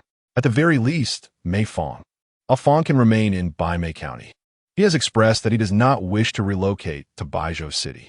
Fang mentioned that you must sell the house to purchase a new one in Baijiu City. And in that case, he could stay in my home." "Stay at your home?" Both Xiang Xiaxia and Lin Yoshi were taken aback by Xia Yuan's unexpected proposition. "Firstly, my mother is Fang's homeroom teacher and can supervise Mei Fang's studies. Secondly, our house is quite spacious, with 2 vacant guest rooms that can be prepared for Mei Fang's accommodation. Thirdly, my mother asserts that a stable learning environment is essential for a student to absorb knowledge effectively." Xia Yuan continued, counting on her fingers. "Moreover, although my mother's cooking pales in comparison to Auntie Mei's culinary skills, I can learn. I have the time and can assist in taking good care of Mei Fang. So you need not worry, Annie." Xiang Xiaxia stood there, bewildered. It was akin to suggesting that she marry off her son to you, making him a son-in-law. The thought of sharing household duties crossed the girl's mind rather early. A smile crept on his Xiang Xiaxia's lips, while Lin Yoshi blushed at the side. "Yes, cooking together. Fang and I have done so before. If he were to stay alone in Baimei County, he could also come to my house. After all, my home is often empty, and there's no need to consider parental supervision." I perceive that Xia Yuan's father is not particularly fond of Mei Fang. At the very least, my father prefers him more. Though Lin Yoshi's father was quite busy, he always invited Mei Fang over whenever he had the time to host him for meals. However, Lin Yoshi kept her thoughts to herself, allowing Xia Yuan to articulate their intentions. Under Xia Yuan's relentless and strategic approach, Xiang Xiaxia finally realized the truth. "I see it now. You all, along with our little Ya, with your antics and declarations of wanting to become one family, and your desire to bring Mei Fang to live with you, have you all conspired together?" Upon having their scheme unraveled, both Lin Yoshi and Xia Yuan lowered their heads, feeling a touch of embarrassment. "We are simply so reluctant to part with Mei Fang. Therefore, I can understand your sentiments. Annie feels the same way about you. However, decisions made by adults are not easily altered. Even if we agree to your wishes now, we cannot always live apart from Mei Fang, for children require the care of adults. Once you reach adulthood, you may choose to play as you wish and be together whenever you desire. What do you think?" In response to Xiang Xiaxia's comforting words, Xia Yuan lowered her head, sniffling. Ultimately, she murmured her true feelings, it's not, which transformed into a surge of defiance, compelling her to exclaim to Xiang Xiaxia, "Not at all." Biting her lip, Xia Yuan gazed at Xiang Xiaxia with sorrowful eyes, then grasped her arm, pleading with a voice thick with emotion. "Aunt Mei, I truly do not wish to be separated from a Fang. Not for a day, an hour, a minute, or even second." Affected by Xia Yuan's emotions, Lin Yoshi joined in, tugging at Xiang Xiaxia's clothing. Though her voice was soft, she endeavored to make her sentiments known. "Me, too. I feel the same. I do not want to part with a Fang. And neither does Aunt Mei. Having lived nearly 30 years, Xiang Xiaxia was taken aback by the depth of the children's feelings. I wonder, is our Mei Fang truly as wonderful as you say? Xia Yuan and Lin Yoshi nodded in unison, like chicks pecking at grains, their rhythm surprisingly harmonious. What will happen if you two argue and cease being friends? Will you regret it? No regrets. Lin Yoshi interjected. We have never quarreled with a Fang. He always accommodates us. Well, let me think about it, shall we? Mei Fang's family had little foundation in Baizhou City. It was merely that Xiang Xiaxia and Mei Lijun shared a deep affection. Since her husband would be working in Baizhou City and she herself lacked stable employment, it was only natural for her to consider moving with him. Upon reflection, finding schools for the two children, buying and selling houses, familiarizing herself with new neighbors, and navigating the incomprehensible Baizhou dialect would entail a plethora of troubles. With no relatives nearby, she could hardly rely on anyone else. Not to mention, there were two lovely girls who insisted on being with her son and whom she cherished deeply. Leaving now would undoubtedly shatter their hearts, and they would likely become someone else's daughters in the future. Xiang Xiaxia sighed deeply, gently stroking the heads of the two girls. Annie feels as though you are about to conquer me. This was clearly an indication of yielding. Upon hearing this, Lin Yoshi and Xia Yuan quickly wiped their tears, revealing joyful smiles. Annie, you are agreeing not to go to Baizhou City, aren't you? Annie's word alone would not suffice. They would have to wait for Mei Fang's father to return. As the conversation unfolded, the whereabouts of Mei Fang remained a mystery, eliciting curious remarks from Xiang Xiaxia. Just as her words trailed off, the sound of keys jingling heralded the return of Mei Lijun and his son. Upon entering, Mei Fang was greeted by the sight of traces of tears on Lin Yoshi and Xia Yuan's faces. Were they employing a strategy of emotional manipulation against my mother? Indeed, she was known to be more susceptible to gentleness than harshness, and this tactic was her greatest fear. What brings you two together? Mei Fang inquired, recalling how he had recently confided in his workplace that he felt a lack of paternal affection and had requested his mother to accompany him to a bookstore after work. Yet, he found himself merely footing the bill for his own leisurely reading. Xiang Xiaxia, catching on to the intent behind Mei Fang's actions, realized the cunning plan devised by these youngsters. They had conspired together to distract Li Jun. It appeared that her son shared a similar desire to remain close to them, and rather than simply involving one girl, he had enlisted the help of two. The prospect of entangled romantic dilemmas made her uneasy as a mother. Meanwhile, Mei Lijun's expression mirrored his unease. Xiaxia, I need to discuss something important. I also have matters to address, she replied. My concerns take precedence. Allow me to speak first.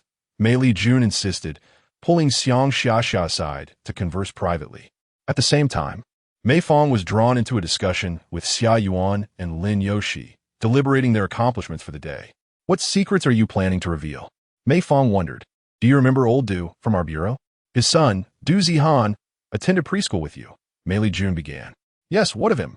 Today at school, he encountered Du Zihan and his father, who inquired about Mei Fang and Mei Ye. He explained. How did he learn about this? What did he ask? Xiang Xiaxia's voice was laced with urgency. Did he discover that Mei Ye is my daughter? He directly asked Mei Fang if his mother had given birth to a younger sister. Fortunately, our son is quite clever. He clarified that Mei Ye is his cousin. Mei Liyun Li Shulte. Sighing with relief, Xiang Xiaxia recalled her tumultuous history with old Du, who had never favored her. His recent failures in securing a promotion against her only added to her suspicion that he wished to undermine her. Thankfully, Mei Lijun was set to transfer to Baizhou, sparing them from further entanglement with him. Scratching his head, Mei Lijun continued, I was pondering whether, given our familiarity in by Mei County, it would be wise to take Xiaoye to Baizhou. If she were to be seen there, without any connections to explain her presence, the truth would inevitably surface. What are your thoughts? He inquired. I propose it might be better for me to go to Baizhou alone for a while, to establish connections before discussing any potential relocation. Moving next year seems rather hasty. Mei Lijun elaborated, I believe this approach would be safer.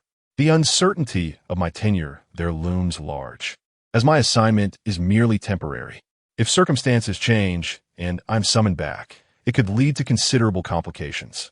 Indeed, having eavesdropped for quite some time, Xia Yuan and Lin Yoshi immediately embraced each other, erupting in jubilant cheers that left Mei Jun utterly bewildered. It appeared that their daring rescue operation had indeed triumphed. 049 to our lost 2005 Mei Jun and Xiang Xiaoxia engaged in a brief analysis of the advantages and disadvantages of relocating. Mei Jun initially anticipated some resistance from his wife, considering their enduring affection for each other. The absence might evoke a modicum of concern. Xiang Xiaoxia possesses a rather controlling disposition. Despite her tenderness towards the children, she harbors the belief that wealth corrupts men. Thus, Mei Jun has perpetually remained financially constrained. However, over the years, she has come to appreciate her husband's struggles, resulting in a less stringent oversight. Go ahead if you wish. After all, bio isn't too far. You can return on weekends, she conceded. There is something else I would like to discuss regarding this matter. Mei Jun sat on the sofa, fidgeting like a child. Since we have decided against moving and purchasing a house, we still have some savings. I would like to come back more often on weekends to spend time with you and the children. However, my old motorcycle cannot access the highways, and taking a bus is quite inconvenient. It consumes a lot of time and money.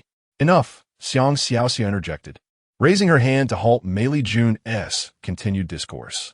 You think that since you become a section chief, it's time to buy a car, right? Mama, let Daddy buy a car. Mei Fang exclaimed innocently in a recitative tone. I also want to see Daddy on weekends and feel the warmth of paternal love. You little rascal. Xiang Xiaoxia playfully poked Mei Fang's forehead with her finger. You mischievous boy, you're full of clever ideas. Upon reflection, it occurred to her that Mei Jun's earlier warning might have been concocted on the spur of the moment. The fact that he sided with Mei Fang's camp likely stemmed from the latter's temptation to use the prospect of a car to garner support from him. Indeed, the incident might have been fabricated, yet the rationale holds. Taking Mei to the unfamiliar Baizhou is indeed a perilous endeavor. Look, even our son says so. What do you think, my dear wife? Aunt Mei, if you need money for a car, I can lend you some, Xia Yuan exclaimed, extracting her small savings book from her wallet, which she had brought along for a Fang's reclamation plan. She extended the book to Mei Jun and Xiang Xiaoxia, stating, I have 6,000 yuan from my New Year's money, which could alleviate some of your burden. Goodness, you carry so much money for a child? Let me see. Little one. Mei Jun took the savings book, confirming the decimal was accurately placed, filled with bewilderment about life. Yuan, Uncle truly envies you. You have more money than I do. Stop embarrassing yourself in front of the children. Xiang Xiaoxia chastised her husband gently, then took the savings book, returning it to Xia Yuan while offering earnest advice. Yuan, do not show this savings book to others lightly. If unsavory adults see it, they might deceive you and take your money. It's all right. I have only shown it to you and Mei Fang. Xia Yuan's current mood can be likened to the vibrant blossoming of spring, with a smile adorned by traces of tears that radiates an enchanting beauty. If that is insufficient, I can certainly devise more ways to enhance it. Uncle Mei's solitary existence in Baizhou is truly pitiable. Aunt Mei, you must show him more consideration. Although your support brings joy to Uncle, dear girl, with that smile of yours, do you truly appear to be pitying him?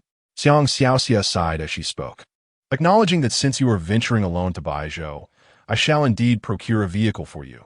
However, I worry that once you acquire a car, I may not be by your side, and who knows whether you might indulge in reckless revelry.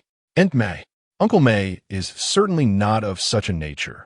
Lin Yoshi chimed in to defend Mei Jun, stating that every time I dine at your home, Uncle Mei returns promptly, clearly demonstrating his affection and concern for Aunt Mei. Look, it takes a child to express this understanding. Yet here we are, the adults. Both Mei Jun and Xiang Xiaoxia felt a tinge of embarrassment. All right. Let us proceed with the purchase. Xiang Xiaoxia stated earnestly, but you must remember the purpose of acquiring a car. To facilitate visits to my beloved son and daughter. And dear friends, do not engage in such distasteful banter in this setting. Ha. Lin Yoshi and Xia Yuan shared a hearty laugh, and Mei Jun joined in their merriment. At last, The long-awaited first vehicle of summer has arrived for our reunion. Undoubtedly, Xiang Xiaoxia felt joy as a significant weight lifted from her heart. Little Meiya, nestled in her dreams, also experienced happiness, having enjoyed a sweet reverie. As for Mei Fang himself, beyond joy, he was engulfed by a sense of reflection. There are indeed many things that children can accomplish.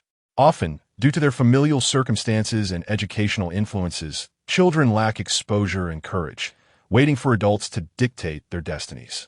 Those few who possess such bravery are often labeled as mischievous troublemakers. More frequently, they remain unaware of their potential, even oblivious to what they have lost. In a haze, childhood often slips away in such a manner, yet it is a time of carefree existence. At the close of 2005, Alan released a new album titled November's Melody. Many songs from this album became timeless classics that resonated deeply with the era. Likewise, it encapsulated the most beautiful memories of youth from Mei Fang's generation before his rebirth. The distinction lies in the fact that, at this juncture, Mei Fang no longer lacks companions with whom to share cherished memories. Your hair resembles snow, a poignant farewell. I burn incense, moved by whom, inviting the bright moon, let memories shine brightly. Love is perfect beneath the moonlight. Your hair resembles snow, tears cascade. I await the aging of whom, the mortal world intoxicates, the years slightly tipsy. I, with no regrets, carve a monument of eternal love for you. La la la, la la la, la la la la. La la la, la la la, la la la. The copper mirror reflects innocence, tied in a ponytail. If you are wild, I shall accompany you with wine in this lifetime. After humming a song, Mei Fang sets down the black pen, removes the MP3 earphones, and sheds the heavy cotton jacket. Approaching the mirror, the reflection reveals a self no longer burdened by childhood chubbiness. Due to a past life's abrupt end, Mei Fang has always emphasized care and rest, resulting in cheeks that are neither plump nor thin, a full forehead, and fair skin that exudes a certain elegance. Yet, do I truly sing so poorly? Mei Fang caresses the slight stubble that has emerged, then touches the center of his neck, feeling the growth beneath. Now, in his adolescence, Mei Fang has developed an Adam's apple, and his voice has deepened considerably, possessing a hint of magnetism. It shouldn't be that unpleasant. Still, I wouldn't dare sing in front of that girl. After all, I'm a petty man who holds grudges. While lost in thought, the door to Mei Fang's room suddenly swings open, startling him. Fang, what are you dawdling for? We agreed to go to the mall today. School starts soon. Should you make the most of your time? Upon seeing Mei Fang's awkward expression, Xia Yuan curiously inquires, wait, are you admiring yourself in the mirror? You should knock before entering my room. How many times must I tell you too? We are no longer children. I knocked once. You must not have heard it while listening to the MP3. Lin Yoshi remarks, casually inserting her hand in her pocket while deftly fiddling with Mei Fang's MP3, donning his earphones to listen to music. Don't play tricks on me, Yoshi. You didn't knock properly, did you? As long as you don't do anything strange. Why fear someone knocking at the door? Lin Yoshi rolls her eyes at Mei Fang and continues to listen, eyes closed. Just as Mei Fang prepares to argue, Xia Yuan eagerly wraps her arm around his, shaking him side to side. Alahite, Fang. Let's head out. Even in this cold weather, we should venture out. The South is experiencing a snow disaster. Isn't it better to stay home? Or perhaps you two can go together. Xia Yuan shakes her head vigorously, then states earnestly, 3 people make it lively, plus someone needs to carry the bags. So, I'm merely a tool. Xia Yuan wraps her arm around Mei Fang's shoulder, unreservedly leaning against him. He, who told you, Fang, to be our most reliable childhood friend? Xia Yuan beams with an extraordinarily bright smile, while Lin Yoshi, lost in the music, wears a subtle smile. Time flies like an arrow, weaving like the moon. 3 years, or perhaps less. In any case, time has quietly passed. It is now the early spring of 2008. During this year, Mei Fang, Xia Yuan, and Lin Yoshi are all around the age of 12. This marks their final year as elementary school students and the imminent onset of their journey into junior high school. In February 2008, a severe snow disaster struck the southern regions of China, particularly affecting the southern province of Hunan, while the province of Hubei also faced some repercussions. Despite being in February, the outdoor temperatures remained frighteningly low. Just yesterday, a light dusting of snow had fallen, and to everyone's surprise, the ground had already frozen over. Today, Xieyuan donned a pair of creamy white winter boots. Being new, they made her steps a bit slippery, forcing her to cling to Lin Yoshi's arm as she cautiously advanced across the icy surface. Mei Fang followed closely behind, watching the two girl silhouettes and becoming lost in reminiscence. After the moving incident, the trio maintained a long-lasting and stable friendship. However, as they entered adolescence, not only did they experience the emergence of secondary sexual characteristics, but their temperaments also began to evolve. Xian was no longer the little crybaby she once was. She now radiated cheerfulness, seemingly always brimming with delightful stories to share.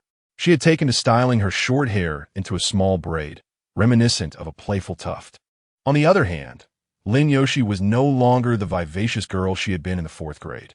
She had grown her hair to a medium length and preferred to walk with her hands in her pockets. Although she was less aloof than in a past life, she still exuded an aura that suggested, "Do not approach me casually." "Ah Fang, help me, help me, help me," Xieyuan cried as she slipped and bent over, nearly falling to the ground. Lin Yoshi was doing her utmost to pull her back up. Seeing this, Mei Fang hurriedly rushed forward, grasping Xieyuan's hand firmly and hoisting both her and Lin Yoshi upright. Xieyuan clung to Mei Fang's shoulder, panting heavily in front of him. "Phew, you scare me. If I had fallen, my backside would surely be sore for days. That's why I told you not to go out today. You almost got your comeuppance," Mei Fang teased. Xieyuan playfully stuck out her tongue, excited about the newly opened shooting arcade game featuring zombies. With the snow keeping people indoors, it was the perfect opportunity to check it out. As Lin Yoshi had observed, the old-fashioned joystick arcade games had quickly fallen out of favor in Mei County over the past 3 years, replaced by a new breed of arcade that combined slot machines, fishing games, racing machines, and shooting games. Simultaneously, the value of tokens had skyrocketed, rising from 6 tokens for 1 yuan to just 2 tokens for the same amount, with premium machines requiring as many as 24 tokens to play.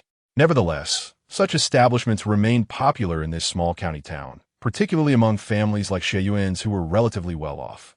Xieyuan eagerly exchanged 20 yuan for tokens and hurried to the newly installed light gun arcade game. "This is the one," she exclaimed. The light gun game she used to play was none other than the renowned House of the Dead 3.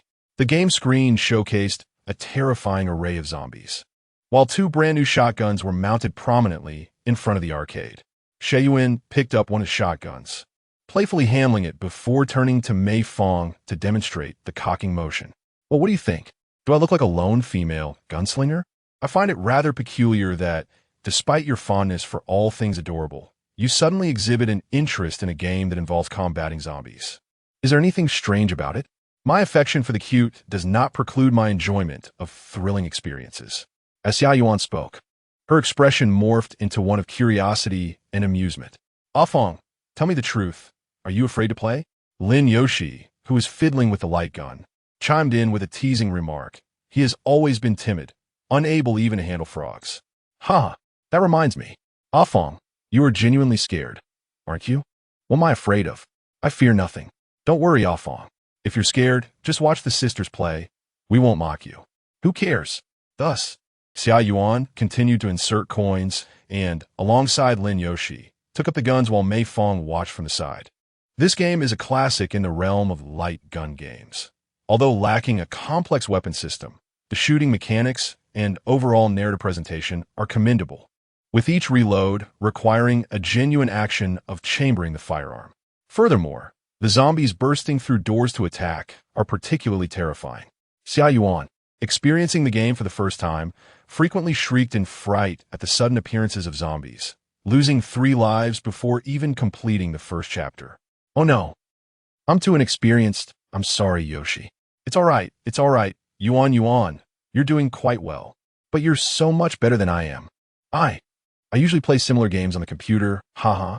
Though it was Lin Yoshi's first encounter with a light gun game, her shooting skills were surprisingly adept. She focused intently on the screen, embodying a fierce determination to eliminate any adversary that dared to appear.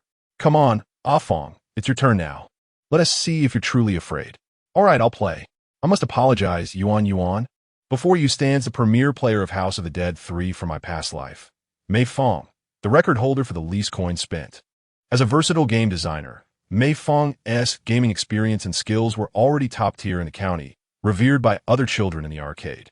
The greatest obstacle to Mei Fang's progress in his previous life was the English language. However, having attended university, he now navigated the English with ease and guided Lin Yoshi through the gameplay. Yoshi, when a rescue event occurs, you must target the enemies marked as danger. This way, we can all gain an additional health point. Focus on shooting the boss in the head. After the narrative scene, be sure to aim at the head. If we fail to hit the weak points during the cutscenes, we'll both lose health. Given that it was a new game and their gameplay was quite riveting, the thrilling combat between Mei Fang and Lin Yoshi quickly drew the attention of many children who gathered to watch. These two older kids seem to have become legendary figures in this small county, their tactics destined to be shared among the spectators, evolving into urban legends within the arcade. We've run out of coins. On their inaugural attempt, they reached the 3rd chapter, and it seemed sufficient for now. Mei Fang and Lin Yoshi resolved to withdraw before the boss of the 3rd chapter, opting not to insert more coins. Achieving a flawless run in the arcade would necessitate countless coins spent on practicing the nuances of the game. After all, unscrupulous vendors often elevate the difficulty level during setup, compelling players to either rapidly exit or continue feeding coins into the machine. However, they typically refrain from setting it to the maximum difficulty, as they must still grant players a semblance of hope for a single credit completion. Otherwise, they risk earning the notorious title of Coin Devourer, leading to their ultimate demise. Furthermore, such shooting games require players to maintain a constant grip on the gun, occasionally reloading ammunition, rendering the experience rather exhausting. Upon finishing their game, Xia Yuan eagerly linked arms with Mei Fang, exclaiming, Fang, your reflexes are astonishing. You truly live up to your reputation as a dedicated gamer. What reflexes? That is merely skill, Mei Fang replied. Aren't they essentially the same?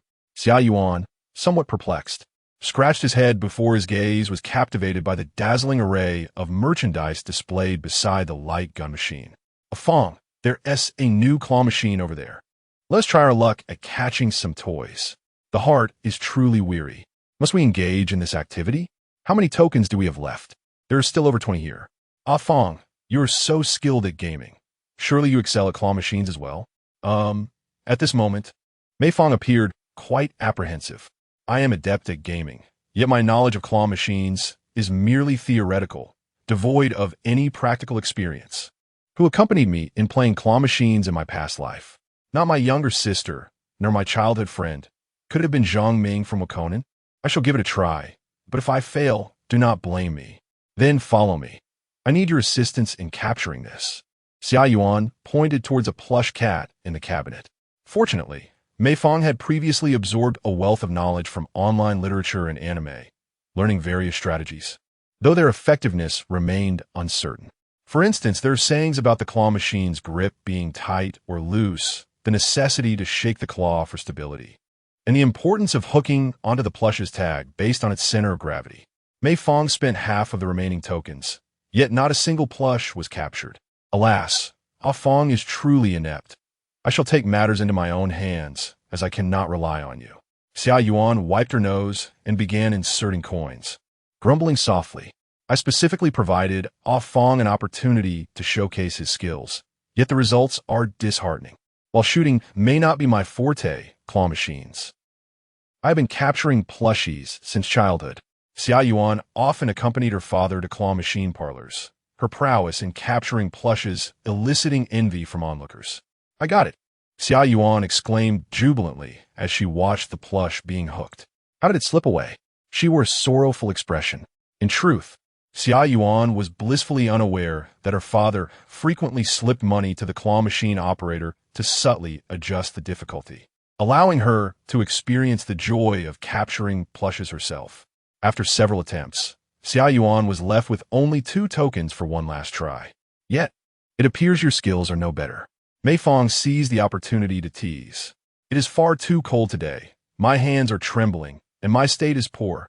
Xia Yuan shot Mei Fang a glare, her irritation palpable as she stared at the two remaining tokens.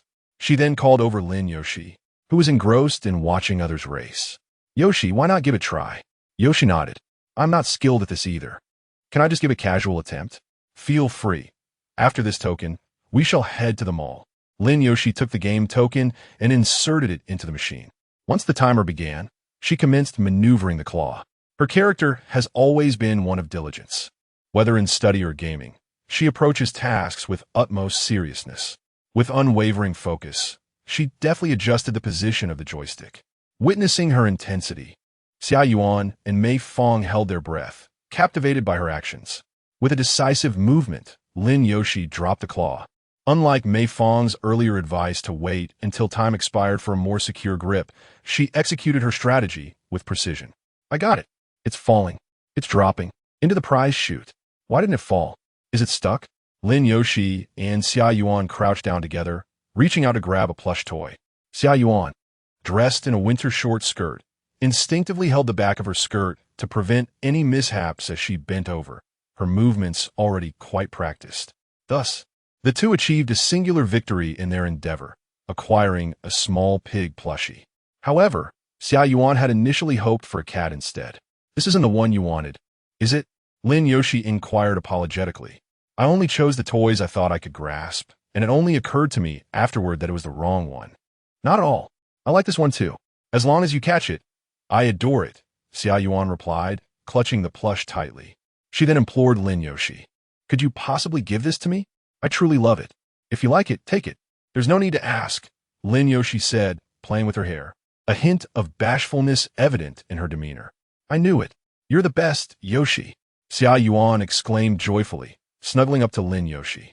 The two appeared incredibly affectionate, much to the delight of Mei Fang, who observed nearby, though he was met with a roll of Xia Yuan's eyes. You don't want this little pig, too, do you, Fang? I already claimed it. Who would want to snatch it from you? Mei Fang replied, tapping Xia Yuan lightly on the head. Are you done playing? You still plan to shop at the mall, so be mindful not to stay out too late. Got it, Xia Yuan said, chatting and laughing with Lin Yoshi as they walked, clutching the pig plushie. When they passed a women's clothing store, Xia Yuan headed straight for Mei Fang, placing the pig on his head. This pig suits you quite well. Hold this for me. I'm going to buy clothes with Yoshi. Weren't you supposed to be getting stationery and book covers? Mei Fang asked, supporting the plush on his head, a look of exasperation on his face. Buying clothes will take ages, won't it? Xia Yuan quickly waved her hand dismissively. Not at all. We're just getting little outfits. It'll be quick. Little outfits? What are those? Little outfits are. Yuan. Why are you telling this to Fang? Lin Yoshi interrupted, pulling Xia Yuan aside to prevent her from saying more and attempting to educate her, though Xia Yuan maintained an expression of indifference. It's fine for Fang to know. We've all grown up. Anyway, it's just, oh dear, not the best thing to discuss. Noticing Lin Yoshi's shy demeanor, Mei Fang quickly grasped the implication of their conversation. So, this is how girls refer to intimate apparel? How charming. After all, at 12, they're indeed developing. After Xia Yuan and Lin Yoshi finished shopping for clothes, they headed to the supermarket in the mall, where Mei Fang was once again asked to carry the bags of clothing, only to receive a warning from Lin Yoshi not to peek inside. Upon exiting the supermarket, Lin Yoshi and Xia Yuan had vanished, leaving Mei Fang juggling large bags in both hands, with a pig plush precariously balanced on his head, presenting a rather comical sight. In addition to the intended purchases, the bags were filled with an array of snacks and various trinkets whose names eluded him, such as the charm of days spent with childhood companions. Toiling tirelessly for Xia Yuan and Lin Yoshi, oh, how exhausting it truly is. My heart is weary. Why must I endure such suffering? As a reincarnator, I could have long since dominated the commercial realm, standing alongside the three titans as a business magnate, or navigated the gaming industry, becoming a legendary patriarch. Mei Fang lamented his unfortunate fate when Xia Yuan came running towards him, hands clasped behind her back as if concealing something.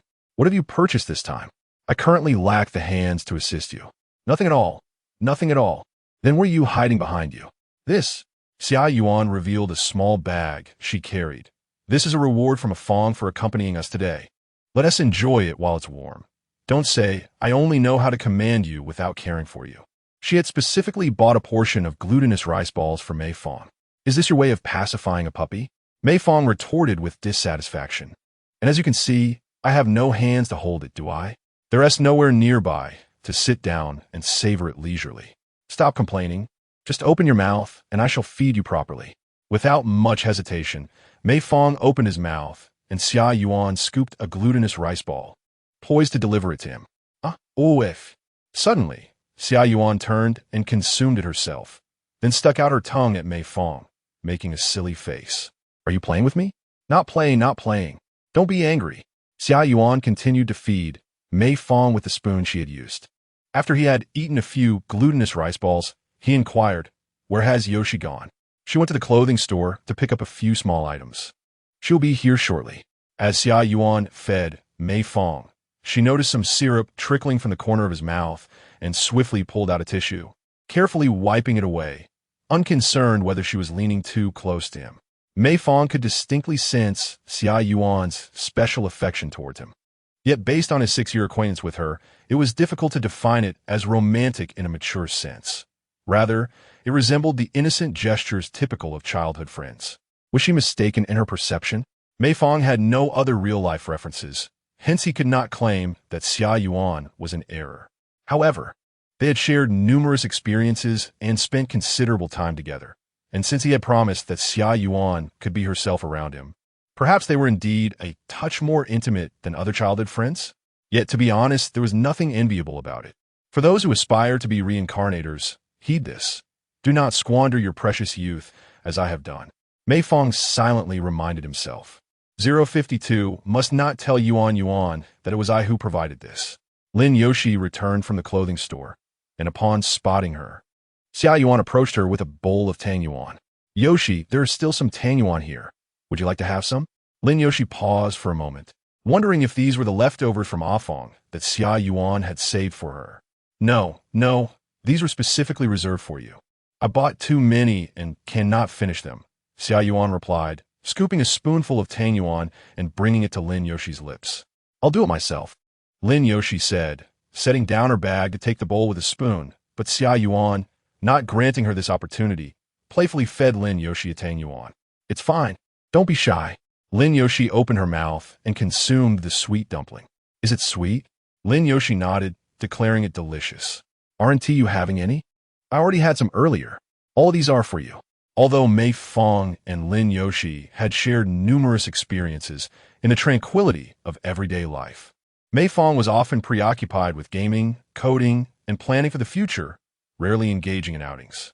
The time Lin Yoshi spent with Xia Yuan, however, was considerably longer, and their bond remained genuinely pure and beautiful. After finishing the tang yuan Xia Yuan had fed her, Lin Yoshi remarked, By the way, Yuan, shall we settle today's expenses? Count me in too, Mei Fang interjected, only to be met with a scolding from Xia Yuan. What do you need to do that for? You were just here to keep us company. Having just celebrated the new year, everyone had a fair amount of money in their pockets, and Lin Yoshi possessed her own small wallet now, rather than merely stuffing cash into her pockets. This wallet was a gift from Xia Yuan. The floral hair accessory Xia Yuan wore today was also a present from Lin Yoshi. Each bore traces of the other's presence, symbolizing their deep friendship.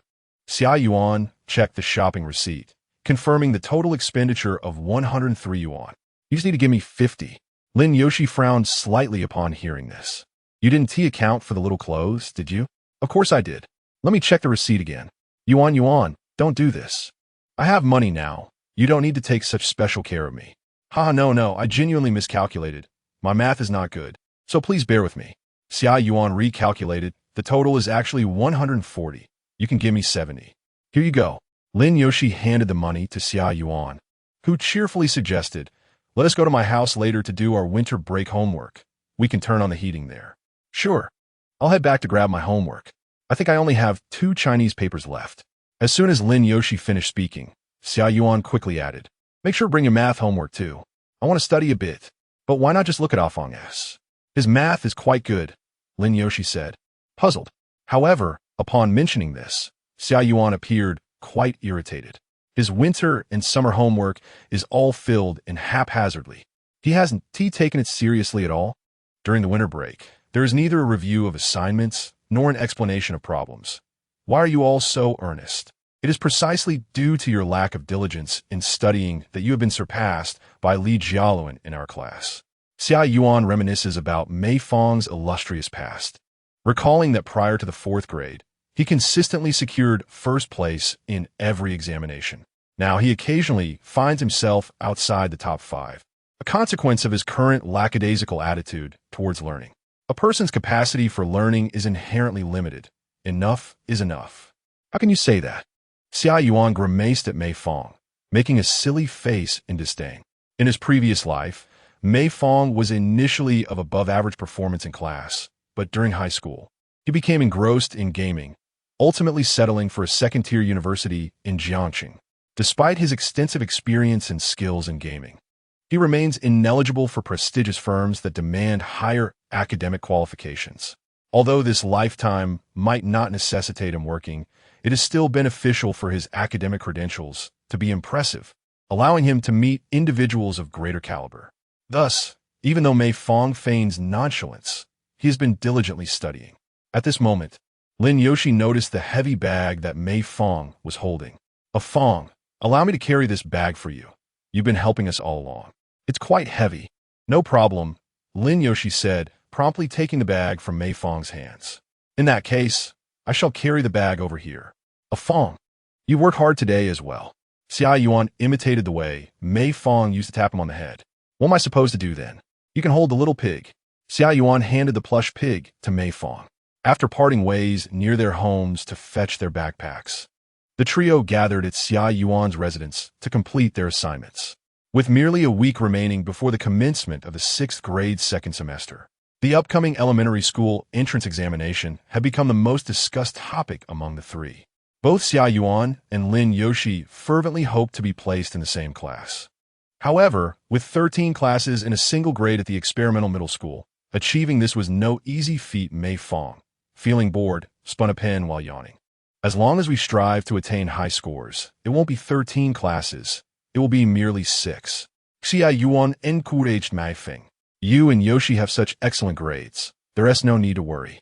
Aren't you doing well too? Lin Yoshi asked, puzzled. Xia Yuan shook his head, his expression one of despair. Mathematics is truly challenging. Before the 4th grade, Xia Yuan had consistently excelled academically, always ranking within the top 10.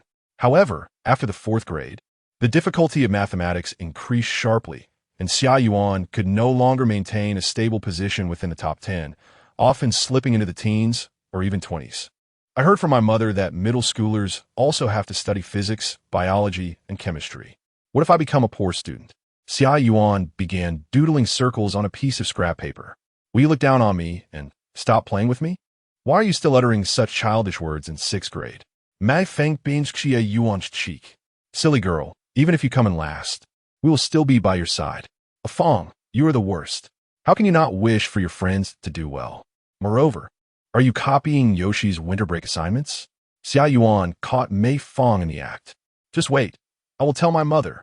If you dare to inform teacher Yu, I might just refuse to play with you. Mei Fang is quite sensitive about teacher Yu's opinions. So, my mother is more important than me, is she? You scoundrel. Fang, just wait and see how I teach you a lesson. Xia Yuan, in a fit of anger, pinched Mei Fang's cheeks and called Lin Yoshi over to assist. Lin Yoshi, who had been eager to join in, quickly helped pin Mei Fang down, rendering her immobile. All right, I surrender. Is that enough? I won't copy anymore, I promise. That's more like it. As Mei Fang and Lin Yoshi emerged from Xia Yuan's home, twilight had begun to envelop the sky. Are you coming over for dinner at my house today? Lin Yoshi shook her head, declining the invitation. No, my father will be back later, and I must prepare dinner for him. Is he really working at the construction site in this cold weather? My father said the equipment was damaged by the frost, and he's been busy with repairs all day. I can't let him return home to an empty stomach. What a considerate child you are. Compared to her previous reliance on frozen dumplings, Lin Yoshi has truly learned to cook, having picked up a few culinary skills from Xiaoxia, mastering several home-cooked dishes. Mei Fang stretched her arms widely. I wonder how my father is faring in Baijiu City. You must remember to call him often. Uncle Mei is alone out there. And it must be tough for him. Do you understand? Mei Fang sighed after a few grumbles, saying, if only you could speak so assertively in front of Yuan Yuan. Lin Yoshi, irritated, gave Mei Fang a playful pinch at her waist. Mind your own business regarding how I speak. My cotton-padded jacket is so thick, yet I can't feel a thing. Then, like this. Lin Yoshi tugged at Mei Fang's clothing and mischievously slipped her hand under Mei Fang's jacket. Wow, it's so cold. Mei Fang jumped about, trying to escape Lin Yoshi's playful teasing. After frolicking for a while, as they approached the moment of parting, Lin Yoshi called out to Mei Fang and handed her the math homework for the winter break. Are you asking me to copy it? Lin Yoshi nodded, turning her head away to whisper, just don't tell Yuan Yuan that I gave it to you. Yay, you're so kind to me, Yoshi. Just use it as a reference for the homework. Cheating on the exam is a different matter, or else I would lose respect for you. Lin Yoshi added as a reminder. I won't cheat, you can rest assured. Mei Fang nodded. I will take the exam with integrity. By the way, there is one more thing. Lin Yoshi tugged at her hair and thought. I plan to earn some money during my spare time by playing games or writing code. Do you have any recommended methods? After a brief moment of hesitation, Mei Fang inquired of Lin Yoshi about the sudden emergence of her desire to earn money. Was there something amiss at home? Please, share with me. It's nothing, Lin Yoshi replied, shaking her head. I just see how hard my father works and feel reluctant to ask him for pocket money. However, whenever I go out with you in Yuan Yuan, the expenses accumulate. I also don't want to constantly rely on Yuan Yuan for support. After all, she has taken care of me for so many years. And, well, Lin Yoshi lowered her head. I have something in mind that I wish to save up for. What do you wish to buy? Lin Yoshi shook her head. I want to tell you. If I do, you'll just buy it for me. Just like that MP3 last year, yet you returned it. Last year, Lin Yoshi had expressed a fervent desire for an MP3 player, and without hesitation, Mei Fang presented it to her as a birthday gift. He had hoped that this surprise would bring her joy for a long time, but the oblivious Mei Fang faced Lin Yoshi's extreme disdain. She asserted that such an extravagant gift was inappropriate among children, and thus returned it, leaving Mei Fang to keep it. In Mei Fang's eyes, this now outdated electronic device held little interest for him, and he would only occasionally use it to listen to music. However, whenever Lin Yoshi visited Mei Fang's home, she frequently utilized his MP3 to download novels, filling it with songs she adored. Although she couldn't take it home, in essence, it had become a possession of hers. From this perspective, since she was unwilling to accept preferential treatment from Xia Yuan, it was clear that Mei Fang could not expect her to accept money directly from him. Nevertheless, this marked Lin Yoshi's initial endeavor to liberate herself from her dependence on both him and Xia Yuan, and Mei Fang felt compelled to support her. After pondering for a moment, he suggested, if you truly find yourself in need of money, you could sell some items from our account in Fantasy Journey. That won't do. That is our shared property, Lin Yoshi retorted. If it weren't for Yuan Yuan and me stopping you last time, you would have sold it from the treasure vault already, wouldn't you? Oh, this time I'm not selling the account. Merely a few mutated babies. That is not acceptable either. How much time have we invested in nurturing a mutated baby? We've formed a bond. I wouldn't want to sell it. And if Yuan Yuan finds out, you'll have a lot to explain. Very well, this brings us to an incident that transpired during the 2006 World Cup. Due to Mei Fang's ineptitude, he only recalled that Italy was the champion that year. He opted for the convenience of online betting to participate in the predictions. Where Italy's odds stood at 1.9, had he sold his Fantasy Journey account, he could have recouped around 8,000 in capital, which could have turned into a staggering 72,000. This sum should have been an easily accessible windfall for Mei Fang. But his actions of listing the account for sale were discovered by Lin Yoshi, who subsequently informed Xia Yuan. Both of them, citing the account as a vessel of shared memories among the three of them, intervened to halt Mei Fang's intentions. Behind Mei Fang, who would dare to quietly sell the hearts of Shang Yoshi and Yuan Yuan, these two sisters would still have to go online for inspections in the future. He could only rely on the money he had painstakingly saved up himself, selling off some unused game accounts to gather a principal of 1,000 yuan to buy lottery tickets. Currently, his personal assets amount to around 10,000 yuan, though it falls short of his expectations. However, since his parents are unaware, it is money he can freely manage, marking his first genuine earnings. This sum is sufficient to invest in another venture, one that promises profits exceeding 8 million times in Bitcoin. Since Lin Yoshi is unwilling to sell her account or her mutated baby, nor accept Mei Fang's assistance, he can only elucidate to her the actual methods of making money. If you're reluctant to sell your account, perhaps you could consider leading teams for dungeon runs. Our accounts are strong enough. Many dungeons we have previously tackled can be completed in 2-player speedruns. By carrying others' accounts, we can earn at least a dozen or 20 yuan each week. As for what you mentioned about earning through coding, your current skills are not yet adequate for freelance work, so let us not dwell on that for now. Are you currently engaged in any coding work?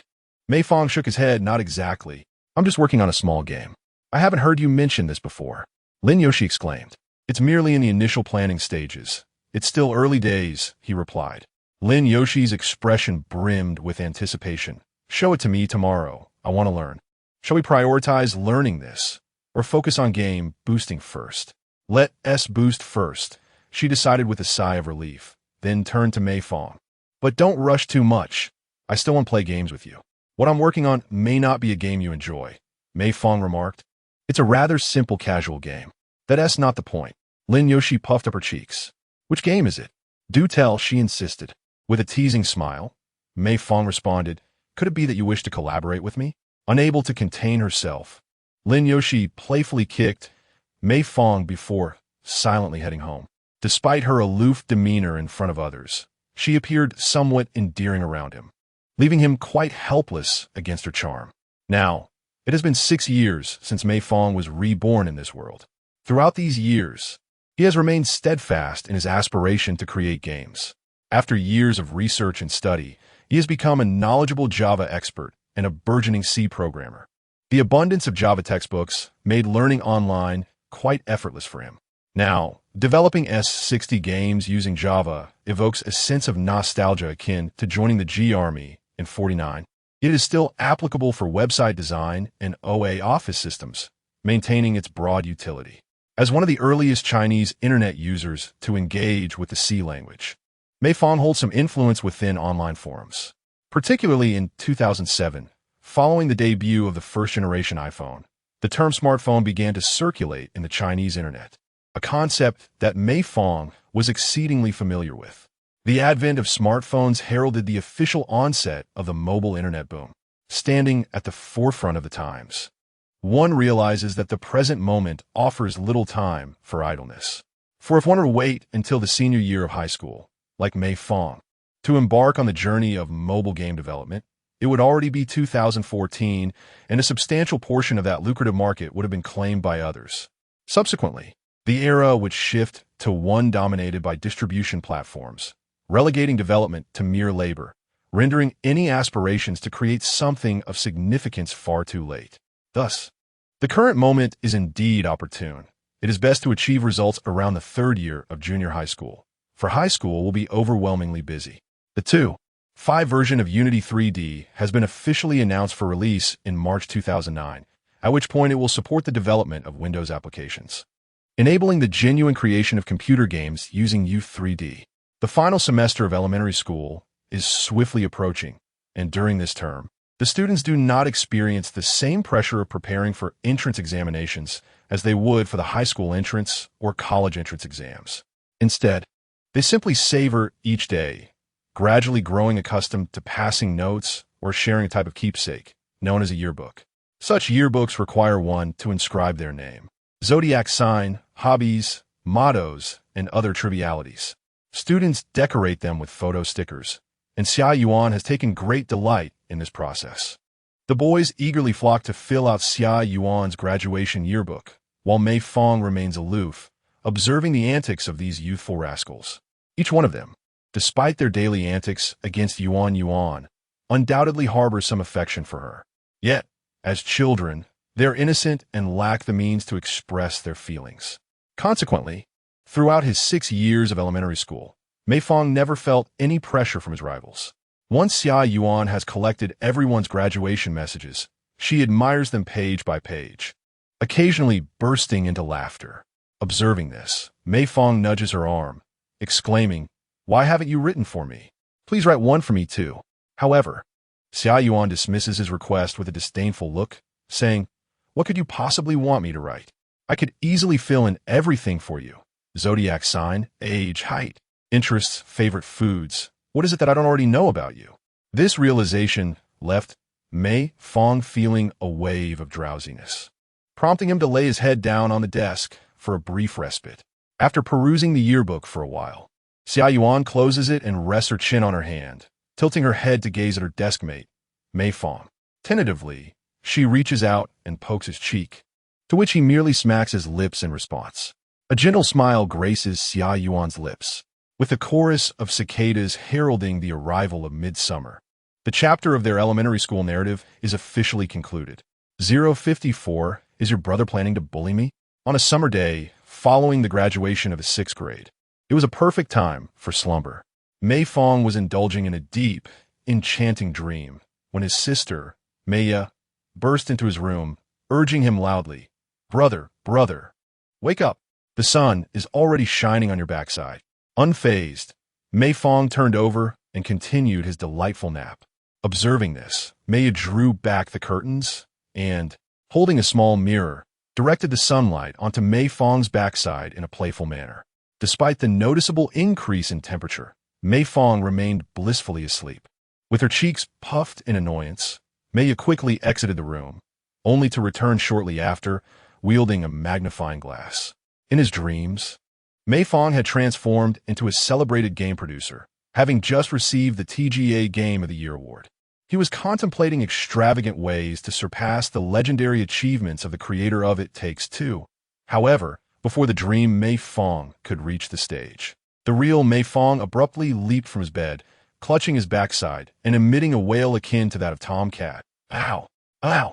Fuming, Mei Fang snatched the magnifying glass from his sister's hands, exclaiming, "What mischief are you up to today, you little rascal, exploring the wonders of science?"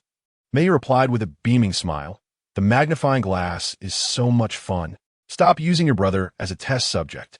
Mei Fang checked his pajamas, discovering that indeed, his sister had managed to burn a hole through them using the focused light of the magnifying glass. Ever since she began elementary school, she had become enamored with natural sciences, which encompassed the foundations of astronomy, geography, physics, chemistry, and biology. Although these were secondary subjects, they were profoundly enlightening. In class, there were numerous small experiments, and with her father absent, Mei often clamored for Mei Fang's companionship in conducting them. It must be said, this little girl had become increasingly mischievous lately. After changing and washing up, Mei Fang joined Xiao Xia, who was busy preparing breakfast. He inquired of Mei, who was sipping her milk, "Mei, are you truly not planning to accompany me and Xiaoya to Baijiu to spend summer vacation with Dad? I worry, as no one is here to look after you. But Dad's place is so small, it will be cramped if I go." Mei tugged at Mei Fang's arm, exclaiming, "Brother, Baijiu has a huge water park. Dad says you've never been, and he told me not to tell you, so we can take pictures and make you envious. Our old man is quite cunning. The water park in Jiangcheng is much larger. You should persuade Dad to take you there instead." "Is that so?" "Indeed, and it boasts an exhilarating rainbow slide that is exceedingly tall. When I was your age, Mom and Dad always took me there." Immediately, Mei pulled at her mother Xiao Xia's arm, protesting, "This is unfair. Why can my brother go to the big water park in Jiangcheng, while I can only visit the small one in Baijiu? What is the point of discussing this with you and Xiaoya?" While complaining, Xiang Xiaoxiao reassured Mei, "Do not listen to your brother's nonsense. The water park in Jiangcheng was a matter of years past, and cannot compare to the newly opened water park here in Baijiu."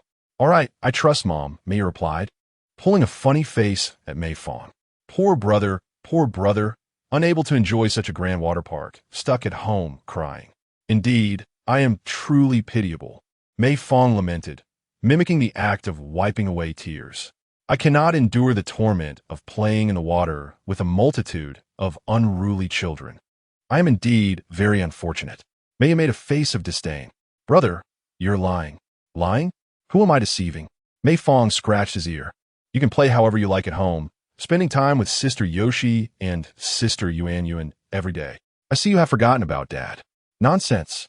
Look how close Dad and I are. How could I possibly forget him?" As Mei Fang and his sister engaged in their usual banter, Xiang Xiaxia interjected, Fang.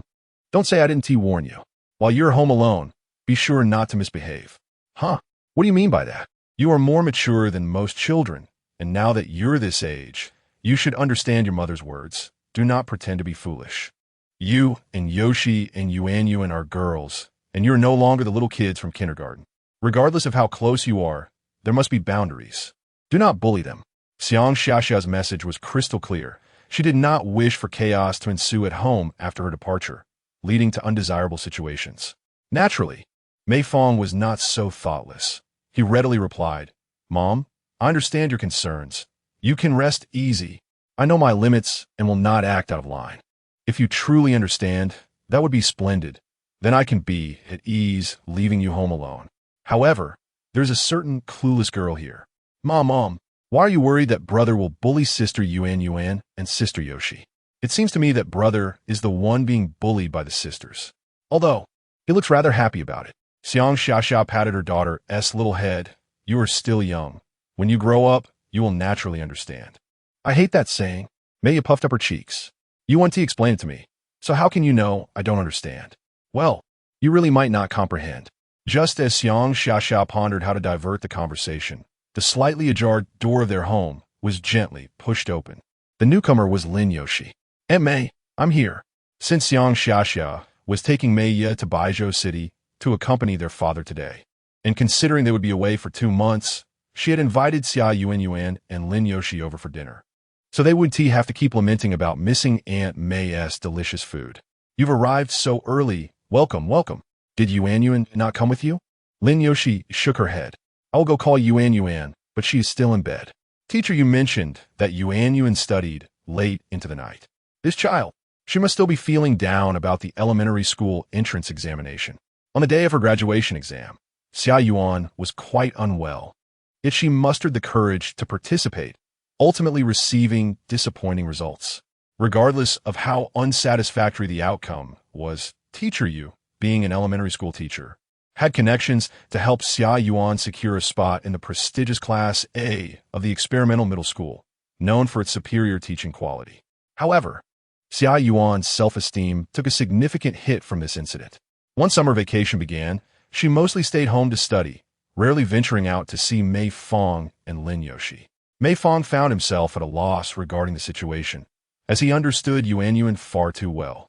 After putting in so much effort only to attain such results, Xia Yuan must undoubtedly feel resentful. For now, all he could do was wait for her to gradually recover. In the meantime, he could merely be present as a supportive friend when she needed it. Upon entering the room, Lin Yoshi was enveloped by the little arms of Mei. Sister Yoshi, I will miss you. I will miss you too. Lin Yoshi gently patted Mei's small head. Although she was not as close to Mei as Xia Yuan was, she had inherited the warmth and care that Xia Yuan had once received from Xiao Xia, passing that tenderness along to little Mei. Consequently, despite her usual reticence, she willingly played with Mei, indulging in imaginative games and sharing various snacks, which naturally earned her the admiration of the little girl. Mei then urged Lin Yoshi to crouch down and whispered softly in her ear, Sister Yoshi, I have a little secret to tell you. Mommy said that after we leave, your brother might bully you. If that happens, you can always call and tell my mommy. Your brother intends to bully me? Lin Yoshi glanced at Mei Fang, who was lounging on the sofa, yawning in boredom, her small head filled with confusion. 055 So, what do you think I excel at? Lin Yoshi accompanied Xia Yuan in play for a while before heading to the kitchen to assist Xiang Xiaxia. Naturally, Xiang Xiaxia was displeased with Yoshi's interference. Yoshi, you are a guest today. Go enjoy some games with Mei Fang and Mei. You need not lend a hand here. It's quite all right, Auntie. I do not regard myself as an outsider. As she spoke, Lin Yoshi picked up a small round stool and sat beside it to help shuck corn kernels. You still have to travel this afternoon. It will undoubtedly be a bumpy journey. Allow me to lighten your load a bit. Your Uncle Mei will pick us up at the station in Baizhou. What hardship is there in that? Xiang Xiaxia often appeared exasperated, wanting to shoo Lin Yoshi away. However, after years of familiarity, Lin Yoshi was no longer the timid little girl she once was. No matter how much Mei Mama urged her, she remained steadfast. With a resigned sigh, Xiang Xiaxia thought, the children have grown up. They are beginning to disregard advice. It seems the rebellious phase has arrived. But did Xiang Xiaxia feel joy in this? Undoubtedly, she was happy to have an obedient and understanding daughter, or rather two. After a flurry of preparations, Xiang Xiaxia poked her head out of the kitchen to inquire of Mei Fang, who was engrossed in playing video games with his younger sister. This gaming console was a birthday gift from Mei Fang to his sister, hoping that with it, she would cease her incessant demands for his computer. Though an antique compared to arcade machines, these electronic devices were still available in the small-town electronic shops for just a few dozen yuan, with game cartridges costing a mere 8. To Mei Fang, it was trivial, yet his sister cherished it as a treasure, while Xiang Xiaxia viewed it as a source of endless chaos, as family arguments often erupted over gaming time. In less than half an hour, we shall have lunch. Mei Fang, if you have a moment, please call Yuan to eat. I can just call her directly, and she will come. As Mei Fang spoke, he set down the controller, preparing to head to the landline, only to receive an earful from his mother. How can you be so casual? The young lady is feeling down. What's wrong with you asking her over? Girls need to save face, so be considerate. All right, I understand. Mei Fang thought, secretly lamenting his mother's contradictory nature. She had insisted on maintaining some distance between him and the girls, yet continuously created opportunities for them to interact. It left him perplexed regarding her true intentions. While his mother's thoughts were not of great consequence, Yuan's recent state truly concerned him. This summer, which should have been a time for enjoyment, was instead marred by her distress over the entrance examination for junior high, leading her to incessantly torment herself with practice questions. Of course, Yuan had always been regarded as an exemplary student, bearing the heavy burden of expectation, a sentiment Mei Fang could empathize with. During his school days, he had encountered numerous classmates who suffered from exam failures, particularly in their small county where the atmosphere demanded relentless study. Everyone placed immense value on education.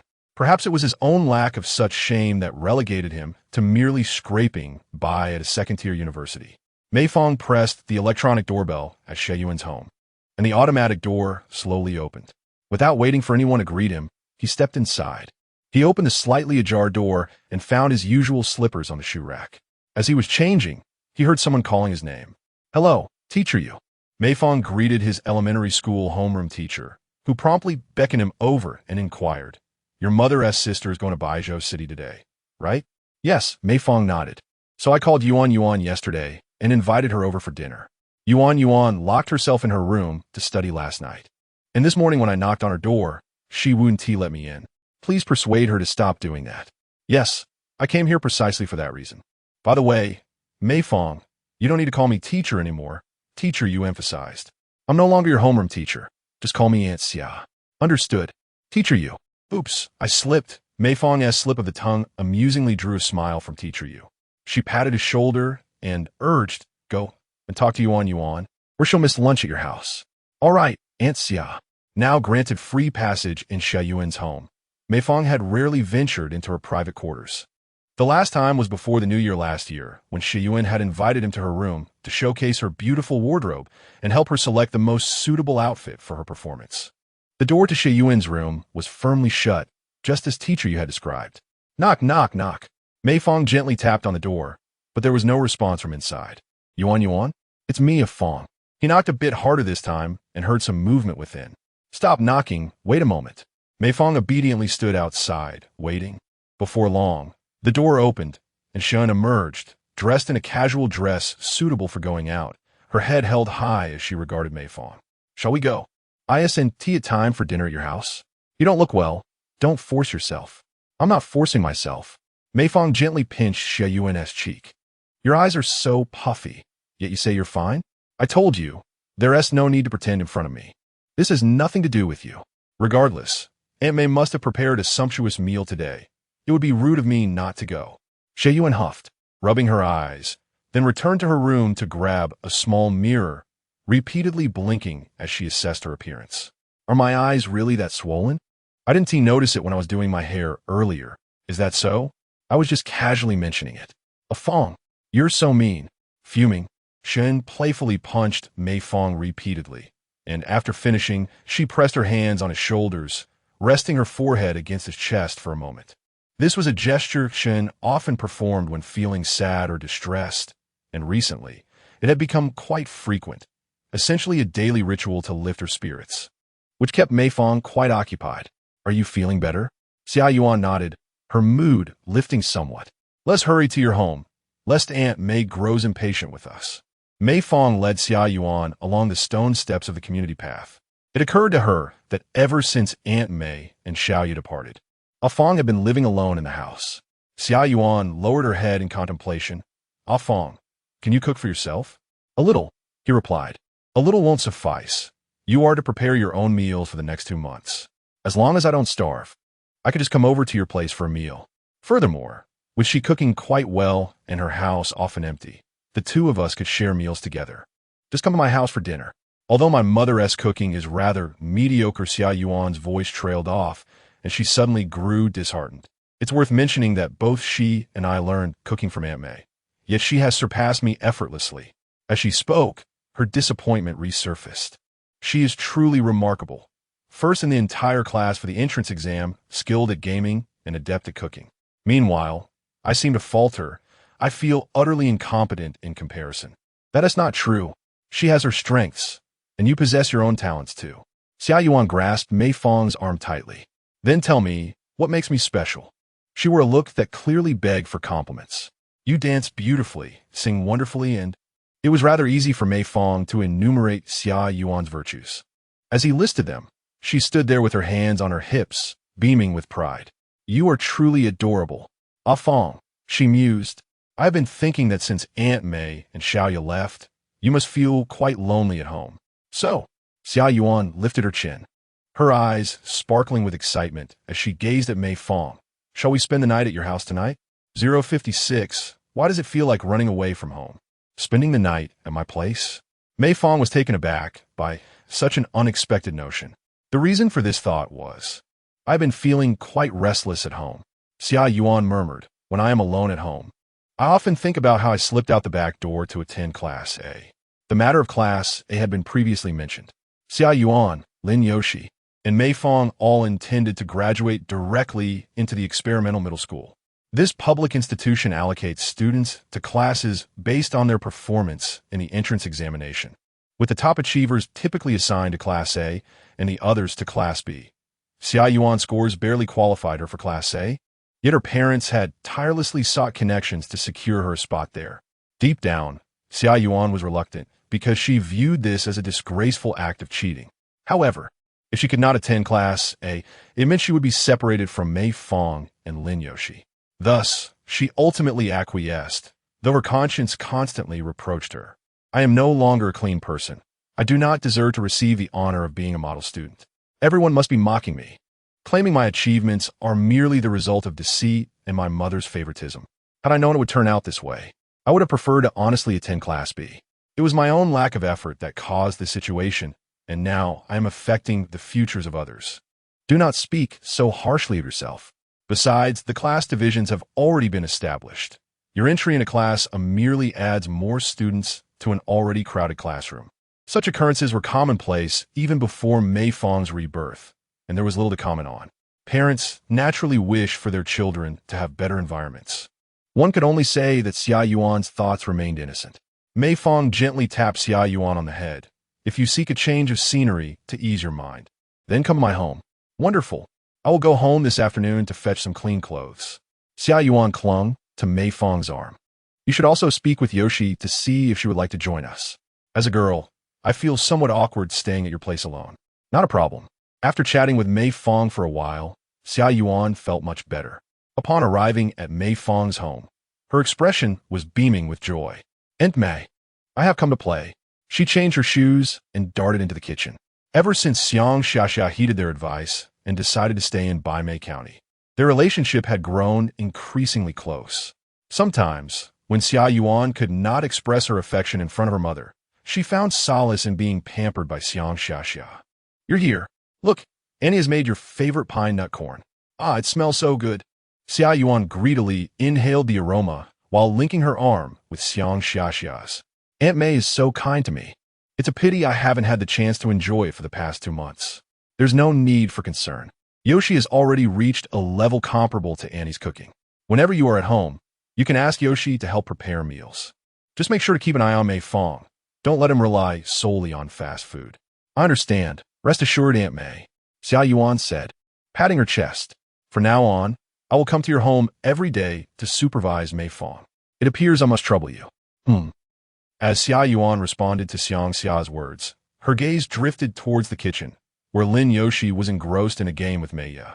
After relishing a sumptuous lunch, Xia Yuan volunteered to assist Xiang Xia with the dishes. Unable to refuse Xia Yuan's insistence, Xiang Xia continued to remind Mei Fang of various household matters, to which Mei Fang attentively listened, one sentence after another, until it was finally time to depart. Aunt Mei, we shall see you off, they offered. No. We will take a taxi to the station, Xiang Xia replied, one hand pushing the suitcase and the other holding little Mei Ya. She cast a glance at the 3 children before her, ultimately resting her gaze on Mei Fang. When I'm not at home, Mei Fang, she emphasized. I know. Mei Fang nodded, waving to her mother, safe travels, Mom. And Lilia, brother, we're leaving. Safe travels. Xia Yuan and Lin Yoshi accompanied Xiang Xia and Mei Ya to the elevator before turning back. Upon seeing them, Mei Fang noticed that they were holding hands, with Xia Yuan suppressing a smile that she could not contain. We're free, Xia Yuan exclaimed joyfully in Mei Fang's home, to which Mei Fang complained, covering her ears. Are you really that happy that my mom has left? Now, during this summer break, there are no adults in Mei Fang's house, which means we can do whatever we want. I haven't seen you so excited when no one was home at our place, because adults always return. Xia Yuan smiled with her hand behind her back. But now we don't have to worry. We could be ourselves. How long have you been repressed? For Xia Yuan, who had been under strict supervision since childhood, the most anticipated days were those without parental presence. A phone. I just mentioned to Yoshi outside about wanting to spend the night at your house, and she agreed. Lin Yoshi chimed in. My dad will be staying at the construction site tonight. I need to call and check with him. If he agrees, then we can proceed. Then let us go back to fetch our clothes, and let us buy lots and lots of snacks to stock up at Mei Fang's house, filling her fridge to the brim. Hey, how long do you plan to stay at my house? Stocking up. Isn't it 2 months? Xia Yuan tilted her head. How could I possibly let you stay that long? Mei Fang warned. Aunt Xiao 1T agree, and I advise you not to dream too grandly. Aren't you supposed to go to your grandmother's house for the summer this year? Xia Yuan mumbled. I used to go every year, but not this time. Now my grandma just plays Dance Dance Revolution at home and doesn't catch frogs with me anymore, so I'm not really inclined to go. Your grandma is quite trendy, isn't she? You should know that rhythm games require a good reaction time. If an elder can play this, it signifies a commendable spirit. I'll go make a call to seek my dad's permission, Lin Yoshi said as she dashed off to make the call. Xia Yuan happily collapsed onto the sofa, and before she could bounce around too much, Lin Yoshi called her over. Yuan, could you come here for a moment? What is it? My father wishes to confirm whether you are indeed spending the night at the Afang residence with me. Please speak with him. All right. Later.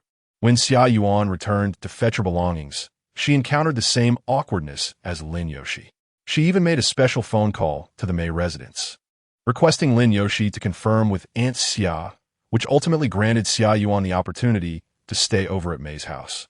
Although Lin Yoshi left later to retrieve her clothes and toiletries, Xia Yuan arrived at Mei's house half an hour later. In contrast to the simple backpack carried by Lin Yoshi, Xia Yuan brought along a suitcase, seemingly the very same one she had used back in the day. What have you done? You look as if you are running away from home. Mei Fang shined in exasperation. I wish to watch a film. Although the friendship among the 3 of us has flourished for 6 years, this is the first time we are spending the night together. Despite the spontaneity of the idea, Xia Yuan made extensive preparations. She rummaged through her home for most of the snacks and several sets of pajamas. Your parents should only allow you to stay for 1 night. Why bring so many clothes? I packed some for Yoshi to wear. That's none of your concern. Xia Yuan shot a glance at Mei Fang and then pulled Lin Yoshi toward the inner room. We're sleeping in Aunt Mei and Xiaoya's room tonight, right? Yes. But do you really need to change so early? It's barely afternoon. Of course not. It's just to put down my things. Xia Yuan and Lin Yoshi occupied themselves in Aunt Mei's room for quite some time without emerging. Mei Fang felt it inappropriate to knock on the door. So he decided to check on the game he had been developing in the study. Since the winter break, he had been tinkering with a game reminiscent of the classic Flappy Bird, known to many as the early bird. This genre of games, which involves controlling altitude to navigate through obstacles, has been prevalent since the era of button-operated mobile phones, with many similar games like Helicopter. In Mei Fang's view, the earliest inspiration for such games likely originated from the horizontal, scrolling, shooting games of the FC era. In a renowned Contra, there are levels that involve dodging obstacles, where colliding with them results in instant death, unlike in games like Super Mario, where one merely gets stuck. In 2008, Unity had just begun supporting the Windows platform, with 2 more years to go before the advent of Android smartphones. Mei Fang contemplated the necessity of first accumulating technical experience in developing complete games, thereby securing an early share of the mobile platform's burgeoning market. Presently, aside from the configuration of artistic resources, the programming functions were nearly complete.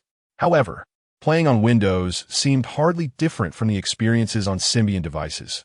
The only distinction lay in the smoother graphics.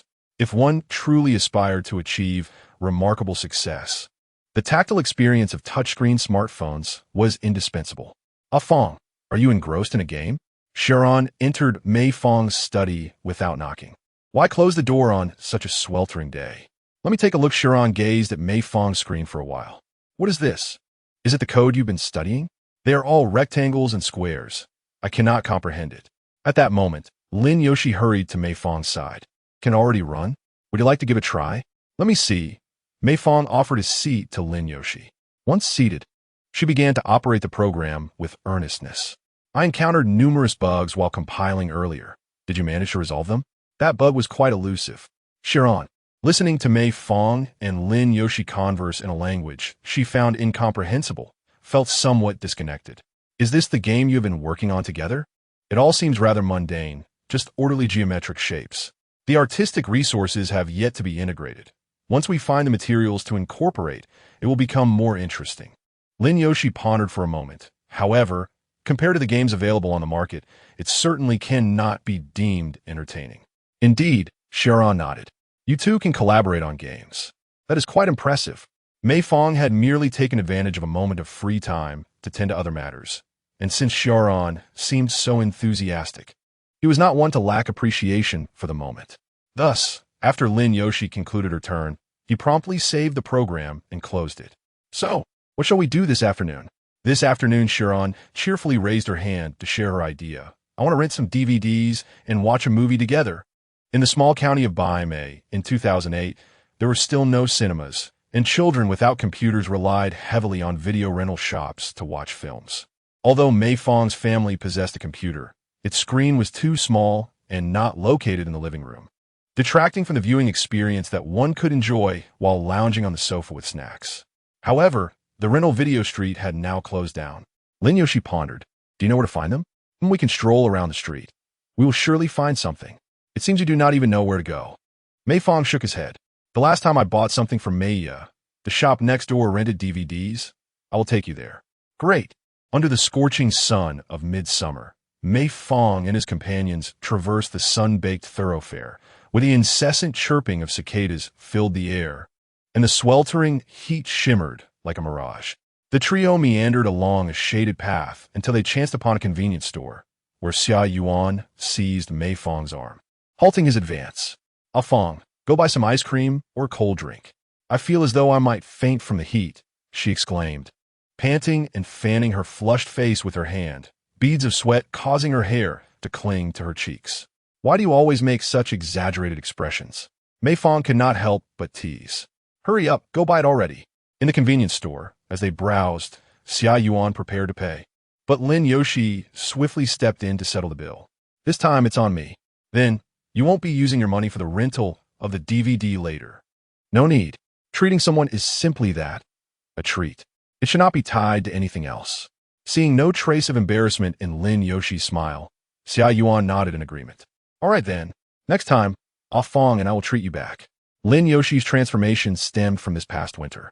She had approached Mei Fang with a desire to earn money, prompting him to guide her toward becoming a game booster. Since then, She had been engaged in this endeavor within the realm of fantasy journey to the West.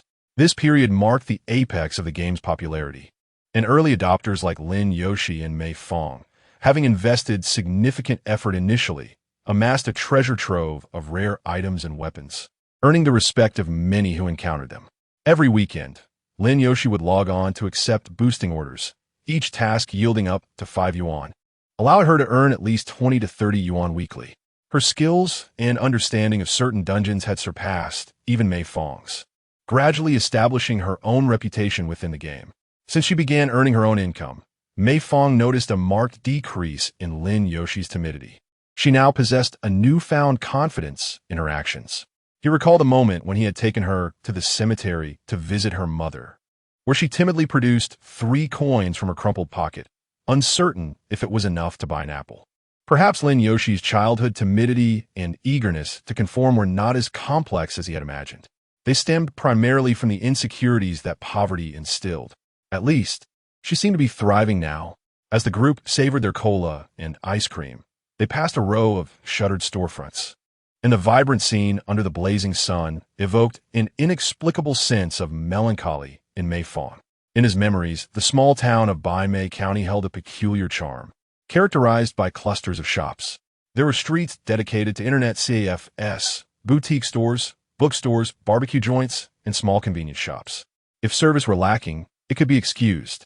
For instance, a food street could feature various types of eateries, which made sense given the different culinary arenas. However, in Mei County, an entire street could indeed be devoted to identical establishments. Adjacent to one another, the shops offered the same wares. It was unclear whether this was due to a fear of imitation or a lack of innovative marketing ideas. They merely forced their businesses into existence, leaving Mei Fang pondering the rationale behind such trends. Once upon a time, the street that Mei Fang now traverses, lined with these storefronts, was a thriving hub of audiovisual establishments. However, it has now succumbed to a wave of closures. Yet, it will not be long before this place transforms into a flourishing avenue of milk tea shops and bookstores. The relentless march of time seems to render everything impermanent. Mei Fang paused in her tracks, gazing at the petite figures of Lin Yoshi and Xia Yuan ahead. After a moment of contemplation, she was beckoned by Xia Yuan's call and hurriedly ran to catch up. "Do you not sleep at 10 o'clock at night?" Xia Yuan, along with Lin Yoshi, followed Mei Fang to a shop he had mentioned. This establishment was nestled within a dilapidated alley, where the storefronts bore the marks of time, some even featuring door frames crafted from aged wooden planks rather than the usual iron roll-up gates. As I ventured into this vicinity for the first time, it felt akin to an expedition. How delightful! Xia Yuan expressed her fascination with the street scenery and began reminiscing about the past. "Do you recall our childhood adventure searching for the pond by the West River Bridge, only to find ourselves hopelessly lost?" "Indeed, I remember," Lin Yoshi replied, lost in nostalgia.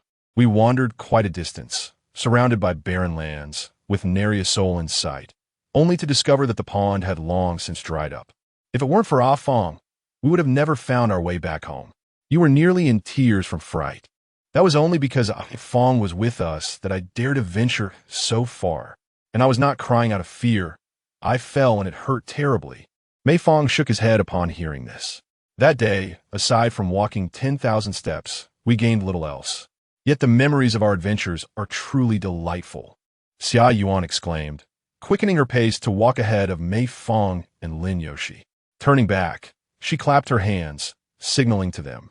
"But once we grow a bit older, we can embark on genuine adventures and travel to far-off places together. You do possess a rather curious obsession with traveling afar," Lin Yoshi remarked. "Absolutely," Xia Yuan grinned. "The world is so vast. How lamentable it would be not to explore it." As they continued their lively banter, upon arriving at their destination, Mei Fang called to the two. "This is the shop." The audiovisual store, hidden deep within the alley, displayed numerous movie covers at its entrance. The rustic interior decor and the old, rusty yellow ceiling fan all hinted at over a decade of operation. The proprietor, an elderly gentleman wearing reading glasses and a white tank top, lounged in a chair, fanning himself with a palm leaf, his eyes slightly squinted, exuding a drowsy demeanor. Though the alley was rather dim and the atmosphere somewhat eerie, the children felt no fear. Let us each select a disc. Xia Yuan proposed. How many films shall we choose? Lin Yoshi inquired. Let us first see if there are any particular titles that catch our interest. Each of us can pick one. Xia Yuan tugged Lin Yoshi aside to browse the DVDs, while Mei Fang wandered to another section to peruse. Fortunately, despite the store's vintage charm, the latest release from 2008, Kung Fu, was prominently displayed on the hot-selling rack. A plethora of blockbuster films from various genres, both domestic and international, filled the shelves, with an entire section dedicated to Japanese anime series. Since it was a group of children watching a movie, a family-friendly film would hardly suffice.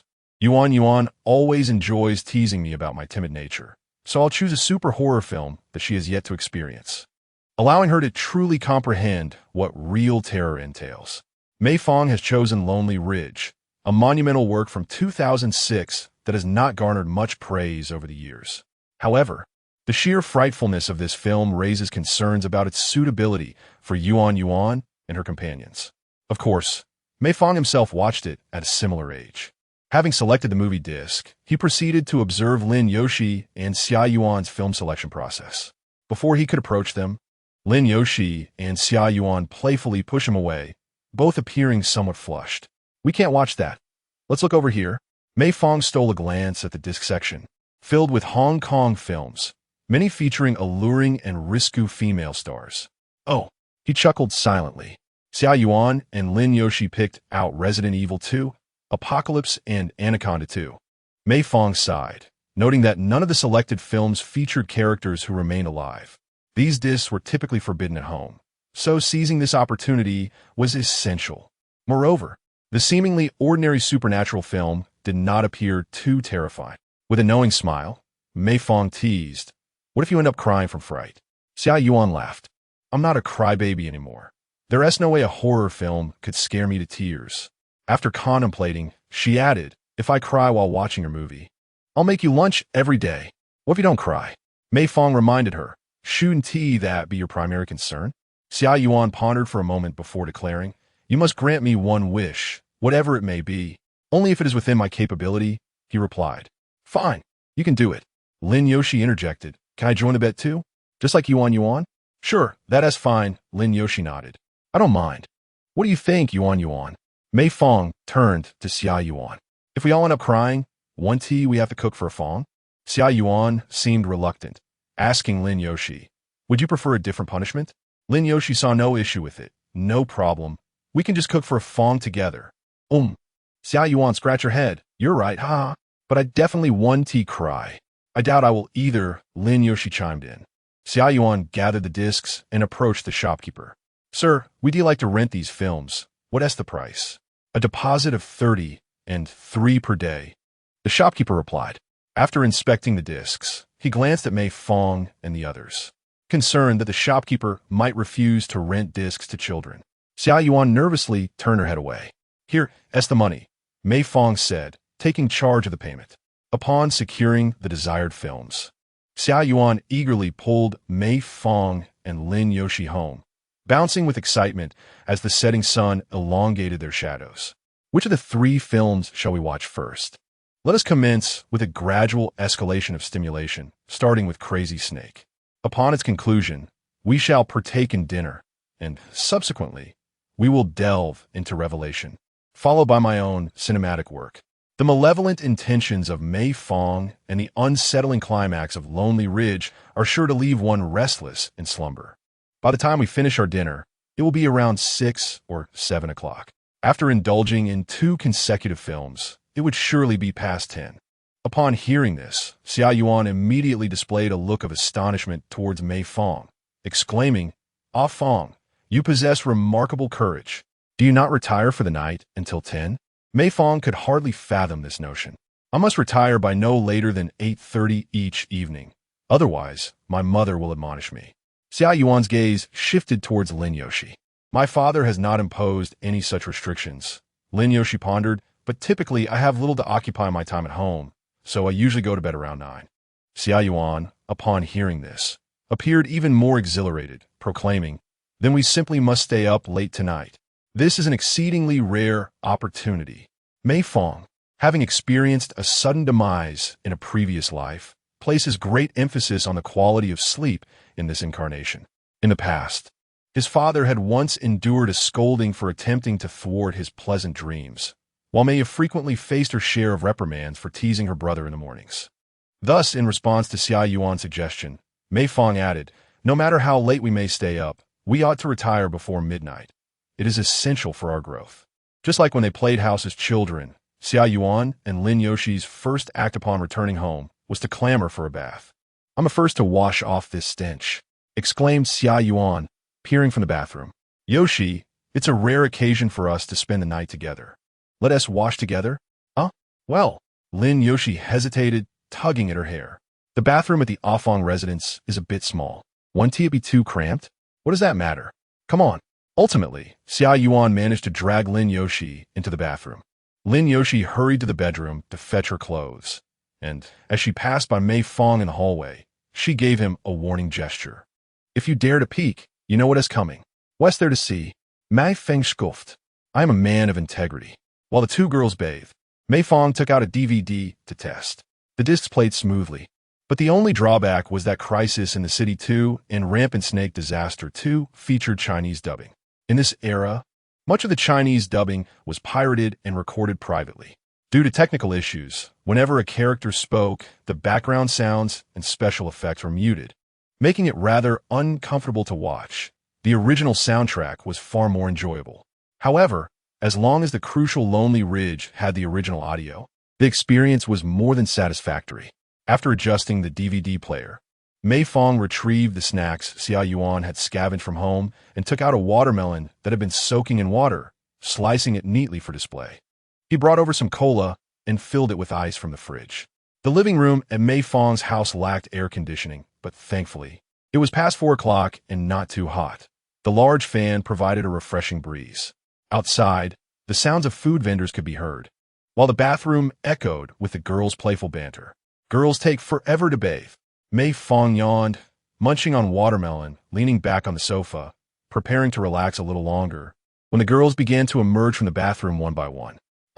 Mei Fang, you smell terrible. Don't dirty the sofa. Get up, get up."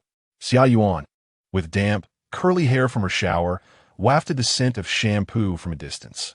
Urged by Xia Yuan, Mei Fang finally stood up and was compelled to take a shower as well. He finished in 5 minutes. Just as Xia Yuan had completed blow-drying her hair and was now tending to Lin Yoshi's locks. Sitting behind Lin Yoshi, she delicately combed through her hair, her eyes brimming with a maternal tenderness. "You're done so quickly? That has summer for you. Well, it's up to you." After helping Lin Yoshi with her hair, Xia Yuan beckoned Mei Fang over. "Now it's your turn." Mei Fang patted his freshly trimmed hair. "I hardly have any hair. It'll dry in no time. Having wet hair can give you a headache. Be obedient." Mei Fang found himself occupying Lin Yoshi's previous seat, reluctantly engaged in the activity. Xia Yuan gently dried his hair with a low-speed hairdryer, prompting Mei Fang to muse. "It's reminiscent of playing house in our childhood." Xia Yuan, however, remained silent, focusing solely on her task. At that moment, Lin Yoshi began fiddling with Mei Fang's DVD player, carefully wiping the disc of The Wrath of the Serpent 2 before inserting it. As the evening approached, it seemed time to commence the viewing. "Wait a moment." Xia Yuan pressed down on Mei Fang's head and instructed Lin Yoshi to draw the curtains. "Let's turn off the lights and start watching. It will create the right atmosphere." After a moment's hesitation, Lin Yoshi complied. The Wrath of the Serpent 2 was not a horror film, but rather a disaster thriller, following the familiar Hollywood formula. The narrative typically involved a desperate quest for treasures hidden in ancient, remote forests, driven by the need to escape dire circumstances or advance scientific understanding. The team would introduce themselves. There would be a charming beauty, a handsome hero, and a brawny companion, inevitably accompanied by a hidden agenda and the villain, Old Lu, who would plunge everyone into peril. The plot commenced with the team embarking on their adventure with a sense of security, only to turn eerie as the brawny character was suddenly devoured by a massive python. From that point on, the group would scramble for survival, encountering escalating dangers and uncovering Old Lu's secrets. Ultimately, Old Liu would meet his demise at the hands of the serpent due to his own ambition, while the handsome hero would also fall victim. The charming beauty would barely escape with her life, having failed to secure the treasure, yet the great python would be vanquished. Just when it seemed the ordeal had concluded, the python would awaken or release its family from their lair, teasing the audience with the prospect of a sequel.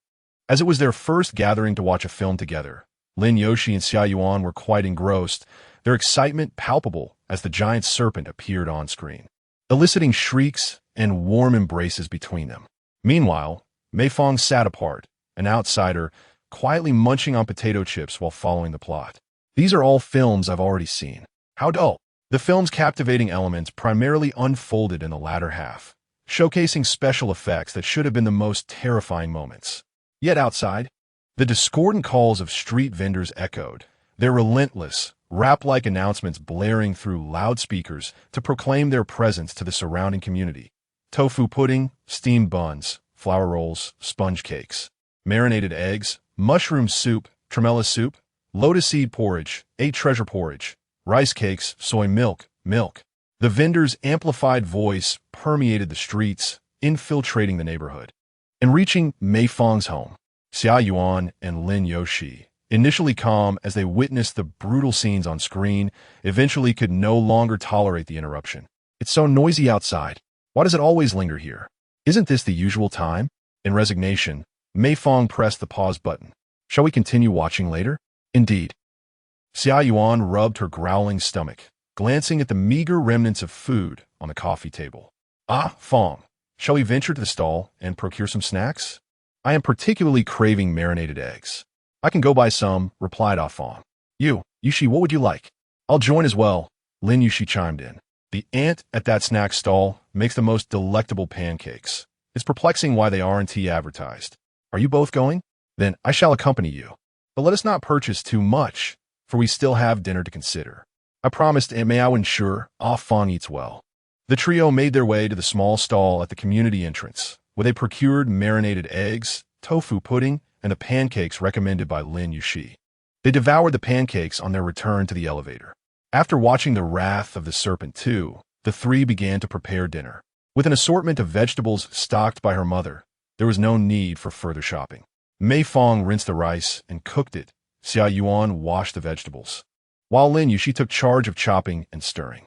Though merely 12 years old, they managed these tasks with the poise of young adults. As they cooked, they chatted about the intricate details of the film they had just viewed, while also deliberating on what movie to watch next. I noticed Ah Fang seemed drowsy during the last film, but the one I selected this time will surely captivate him. I have been eagerly anticipating this film for quite some time, Xia Yuan declared confidently, striking a pose with her hands on her hips. It is far more terrifying than that zombie game we played at the arcade. Ah Fang, you might find yourself frightened to the point of wetting your pants. Just like when we were children. Ha ha ha. Being a child is truly delightful. Resident Evil Apocalypse stands as a quintessential adaptation of a video game, holding a special place in Mei Fang's heart, ranking among her top 3 cinematic experiences. Among the series, the second installment is undoubtedly the most captivating. The others either lack the expansive scope that evokes the despair of a zombie-infested city or veer towards grandiosity, ultimately devolving into scenes of superhumans battling one another. The narrative set in Raccoon City is one of the most iconic legends of this franchise, where the fates of nearly all protagonists undergo significant transformations. To enhance Mei Fang's viewing experience, Xia Yuan insisted that she sit in the center of the sofa, playfully patting Mei Fang's shoulder while teasingly reminding her that she had the protection of her sisters on both sides. If you feel scared, it's perfectly fine to hold on to your sisters, but you should be the ones protecting me, not the other way around. Mei Fang retorted. Oh, that's impossible. Xia Yuan chuckled. Shall I begin? Lin Yoshi, holding the remote, pressed play with permission. The two oblivious children, Xia Yuan, cheerful, and Lin Yoshi, expressionless, slowly became engrossed in the film, their emotions reflecting its escalating tension. Xia Yuan instinctively wrapped her arm around Mei Fang, while Lin Yoshi rested her hand on Mei Fang's waist. That person in the back won't wake up, will they? These villains are so cruel. They won't let all those innocent civilians go. Mei Fang, engrossed in nostalgic memories, suddenly noticed Xia Yuan's gaze fixed on her. Why are you looking at me? Watch the movie. I'm just making sure you're not too frightened. You seem to be the scared one. Before Mei Fang could finish, a shocking scene of a zombie devouring a female reporter erupted on the screen, startling Xia Yuan into a scream, while Lin Yoshi clutched Mei Fang's waist tightly, causing him to yelp in pain. This film is terrifying. If we're all scared, let us stop watching. Please? I'm not scared, Mei Fang insisted. Then why did you scream so loudly? That was because Yoshi was squeezing me. I wasn't. Lin Yoshi lied with unwavering composure. Let us not watch anymore. I'm so sleepy. Fang, I want to sleep. Yoshi, don't you feel tired too? Before Lin Yoshi could respond, Mei Fang interjected. We've come this far. There can't be much left. How can you sleep without finishing it? I feel the same way. Lin Yoshi's grip on Mei Fang's waist softened. Let us just finish it, Yuan. Well, that's true. Reluctantly, Xia Yuan urged Mei Fang to continue the playback. What kind of horror film is this? The female protagonist possesses superpowers, and several of her companions are quite formidable as well. If one truly seeks a horror film, it must be the one I mentioned next. Hush! Do not speak. Mei Fang's enthusiastic introduction was interrupted, yet he felt no offense. Rather, he was somewhat reflective. Spending time with them has rendered me a tad childish. He relished this cinematic experience. From a young age, Mei Fang had a profound love for films, often visiting video rental stores to borrow discs. However, during those times, his parents were preoccupied with work, leaving him to watch alone. One can indeed find joy and thrill in solitary viewing, yet without someone to share the experience, there always seems to be something amiss. His choice of Lonely Ridge was also an attempt to rectify a childhood regret. The first time he watched Lonely Ridge was on television, late into the night, when he was the only one at home. Curled up under the blanket, he watched the film, his teeth chattering in fear. Just as the tension escalated with the world-switching scene, a power outage abruptly plunged his home into darkness. This blackout persisted until noon the following day. It is easy to imagine how Mei Fang spent that night alone. He still vividly recalls the pitch-black dream he had. A world where he could not see his own hand, the triangular head, the corpse in the restroom, and the little girl engulfed in flames. Although he eventually rewatched it many years later, he could never recapture the sensation he felt as a child watching it for the first time. Now, observing the rapt expressions of Xia Yuan and Lin Yoshi, Mei Fang felt an indescribable joy, though he could never return to the innocence of his youth. Watching them was akin to witnessing a reflection of his younger self. He felt fortunate to have encountered them. Phew, finally finished. Xia Yuan stretched widely, remarking that it wasn't truly terrifying after all. The final boss seemed to lack the oppressive aura of the earlier zombie dogs. Lin Yoshi nodded in agreement, expressing her sentiment that it felt somewhat anticlimactic, wondering if they rushed to finish it, as the boss had such a strong presence that they could have included more scenes. All right. Mei Fang's excitement was just beginning. Now it was time to watch Lonely Ridge. Let us not forget our wager. More watching? Fang, I really can't go on. I'm so tired. Xia Yuan rubbed her eyes, stating her fatigue and desire for sleep. Lin Yoshi nodded in concurrence, suggesting they watch it tomorrow instead. Having already seen 2 films today, they needed to digest. Very well. Mei Fang took a deep breath, appearing somewhat dejected. After completing their nightly routines, Xia Yuan and Lin Yoshi took their pillows to the master bedroom to sleep, while Mei Fang returned to his own room. His mind was consumed with the plot of Lonely Ridge. He pondered how Lin Yoshi and Xia Yuan would react with fear upon witnessing those scenes. Lost in thought, he eventually began to feel drowsy. As he prepared to close his eyes, a sudden knock echoed through the room. Mei Fang sprang from his bed, startled. Goodness, you gave me quite a scare. Entering were Lin Yoshi and Xia Yuan. Mei Fang, why are you 2 awake? What brings you here? We couldn't sleep, Xia Yuan replied, pinching her nose and glancing around. Your room lacks air conditioning. It must be rather warm at night. How about coming to our room to sleep? Isn't that inappropriate? Mei Fang shook his head. After all, I'm a boy. What are you thinking? You can sleep on the floor, or I can share the floor with Yoshi. What do you think? Hurry over, Lin Yoshi said succinctly, her icy gaze fixed on Mei Fang as if to say this conversation would not end until he complied. "All right, I'll sleep on the floor." Unable to resist the two girls, Mei Fang followed them to the master bedroom. Xia Yuan and Lin Yoshi helped him set up the bedding, arranging pillows for him. This should suffice. Mei Fang looked towards Xia Yuan and Lin Yoshi, who were seated on the bed, and asked, "Can we turn off the lights now?" Wait. Why turn off the lights so early?" Xia Yuan wrapped herself and Lin Yoshi tightly in a blanket. "Let's chat about something before we sleep." After pondering for a moment, Mei Fang smiled slightly and suggested, "How about a ghost story? Are you trying to scare us?" Xia Yuan and Lin Yoshi tossed pillows at Mei Fang, playfully engaging in light-hearted banter until they finally began to feel drowsy. With quiet care, Mei Fang turned off the light, leaving only soft murmurs from Lin Yoshi and Xia Yuan on the bed. Seeing they had peacefully drifted into slumber, he tiptoed toward the door, ready to discreetly slip away, when he suddenly heard faint murmurs. "Mei Fang, don't go. Please don't go." Momentarily taken aback, he realized he could not discern whether the voice belonged to Yuan or Yoshi. After a brief silence, he chose to return to his own room. Though the heat outside was stifling, it was bearable.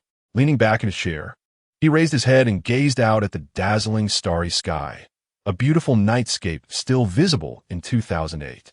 In the years to come, he might never again witness the stars twinkling above. Time truly passes too swiftly. Mei Fang let out a long, drawn-out sigh. Being a child has its own charms, indeed. As the new semester commenced, on the second day, Lin Yoshi and Xia Yuan packed their belongings to return home. Subsequently, they sought out Mei Fang to finish watching Lonely Ridge. Although the film was undeniably terrifying, the wager at hand was to frighten one another to tears.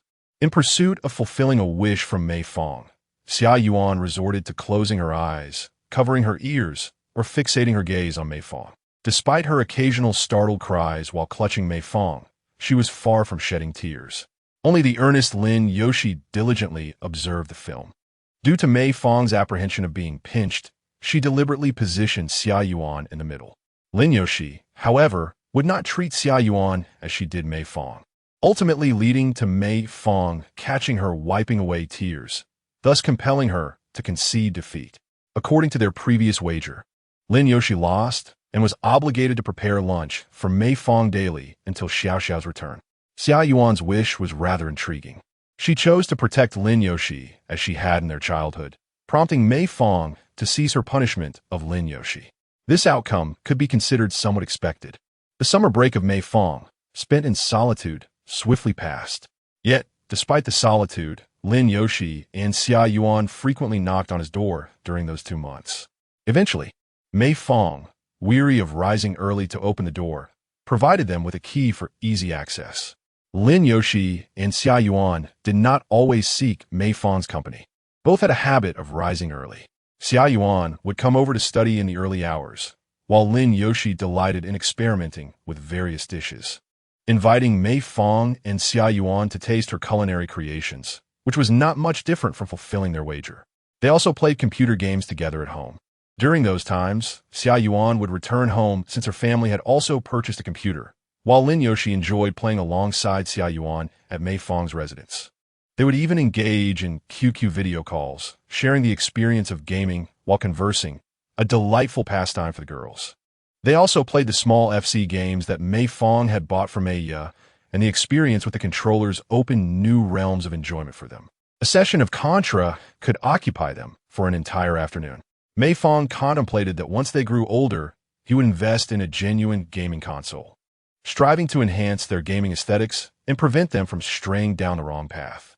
Regarding the game project, The Early Bird Catches the Worm, which had been on Mei Fang's mind since the spring, he sought simple art outsourcing online and submitted it to several domestic websites, such as 3Xiaoyi and Yoxia. As for the results of his submissions, they garnered little attention, with the comments often swirling with negativity. What a stinky fish daring to call itself a game. I'd rather play Flash on 4388 than this. Scam for ad money. Don't click. It seemed that there was an issue with the marketing strategy. Mei Fang later reflected seriously on the situation. The users on these well-known gaming portals were mostly accustomed to free AAA titles, holding them to AAA standards. If he truly wished to promote the game, it would be essential to create a topic on mobile platforms, as the target audience for the early bird catches the worm was primarily those potential players who did not frequently engage with games, and there was no need for discouragement. Subsequently, Mei Fang delved into research and discovered that the Unity platform for iOS had indeed been supported since 2008. Consequently, he became engrossed in generating iOS packages, aspiring to carve out a niche in the App Store. Lin Yoshi, however, had yet to share with Mei Fang the specifics of her plan to save money for purchases, although she remained occupied with earning money through gaming, seemingly still far from her goal. Under Mei Fang's guidance, she also learned to write scripts for automated operations, creating secondary accounts to assist her primary account, an endeavor that Mei Fang had previously undertaken. As time passed, September 1st arrived, marking the commencement of the school year for primary and secondary students. His little leather jacket had finally transitioned to middle school, and Mei Lijun, as a proud father, took a day off to drive back and accompany his son for enrollment. Why the long face? You're a middle schooler now. You should be spirited and cheerful. Mei Lijun reminded Mei Fang, who retorted with disdain, do you not realize that honking loudly in the neighborhood is quite uncouth? Stop showing off. Even though you're a minor official, you are now a leadership figure. Be mindful of your public image. Indeed, father, how embarrassing, Mei chimed in, adding to the tension. Mei Lijun, visibly disheartened by Mei Fang's rebellious phase, lamented, how is it that even you, little ya, have forsaken me as your loving support? Just focus on driving and refrain from being so distracted. He was ultimately admonished by his wife, Xiang Xiaxia. Mei Lijun planned to first escort his wife and daughter for elementary school enrollment, followed by taking his son to middle school. Shortly after departing the community, they spotted Lin Yoshi and her father standing by the roadside, with Lin Yoshi sporting a backpack, standing to one side while her father squatted on the ground, tinkering with their motorcycle. After reminders from Mei Fang and Mei Lijun stopped the car and lowered the window to converse with Lin Yoshi's father, Old Lin. Is your motorcycle malfunctioning? Upon seeing Mei Fang's family, Lin Yoshi's father hurriedly rose to greet them, hastily wiping the grease from his nose. It was running fine until today, but now it won't start.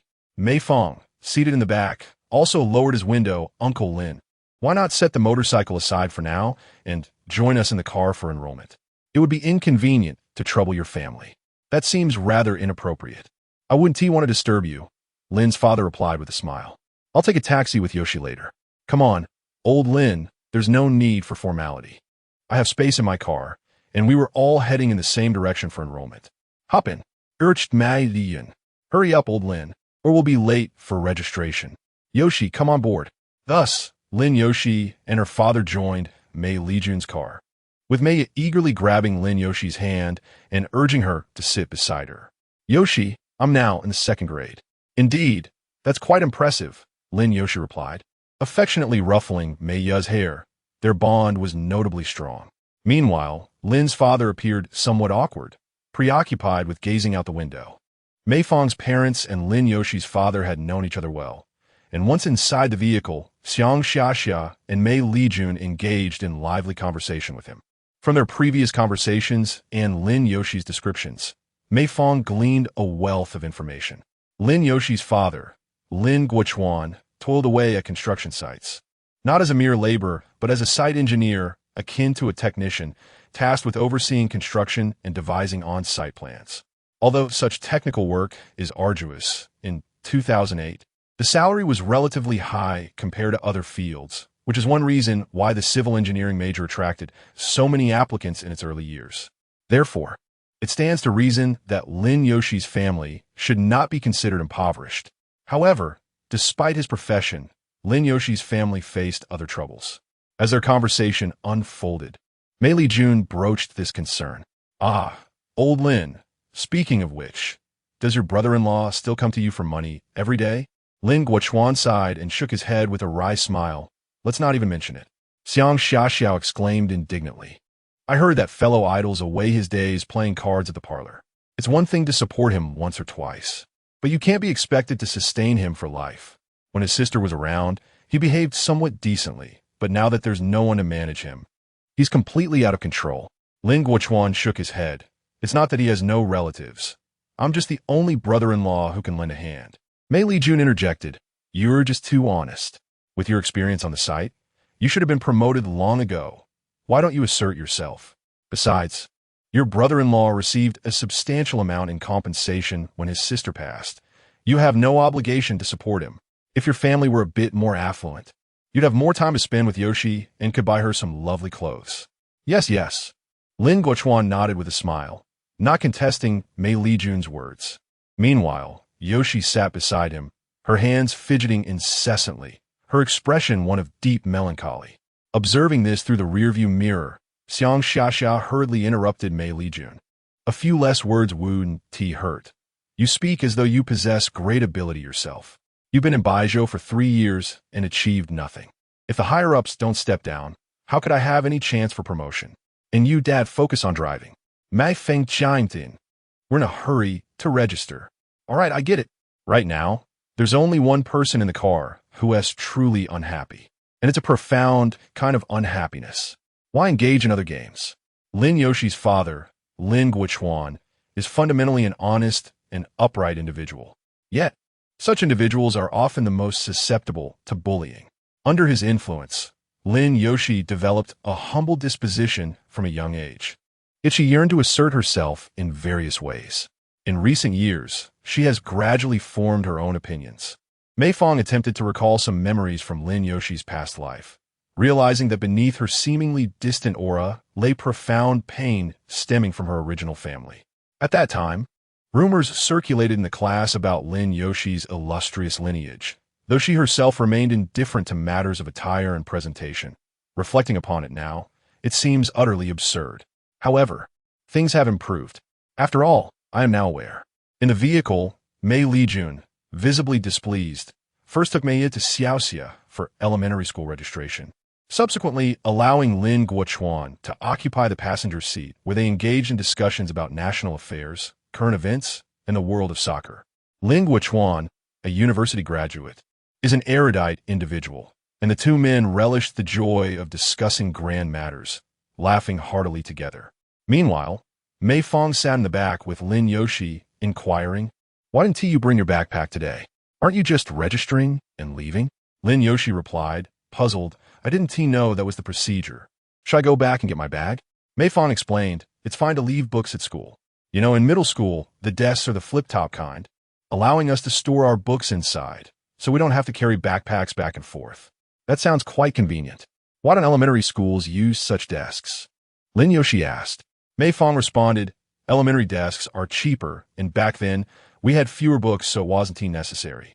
Mei Fang gestured to Lin Yoshi. "In middle school, we can stack our books this high, so we won't have to endure the burden of carrying backpacks. We'll only need to take home our assignments." Understanding dawned on Lin Yoshi as her spirits gradually lifted through the casual conversation with Mei Fang. Mei Lijun had set off quite early today, but the experimental middle school was still teeming with people, and parking spaces were scarce. After several rounds, Mei Lijun finally found a parking spot and began observing the vehicles of the parents of Mei Fang as future classmates. "Look at that, a Bentley, an Audi, a BMW. Are there really this many luxury cars in our county now? See that? That's old Xia's car. He arrived even earlier than us." Although their professional lives did not intersect, the children were familiar with one another, and Xia Yuan's father, Xia Sun, had met Mei Lijun and Lin Guochuan on several occasions. Lin Guochuan inquired, "By the way, what is old Xia doing these days? I recall he is no longer in the restaurant business." "Ah, that was ages ago," Mei Lijun replied with a shake of his head. "Now, he primarily focuses on investments, partnering with a few friends to open several establishments, including tea shops, florists, and a chain of fruit stores." As Mei Lijun sighed, he reflected on how grateful he was to his daughter, Xia Yuan, for the fortunate turn of events that year. After his restaurant was taken over, the surrounding roads were under constant repair and eventually collapsed within a year. Had it not been for that, he would have suffered significant losses. Now, thanks to her efforts, his business was thriving again. The fortunate nature of the wealthy. No matter how they manage their affairs, they seem to prosper effortlessly, unlike us. This could also be seen as a testament to old Xia's foresight, Lin Guochuan remarked with a smile, for having been a boss for so many years. he had garnered considerable insight. Recalling the embarrassing scene of Xia Yuan's father weeping in front of her, Mei Fang chuckled quietly to himself. At that moment, Lin Yuxi tugged at Mei Fang's sleeve, pointing toward the crowded area ahead where a bulletin board seemed to display class assignments. That bulletin board appears to have a class list.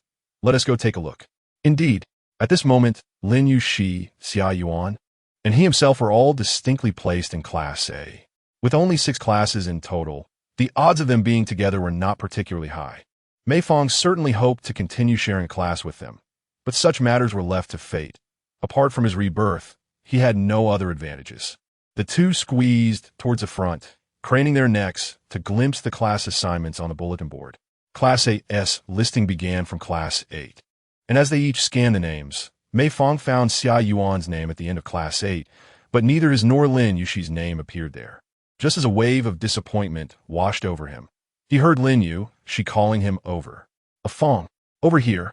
Lin Yuxi's name was prominently displayed as the first in Class 9, while Mei Fang was listed 5th. "We're in the same class." Lin Yuxi nodded, though her joy was tempered by the absence of Yuan's name. "She was assigned to Class 8. I just saw her name. At least she's next door, which is much better than the distance between us in the previous electronic education class and the regular class," Mei Fang reassured. "She must be feeling down right now. Let us go keep her company during the break." Absolutely. The academic pressure of middle school was not as intense as that of high school, and life felt freer, particularly with the student meal cards that allowed for more autonomy, something elementary school students lacked. Mei Lijun and Lin Guochuan accompanied their children to complete the enrollment procedures, finding joy in the serendipity of their children being in the same class. "Our two kids are truly fated to be together. They get along so well and are even in the same class." Mei Lijun laughed heartily, though he lamented that Yuan was not with them. Lin Guochuan nodded in agreement, assuring that even if they were not in the same class, their bond would remain strong. After bidding farewell to their fathers, Mei Fang and Lin Yuxi entered the classroom, where a small number of students were already seated. Noticing 2 adjacent empty seats, Mei Fang was about to signal Lin Yuxi to join him, but she spotted her elementary school classmate, Yu Xine, waving at her and called out to Mei Fang. "A Fang, let us sit over there. You sit in front, and I'll sit behind." "Isn't that a bit far? Aren't we going to be desk mates?" Mei Fang, accustomed to sitting alongside Xia Yuan, instinctively thought Lin Yuxi would prefer the same. Lin Yuxi shook her head. "Sitting in front and behind is fine. We'll have opportunities to change seats later." Is it not a fear of provoking jealousy in Xia Yuan? Mei Fang did not directly inquire, apprehensive that he might appear overly sentimental and embarrassing. It is not as though he felt a pressing need to sit beside Yoshi for reassurance. Mei Fang found a seat in the front row next to Lin Yuxi, where a boy was already seated. As Mei Fang settled down and placed his backpack on the floor, the boy suddenly raised his head, stretched widely, and then exchanged a glance with his new desk mate. Mei Fang gazed intently at the boy's face for a moment, and his expression gradually contorted until he could no longer contain himself, exclaiming, "No way. You must be Zhang Ming." "Ah, how do you know my name?" the boy asked with curiosity. "Which elementary school did you attend?" "The experimental school." "That can't be right. I went to the first primary school." "How do you know me?" "We must have been fated in a past life." "Ha, your words are quite eccentric," Zhang Ming chuckled, patting Mei Fang on the shoulder, his expression one of cheerful amusement. "But I like it." In their previous life, Mei Fang and Zhang Ming had only met in high school, yet due to the butterfly effect of Mei Fang's rebirth, they encountered one another in middle school and even became desk mates, evoking a profound sense of nostalgia and astonishment within Mei Fang. Moreover, this middle school version of Zhang Ming was the first Mei Fang had encountered. He was notably shorter than his high school self, with a hint of baby fat, giving him an endearing youthful charm. In high school, he transformed into a seasoned troublemaker, spending his holidays immersed in internet CAFS, leading Mei Fang astray and diverting his focus from studies. Of course, the notion of being led astray was a light-hearted expression. Mei Fang cherished the moments spent gaming together in those CAFS. "What games do you usually play?" The dialogue among boys often begins with this question, and Zhang Ming promptly asked, "I play a bit of everything." "Do you play kart racing?" Zhang Ming proudly added to his gaming credentials. I have an L2 license and a permanent panda car. I don't play much. I just join others, Mei Fang replied. Do you play any other games? Zhang Ming shook his head. Why would I need to play other games? Kart racing is the best in the world. As the evening study session concluded, Zhang Ming's easygoing demeanor shone through. He engaged with whatever captured his interest. At Mei Fang High School, he dedicated 3 years to playing Dota 1, and subsequently, upon graduating high school, he immersed himself in League of Legends for 4 to 7 years. It was only after completing his graduate studies at Huaxing that he vanished from the scene, akin to a specter. It appears that his childhood companion is none other than the game Cartwriter. Mei Fang and Zhang Ming exchanged casual banter while discreetly keeping an eye on Lin Yoshi. This marked the first occasion since kindergarten that Lin Yoshi and Mei Fang shared a classroom. Despite spending ample time together outside of school, opportunities for such classroom interactions were scarce. Her deskmate, Yu Cini, appeared quiet yet was quite talkative, incessantly inquiring about Lin Yoshi's summer activities. Lin Yoshi responded succinctly, her expression largely unchanged, until her gaze inadvertently met Mei Fang's. She shot him an annoyed glance, reminiscent of a child caught in an embarrassing moment, before returning to her usual lively demeanor. At this point, Lin Yoshi seemed untroubled. The primary concern lay with Yuan, as Mei Fang was apprehensive about her current emotional state. The first class commenced with introductions to the homeroom teacher, Li Shibing, who addressed the students, providing an overview of middle school life before delegating the task of distributing textbooks. Let me see. Lin Yoshi, are you present? Lin Yoshi raised her hand, responding in the affirmative. Homeroom teacher Li Shibing adjusted his glasses, scrutinizing her for a moment before nodding and requesting her to gather a few classmates to retrieve the textbooks from the academic office located in the adjacent building. As the first student of her class, Lin Yoshi was regarded as a model student, yet she had never held a position of responsibility in elementary school. Thus, being called upon unexpectedly flustered her, prompting her to pull Mei Fang up alongside her. Truly, we are good friends. With this, Mei Fang took on Lin Yoshi's task, rallying their classmates. He enlisted Zhang Ming and Yu Cini, and the four of them set off together, allowing them to observe the situation in the neighboring class where Xia Yuan was situated. As Mei Fang and Lin Yoshi exited the classroom, they passed by Xia Yuan's room. Peering through the window, "Look, over there," Lin Yoshi whispered to Mei Fang as they glanced through the third window and spotted Xia Yuan animatedly conversing with a few girls nearby. Perhaps the worry was unwarranted. After all, Yuan had always been adept at social interactions. However, when their eyes met unexpectedly, Mei Fang began to second-guess his earlier reassurances. Xia Yuan appeared startled, nearly rising to her feet before settling back down, performing an uncommon gesture reminiscent of a beckoning cat. The smile on her face seemed somewhat forced, betraying her unease. It is as if tears are on the verge of spilling in Mei Fang's lifetime during his kindergarten years. He observed that some children in the nursery class, upon their initial entry, would play joyfully together. Yet, the moment their parents appeared, their expressions would suddenly shift, and they would burst into tears. Lin Yoshi shares this sentiment with Mei Fang. Despite Yuan's current smile, she is genuinely saddened within. I understand. Mei Fang nodded. No one comprehends the nuances of Lin Yoshi's expressions better than he and Lin Yoshi themselves. Hurry up, Mei Fang, Zhang Ming urged, pushing Mei Fang's shoulder. The two quickly became familiar with each other. If we linger any longer, the homeroom teacher will scold us.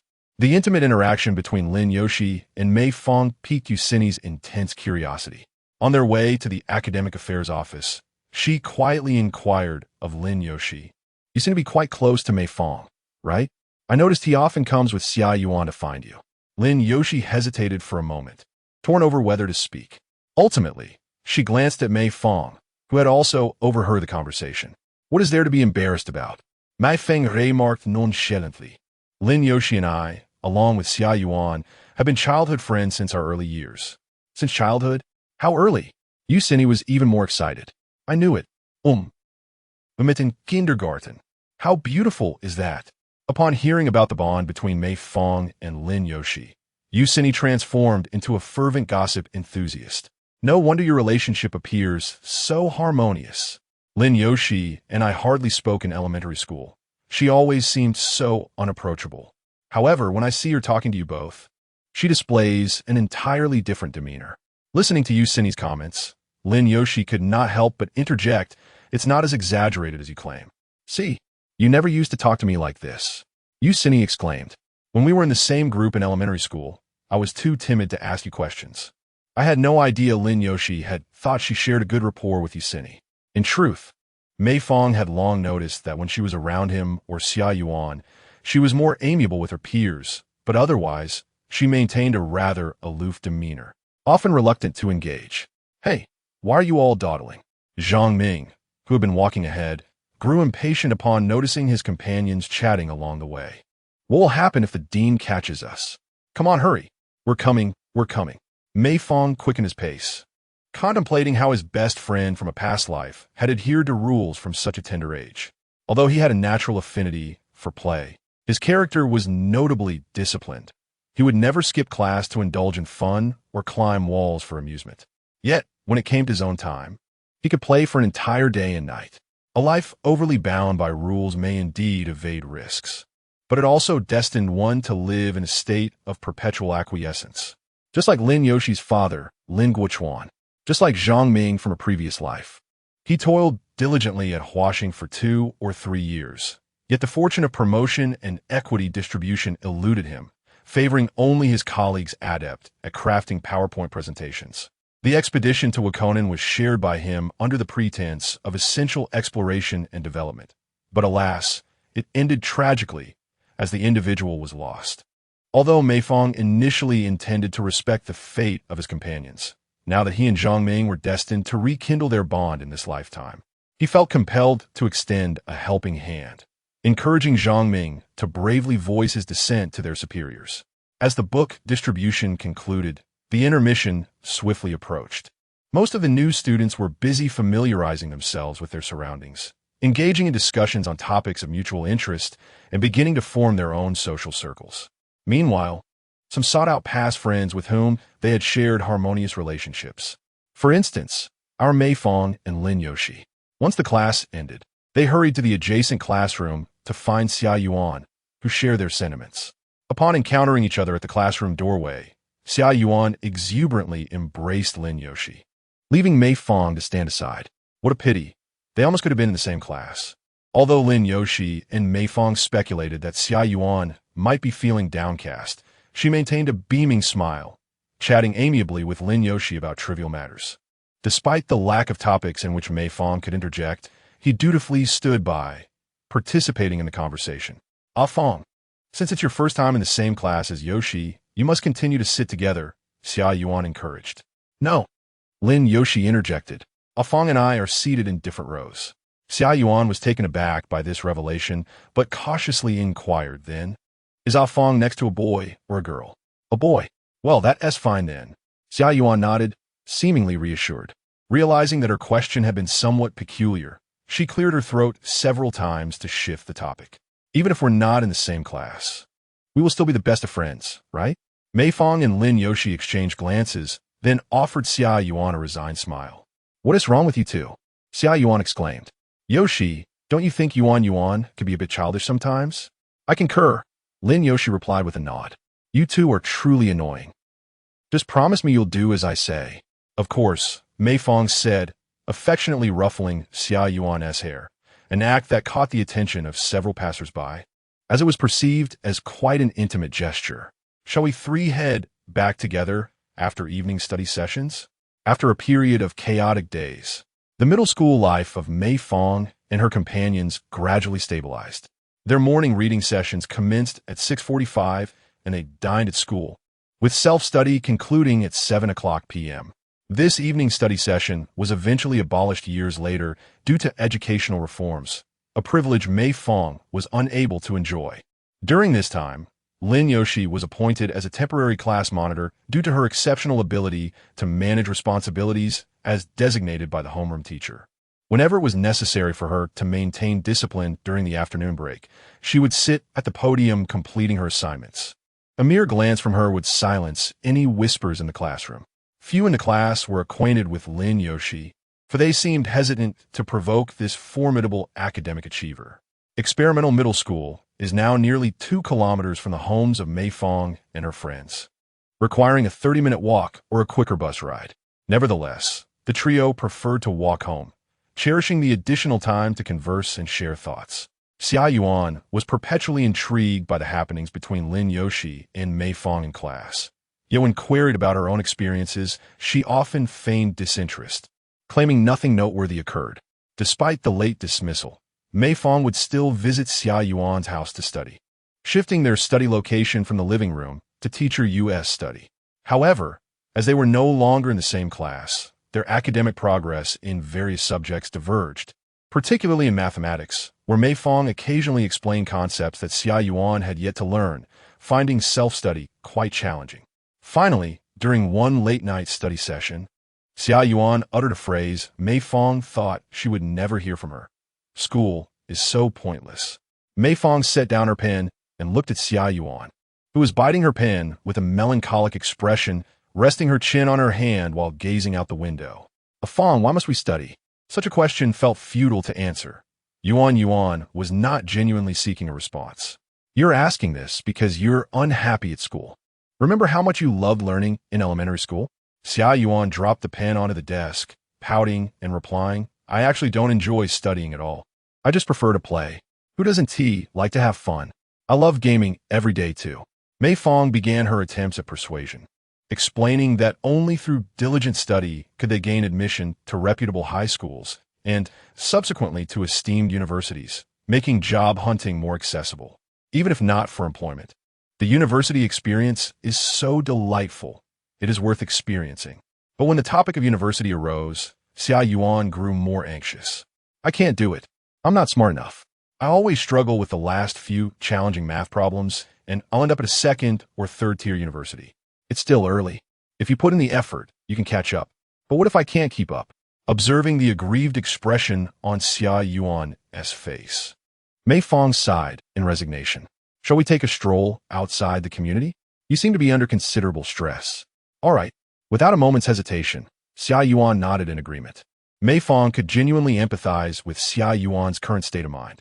Throughout her primary school years, she had been an exemplary student, cherished by those around her, with familiar teachers and a wealthy family that afforded her every indulgence.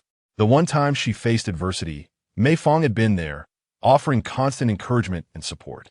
A girl so accustomed to being the center of affection, blissfully unaware of the world's harsh realities, naturally perceived everything in a beautiful light, remaining an angelic figure. Now, thrust into a relatively unfamiliar academic environment, with all previous privileges vanished, it was entirely normal for her to feel overwhelmed. However, Mei Fang considered this a positive development. Xia Yuan couldn't remain a sheltered flower forever. Such conditions would hinder her character growth. This situation presented an opportunity for her to adapt, mature, and gain invaluable experience. As they wandered through the community, Xia Yuan walked along the edges of the steps, arms outstretched for balance, her body swaying gently from side to side. Fang, do you know, at first, when I graduated, I didn't feel much, but now that I'm in middle school, I truly realize how wonderful elementary school life was. Of course, the pressure of learning is not too great, and class hours are shorter. It's not just that. Xia Yuan paused, gazing at Mei Fang, because back then, I was still sitting at the same desk as my little childhood friend. Mei Fang was taken aback by Xia Yuan's sudden candidness, momentarily at a loss for words. Meanwhile, Xia Yuan stood quietly on the stone steps, beaming as she observed Mei Fang's reaction. Once Mei Fang regained her composure and noticed the pavilion ahead, she suggested, having walked for a while, shall we sit over there? Sure. Xia Yuan bounced along, following Mei Fang into the pavilion. After sitting for a while, she stood before Mei Fang again. Fang, I want to sing. Then sing. Mei Fang smiled gently. I'll listen. What do you wish to sing? Let me think. Without revealing the song's title, Xia Yuan cleared her throat and began to hum the prelude. Will you remember tomorrow the diary you wrote yesterday? Will you cherish tomorrow the you who once cried so easily? The teachers no longer recall. Nor can they fathom your questions. It was only by chance I stumbled upon old photographs that I remembered you, my desk mate. Initially, Xia Yuan hummed with her head bowed, but as she continued, She lifted her gaze, softly locking eyes with Mei Fang. Upon noticing Xia Yuan's stare, Mei Fang looked up just as Xia Yuan suddenly burst in a laugh mid-song. You made me sing off-key. Why are you looking at me? Why the sudden nostalgia? This is a song meant for reminiscing about youth. You needn't sing it at your age. But I'm right here with you. Honestly, I just wanted to sing. You said to sing if I wanted to, you little liar, always monitoring me. Xia Yuan playfully engaged in a light-hearted tussle with Mei Fang. But as the hour grew late, she decided it was time to return home and continue her studies. With Xia Yuan leading the way and Mei Fang following closely behind, they approached an intersection. On a bench at the side of the road, a young couple nestled together in a sweet embrace. Xia Yuan halted in her tracks, seemingly stimulated by the sight, and abruptly turned back, dashing towards a nearby patch of grass, beckoning Mei Fang to join her. Although the flickering lights cast shadows upon the couple, their affectionate postures remained clearly discernible. As Xia Yuan observed the two under the soft glow, she remarked to Mei Fang, "That is my neighbor's older sister. Is she sharing a kiss with her boyfriend?" Mei Fang promptly covered Xia Yuan's eyes, insisting children should not witness such things. "We must return home." Despite her evident reluctance to leave, Mei Fang had to gently coax her to move along.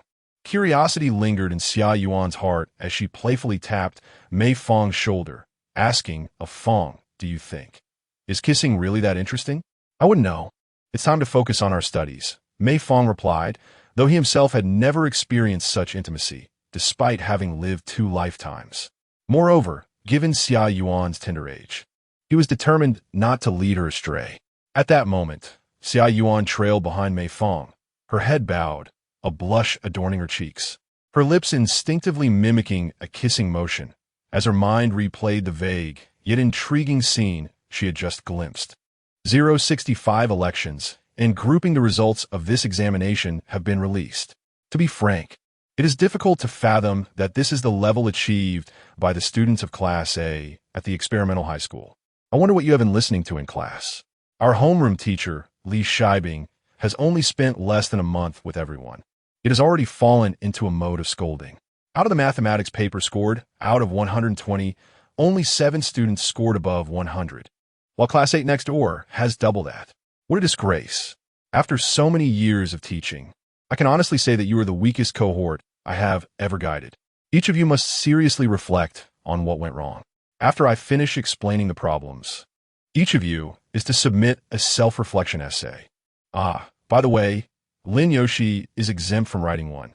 Now, let me read out the names of those who scored above 100.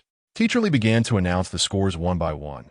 Lin Yoshi, 120, Mei Fang, 119, Chun Jie, 111, Huang Zhe, 107, Lu Xiueqing, 104. What on earth? A score of 119 also requires a self-reflection? Mei Fang realized her mistake was merely an extra stroke and felt a wave of regret. During her elementary school days, Teacher Yu did not place much emphasis on grades. Except for significant examinations, she seldom read out scores individually. Announcing scores only serves to heighten the anxiety of those who performed poorly, while for those who excelled, it becomes a form of recognition. Overall, this indeed helps to stimulate a sense of competition and ambition. However, the top student, Lin Yoshi, does not require this. As she walked back to her seat with her test paper, she noticed the reverent and envious expressions of her peers directed towards her.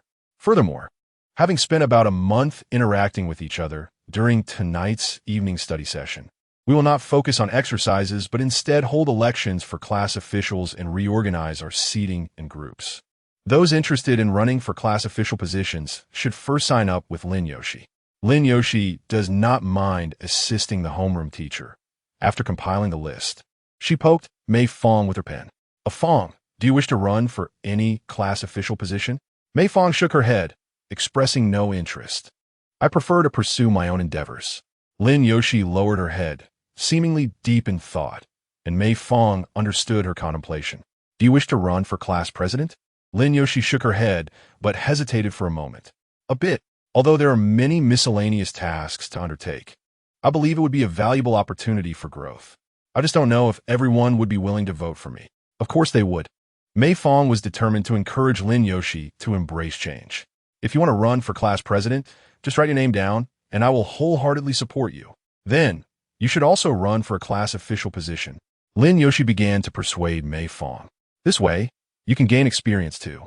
Me? Mei Fang pondered. Well, Lin Yoshi nodded. If you don't run, I'm not too keen on running either.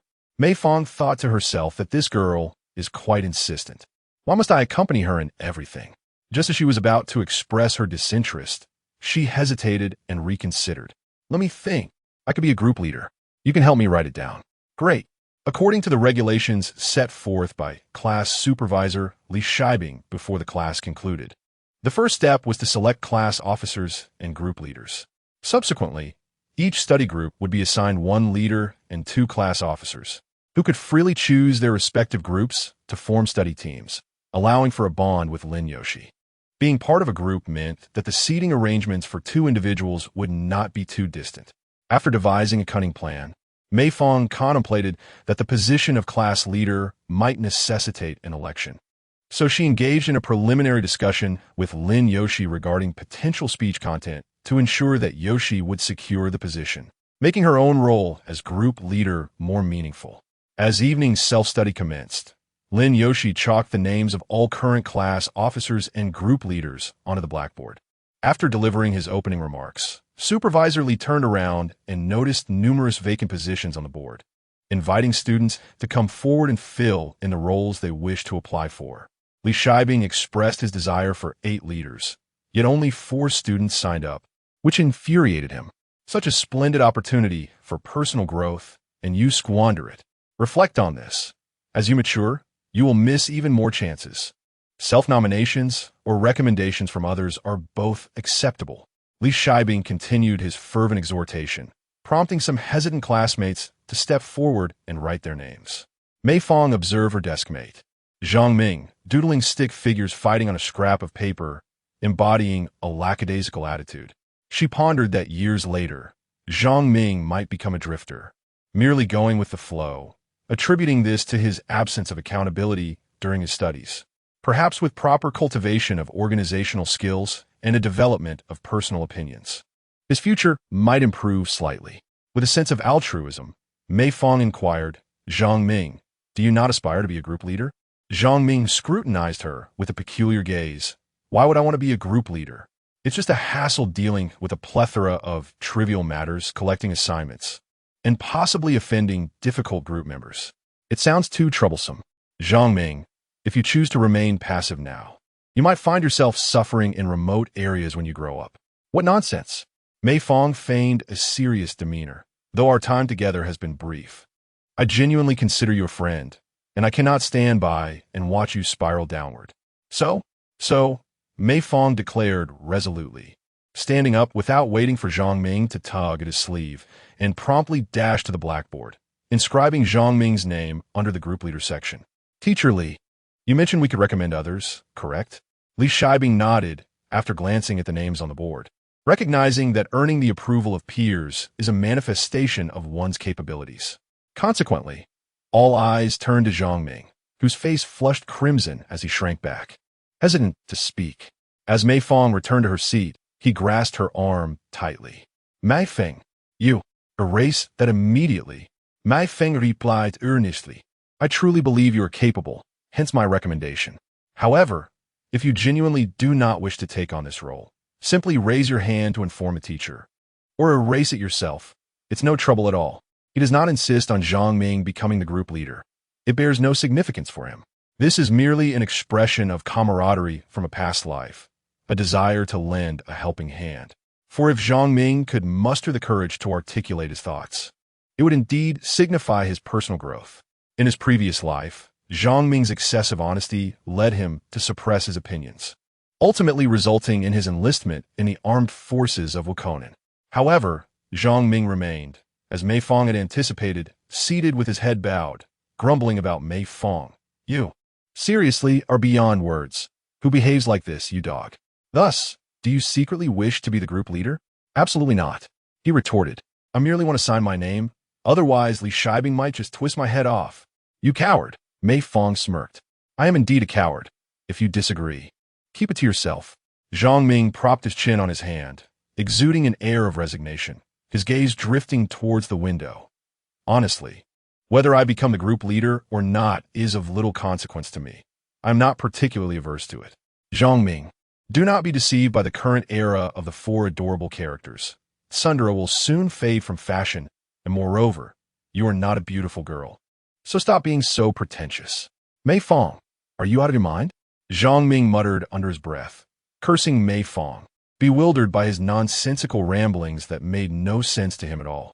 In the class selection for committee members, there was little competition, with only 3 names nominated for the position of class leader: Lin Yoshi, Chun Jie, and Huang Jia. Lin Yoshi requires no introduction.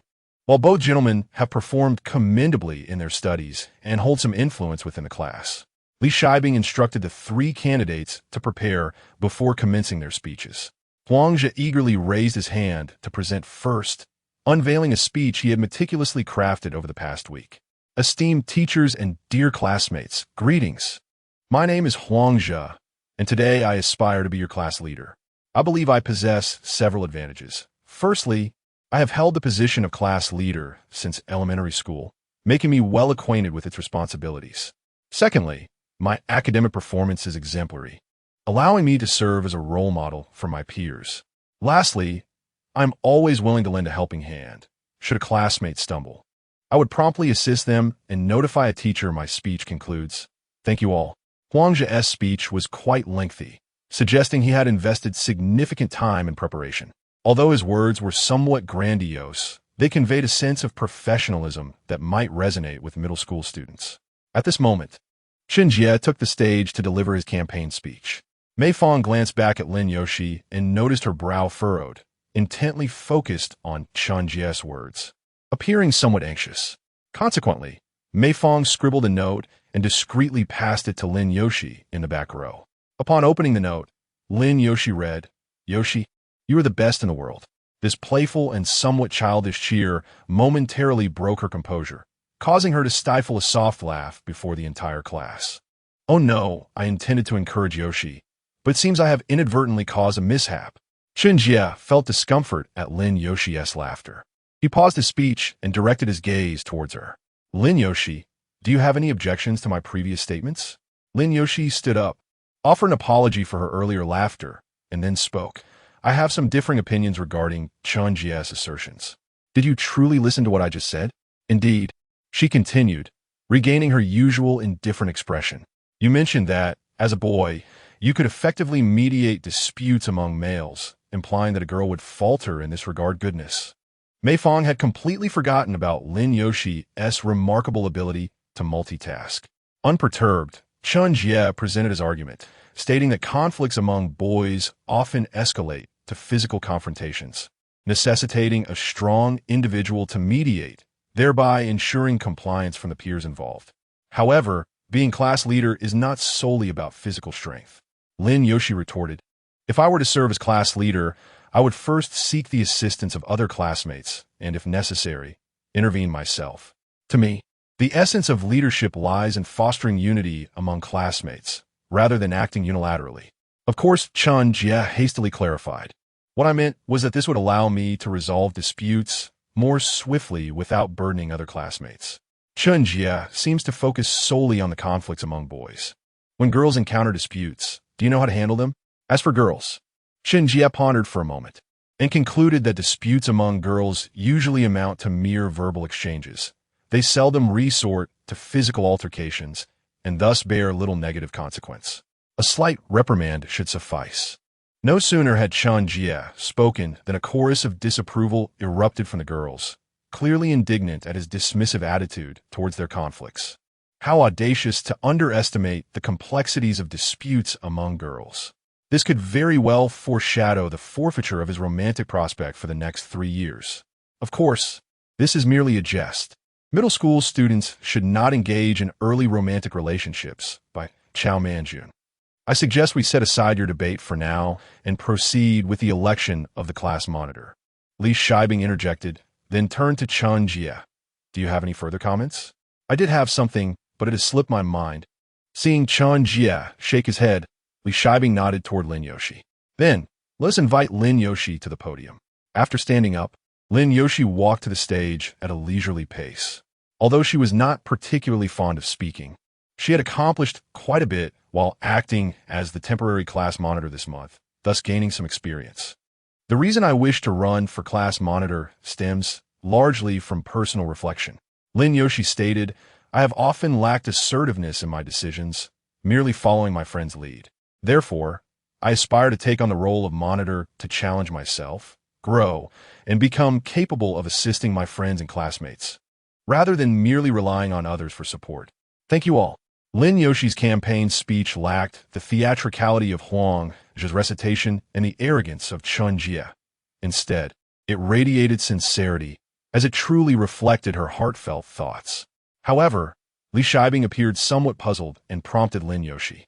Don't you wish to elaborate on your advantages as a candidate for class monitor? For instance, your academic performance? Well, I don't believe there is much to say about that, Lin Yoshi replied, reminding him that he had already announced her scores in the afternoon. As soon as she finished speaking, the audience erupted in enthusiastic applause. At that moment, everyone recognized that Lin Yoshi, who had achieved a perfect score, was the only student exempt from writing reflections. She was indeed the true academic exemplar. The aura of subtle confidence was undeniably potent. This was the impression that Lin Yoshi had left in her previous life, exuding a unique charm of strength, effortlessly and with poise. While she was still far from embodying that lofty demeanor, glimpses of it were beginning to emerge.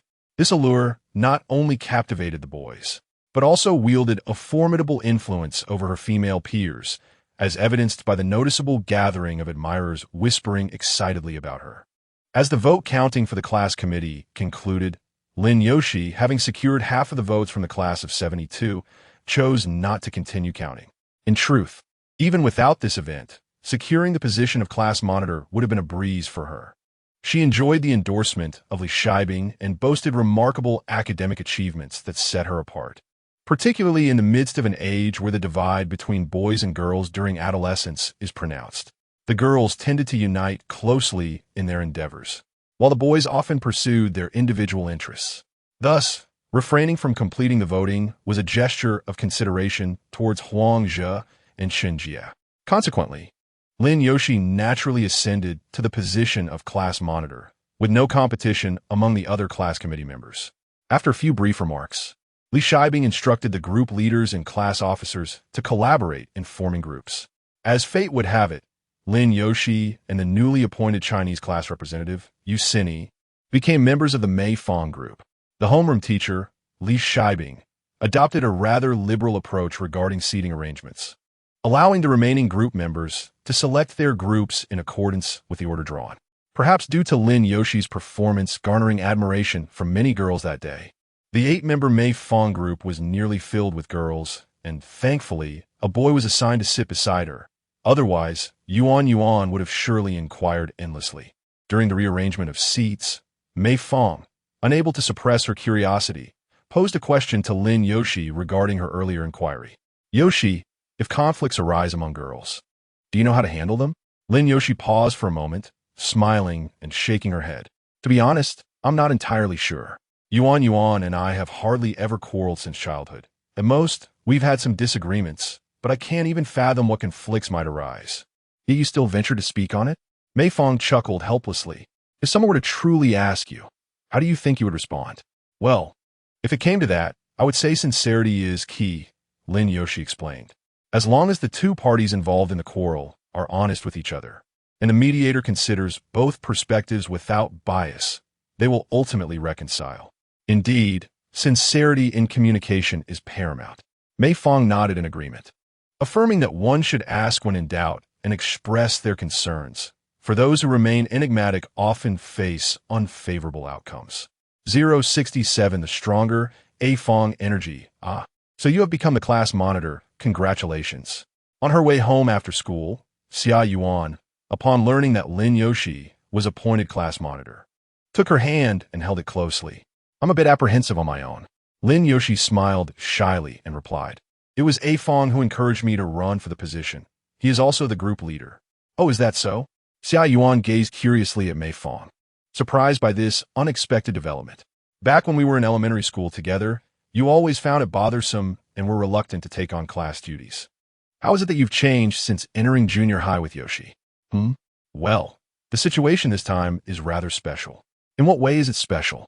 Mei Fang, aware that Xia Yuan despised secrets among friends, chose not to conceal anything. It turns out it was to be in the same group as Yoshi. I can understand that. Xia Yuan mused, considering that since you were in the same group, why not sit at the same desk? What a splendid opportunity. That might not be ideal. When I sit with A Fang, I cannot help but want to talk to him during class. That is certainly true. Xia Yuan wholeheartedly agreed, reminiscing about the time when she and A Fang shared a desk. Mei Fang observed Xia Yuan's forced smile as she recounted past memories. Her voice tinged with fatigue. He sensed the hidden emotions troubling her and attempted to shift the conversation to another topic. I heard your class was quite lively tonight. Were you rearranging seats and selecting new class officers? You're still the language class representative, right? Unexpectedly, Mei Fang's question struck a nerve. Xia Yuan lowered her head, looking aggrieved. I'm a transfer student. I don't have the qualifications to run for class officer. This girl seems unable to escape the shadow of having relied on connections. Why does she still dwell on that matter? Mei Fang gently patted Xia Yuan's head. You can't remain unhappy like this. You are the best Yuan in our hearts. Don't let past events weigh you down. Lin Yoshi encouraged Xia Yuan from the side, assuring her that if she focused on her studies and achieved good grades, no one would speak ill of her. I believe the people in your class probably don't know how you came to be here. Given that my student number is at the very end, how could they not know? Xia Yuan mumbled under her breath and then shifted the topic. By the way, the last math exam was so difficult. Out of 120 points, I didn't even manage to score 100. We had a bunch of students scoring over 100. How did you two do? Lin Yoshi and Mei Fang fell momentarily silent. Mei Fang then suggested, since school is out, let us not discuss studies for now. Don't be shy. Just speak the truth. I'm not afraid of being discouraged. Lin Yoshi and Mei Fang exchanged glances, and ultimately, it was Mei Fang who disclosed their scores to Xia Yuan. After hearing their scores, Xia Yuan was momentarily taken aback, then forced a smile. Wow, you truly are impressive, living up to the reputation of my childhood companions. I am genuinely happy for you both. She grasped the hands of Mei Fang and Lin Yoshi, one in each hand, swaying gently as they walked together. However, both Mei Fang and Lin Yoshi sensed a heavy burden. Xia Yuan's future did not exist in the original world. Her image during elementary school was perpetually flawless. Yet, as time progressed, her academic performance began to lag behind that of Lin Yoshi and Mei Fang, showing a significant decline. Despite her diligent efforts in studying, was it a lack of direction in her learning, or was there another reason? Mei Fang understood that Xia Yuan was troubled, but he felt at a loss for how to comfort her, remaining by her side instead. When they worked on homework together in the evening, Xia Yuan appeared untroubled, actively seeking Mei Fang's help with any questions she had. Mei Fang patiently and meticulously broke down each problem for her, fearing that any slight confusion regarding the solution would linger in her mind. The two of them studied together until past 10 at night, until Xia Yuan's father, Xia Sun, knocked on the door to remind them. Mei Fang, your mother called, asking you to come home. It's quite late. Perhaps you should take a break from studying? Uncle Xia, just a moment. Let me finish explaining this problem to Yuan before I leave. But at that moment, Xia Yuan interjected. It's all right. It's so late already. Fang, you should head back. I'll think it over myself. Xia Yuan sniffled, quietly staring at the homework in front of her. No matter how many times you explain this problem, I still don't understand. It's my own lack of intelligence. It has nothing to do with you. Her voice trailed off towards the end. Mei Fang thought to himself that if he left now, Yuan would surely be upset all night. So he looked up at Xia Sun and said, Uncle Xia, I think I'll stay a bit longer.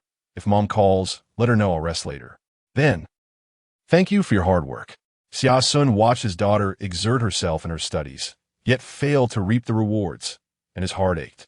He had already spoken to her before, assuring her that poor grades were not a matter of great concern. As long as she remained true to herself, it was sufficient. After all, their family was well off. Not getting into a prestigious university was not the end of the world. They could send her abroad for her studies, and she'd return with a prestigious degree, which would be more advantageous than struggling locally. However, Yuan expressed her desire not to distance herself from her best friends, Lin Yoshi and Mei Fang. Xia Sun, unwilling to disrupt the cherished friendship in his daughter's heart, decided not to insist further, acquiescing to her wishes. Then you may continue studying. I shall not disturb you. He gently closed the door, allowing Xia Yuan and Mei Fang to resume their studies. This time, they grasped the concept within merely 10 minutes, and Xia Yuan's furrowed brow finally relaxed a bit. So merging like terms is such a simple thing. I really am quite stubborn. She laughed. To Mei Fang, the math problems from the first year of junior high did not present a significant challenge compared to elementary school, but the breadth of knowledge had expanded. Relying solely on rote memorization and repetitive practice would no longer suffice. Now, the main subjects in junior high were Chinese, math, and English. Her only issue was a slight deficiency in mathematics, while her proficiency in both Chinese and English remained commendable, especially in English. I noticed that you scored over 110 in your last examination. You have been learning English since childhood, while many others lack any foundational knowledge. Yes, you. By the time of the next final exam, your ranking will not be disappointing. My mathematics skills are not merely lacking a little. Moreover, in the 8th grade, there will be physics to contend with. I find these scientific subjects incomprehensible, and I will undoubtedly struggle to keep pace with you all. Do not place such immense pressure upon yourself. Do you hear me? Mei Fang gently pinched Xia Yuan's cheek, observing her expression. Seeing you like this truly pains both me and Yushi. Where has our ever-smiling Yuan gone? Xia Yuan scrunched her nose, puffing out her cheeks as she fixed her gaze on Mei Fang for a moment before venting her frustrations. Since you have said so, I shall seek comfort from you and absorb your energy. Very well. Come here. Mei Fang replied with a smile, but do be quick. It would not be good if your father saw. Understood. Since the incident of running away from home, Xia Yuan and Mei Fang developed a unique way of seeking affection to soothe their sorrow. Xia Yuan would place her hands on Mei Fang's shoulders, resting her forehead against Mei Fang's chest. Generally, this act of closeness proved quite effective, swiftly calming Xia Yuan's emotions. However, today appeared to be an exception. As Xia Yuan leaned against Mei Fang's chest, she suddenly began to weep softly. Hearing the sound, Mei Fang quickly supported Xia Yuan, who rubbed her eyes, her voice filled with grievance. I feel that today I require an even stronger dose of your energy to feel better. Stronger? With tear-filled eyes, Xia Yuan gazed at the puzzled Mei Fang. May I embrace you? I wish to hold you, Xia Yuan stated before abruptly shaking her head. No, that is not quite right. It should be phrased this way. I would like for you to hold me, if that is permissible. 068, I shall muster my spirits. May I embrace you? Mei Fang hesitated momentarily, then reaffirmed Xia Yuan's request. Is it not permissible? It is not that. Well, I am uncertain how to articulate it. There arises an inexplicable awkwardness. He and Xia Yuan, along with Lin Yoshi, had shared affectionate embraces in their youth, but those instances occurred before the 4th grade when they were mere children. As they matured, physical contact diminished significantly, whether in public or private. Hand-holding became a rarity, with Xia Yuan often being the one to initiate such gestures. However, reflecting on this situation, Mei Fang shouldn't comprehended Xia Yuan's sentiments. It was precisely because Xia Yuan had consistently taken a lead in their triadic friendship that she now emphasized her willingness to initiate the embrace. The pain of unreciprocated affection is profound, particularly when one becomes acutely aware of the growing distance between them, potentially leading to estrangement. Such moments evoke a profound sense of insecurity, be it in friendship or love. The principle remains unchanged. Thus, Mei Fang lifted his gaze to Xia Yuan and gradually leaned in closer. Then, shall we embrace? However, this is merely a friendly hug between childhood companions. Indeed, Xia Yuan felt jubilant that Mei Fang acquiesced to her desire as she obediently seated herself in the armchair, patiently awaiting Mei Fang's approach. He bent down, and upon their contact, clumsily opened his arms, awkwardly encircling the fabric of Xia Yuan's back. Xia Yuan did not lean in herself, but gently whispered near Mei Fang's ear. "A Fang, This is your first time taking the initiative to hug someone, isn't it? Didn't we do it often when we were young? He replied. Nonsense. In our youth, we merely held hands frequently, Xia Yuan retorted. Moreover, I refer to being proactive. In the past, I was the one who held your hand. You seldom took the initiative to grasp mine. And in this current state, I can't even feel your touch. Hold me a little tighter. Mei Fang crossed his arms and gently tightened his embrace around Xia Yuan, allowing her to rest her head on his shoulder. Xia Yuan closed her eyes, smiling contentedly, exuding an aura of complete satisfaction. She too opened her arms, reciprocating the embrace. Is this better? It meant much better. After a while, Mei Fang softly inquired, How long shall we remain like this? Until my father arrives to knock on the door. Xia Yuan responded, almost dreamily. Huh, I was just teasing you. Xia Yuan opened her eyes, releasing Mei Fang from her hold, and with a beaming smile, remarked, Were you frightened just now? Your heart was racing so fast. Yuan, you have truly changed, Mei Fang said with a frown. You were once such an angel. How did you acquire so many mischievous ideas and start scaring people? Do you not like the current me? Xia Yuan tilted her head. How could this be? Just as Mei Fang was about to respond, he paused momentarily. After a moment, Xia Yuan, realizing the situation, appeared quite embarrassed, lowering her head and murmuring, Today. Let's leave it at that. Thank you for giving me the super A Fang energy. I feel much better now.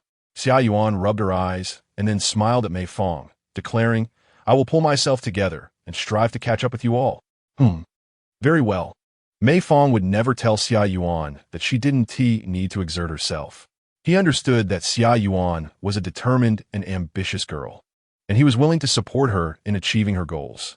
After contemplating myriad matters of past lives and this existence, Mei Fang found himself sleepless throughout the night, lying quietly on his bed while staring at the ceiling.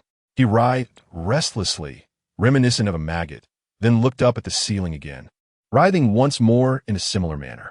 Many years ago, he recalled a similar scene, though that time it had been in the embrace of Yoshi. Speaking of which, Yuan has indeed transformed. She is no longer like a child. Once again, Mei Fang writhed under the covers like a maggot. At the break of dawn the following day, Xia Yuan, as per her usual routine, came to Mei Fang's house to walk to school together. She appeared no different from her usual self. Fang, you didn't sleep well last night. You look rather listless. It must be due to studying too late, right? I'm fine, really. I just drank too much water last night, so I didn't sleep well. Ever since they began considering themselves childhood sweethearts, aside from when their parents drove them, they always went to school together. However, now that the experimental high school is farther from home, they take the bus in the mornings and, if fortunate, might run into Lin Yoshi. This time, they indeed encountered Lin Yoshi. With the weather turning cooler, she was rubbing her hands together and exhaling to keep warm.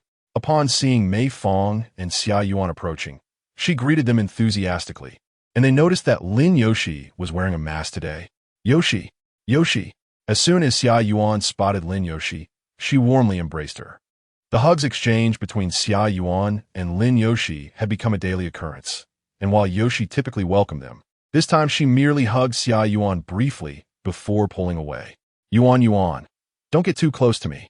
Lin Yoshi coughed a few times, cough. I have a slight cold. Did you catch a chill last night? Should you take a day off? You don't seem to be in great spirits, Xia Yuan said, patting Lin Yoshi's shoulder. Lin Yoshi waved her hand dismissively and then rummaged through her backpack, retrieving a notebook and handing it to Xia Yuan.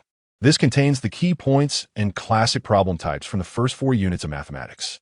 If you manage to grasp these, the exam should be a bit easier. Xia Yuan accepted the notebook, her gaze trailing over the countless pages of study notes, and suddenly she couldn't help but burst into tears. Yoshi, did you stay up very late last night, which is why you caught a cold? It's all my fault for being so slow-witted, causing you to worry about me. Gripping Lin Yoshi's clothing, Xia Yuan's tears flowed freely as she sobbed loudly. I, too, have taken notes.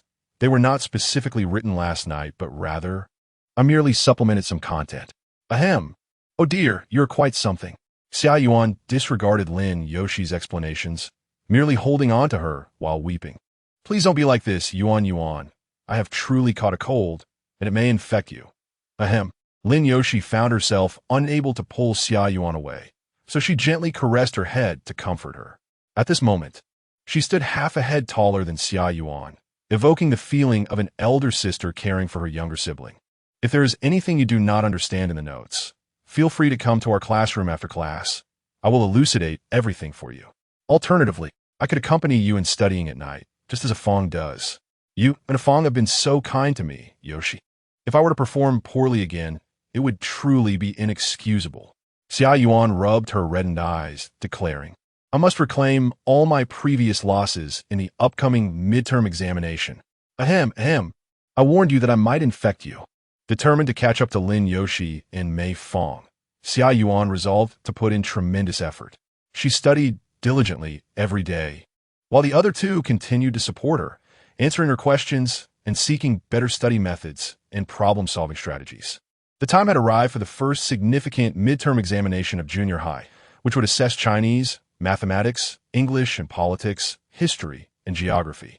Though these humanities subjects would be tested in the first year, they would not count toward the overall midterm ranking, which was relatively disadvantageous for Xia Yuan, who excelled in the arts. Nevertheless, her core subject scores reflected her relentless efforts.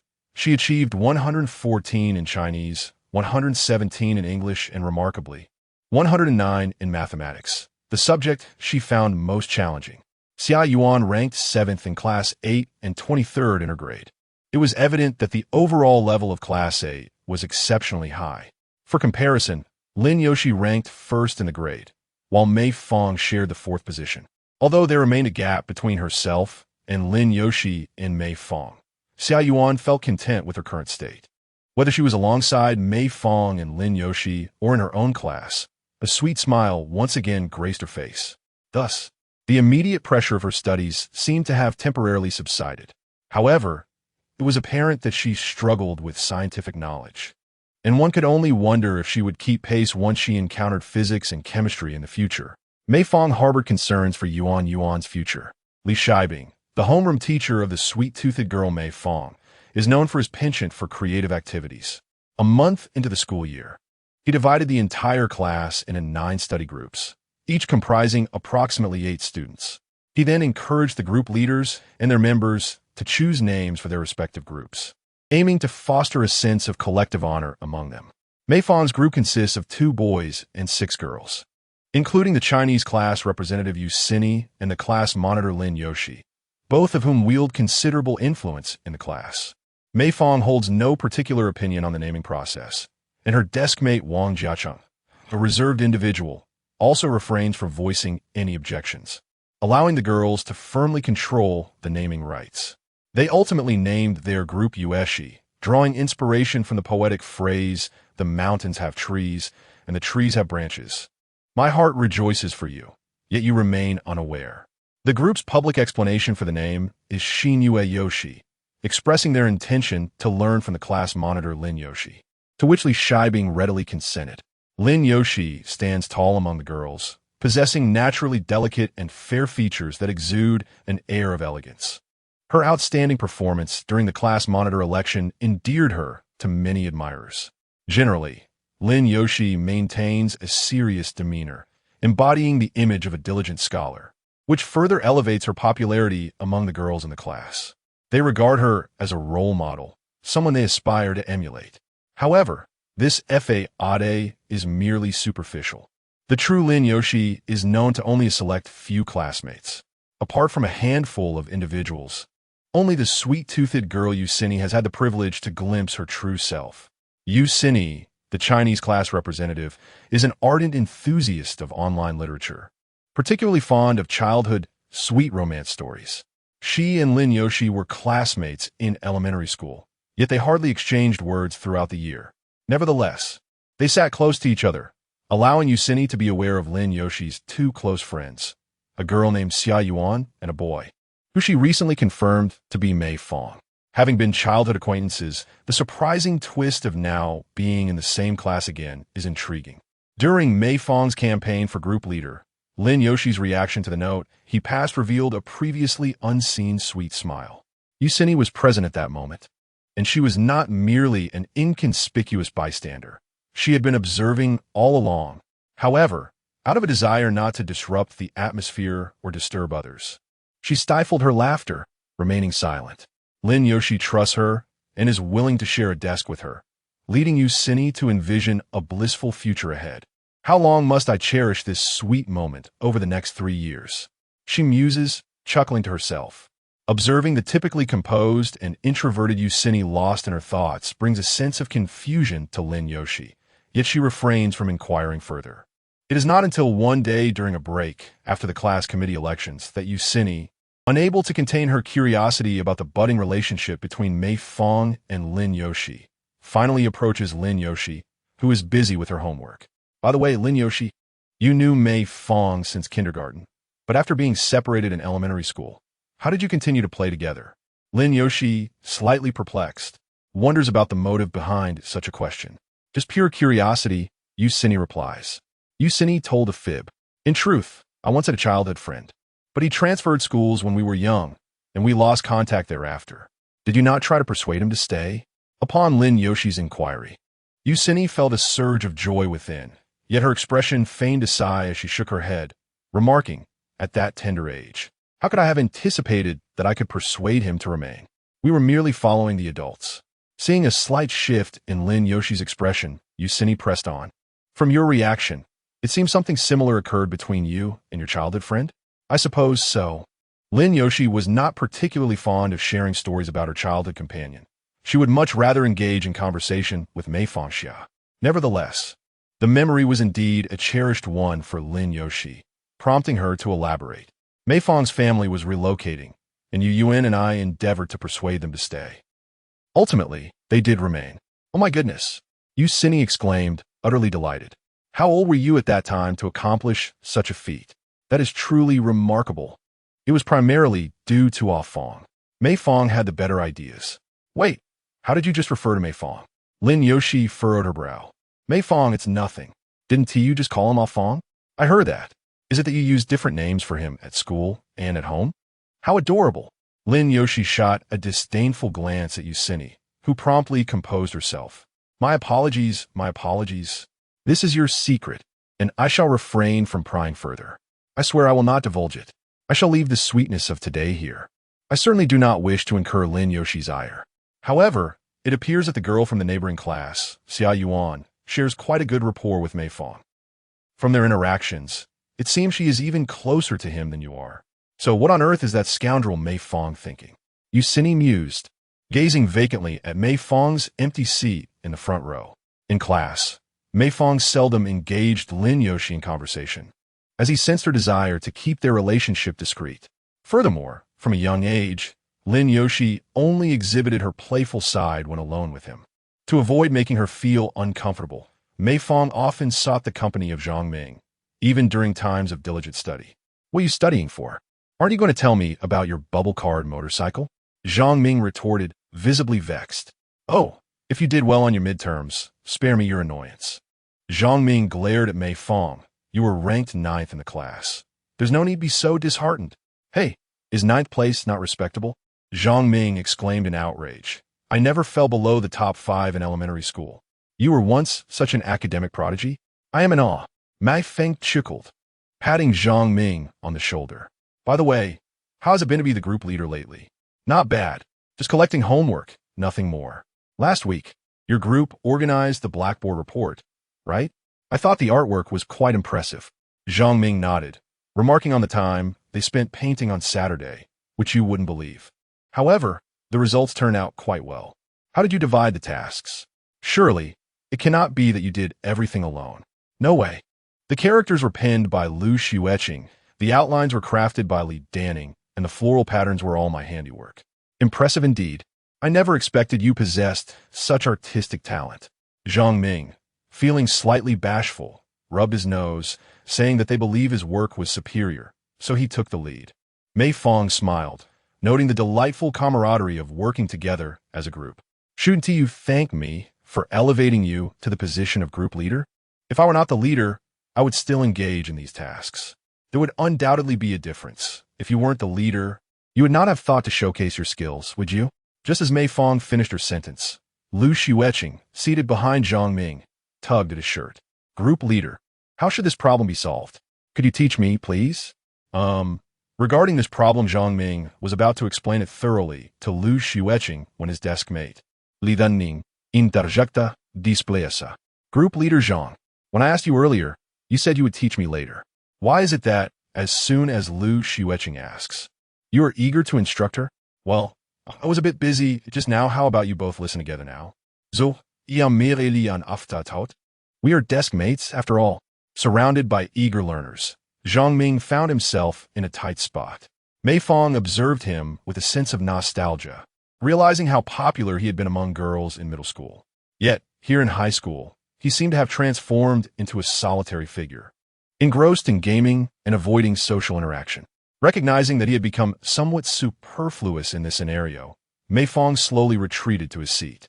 Just as he was about to sit down, Lin Yoshi poked him in the side with her pen, causing him to startle. I told you, stop poking me there. As he grumbled, Lin Yoshi continued with her own matters. Do you have time this weekend? I usually stay at home. You can come over whenever you please. So why ask specifically? Oh, I have new candy. Catching the scent, Yusini pressed her lips together, bowing her head to furiously sketch wavy lines on a piece of scrap paper, quietly listening for news of the new confectionery. Lin Yoshi continued, it's not just about being at home. It's also about accompanying me to shop, right? Shopping? Just like I mentioned at the beginning of the year. I have something I want to save up for. Do you remember? Lin Yoshi flicked her hair. I have nearly saved enough money now. 070 Lin Yoshi's saving plan. Lin Yoshi's saving plan commenced at the beginning of the year during the Spring Festival. Throughout the year, she devoted her weekends to immersing herself in gaming and learning coding at Mei Fang's residence, all in pursuit of purchasing something she had been reluctant to disclose. Why not invite Yuan along? I'm not particularly familiar with your interests, I suggested. Lin Yoshi pursed her lips and shook her head. The main issue is that Yuan is unaware of my side gig earning money. If she finds out, it could lead to complications. Indeed. But why do we choose to keep it from her in the first place? It's not exactly hiding. She never inquired about it. Lin Yoshi appeared somewhat conflicted. You know how Yuan is. If we tell her now, she'll hold it against us for ages. It's better to resolve this quietly, to spare her any worry about me. She is finally able to relax. Let her enjoy her weekends in peace. That makes sense. Mei Fang could already envision a scene where Xia Yuan would be tearfully embracing Lin Yoshi, feeling sympathetic towards her. So, what exactly do you intend to buy? Lin Yoshi did not respond directly, but glanced at Yusini, who was drooling and smiling dreamily at them. Upon noticing the gaze, Yusini quickly waved her hands. I was just daydreaming. Please, don't let me interrupt. With that, Lin Yoshi gestured for Mei Fang to come closer, signaling her intent to share a secret. As Mei Fang leaned in, Lin Yoshi whispered into his ear regarding her intended purchase. A motorcycle? Mei Fang had often imagined that Lin Yoshi might desire her own computer, a mobile phone, an MP3 player, or perhaps a digital camera. However, given that she had been saving for nearly a year, he assumed it must be something substantial. He had not anticipated it to be something of such magnitude. Phew. Of course, he realized that Lin Yoshi was not buying it for herself. This motorcycle is for your father? Isn't it? How thoughtful of you. Lin Yoshi nodded. His motorcycle is nearly beyond repair. He keeps taking it in for repairs and refuses to buy a new one, insisting that it still suffices. So I thought it would be nice to get him a new one. With such good intentions, I believe your father would be deeply touched to know. Mei Fang it foist. However, if you truly intend to purchase it, you must consider the implications. Will your father accept this gift? Will he inquire about how you earn the money? Might gifting a motorcycle hurt his pride as an adult? These are all valid concerns. Lin Yoshi pondered for a moment, then replied, I understand, my dad. Yes, not so sensitive. This is not merely a matter of sensitivity. Consider the financial aspect. Thousands of dollars. Won't he wonder where the money came from? If he discovers you've been doing side work at my place, will he prohibit you from coming here in the future? Lin Yoshi suddenly realized the gravity of the situation. Indeed, that cannot happen. We must devise a means for your father to accept this gift. I might be able to assist with that. Yusini cheerfully raised her hand, only to be met with simultaneous exasperated glares from Lin Yoshi and Mei Fang. Mei Fang, visibly irked, reproached Yusini. How could you still be eavesdropping on our conversation? Do you possess no decorum? After covering her head in response to the scolding, Cinny apologized. It was my fault for eavesdropping. But you were speaking so loudly. How could I possibly not overhear? Lin Yoshi inquired. What method do you propose? Cinny elaborated. Are you aware of the newly opened New Spring Supermarket at the end of Avenue 5? My home is nearby, and they currently have a shopping lottery where one can win an electric scooter. If you say you want it while shopping there, your father would have no reason to suspect anything, right? However, it must be the same model of the scooter. Otherwise, your father may notice inconsistencies. Do you think the electric scooter will suffice? Lin Yoshi? Cinny's smile broadened. Indeed, they addressed each other with affectionate nicknames. How sweet. She was utterly enraptured by this charming exchange. Lin Yoshi, however, merely shook her head in response to Mei Fang's inquiry. I'm not entirely certain. Perhaps my father prefers motorcycles. The power of a motorcycle is substantial, with a thrilling roar and a swift ride. In this lifetime, Mei Fang's father, Mei Lijun, had always taken him on motorcycle excursions during his childhood, relishing the joy of riding regardless of Mei Fang's willingness. Even now, having acquired a car, Mei Lijun continued to emphasize to his son that owning a formidable motorcycle is a remarkably romantic notion. Conversely, in his previous life, Mei Fang had no such romantic ideals, for he was an orphan laboring in a bustling metropolis, fortunate enough to avoid the ordeal of transfers during his commutes, let alone indulge in the luxury of such a mode of transportation. It ultimately depends on your preferences. I suggest the electric scooter would be a better choice. I concur. Purchasing a motorcycle might stretch my savings a bit thin. Lin Yoshi nodded. Then let us explore the models of electric scooters this weekend and purchase one together. Before that, I need to confirm something. Mei Fang asked Lin Yoshi. You've been saving money all year. How much do you have now? Lin Yoshi had a clear understanding of her savings. There was 220 yuan in her account. Such a sum. Early Saturday morning, as dawn broke, Mei Fang was awakened by the alarm Lin Yoshi had set on his watch. He quickly rose to brush his teeth and wash his face. Moments later, a soft knocking echoed at the door.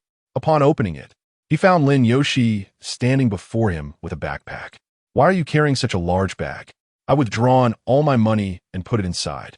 You're quite cautious. Lin Yoshi nodded and then produced a breakfast wrapped in plastic from her bag. I also brought glutinous rice chicken and stir-fried rice noodles. Wow. Did you buy it from the breakfast shop near Xiaohong's place? That shop serves the most authentic stir-fried noodles and glutinous rice chicken.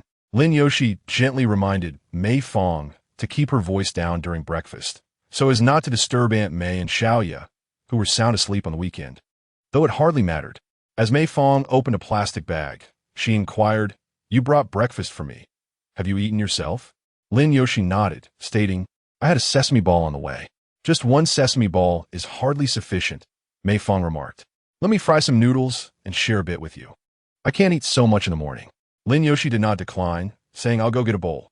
The two enjoyed their breakfast cheerfully, with Lin Yoshi eating swiftly, finishing her meal in just a few bites before washing the dishes. It had been quite some time since Mei Fang and Lin Yoshi had shared a secret from Xia Yuan. At times, Mei Fang felt a twinge of unfairness towards Yoshi, as he had experienced many things with Xia Yuan that Yoshi was oblivious to. However, Yoshi's calm demeanor rendered such matters insignificant to her. In contrast, Xia Yuan exhibited strong possessiveness, concerned that Lin Yoshi and Mei Fang might be engaging in amusing activities unknown to her. Did you have plans with Yuan today? She had asked, noting that Yuan hadn't contacted her. Lin Yoshi replied, She has invited me to play runaway kart this afternoon. We'll buy the car in the morning, and I'll join her afterward. Ah, I see you've given it quite a bit of thought. To assist Lin Yoshi in achieving her goal, Mei Fang finished her breakfast hastily. The two then set off to the bus station, where they awaited the arrival of the bus to the New Spring Supermarket, which had been mentioned by Cinny as holding a lottery promotional event, eager to discover what the prize car looked like. By the way, I wonder what Yuan is up to this morning. Is she resting at home? Sigh. Let us hope we don't run into her on the street. Mei Fang and Lin Yoshi seldom have the opportunity to venture out together to the mall, primarily because Mei Fang does not possess such a habit. Most often, it is Xiaoyuan who seeks Lin Yoshi's company, or Xiaoyuan who invites the three of them to gather. Upon alighting from the bus, They awkwardly realized that the entrance to Shinchuan supermarket was still closed. Was it not supposed to open at 8? It was already a quarter past. Lin Yoshi felt somewhat disheartened. It seemed these people were not at all eager to earn money. It would probably take some time for them to prepare for the opening. Let us meander around the vicinity for a while. Mei County is situated in the central region of the Celestial Empire, where heating is absent and the air is damp and chilly. As November draws to a close, ushering in winter, Lin Yoshi, wrapped in a thick cotton coat, could not help but sneeze. Unlike men, whose sneezes often resonate dramatically, a girl's sneeze typically goes through a process of achu. However, Lin Yoshi's sneezes always seem to skip directly to the latter part, producing a particularly soft sound that exudes a unique charm. Mei Fang, standing nearby, handed Lin Yoshi a tissue and noticed that the neighboring milk tea shop had just opened. She inquired, "Would you like to sit there for a while?" "Sure." Lin Yoshi nodded, wiped her nose, and carefully folded the tissue into a neat stack before discarding it into the trash can ahead. "Your rhinitis is as persistent as ever. It flares up whenever the weather changes. Have you not seen a doctor? My father took me to Xiunyang to see a physician before. The doctor said I would need to wait until I grew older to undergo surgery." With her hands tucked in her pockets, Lin Yoshi walked alongside Mei Fang, her head lowered. "How much does an electric bike typically cost? Would 3,000 yuan be sufficient?" "You could definitely afford an electric bike, but the quality varies. It depends on what kind of bike the supermarket lottery offers. Let us hope it's not too expensive." Upon entering the milk tea shop, they found a young lady busily tidying up and, upon noticing the arrival of customers, greeted them with a bright smile. "Hello, what would you two like to drink?" Mei Fang turned to Lin Yoshi. "What do you want?" "I'll order for you." "Huh? Why would I need you to order for me?"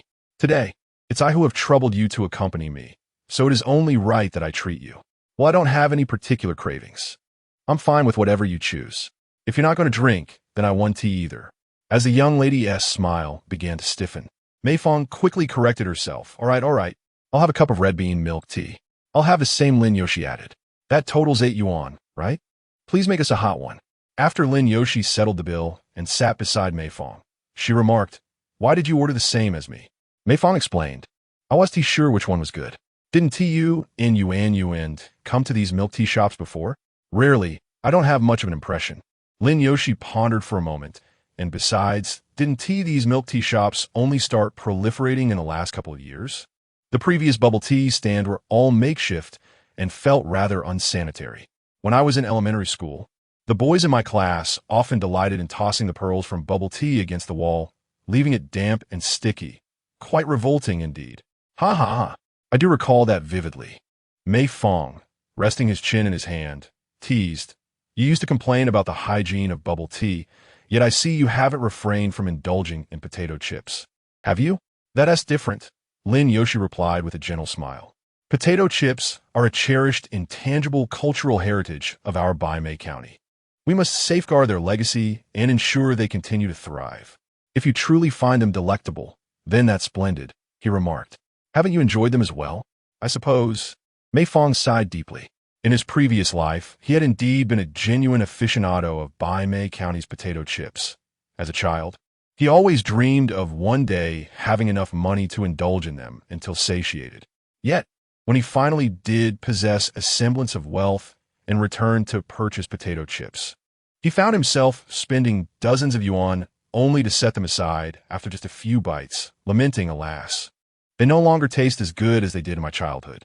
It seemed that the most exquisite memories were forever confined to the innocence of youth. Lost in contemplation of such reminiscences, Mei Fang was startled to find Lin Yoshi gazing intently at him. "What are you pondering, Fang?" I'm reflecting on the past," he replied. "Why such a sorrowful expression when reminiscing about the past?" Lin Yoshi mused. "Didn't we have a joyful childhood? You wouldn't understand. The thoughts of boys are quite intricate." Lin Yoshi furrowed her brow, pondering this notion, which seemed more akin to that of girls. Yet I've never seen you express such sentiments." She pouted, casting a playful glare at Mei Fang. At that moment, their bubble tea was ready, and a young lady delivered it to their table, presenting them with a small notebook adorned with heart-shaped sticky notes. "What is this for?" Lin Yoshi inquired, puzzled. You can stick your thoughts and opinions about our shop on our heartfelt wall. Whether it's feedback on our flavors or a personal sentiment you wish to commemorate, you can leave it there. The wall is already filled with messages from previous patrons. Feel free to take a look. I see. Mei Fang suddenly realized that, given the proximity to Baimei No. 1 High School, this bubble tea shop likely attracted a steady stream of students. As the young lady departed, Lin Yoshi, cradling her steaming cup of tea, curiously examined the notes. Some extolled the exquisite flavors of the bubble tea, while others recited poignant verses of youthful melancholy, such as, "The sky bears no trace of your shadow, yet you once soared through my vibrant world. That fleeting silhouette is the sole path I now traverse in search of you." Certainly, there are many inexplicable original phrases of youthful melancholy, such as, "I gaze at the sky at a 45-degree angle, admiring a touch of bright sorrow." Upon observing Lin Yoshi engrossed in the stickers, Mei Fang could not suppress her curiosity and inquired, "Since you are so intrigued, would you like to write something as well?" Lin Yoshi shook her head, expressing that she currently had nothing in particular to write about. "Next time when Yuan joins us, we will write together. Could we write something ourselves?" "No, I would rather not," Lin Yoshi responded, shaking her head. "All the writings here by boys and girls are from couples. I have yet to see any childhood friends contributing." "Ah, I see." Mei Fang displayed a look of helplessness. Noticing his expression, Lin Yoshi suddenly called out to him, "Afon, what is it?" "Nothing. I just wanted to call you." Lin Yoshi squinted her eyes and smiled sweetly, a smile she seldom revealed in front of others. "Ah, are you not accustomed to being called that at school?" "A little bit." After Lin Yoshi finished speaking, she lowered her head and diligently sipped her milk tea through a straw. Mei Fang rested his chin on his hand, watching her for a while before also bowing his head to drink his milk tea. "This milk tea tastes delightful. Indeed, next time, I must bring Yuan along to enjoy it." After spending some time together, they noticed that the new spring supermarket in the distance had finally opened its roll-up door. "It's about time. Let us go to the mall and see what the prize-winning electric bicycle looks like." Upon entering the shopping mall, Lin Yoshi and Mei Fang swiftly spotted a promotional poster at the entrance. "Grand opening of the new spring supermarket. Extraordinary promotional event. Grand prize. A stylish and lightweight Li electric scooter worth 3,480 yuan. Your premier choice for transportation." Such products typically do not experience significant price fluctuations over time, often maintaining a stable value, sometimes even trending downwards. To Mei Fang, this price appeared rather steep. "I was almost able to afford it." "No worries, I brought some money. I can cover the difference for you." Lin Yoshi nodded, promising to repay Mei Fang once she had earned some money. "Let us not discuss repayment just yet, even if we could afford it. I doubt your father would approve of this scooter." The Li electric scooter, a bestseller from Edu in 2008, is notably more aesthetically pleasing and compact. Designed with female riders in mind, it would seem rather odd for a tall man like Lin Guochuan, who stands at nearly 1.8 meters, to ride such a vehicle. After much contemplation, Lin Yoshi ultimately resolved to stick to her original plan. "We will purchase this scooter. My father is a pragmatist. He wears clothes for many years and is unlikely to care much about the scooter's appearance. In that case, wouldn't it be better to save this money for buying him some clothing and spending time shopping together? He works so hard and prefers to rest at home on weekends. I don't wish to disturb him." "Oh, so your father cannot be disturbed. Yet I must rise early to accompany you." Lin Yoshi suddenly turned to Mei Fang. "But aside from you and Yuan, I have no one else to rely on. How can I repay you?" Though her expression remained neutral, her tone carried a hint of grievance, making Mei Fang feel somewhat awkward. "Haha, I was just joking. Don't take it so seriously. Let us first check out the nearby dealership." As Mei Fang was about to move forward, Lin Yoshi held him back. "I am serious. Think of something I can do for you, so I can repay you properly. Let us leave it. You've already helped me a lot with coding before. But I've been at your home playing games, so you didn't get to play. You've been cooking for me all summer. Yet I ate alongside you, and you covered the grocery expenses." As they walked, Lin Yoshi and Mei Fang reminisced about their friendship, and soon both could not help but laugh. The accounts simply could not be settled. "Indeed, we have known each other for so many years, so many years." The two strolled into an Ada dealership. Since they were in search of this year's flagship model, They quickly spotted their target. Currently, there is a promotional offer. The price is only 2,980 yuan. The prizes in the supermarket lottery are often inflated. The shopkeeper observed two young children engaged in a discussion about the prices of electric bikes, feeling rather perplexed. You are so young. Do you truly wish to purchase a bike for yourselves? Have you spoken to your parents? If you're not buying, you ought to leave. This is not a playground. Lin Yoshi instinctively glanced at Mei Fang, who without much thought began to fabricate a story. Actually, we are here on our father's behalf to select a birthday gift for our mother. Oh, I see. The proprietor of the bike shop, upon hearing this, expressed admiration. You two siblings have a wonderful relationship with your parents. Since you are choosing a gift for your mother, it's rare to see such considerate children. I shall make an exception and give you an additional discount of 200 yuan, and I'll also throw in a helmet. Thank you, uncle. As the shopkeeper went to adjust the electric bike, Lin Yoshi nudged Mei Fang's arm. He actually thinks we are siblings. You are just a tad taller than me. That is perfectly normal, Mei Fang replied. Ah, dear brother Fang, I'm not merely a little taller than you now, Lin Yoshi remarked playfully, tapping Mei Fang on the head and indicating the height difference with her fingers. She was now 2 centimeters taller. Don't get too smug. Let us see how things stand in a few years. Mei Fang retorted, clearly displeased. Lin Yoshi chuckled. I shall eagerly await that day. Mei Fang was particularly mindful of his diet during puberty, placing great importance on protein intake. Many children during this stage often became quite picky eaters, leading to inadequate nutrition. In contrast, parents of his generation were more attentive to their children's upbringing, striving to prevent them from falling behind. They indulged their children with abundant nutrition. Milk was a constant staple, and it was not uncommon for first-year middle schoolers to reach heights of 167 meters, which was quite astonishing. After settling the necessary payment, Mei Fang and Lin Yoshi followed the shopkeeper to the electric bike they had chosen. I have prepared the bike for you, but I wonder if you know how to ride it. If not, I can assist you in riding it back.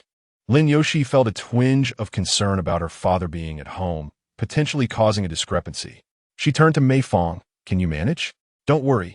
I've ridden my dad's motorcycle before, so an electric bike is a piece of cake. However, the model Lin Yoshi had chosen, the Ado Li, came in various colors, and she had opted for a more masculine black. For children of their age, it fit just right. Mei Fang contemplated the way Lin Yoshi's father rode the bike and felt that sitting on it would indeed feel awkward. It's fine. My dad truly doesn't care about that, Lin Yoshi reassured as she patted Mei Fang's arm. Let us ride back together. Let us put on the helmets. Lin Yoshi fetched a helmet and handed it to Mei Fang. After Mei Fang donned it, she struggled to fasten the strap, prompting Lin Yoshi to offer assistance. Allow me to help you. As Lin Yoshi's slender, fair fingers worked to secure the strap, they were uncomfortably close to Mei Fang's face, occasionally brushing against it, but Lin Yoshi paid it little mind. Mei Fang suddenly inquired, You can tie your shoelaces by yourself now, can't you? Of course. Why do you bring this up all of a sudden? Lin Yoshi furrowed her brow. I was merely reflecting. How swiftly time passes. It feels like just yesterday you were a little girl who needed to ask me and Yuan for help with your shoelaces. I can't always rely on you both. After fastening Mei Fang's helmet, Lin Yoshi gently patted his shoulder. I hope that one day you can rely on me too, allowing me to do something for you. Isn't what we do enough? We just discussed this, Mei Fang replied. Lin Yoshi shook her head. I aspire to be of greater significance. I cannot quite articulate the feeling just yet. I'll take my time. As Mei Fang rode the electric scooter, Lin Yoshi sat comfortably on the designated small seat behind him, her hands resting on his waist. Mei Fang gently twisted the throttle, and the scooter glided forward, eventually reaching the main road, heading towards Lin Yoshi's home. It was around 10 in the morning. The sun shone brightly, and a gentle breeze, warmed by the sunlight, stirred without discomfort. With Mei Fang shielding her from the wind, Lin Yoshi felt a profound sense of contentment as she watched the crowd swiftly recede from her view. Fang, how come you're so adept at everything? Lin Yoshi inquired curiously. You ride so swiftly and steadily, far better than my father, who often drives us into pothole-riddled areas. As they awaited a turn, Mei Fang reminded Lin Yoshi, to speak, don't pinch my waist, it tickles. You really are quite ticklish here, Lin Yoshi teased playfully, though she restrained herself as Mei Fang remained focused on driving. She reached forward, her hand resting around Mei Fang's midsection, embracing him lightly. Will you feel ticklish if I hold you like this? Well, it's better. Let's keep it this way. As they neared their neighborhood, Mei Fang halted at a traffic light. Suddenly, Lin Yoshi wrapped her arms tightly around him, her body pressed against his back, her face turned away from the street. Hey, Yoshi, what's wrong? Mei Fang began to turn around, but Lin Yoshi quickly pinched him and whispered urgently, Don't look. Yuan and teacher you are on the opposite street. We will be discovered. A gift for Father Yuan is here. Mei Fang's first instinct was to swiftly ride away on his bicycle. However, he recalled that he was wearing protective gear on his head. Alas, with my helmet on, I should remain unrecognizable. Mei Fang gazed across the street and soon caught sight of Xia Yuan, who was holding her mother's hand. They each carried a bag, seemingly having just returned from shopping expedition. Laughter and chatter flowed between them, oblivious to Mei Fang and Lin Yoshi on the other side.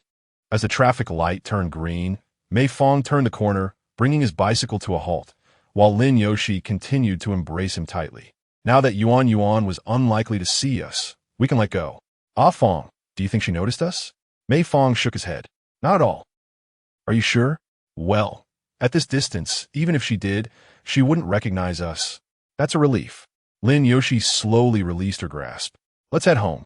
However, Yoshi hesitated. Don't you think this feels a bit strange? Strange. In what way? Mei Fang elaborated.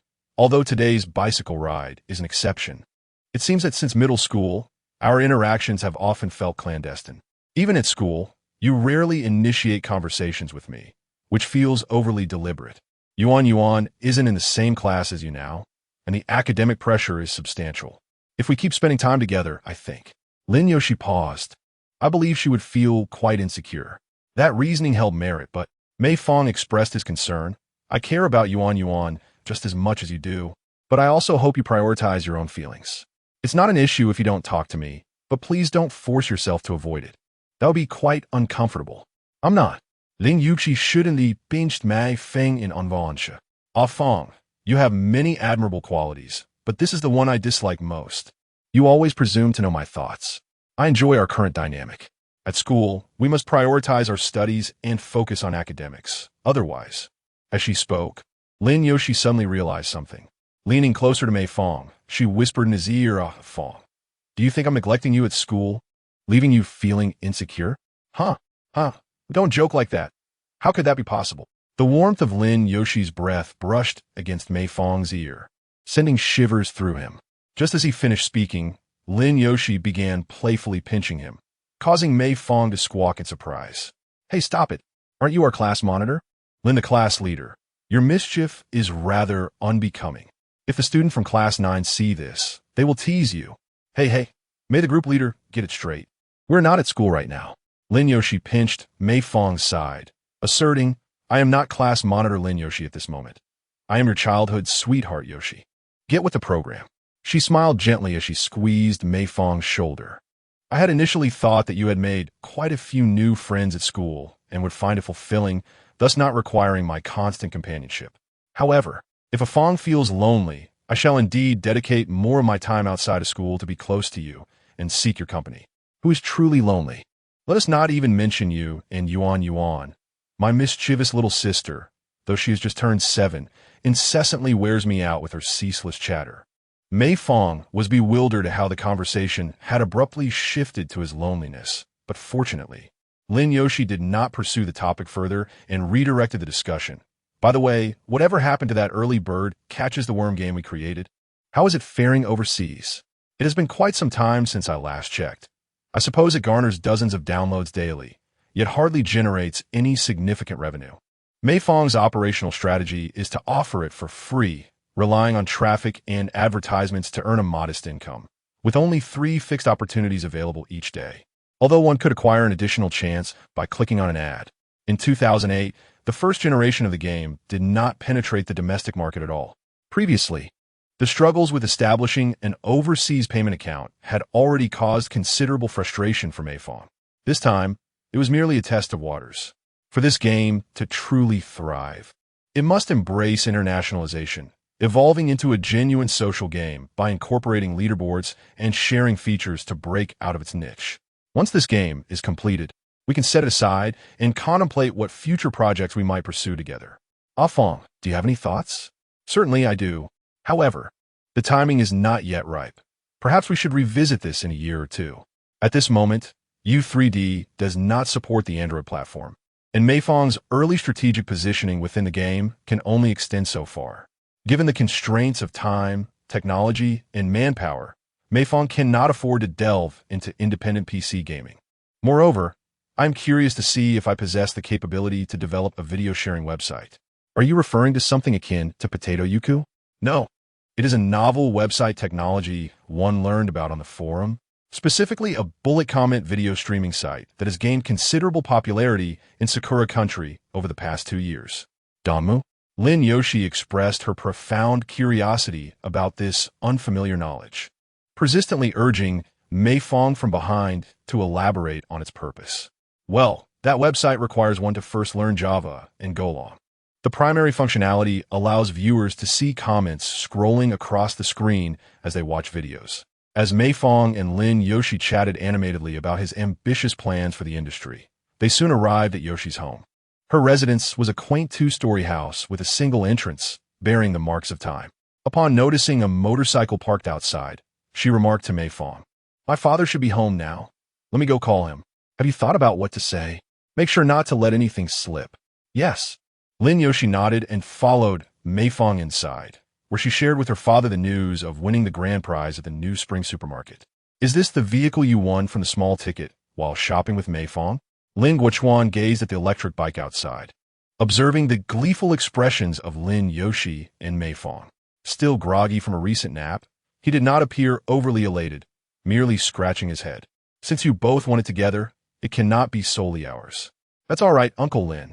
I was just accompanying Yoshi on her shopping trip. The prize was hers, not mine. I merely help her ride it back. That's not how it works. How much does this bike cost?" "I will give you half, but Mei Fang, you must take it back to your mother. I will call her later to discuss this matter." As Lin Guochuan spoke, he retrieved a stack of 100 yuan bills from his wallet and handed them to Mei Fang. "No, really, it's unnecessary, Uncle Lin. Fang, you should keep it."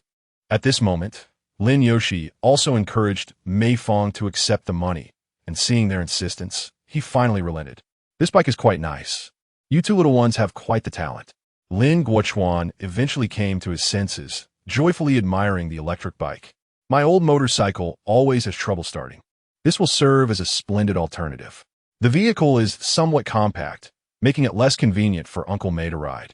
However, size is inconsequential. What matters is its functionality. He chuckled. Lin Guochuan, indifferent to the bike's compatibility with himself as his daughter suggested, smiled and remarked, "Once Fang grows a bit more, I will lend you this bike regularly." "All right, Uncle Lin.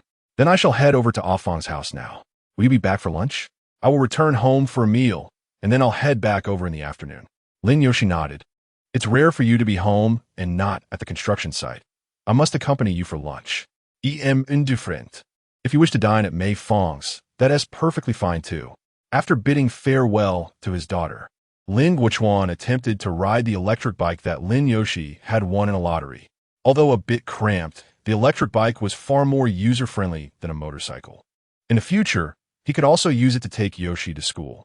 While pondering these thoughts, Lin Guochuan suddenly discovered a small receipt wedged beneath the storage panel inside the electric bike. He bent down to retrieve it, noting it contained a contact number for the electric bike shop and payment details. Lin Guochuan sat silently on the electric bike for a considerable time, gazing vacantly at the sky as if lost in thought. After a while, he unlocked his phone, preparing to dial Mei Fang's number. However, his finger lingered over the dial button before he withdrew. He scrolled through his contacts and instead dialed a different number, this one belonging to a friend. After exchanging pleasantries, Lin Guochuan steered the conversation towards serious matters. "By the way, Lao Jiang, regarding what you mentioned last time. Hey, Lao Lin, have you finally come to your senses? I've always said one must look forward. It's time for you to move on. Just a word of advice. While you may be indifferent to your own situation, your daughter Yoshi is now at an age where you, as her father, have much to teach her, yet you lack the time to care for her. Regardless, a family needs a maternal figure. Otherwise, there's a perpetual sense of disconnection. I understand. Please contact her and see when she is available to meet. I mentioned her situation to you last time. Do you have any other questions? Lin Guochuan paused briefly before responding, nothing. Let's meet first. As long as she treats Yoshi well, that's what matters.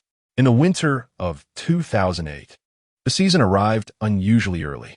Although snow had yet to fall, temperatures plummeted swiftly, and by early December, everyone donned thick cotton garments.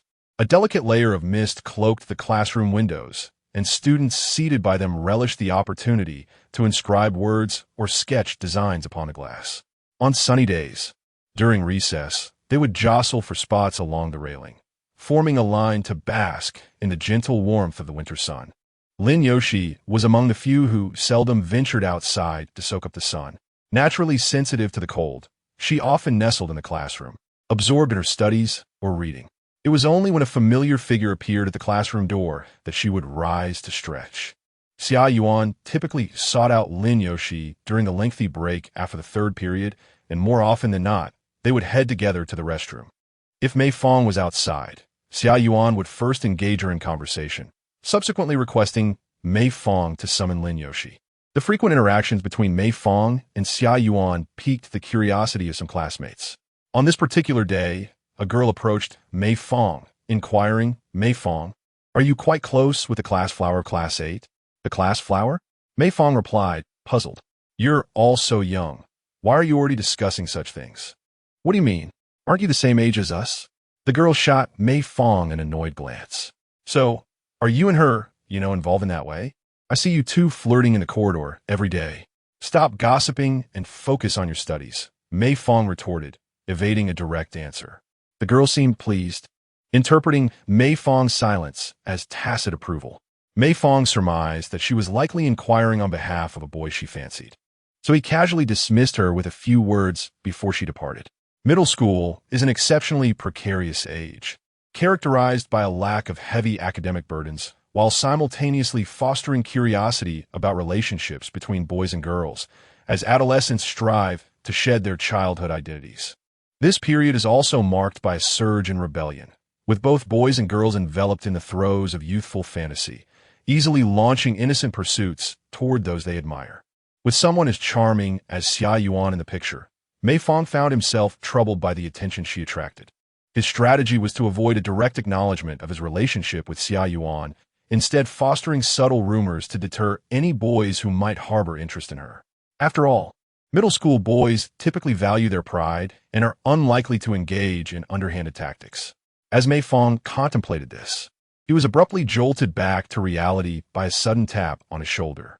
Fang, what are you thinking about? Xia Yuan, clad in a pristine white jacket and adorned with a panda scarf, greeted him with a beaming smile, her head crowned with delightfully fluffy bunny earmuffs. You certainly have a flair for style, he remarked. You already mentioned that this morning. Xia Yuan playfully punched Mei Fang's arm, her expression feigning annoyance. Were you just talking to the girls in class? Am I not allowed to converse with the girls in class? He replied, a hint of laughter in his tone. Yoshi, of course wouldn't he mind. As for the other girls, Xia Yuan emitted a thoughtful sound, her eyes darting around before she fixed her gaze on Mei Fang for a moment, ultimately smiling and patting his shoulder. Oh, never mind. I'm not that petty of girl. Hurry, go, and bring Yoshi out for me. I need to discuss something with her. Got it. Got it. Xia Yuan nudged Mei Fang into the classroom. Once seated, he turned back to see Lin Yoshi, who was engrossed in her work, rubbing her hands together and appearing quite cold. Yoshi, Yuan is calling for you. Just a moment. Lin Yoshi replied absent-mindedly, her eyes still glued to the problems before her. Gradually, she stood up and looked towards the classroom entrance, where Xia Yuan was making her signature claw gesture. Lin Yoshi jogged over, and Xia Yuan pulled her close, linking arms in a show of intimacy, claiming there's something important. But it's probably just a trip to the restroom. Why must one accompany another? The bonds between girls are truly peculiar. After a considerable time, Lin Yoshi returned to her seat, and Mei Fang noticed she had donned Xia Yuan's little bunny earmuffs and gloves. As Lin Yoshi adjusted the position of the earmuffs, she noticed Mei Fang watching and playfully poked his cheek with the end of her pen before turning away. You're not allowed to look. Bored. Mei Fang began to twirl his pen in his seat, captivating his desk mate Wang Jiacheng, who became immensely interested in his skillful manipulation. Mei Fang, how you spin that pen? Teach me. Oh, it's nothing special. It just takes practice. I've honed this skill through repetition. Watch me like this, and then like this. Wow, that hand switching was incredible. You could definitely win the Global Pen Spinning Championship. At that moment, another boy passed by Mei Fang's desk, drawn in by his impressive display. Wow, that is amazing, Fang Ge. Everyone, come and watch Fang Ge spin his pen. Mei Fang's exceptional pen-spinning prowess attracted a throng of boys who gathered around, unable to resist applauding and clamoring to learn from him. Under the pressure of his own vanity, he continued to showcase his skills. Boys truly are so immature. Yusini looked over at the cheerful Mei Fang with disdain before returning her attention to her romance novel.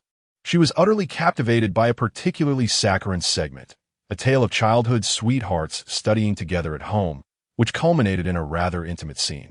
Yusini felt her ears flush with embarrassment. Suddenly, she heard Lin Yoshi's voice beside her. Yusini, what are you usually reading? You look so pleased. Of course. It's literary classics. Yusini replied defensively, her expression pitiful. As the class representative for Chinese, it's quite normal for me to read more classics. Isn't it? You're reading a novel, aren't you? The cover give it away. Startled, Yusini instinctively shielded her precious collection. Class monitor, you wouldn't want to punish me, would you? For the sake of our desk partnership, grant me a chance. I promise not to bring it next time. Seeing Yusini's exaggerated reaction, Lin Yoshi couldn't help but smile. I've read the novel as well. I won't confiscate it from you. Phew, you nearly scare me to death. Yusini exclaimed, repeatedly patting her chest. Do I really look that serious? I'm not shy being slacky. Outside her interactions with classmate Mei Fang, you appear exceedingly solemn and unapproachable. Lin Yoshi raised her delicate brows, clearly finding it hard to believe. By the way, what kind of novels do you enjoy reading? I tend to indulge in martial arts-themed stories. Lin Yoshi had perused numerous novels on Mei Fang's MP3 player, though they were all rather serious martial arts tales. Oh, do you mean the Heavenly Dragon 9 parts or the smiling, proud wanderer? Your taste is rather unique for a girl. So what novels do you usually read? It was rare for Lin Yoshi to express such interest in Yusini's reading choices. The moment of revelation has arrived, Yusini declared, opening her desk to retrieve her cherished collection. This is my favorite novel. They are all sweet romances. I detest tragic tales. I simply adore sugary stories. Displaying 3 ancient classics, adorned with nostalgic illustrations of Mary Sue characters, the titles were Falling for Dolores, That Handsome Young Man, and Waiting for Yuko. Lin Yoshi casually flipped through the pages, not lingering on any particular section, which was precisely what Yusini had anticipated. Clearly, our class leader was not one to indulge in romantic fantasies. These ancient sweet narratives, while classic, indeed seemed somewhat juvenile and frivolous in contemporary context. It appeared that such simplistic romantic novels failed to pique her interest. However, the next few titles might be different. Now, these are the ones I've been reading recently. Yusini pretended to be mysterious as she presented 3 more books, ensuring their titles were visible to Lin Yoshi. The titles were Childhood Guesses, Chasing Plum Blossoms, and The Rabbit Overwhelms the Grass by the Burrow. In stark contrast to her earlier indifference towards the Mary Sue romances, Lin Yoshi displayed a marked interest upon seeing these names. She picked up one of the novels and began to read the table of contents, soon engrossed in the text. Class leader, if you enjoy this book, I can lend it to you. I'll just skim through it. You haven't finished it yet, have you? Lin Yoshi, coming back to her senses and ready to return the book, was met with Yusini's fervent protest. I've finished reading it. I completed it ages ago. You should go ahead and indulge. Oh, no. Wait, you should familiarize yourself with it first. As winter deepens, the tranquil life of Mei Fang in the first month of the lunar calendar progresses steadily. He maintains a harmonious relationship with Yuan and Lin Yoshi, typically attending school with Yuan and, after evening study sessions, walking home together with Lin Yoshi and Yuan. On weekends, Yuan and Lin Yoshi often engage in gaming, occasionally inviting Mei Fang to join their trio for outings and leisure activities. Although more frequently, It is Sheyuan who seeks Lin Yoshi's company. Mei Fang cherishes this period of academic life as a nostalgic journey through youth, dedicating much of his free time to studying the Golang programming language. Golang is a language tailored for server-side applications, comparable to Java, primarily utilized for managing and interfacing with server data. In Mei Fang's world, it is a newly emerged programming language that only appeared in the first half of 2008. In simple terms, for anyone aspiring to develop online games or manage account data linked to server operations, Golang is an essential subject of study. For web development, a foundational understanding of Golang is also necessary. For instance, the early version of Bilibili's website was primarily based on Java, while its later iterations shifted to a core framework centered around Golang. Recently, Mei Fang has observed the development of the offline internet landscape in this world, particularly focusing on domestic portals for the ACG, anime, comic, and game community. Currently, a station emerged last year but remains a niche platform, facing criticism from users for frequent downtimes. Meanwhile, B-Station has yet to reveal any significant updates, and Mei Fang has been unable to find information about the original founder in various forums. Mei Fang has long harbored aspirations to create a platform, much like the relationship between iOS games and the App Store, or Android games and Google Play. Though the latter is fragmented among various domestic mobile manufacturers, the majority of single-player games are associated with Steam and the well-known Tencent empire. If a platform can be successfully established, it can cultivate its own upstream industry. Developers can release their works on your gaming platform, leveraging its traffic to gain popularity and exposure. And once they earn money, they typically share a percentage with the platform, often a 70-30 split, allowing for rapid monetary returns. Furthermore, the financial chain of the upstream industry is relatively stable, as these platforms act as intermediaries, receiving user payments promptly and distributing earnings to the downstream development teams according to contractual agreements. This structure implies that in times of economic downturn, such as the well-known gaming industry's severe winter in 2022, these upstream distribution platforms can retain funds to weather the storm, leaving it to their conscience whether the downstream developers, who may face financial ruin due to disrupted cash flows, will survive. Some may argue that contracts enforce compliance. However, for large gaming development companies, such agreements can indeed lead to protracted disputes, as both parties are equipped to endure the strain, with larger firms possessing their own leverage. However, the majority of downstream developers are diminutive teams often subject to exploitation, with each company comprising merely a dozen individuals, lacking even professional legal counsel. They can only anxiously beseech the platforms to disperse profits in a timely manner to pay their employees, often finding that by the time they receive the owed amounts, their studios have already dissolved or gone bankrupt. Initially, Mei Fang felt that he was too young. By the time he found the opportunity to engage with the major portals, they had already established themselves. As an individual, his technical prowess was limited, leaving little room for maneuver. He initially pursued game development merely as a means to chase dreams, secure in the knowledge that his cryptocurrency could sustain him. Yet now, he has slightly altered his perspective, deciding that he must at least make an attempt, particularly with the yet-to-emerge Bilibili and the mobile gaming platform TapTap. While their monetization potential is somewhat restricted, at his age, Mei Fang finds himself with few alternatives. Bilibili, undoubtedly a capital-intensive portal, possesses an innate ability to attract significant investment.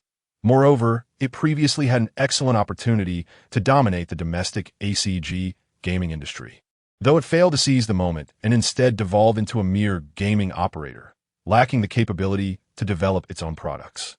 Even though Bilibili is currently in development, accumulating experience related to the production of bullet screen videos, Mei Fang sees the prospect of entering the fray early and potentially becoming a co-founder of certain hegemonic platforms.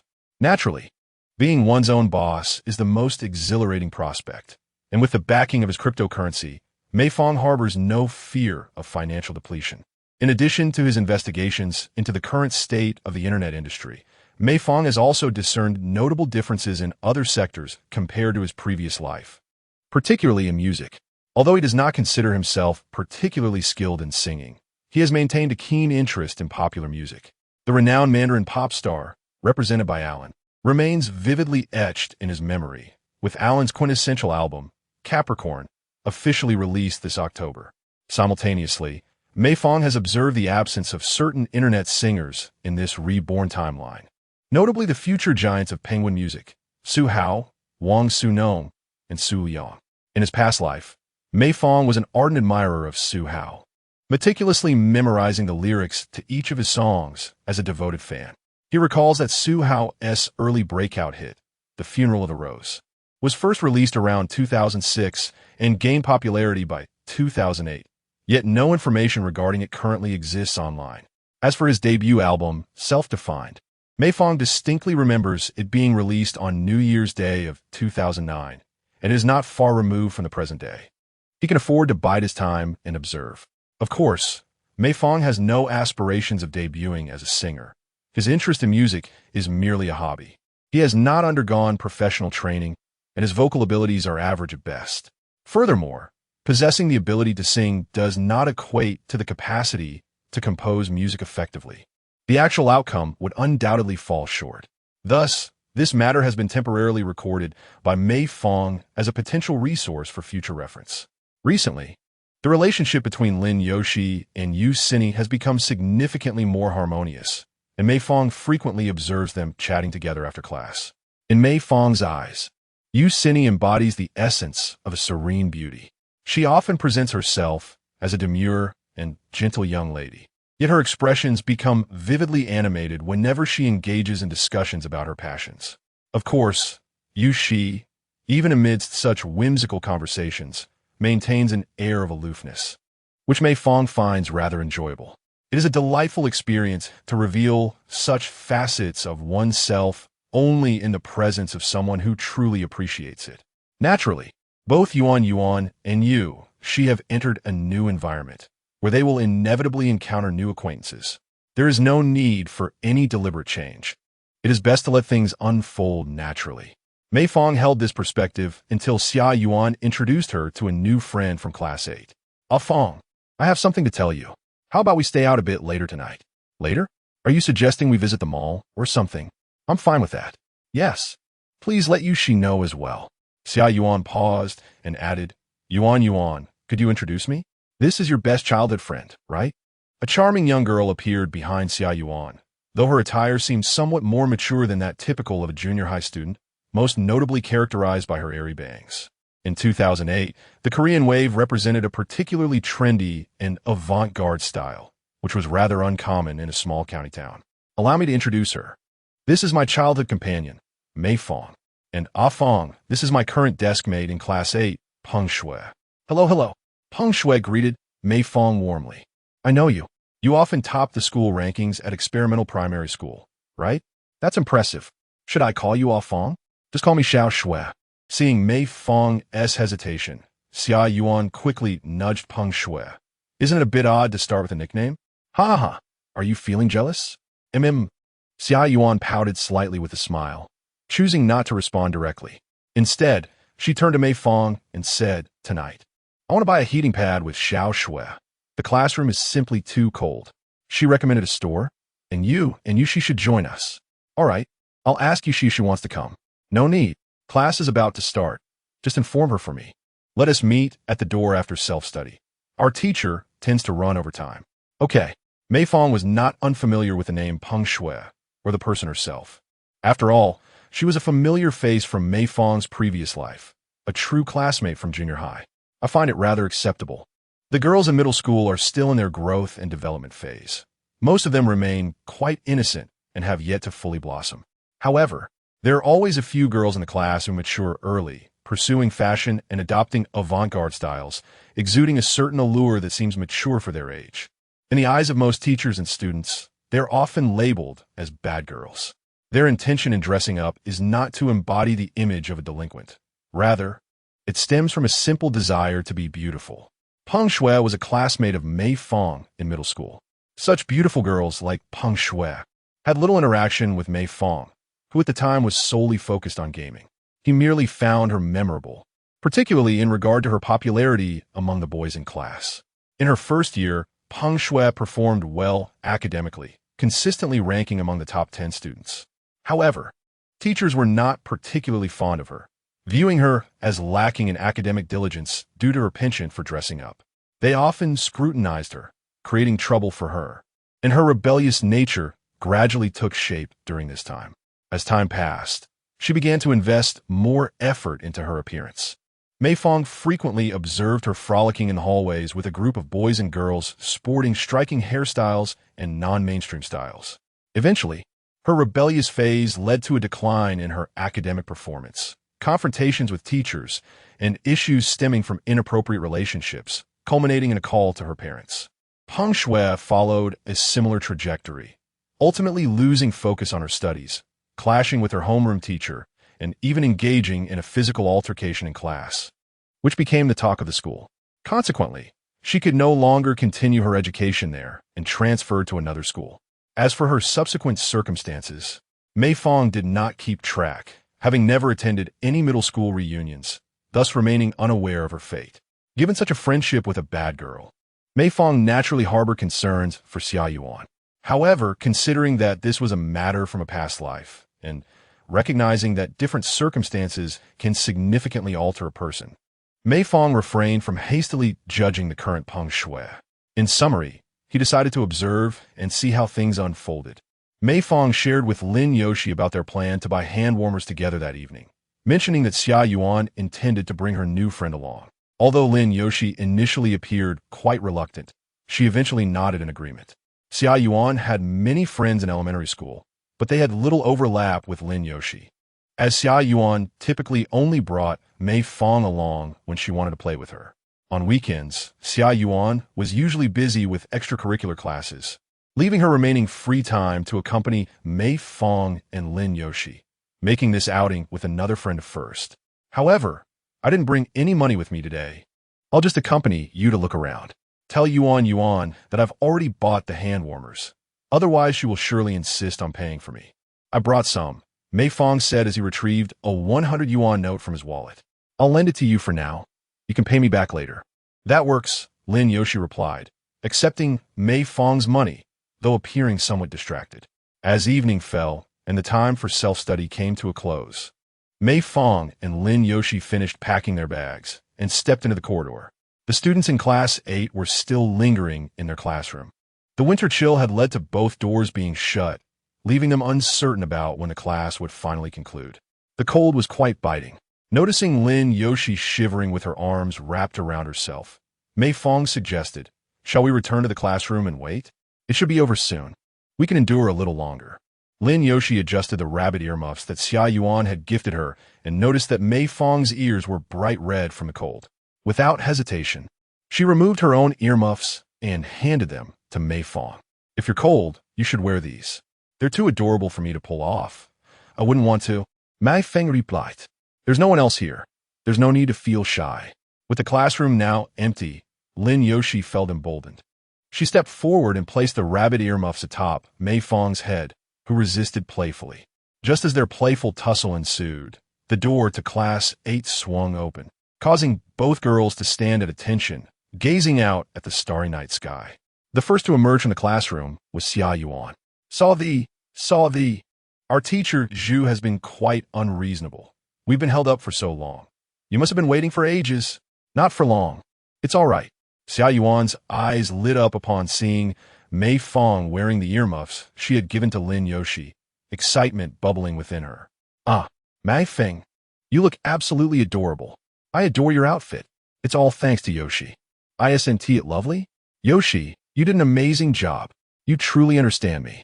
"Well, I just wanted to try it out," Lin Yoshi replied, a hint of shyness in her tone. As Xia Yuan and Lin Yoshi engaged in lively conversation, they were suddenly embraced from behind by Peng Shui, who playfully wrapped her arms around Xia Yuan's neck. Yuan, let us hurry and go buy some warming pads at that shop I recommended." "Oh wow, Xia Shui, you startled me."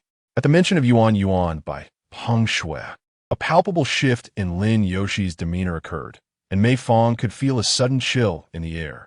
Lin Yoshi was visibly displeased. This is how girls are. They place such importance on names." Following this, Xia Yuan introduced Lin Yoshi to her new friend, Peng Shui. Peng Shui greeted Lin Yoshi warmly. "Oh, you are the esteemed class leader of Class 9. Yuan, Your friends are quite impressive. We're not friends, Lin Yoshi interjected coldly. Excuse me? Lin Yoshi paused momentarily before asserting, we grew up together since kindergarten. We're childhood sweethearts and very close friends. Indeed, Yoshi is absolutely right. Xia Yuan chimed in, hands on her hips, nodding in agreement. We are super close friends, the kind that will never part. Wow, I truly envy the three of you. It's like a beautiful relationship straight out of fairy tale. Your tone resembles that of a character from a Taiwanese idol drama. Mei Fang expresses a hint of disdain towards Peng Shui's somewhat tea-like remarks. Naturally, having known Xia Yuan and Lin Yoshi since childhood, he may no longer find anything particularly strange or noteworthy. Perhaps, to others, it truly appears to be a beautiful bond. Let us hasten to procure some heat packs, Xiaoxua. Do assist us in finding the way. Yes, I know of a shop that offers a plethora of charming and delightful heat packs, including those with Sakura designs. We must certainly take a look. Off we go. Both Peng Shui and Xia Yuan possess similar extroverted personalities, and as they traverse the path, they joyfully discuss their favorite anime characters and plot lines, radiating exuberance. Meanwhile, Lin Yoshi, who is naturally reticent, finds herself unable to interject and gradually drifts closer to Mei Fang. Understanding her sentiments, Mei Fang promptly reassures his introverted childhood companion. I believe it would be best for us to play separately from Yuan's friends in the future. Otherwise, the lack of conversation might render the situation rather awkward. Oh, awkward? Lin Yoshi feigns surprise, stating, I do not feel that way. It seems quite fine to me. Moreover, if there is to be any awkwardness, it should not be mine. Her gaze rests upon Peng Shui, who is engaged in cheerful banter with Xia Yuan, even linking arms. At this juncture, Yoshi is still putting on a brave front. With the maturity of an adult and a keen ability to read the atmosphere, Mei Fang now finds himself in a precarious predicament. His awkwardness has reached a breaking point. He can hardly breathe. She simply does not wish to share you with others. The process of introducing a new friend among boys is remarkably straightforward and uncomplicated. Engaging in a game together, if friend A introduces his companion B to play along. It is indeed a delightful arrangement. Let us log in together. The longevity of their collaboration primarily hinges on friend B's gaming prowess. Should B possess exceptional skills, he would undoubtedly elevate the team's performance, potentially usurping A's previous standing within a group. Conversely, if B's abilities are on par with the others, yet he is amiable and frequently online, he may still be accepted. However, if B is both inexperienced and overly enthusiastic, bringing him along for future games may lead even A to feel the weight of disapproval. The camaraderie among boys tends to be rather straightforward and blunt. A shared interest in gaming can forge friendships, and outings are typically settled with split bills, leaving no individual with special treatment to boast about. As for the girls, it is said, or rather, I have heard from others, that there exists a strong obsession among females regarding who is closer to whom, resulting in a multitude of small and large social configurations. For Lin Yoshi, she has never had particularly close friends since elementary school, or rather, she has had very few friends, which has led her to place significant importance on her relationship with Xia Yuan. Xia Yuan, in turn, also values her connection with Yoshi greatly, though there remains a subtle difference. Well, here is the establishment I mentioned.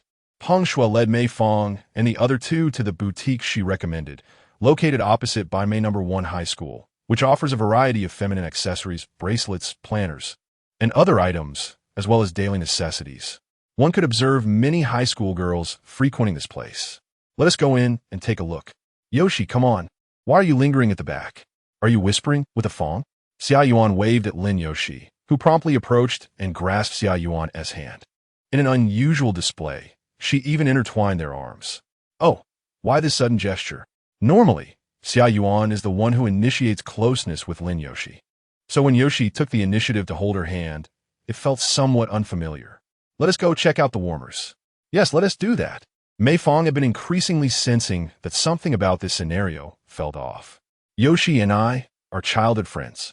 While Peng Shui appears to be a sudden arrival in Yuan's life, Yuan certainly has many wings. The three girls discovered the shelf of warmers, and since the shop was not particularly spacious, Mei Fang opted to remain outside rather than squeeze in. Occasionally, female students from Baimei No. 1 High School would walk in, clad in plain uniforms, their figures well-developed, chatting and laughing as they entered the boutique. "Look, there's a little boy over there. See him? He is adorable." Mei Fang furrowed her brow as she observed a nearby high school girl. "Such a little brat. Lacking decorum. He looks upset, haha. I want to pinch his cheeks." "Don't do anything foolish. His parents might be nearby." As the high school girls jovially entered the boutique, Mei Fang stood outside, rubbing her hands together. At that moment, Peng Shui emerged from the store and exchanged glances with Mei Fang. "Why aren't you browsing? Are you not interested in the warmers I recommended?" she inquired. "Not at all," Mei Fang replied, shaking her head. "I am rather indifferent to appearances. After all, these items are only useful in the morning, and there's no place at school to recharge them. Indeed, boys tend not to concern themselves with such matters. Practicality holds greater significance for you." Peng Shui smiled. "However, I truly admire you for accompanying the girls on a shopping trip. Among the boys I know, none possess your gentleness and thoughtfulness. You may appear to be an adorable type, but you exude a maturity beyond your years." Though only in her first year of junior high, Peng Shui's words carried a hint of flirtation. Were it not for Mei Fang's emotionally mature disposition, most boys would find themselves easily overwhelmed by her charm, quickly lauded by her, and then effortlessly managed. "I've only waited outside for a while. We barely exchanged a few words while shopping. How did you come to know of my gentleness and thoughtfulness?" Mei Fang chuckled. "Oh, that is certainly not solely due to today's events," Peng Shui explained. "You see, I sit next to Yuan, and she often shares stories about you, making me quite envious." Yuan certainly loves to share," Mei Fang remarked, his expression turning somewhat serious. "Since Yuan has confided in you, you must understand how close the three of us are. Therefore, I truly cherish our bond and will not allow anyone to harm it." Surprised by Mei Fang's sudden earnestness, Peng Shui paused for a moment before bursting into a melodic laugh. "I didn't expect you to have such a quirky side," she exclaimed. "What's so quirky about it? Is it embarrassing?" Mei Fang pondered, feeling a twinge of self-doubt. Had his foresight in speech rendered him odd? Wiping the tears from her laughter, Peng Shui continued, "I genuinely envy your relationship. Simply observing brings me joy, unlike my own experiences." She trailed off as Xia Yuan and Lin Yoshi exited the store. "Ah Fang, we've selected our warmers. You should choose one too. You two can pick for me." "I'll like whatever you choose," Mei Fang replied. With a cheerful grin, Xia Yuan presented a pig-shaped warmer to Mei Fang. "I knew you'd say that. Look, this warmer can be unfolded into a small blanket." "Ah, I see. It can be used like that."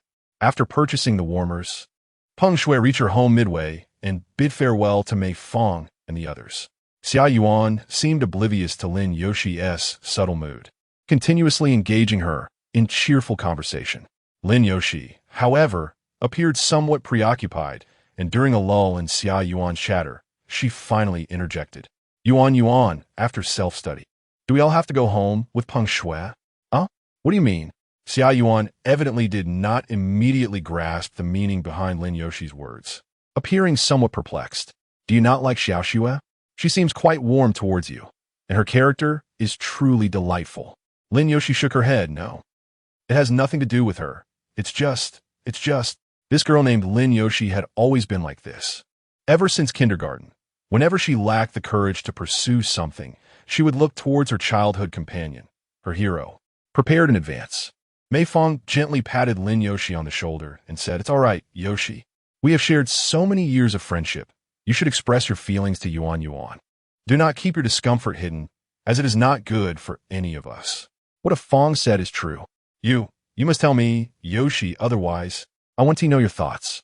Encouraged by Mei Fang and Xia Yuan, Lin Yoshi finally raised her head and loudly expressed her feelings to Xia Yuan. "I truly cherish the moments we three spend together after self-study. Our bond is special. I hope we can continue like this indefinitely. However, it should only be the three of us. We cannot lose anyone, nor can we add another." I definitely lean towards you and a Fang." Xia Yuan, with her hair curling at her temples, responded, "If both you and a Fang feel that walking together is not suitable, I can speak to Xiao Xue about it." She never insisted on returning home with us every night. Moreover, I wish to ask, neither of you dislike Xiao Xue, do you? Naturally, Xia Yuan felt uneasy that her introduced friend was not favored by her childhood companions. How should I put it? I still hope you both can get to know her better. She is truly a wonderful girl. Mei Fang and Lin Yoshi shook their heads, indicating they did not harbor any ill feelings towards Mei Xue. Lin Yoshi grasped Xia Yuan's hand and said, "It's just. You both can be good friends. I have no objections to occasional outings, but during our time returning home after self-study, I wish for it to be just the three of us." Mei Fang then added with interest, Yuan, you must understand. Yoshi does not say such things out of dislike for Peng Shui. She simply does not wish to share you with anyone else. Fang, what are you saying?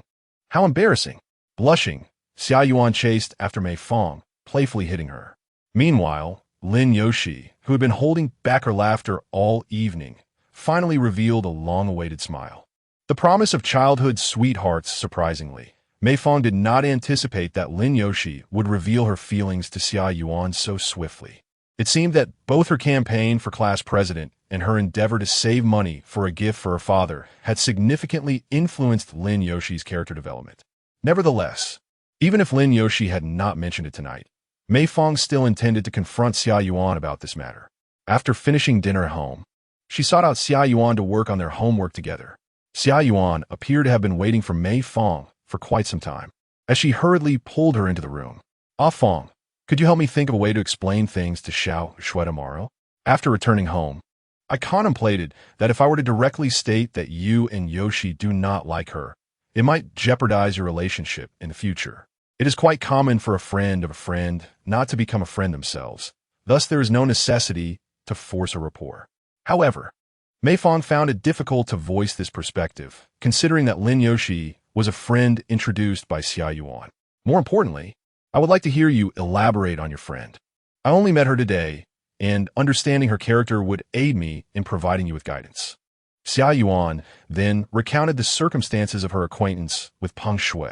They became desk partners when they switched groups for the class committee elections. During Xia Yuan's most challenging study period, Peng Shui often shared her snacks and offered her a collection of adorable stickers and trinkets, fostering a gradual intimacy between them. Before the midterm exams, Xiao Shui even wrote me an encouraging note, expressing her belief that I would achieve excellent results. She has been exceptionally kind to me, and she knows more about our county than we do. She is quite familiar with the shops along the streets. I was even thinking of asking her to take us roller skating at the newly opened rink this weekend. However, since you both dislike her, I suppose I shall decline the invitation. Don't be too hasty to reject. That would merely swing to the opposite extreme. Yoshi simply wishes to avoid making studying with others a routine. She is occasionally open to it. For instance, if you genuinely want to see the skating rink, then by all means go. Should I only go with Xiao Shui? Of course not. I will accompany you as well. As for Yoshi, it will depend on her own wishes. Xia Yuan nodded happily, grasping Mei Fang's hand and pulling it into her embrace for warmth. Talking with you is the most comforting. Many things that perplex me suddenly make sense. Oh, by the way, it seems you chatted with Xiao Shui outside earlier this evening. I suspect you do not actually dislike her as much as you claim, but rather echo Yoshi's sentiments. Am I correct? Mei Fang pondered, resting her chin on her hand. Well, this may sound somewhat conceited, but I shall share my true feelings with you. I want you to know. Wonderful. It is delightful that you can share. Xia Yuan smiled, nodding.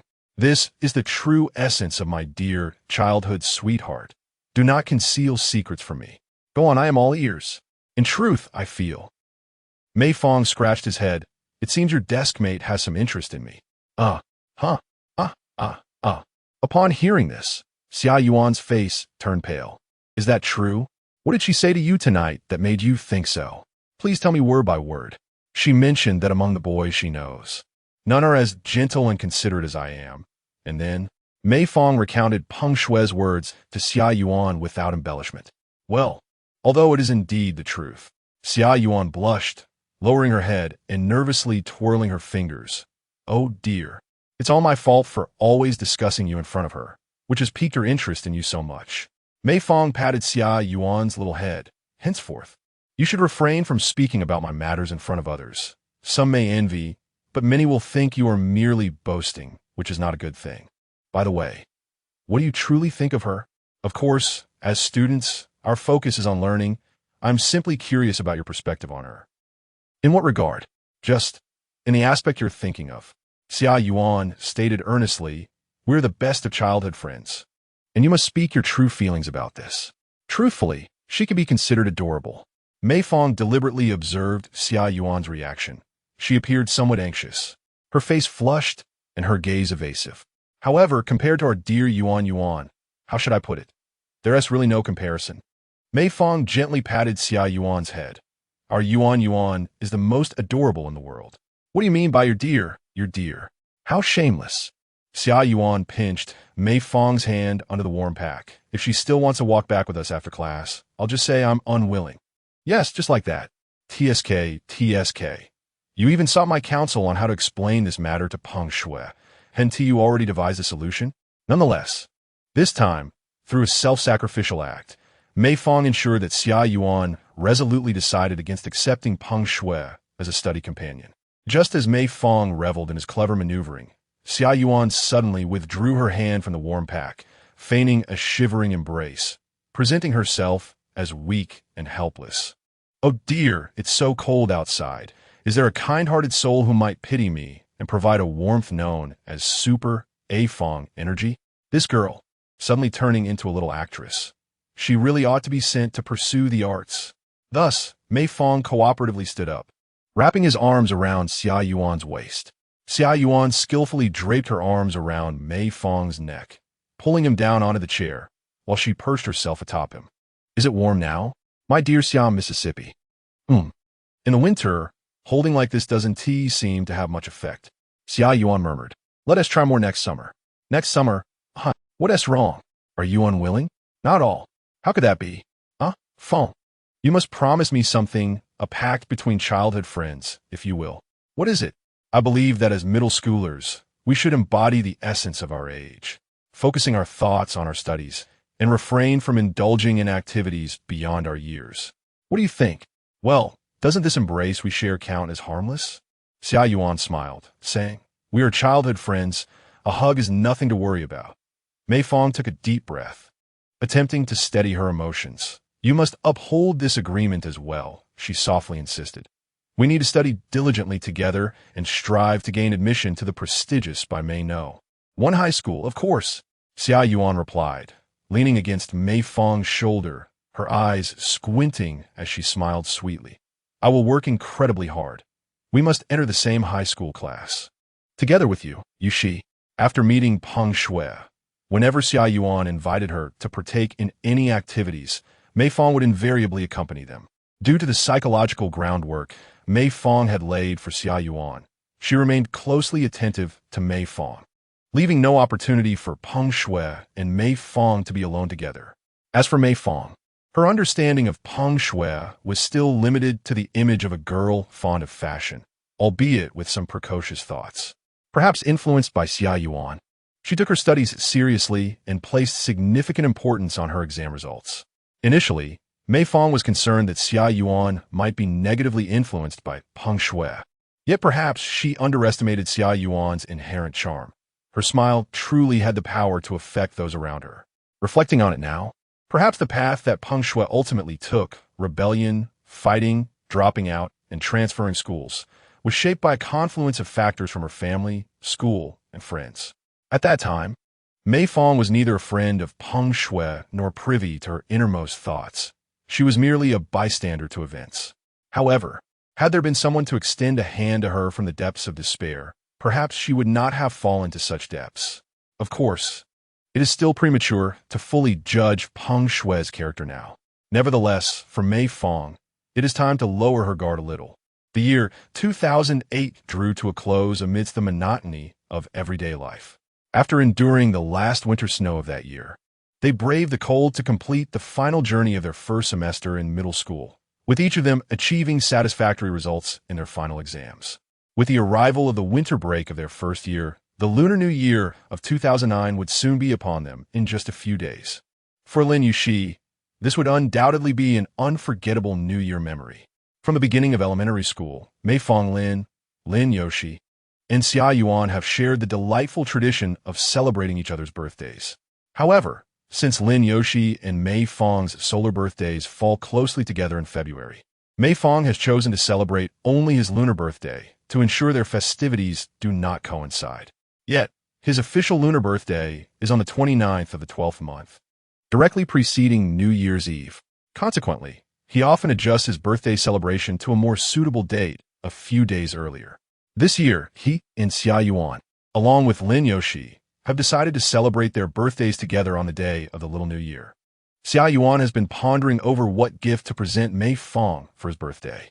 Fang, what would you like for your birthday this year? I feel like I've already given you everything in previous years. A piggy bank, wind chimes, a mug, gloves.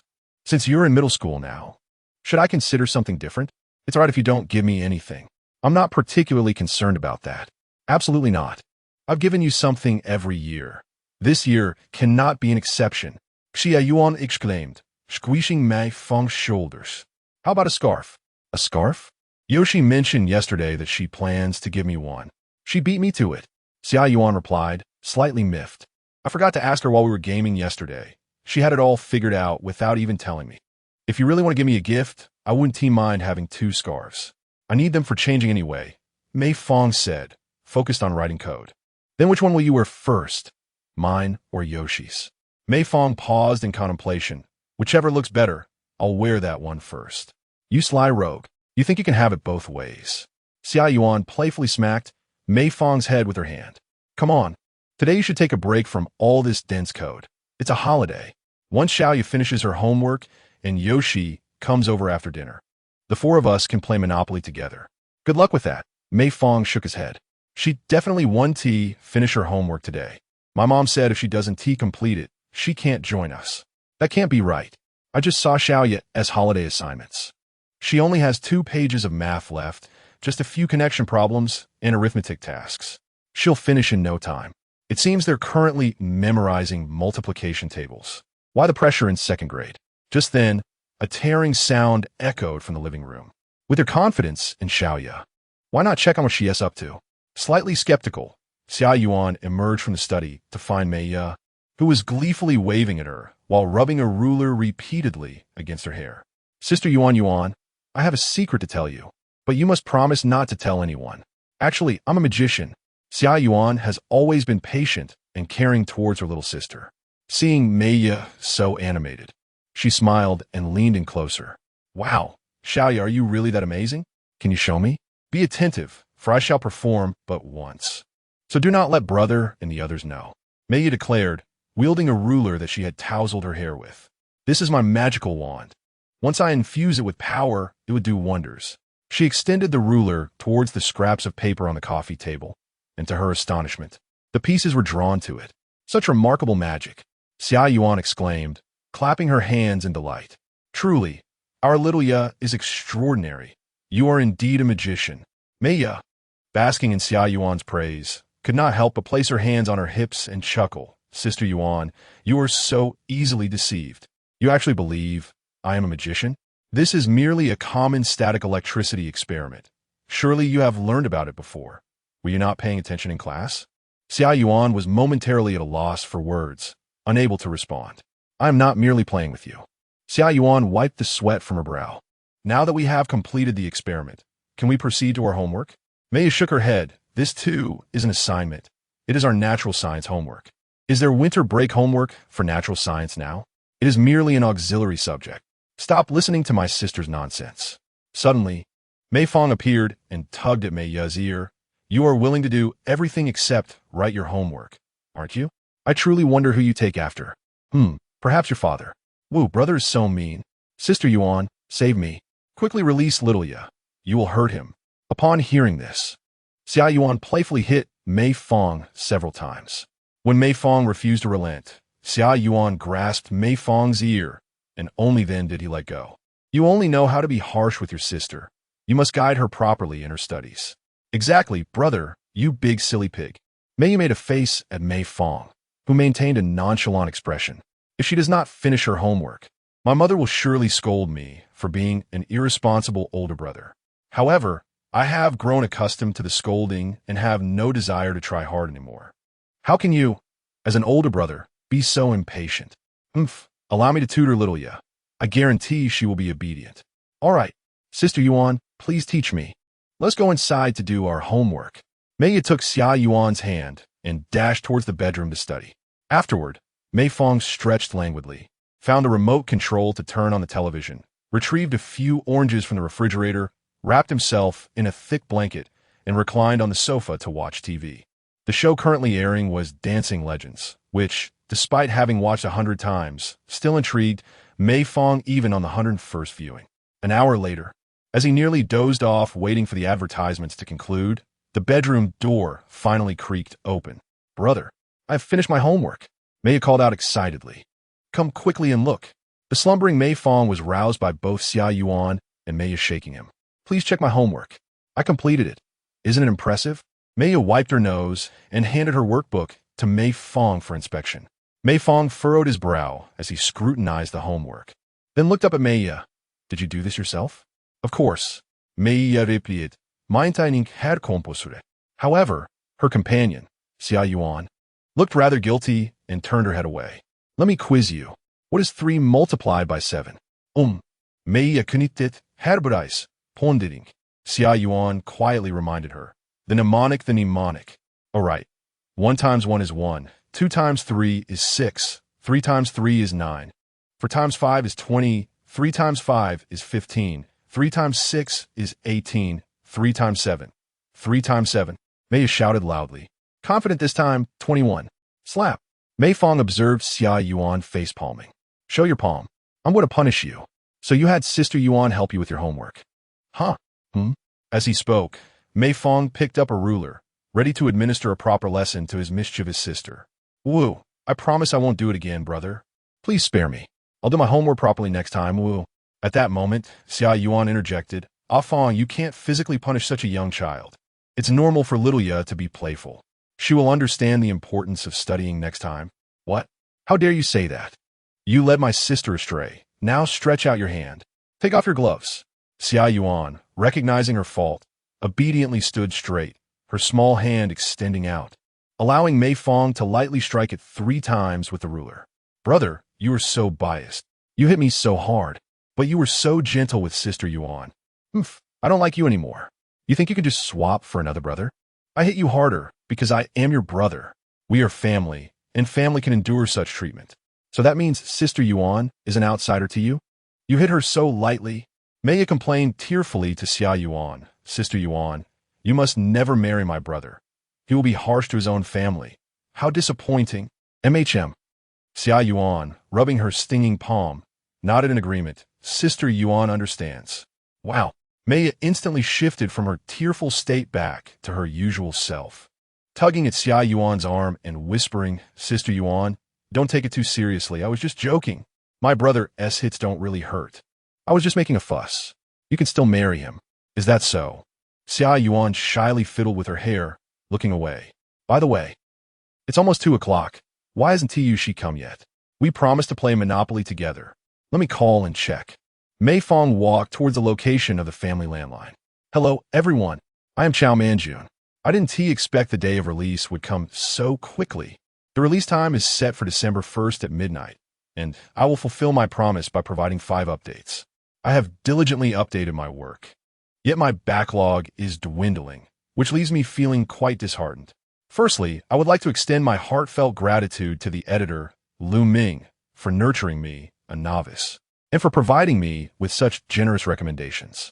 I also wish to express my appreciation to the readers who have accompanied me on this journey.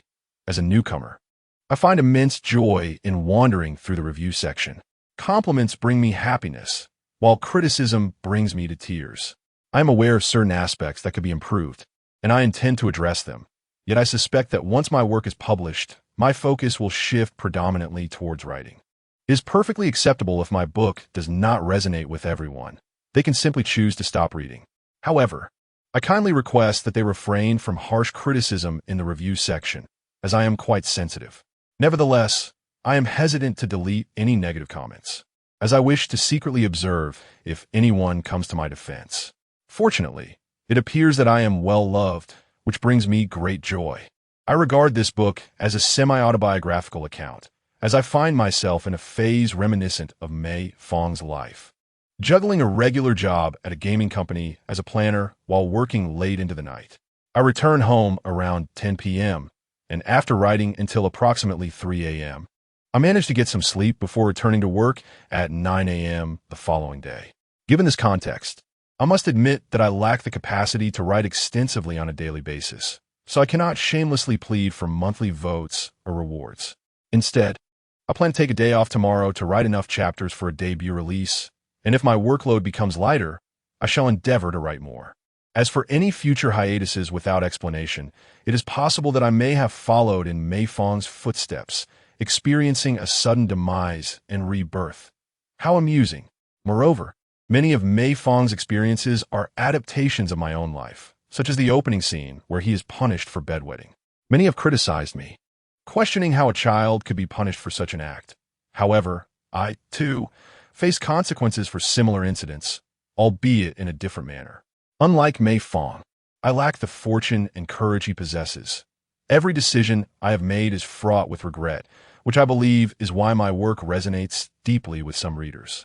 I must extend my deepest thanks to a friend of mine, a fellow writer who shares my passion for childhood friendship themes, and who encouraged me to embark on this creative journey.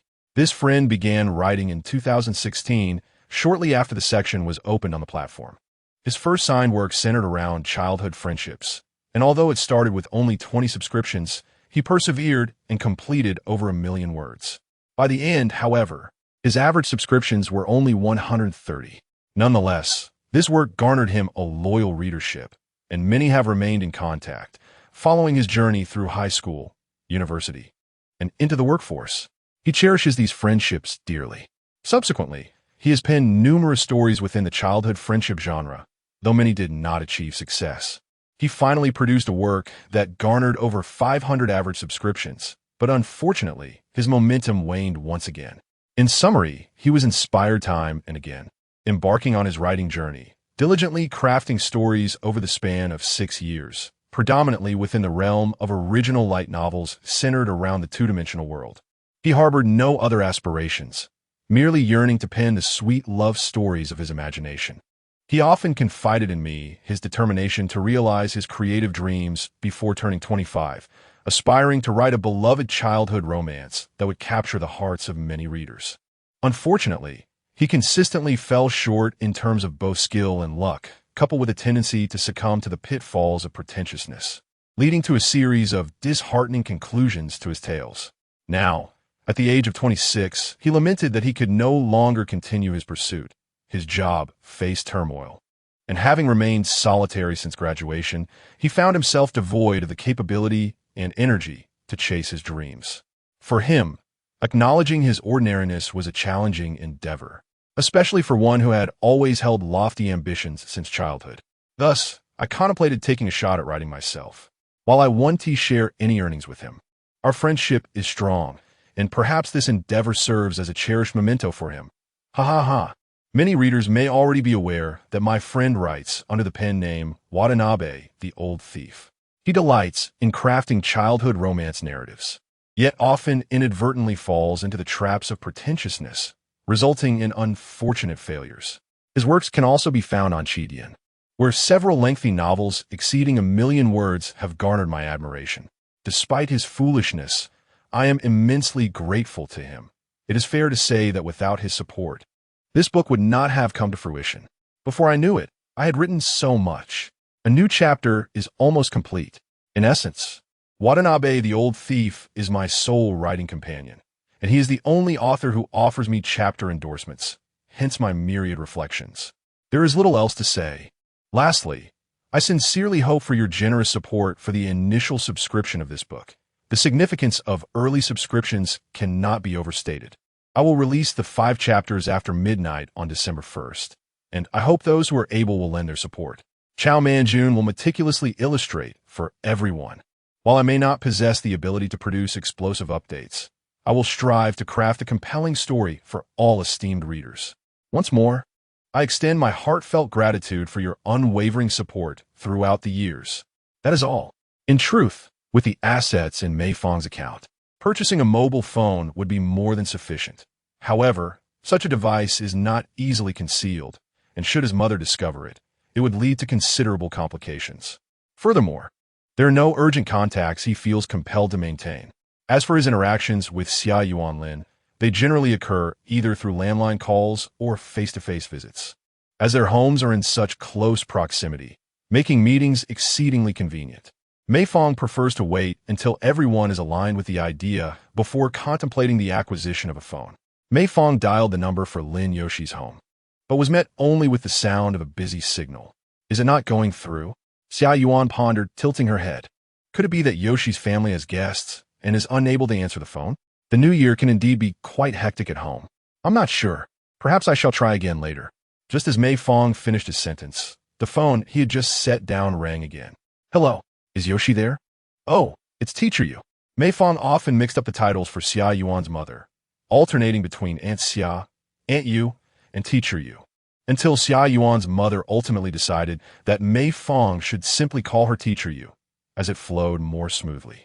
Mei Fang, is Yuan at your home right now? Yes. I'll let her take the call. No need. Just tell Yuan to come back quickly. Her grandmother has returned today. From afar, Xia Yuan heard her mother's voice on the phone and quickly rose to take the call from Mei Fang. Grandma, did she come back alone? Isn't Dad supposed to pick her up tomorrow? Apparently, she hitched a ride with her friend, claiming she wanted to surprise you. Grandma's friend, huh? Xia Yuan displayed a bewildered expression, exchanged a few pleasantries with her mother, and then hung up. My grandmother is back. I can't play with you all today. Oh, that's all right. As Xia Yuan gathered her hat, scarf, gloves, and bag from Mei Fang's home, she said, you can call Yoshi again later. Or just go to her house to check. If anything comes up, just call my home. I'll be there. Big brother. Mei tug at Mei Fang's arm, pouting. Can I go play at Yuan's house? Yuan has guests. You'll just be a nuisance. Well, I wouldn't mind, Xia Yuan interjected, reaching out to Mei. Since my homework is already done, it might be too dull at home. You can come to my house to play. We should have many relatives visiting today, along with 2 younger siblings who are slightly smaller than you. I want to go. I love playing with little kids. I will guide them through the wonders of science. Mei exclaimed, enthusiastically shouting the slogan from her favorite children's program. Gesturing as she did so, Science Bubbles, hands-on and brains engaged, observe carefully, explore the mysteries. Mei Fang tapped his sister's head. If you wish to go, then go. But do not cause trouble for Sister Yuan. At her home, refrain from touching things. We cannot disgrace the Mei family, understand? From a young age, Mei had been instilled with the impression that her sister Yuan's family was quite affluent, although she had seldom visited the Xia family. Upon hearing Mei Fang's warning, she immediately adopted a serious demeanor. Xiaoya understood. Her father had mentioned that the items in Yuan's home were exceedingly expensive, enough that selling Xiaoya would not cover the costs.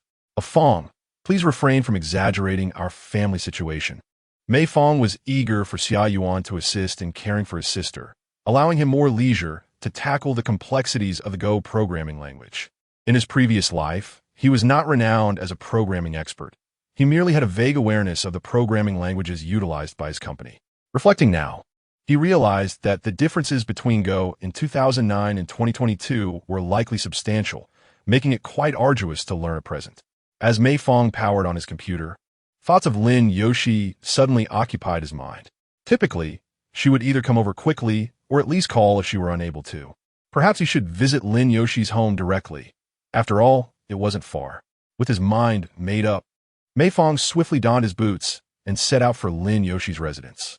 Upon arriving, he observed an old motorcycle, a brand new black electric bike, and a pink bicycle parked in the small courtyard. It seemed there were indeed guests at her home. Clearing his throat and noticing the absence of anyone around, he knocked on the courtyard gate while calling out Lin Yoshi's name, a somewhat awkward endeavor reminiscent of elementary school days, when one would simply shout to locate a friend. Just then, the door to Lin Yoshi's house swung open, revealing her father, Lin Guichuan. Mei Fang, are you here to see Yoshi? Mei Fang nodded, explaining. We had arranged to play together today, but when I called her, no one answered. Oh, is that so? It must be an issue with the phone line. We didn't hear it ring. Is Yoshi not home? She just stepped out. Perhaps she went looking for you. Did you not run into her on the way? No, I did not. I shall return and check again. If you see her, please let her know. My father respects her wishes, but hopes she can have a proper conversation with me. Respect her wishes? Just as Mei Fang was about to inquire further about the meaning behind that statement, a woman in her mid-30s appeared behind Lin Guochuan. She exuded a gentle demeanor, resembling a familiar neighborly figure, though her striking eyes were captivating. However, the deep lines on her face suggested a sense of unease and sorrow. Mei Fang did not dwell on this and merely greeted her. Hello, Auntie. The woman appeared somewhat taken aback, but nodded in acknowledgement. Is this child a friend of Yoshi? Yes, he is Yoshi's best friend, named Mei Fang. They often play together. I see. Well then, Uncle Lin, I shall head back to search for Yoshi. All right, thank you. With a sigh of relief, Mei Fang stepped out of Lin Yoshi's home. As an adult, he was keenly aware of the implications of such circumstances and conversations. He had not anticipated that Uncle Lin would choose this moment to remarry. He wondered if Lin Yoshi in her past life had endured similar trials, and whether she had ultimately come to accept the presence of a stepmother. However, based on his understanding of Lin Yoshi in this life, he knew she would never acquiesce to such a situation. Could this be considered a catalyst for the alteration of history? It was likely that in her previous existence, Lin Yoshi had never had the opportunity to earn money to help her father purchase an electric bicycle. Perhaps her father, feeling remorseful and guilty for being unable to care for her, had contemplated providing her with a new mother due to his reflections on her maturity.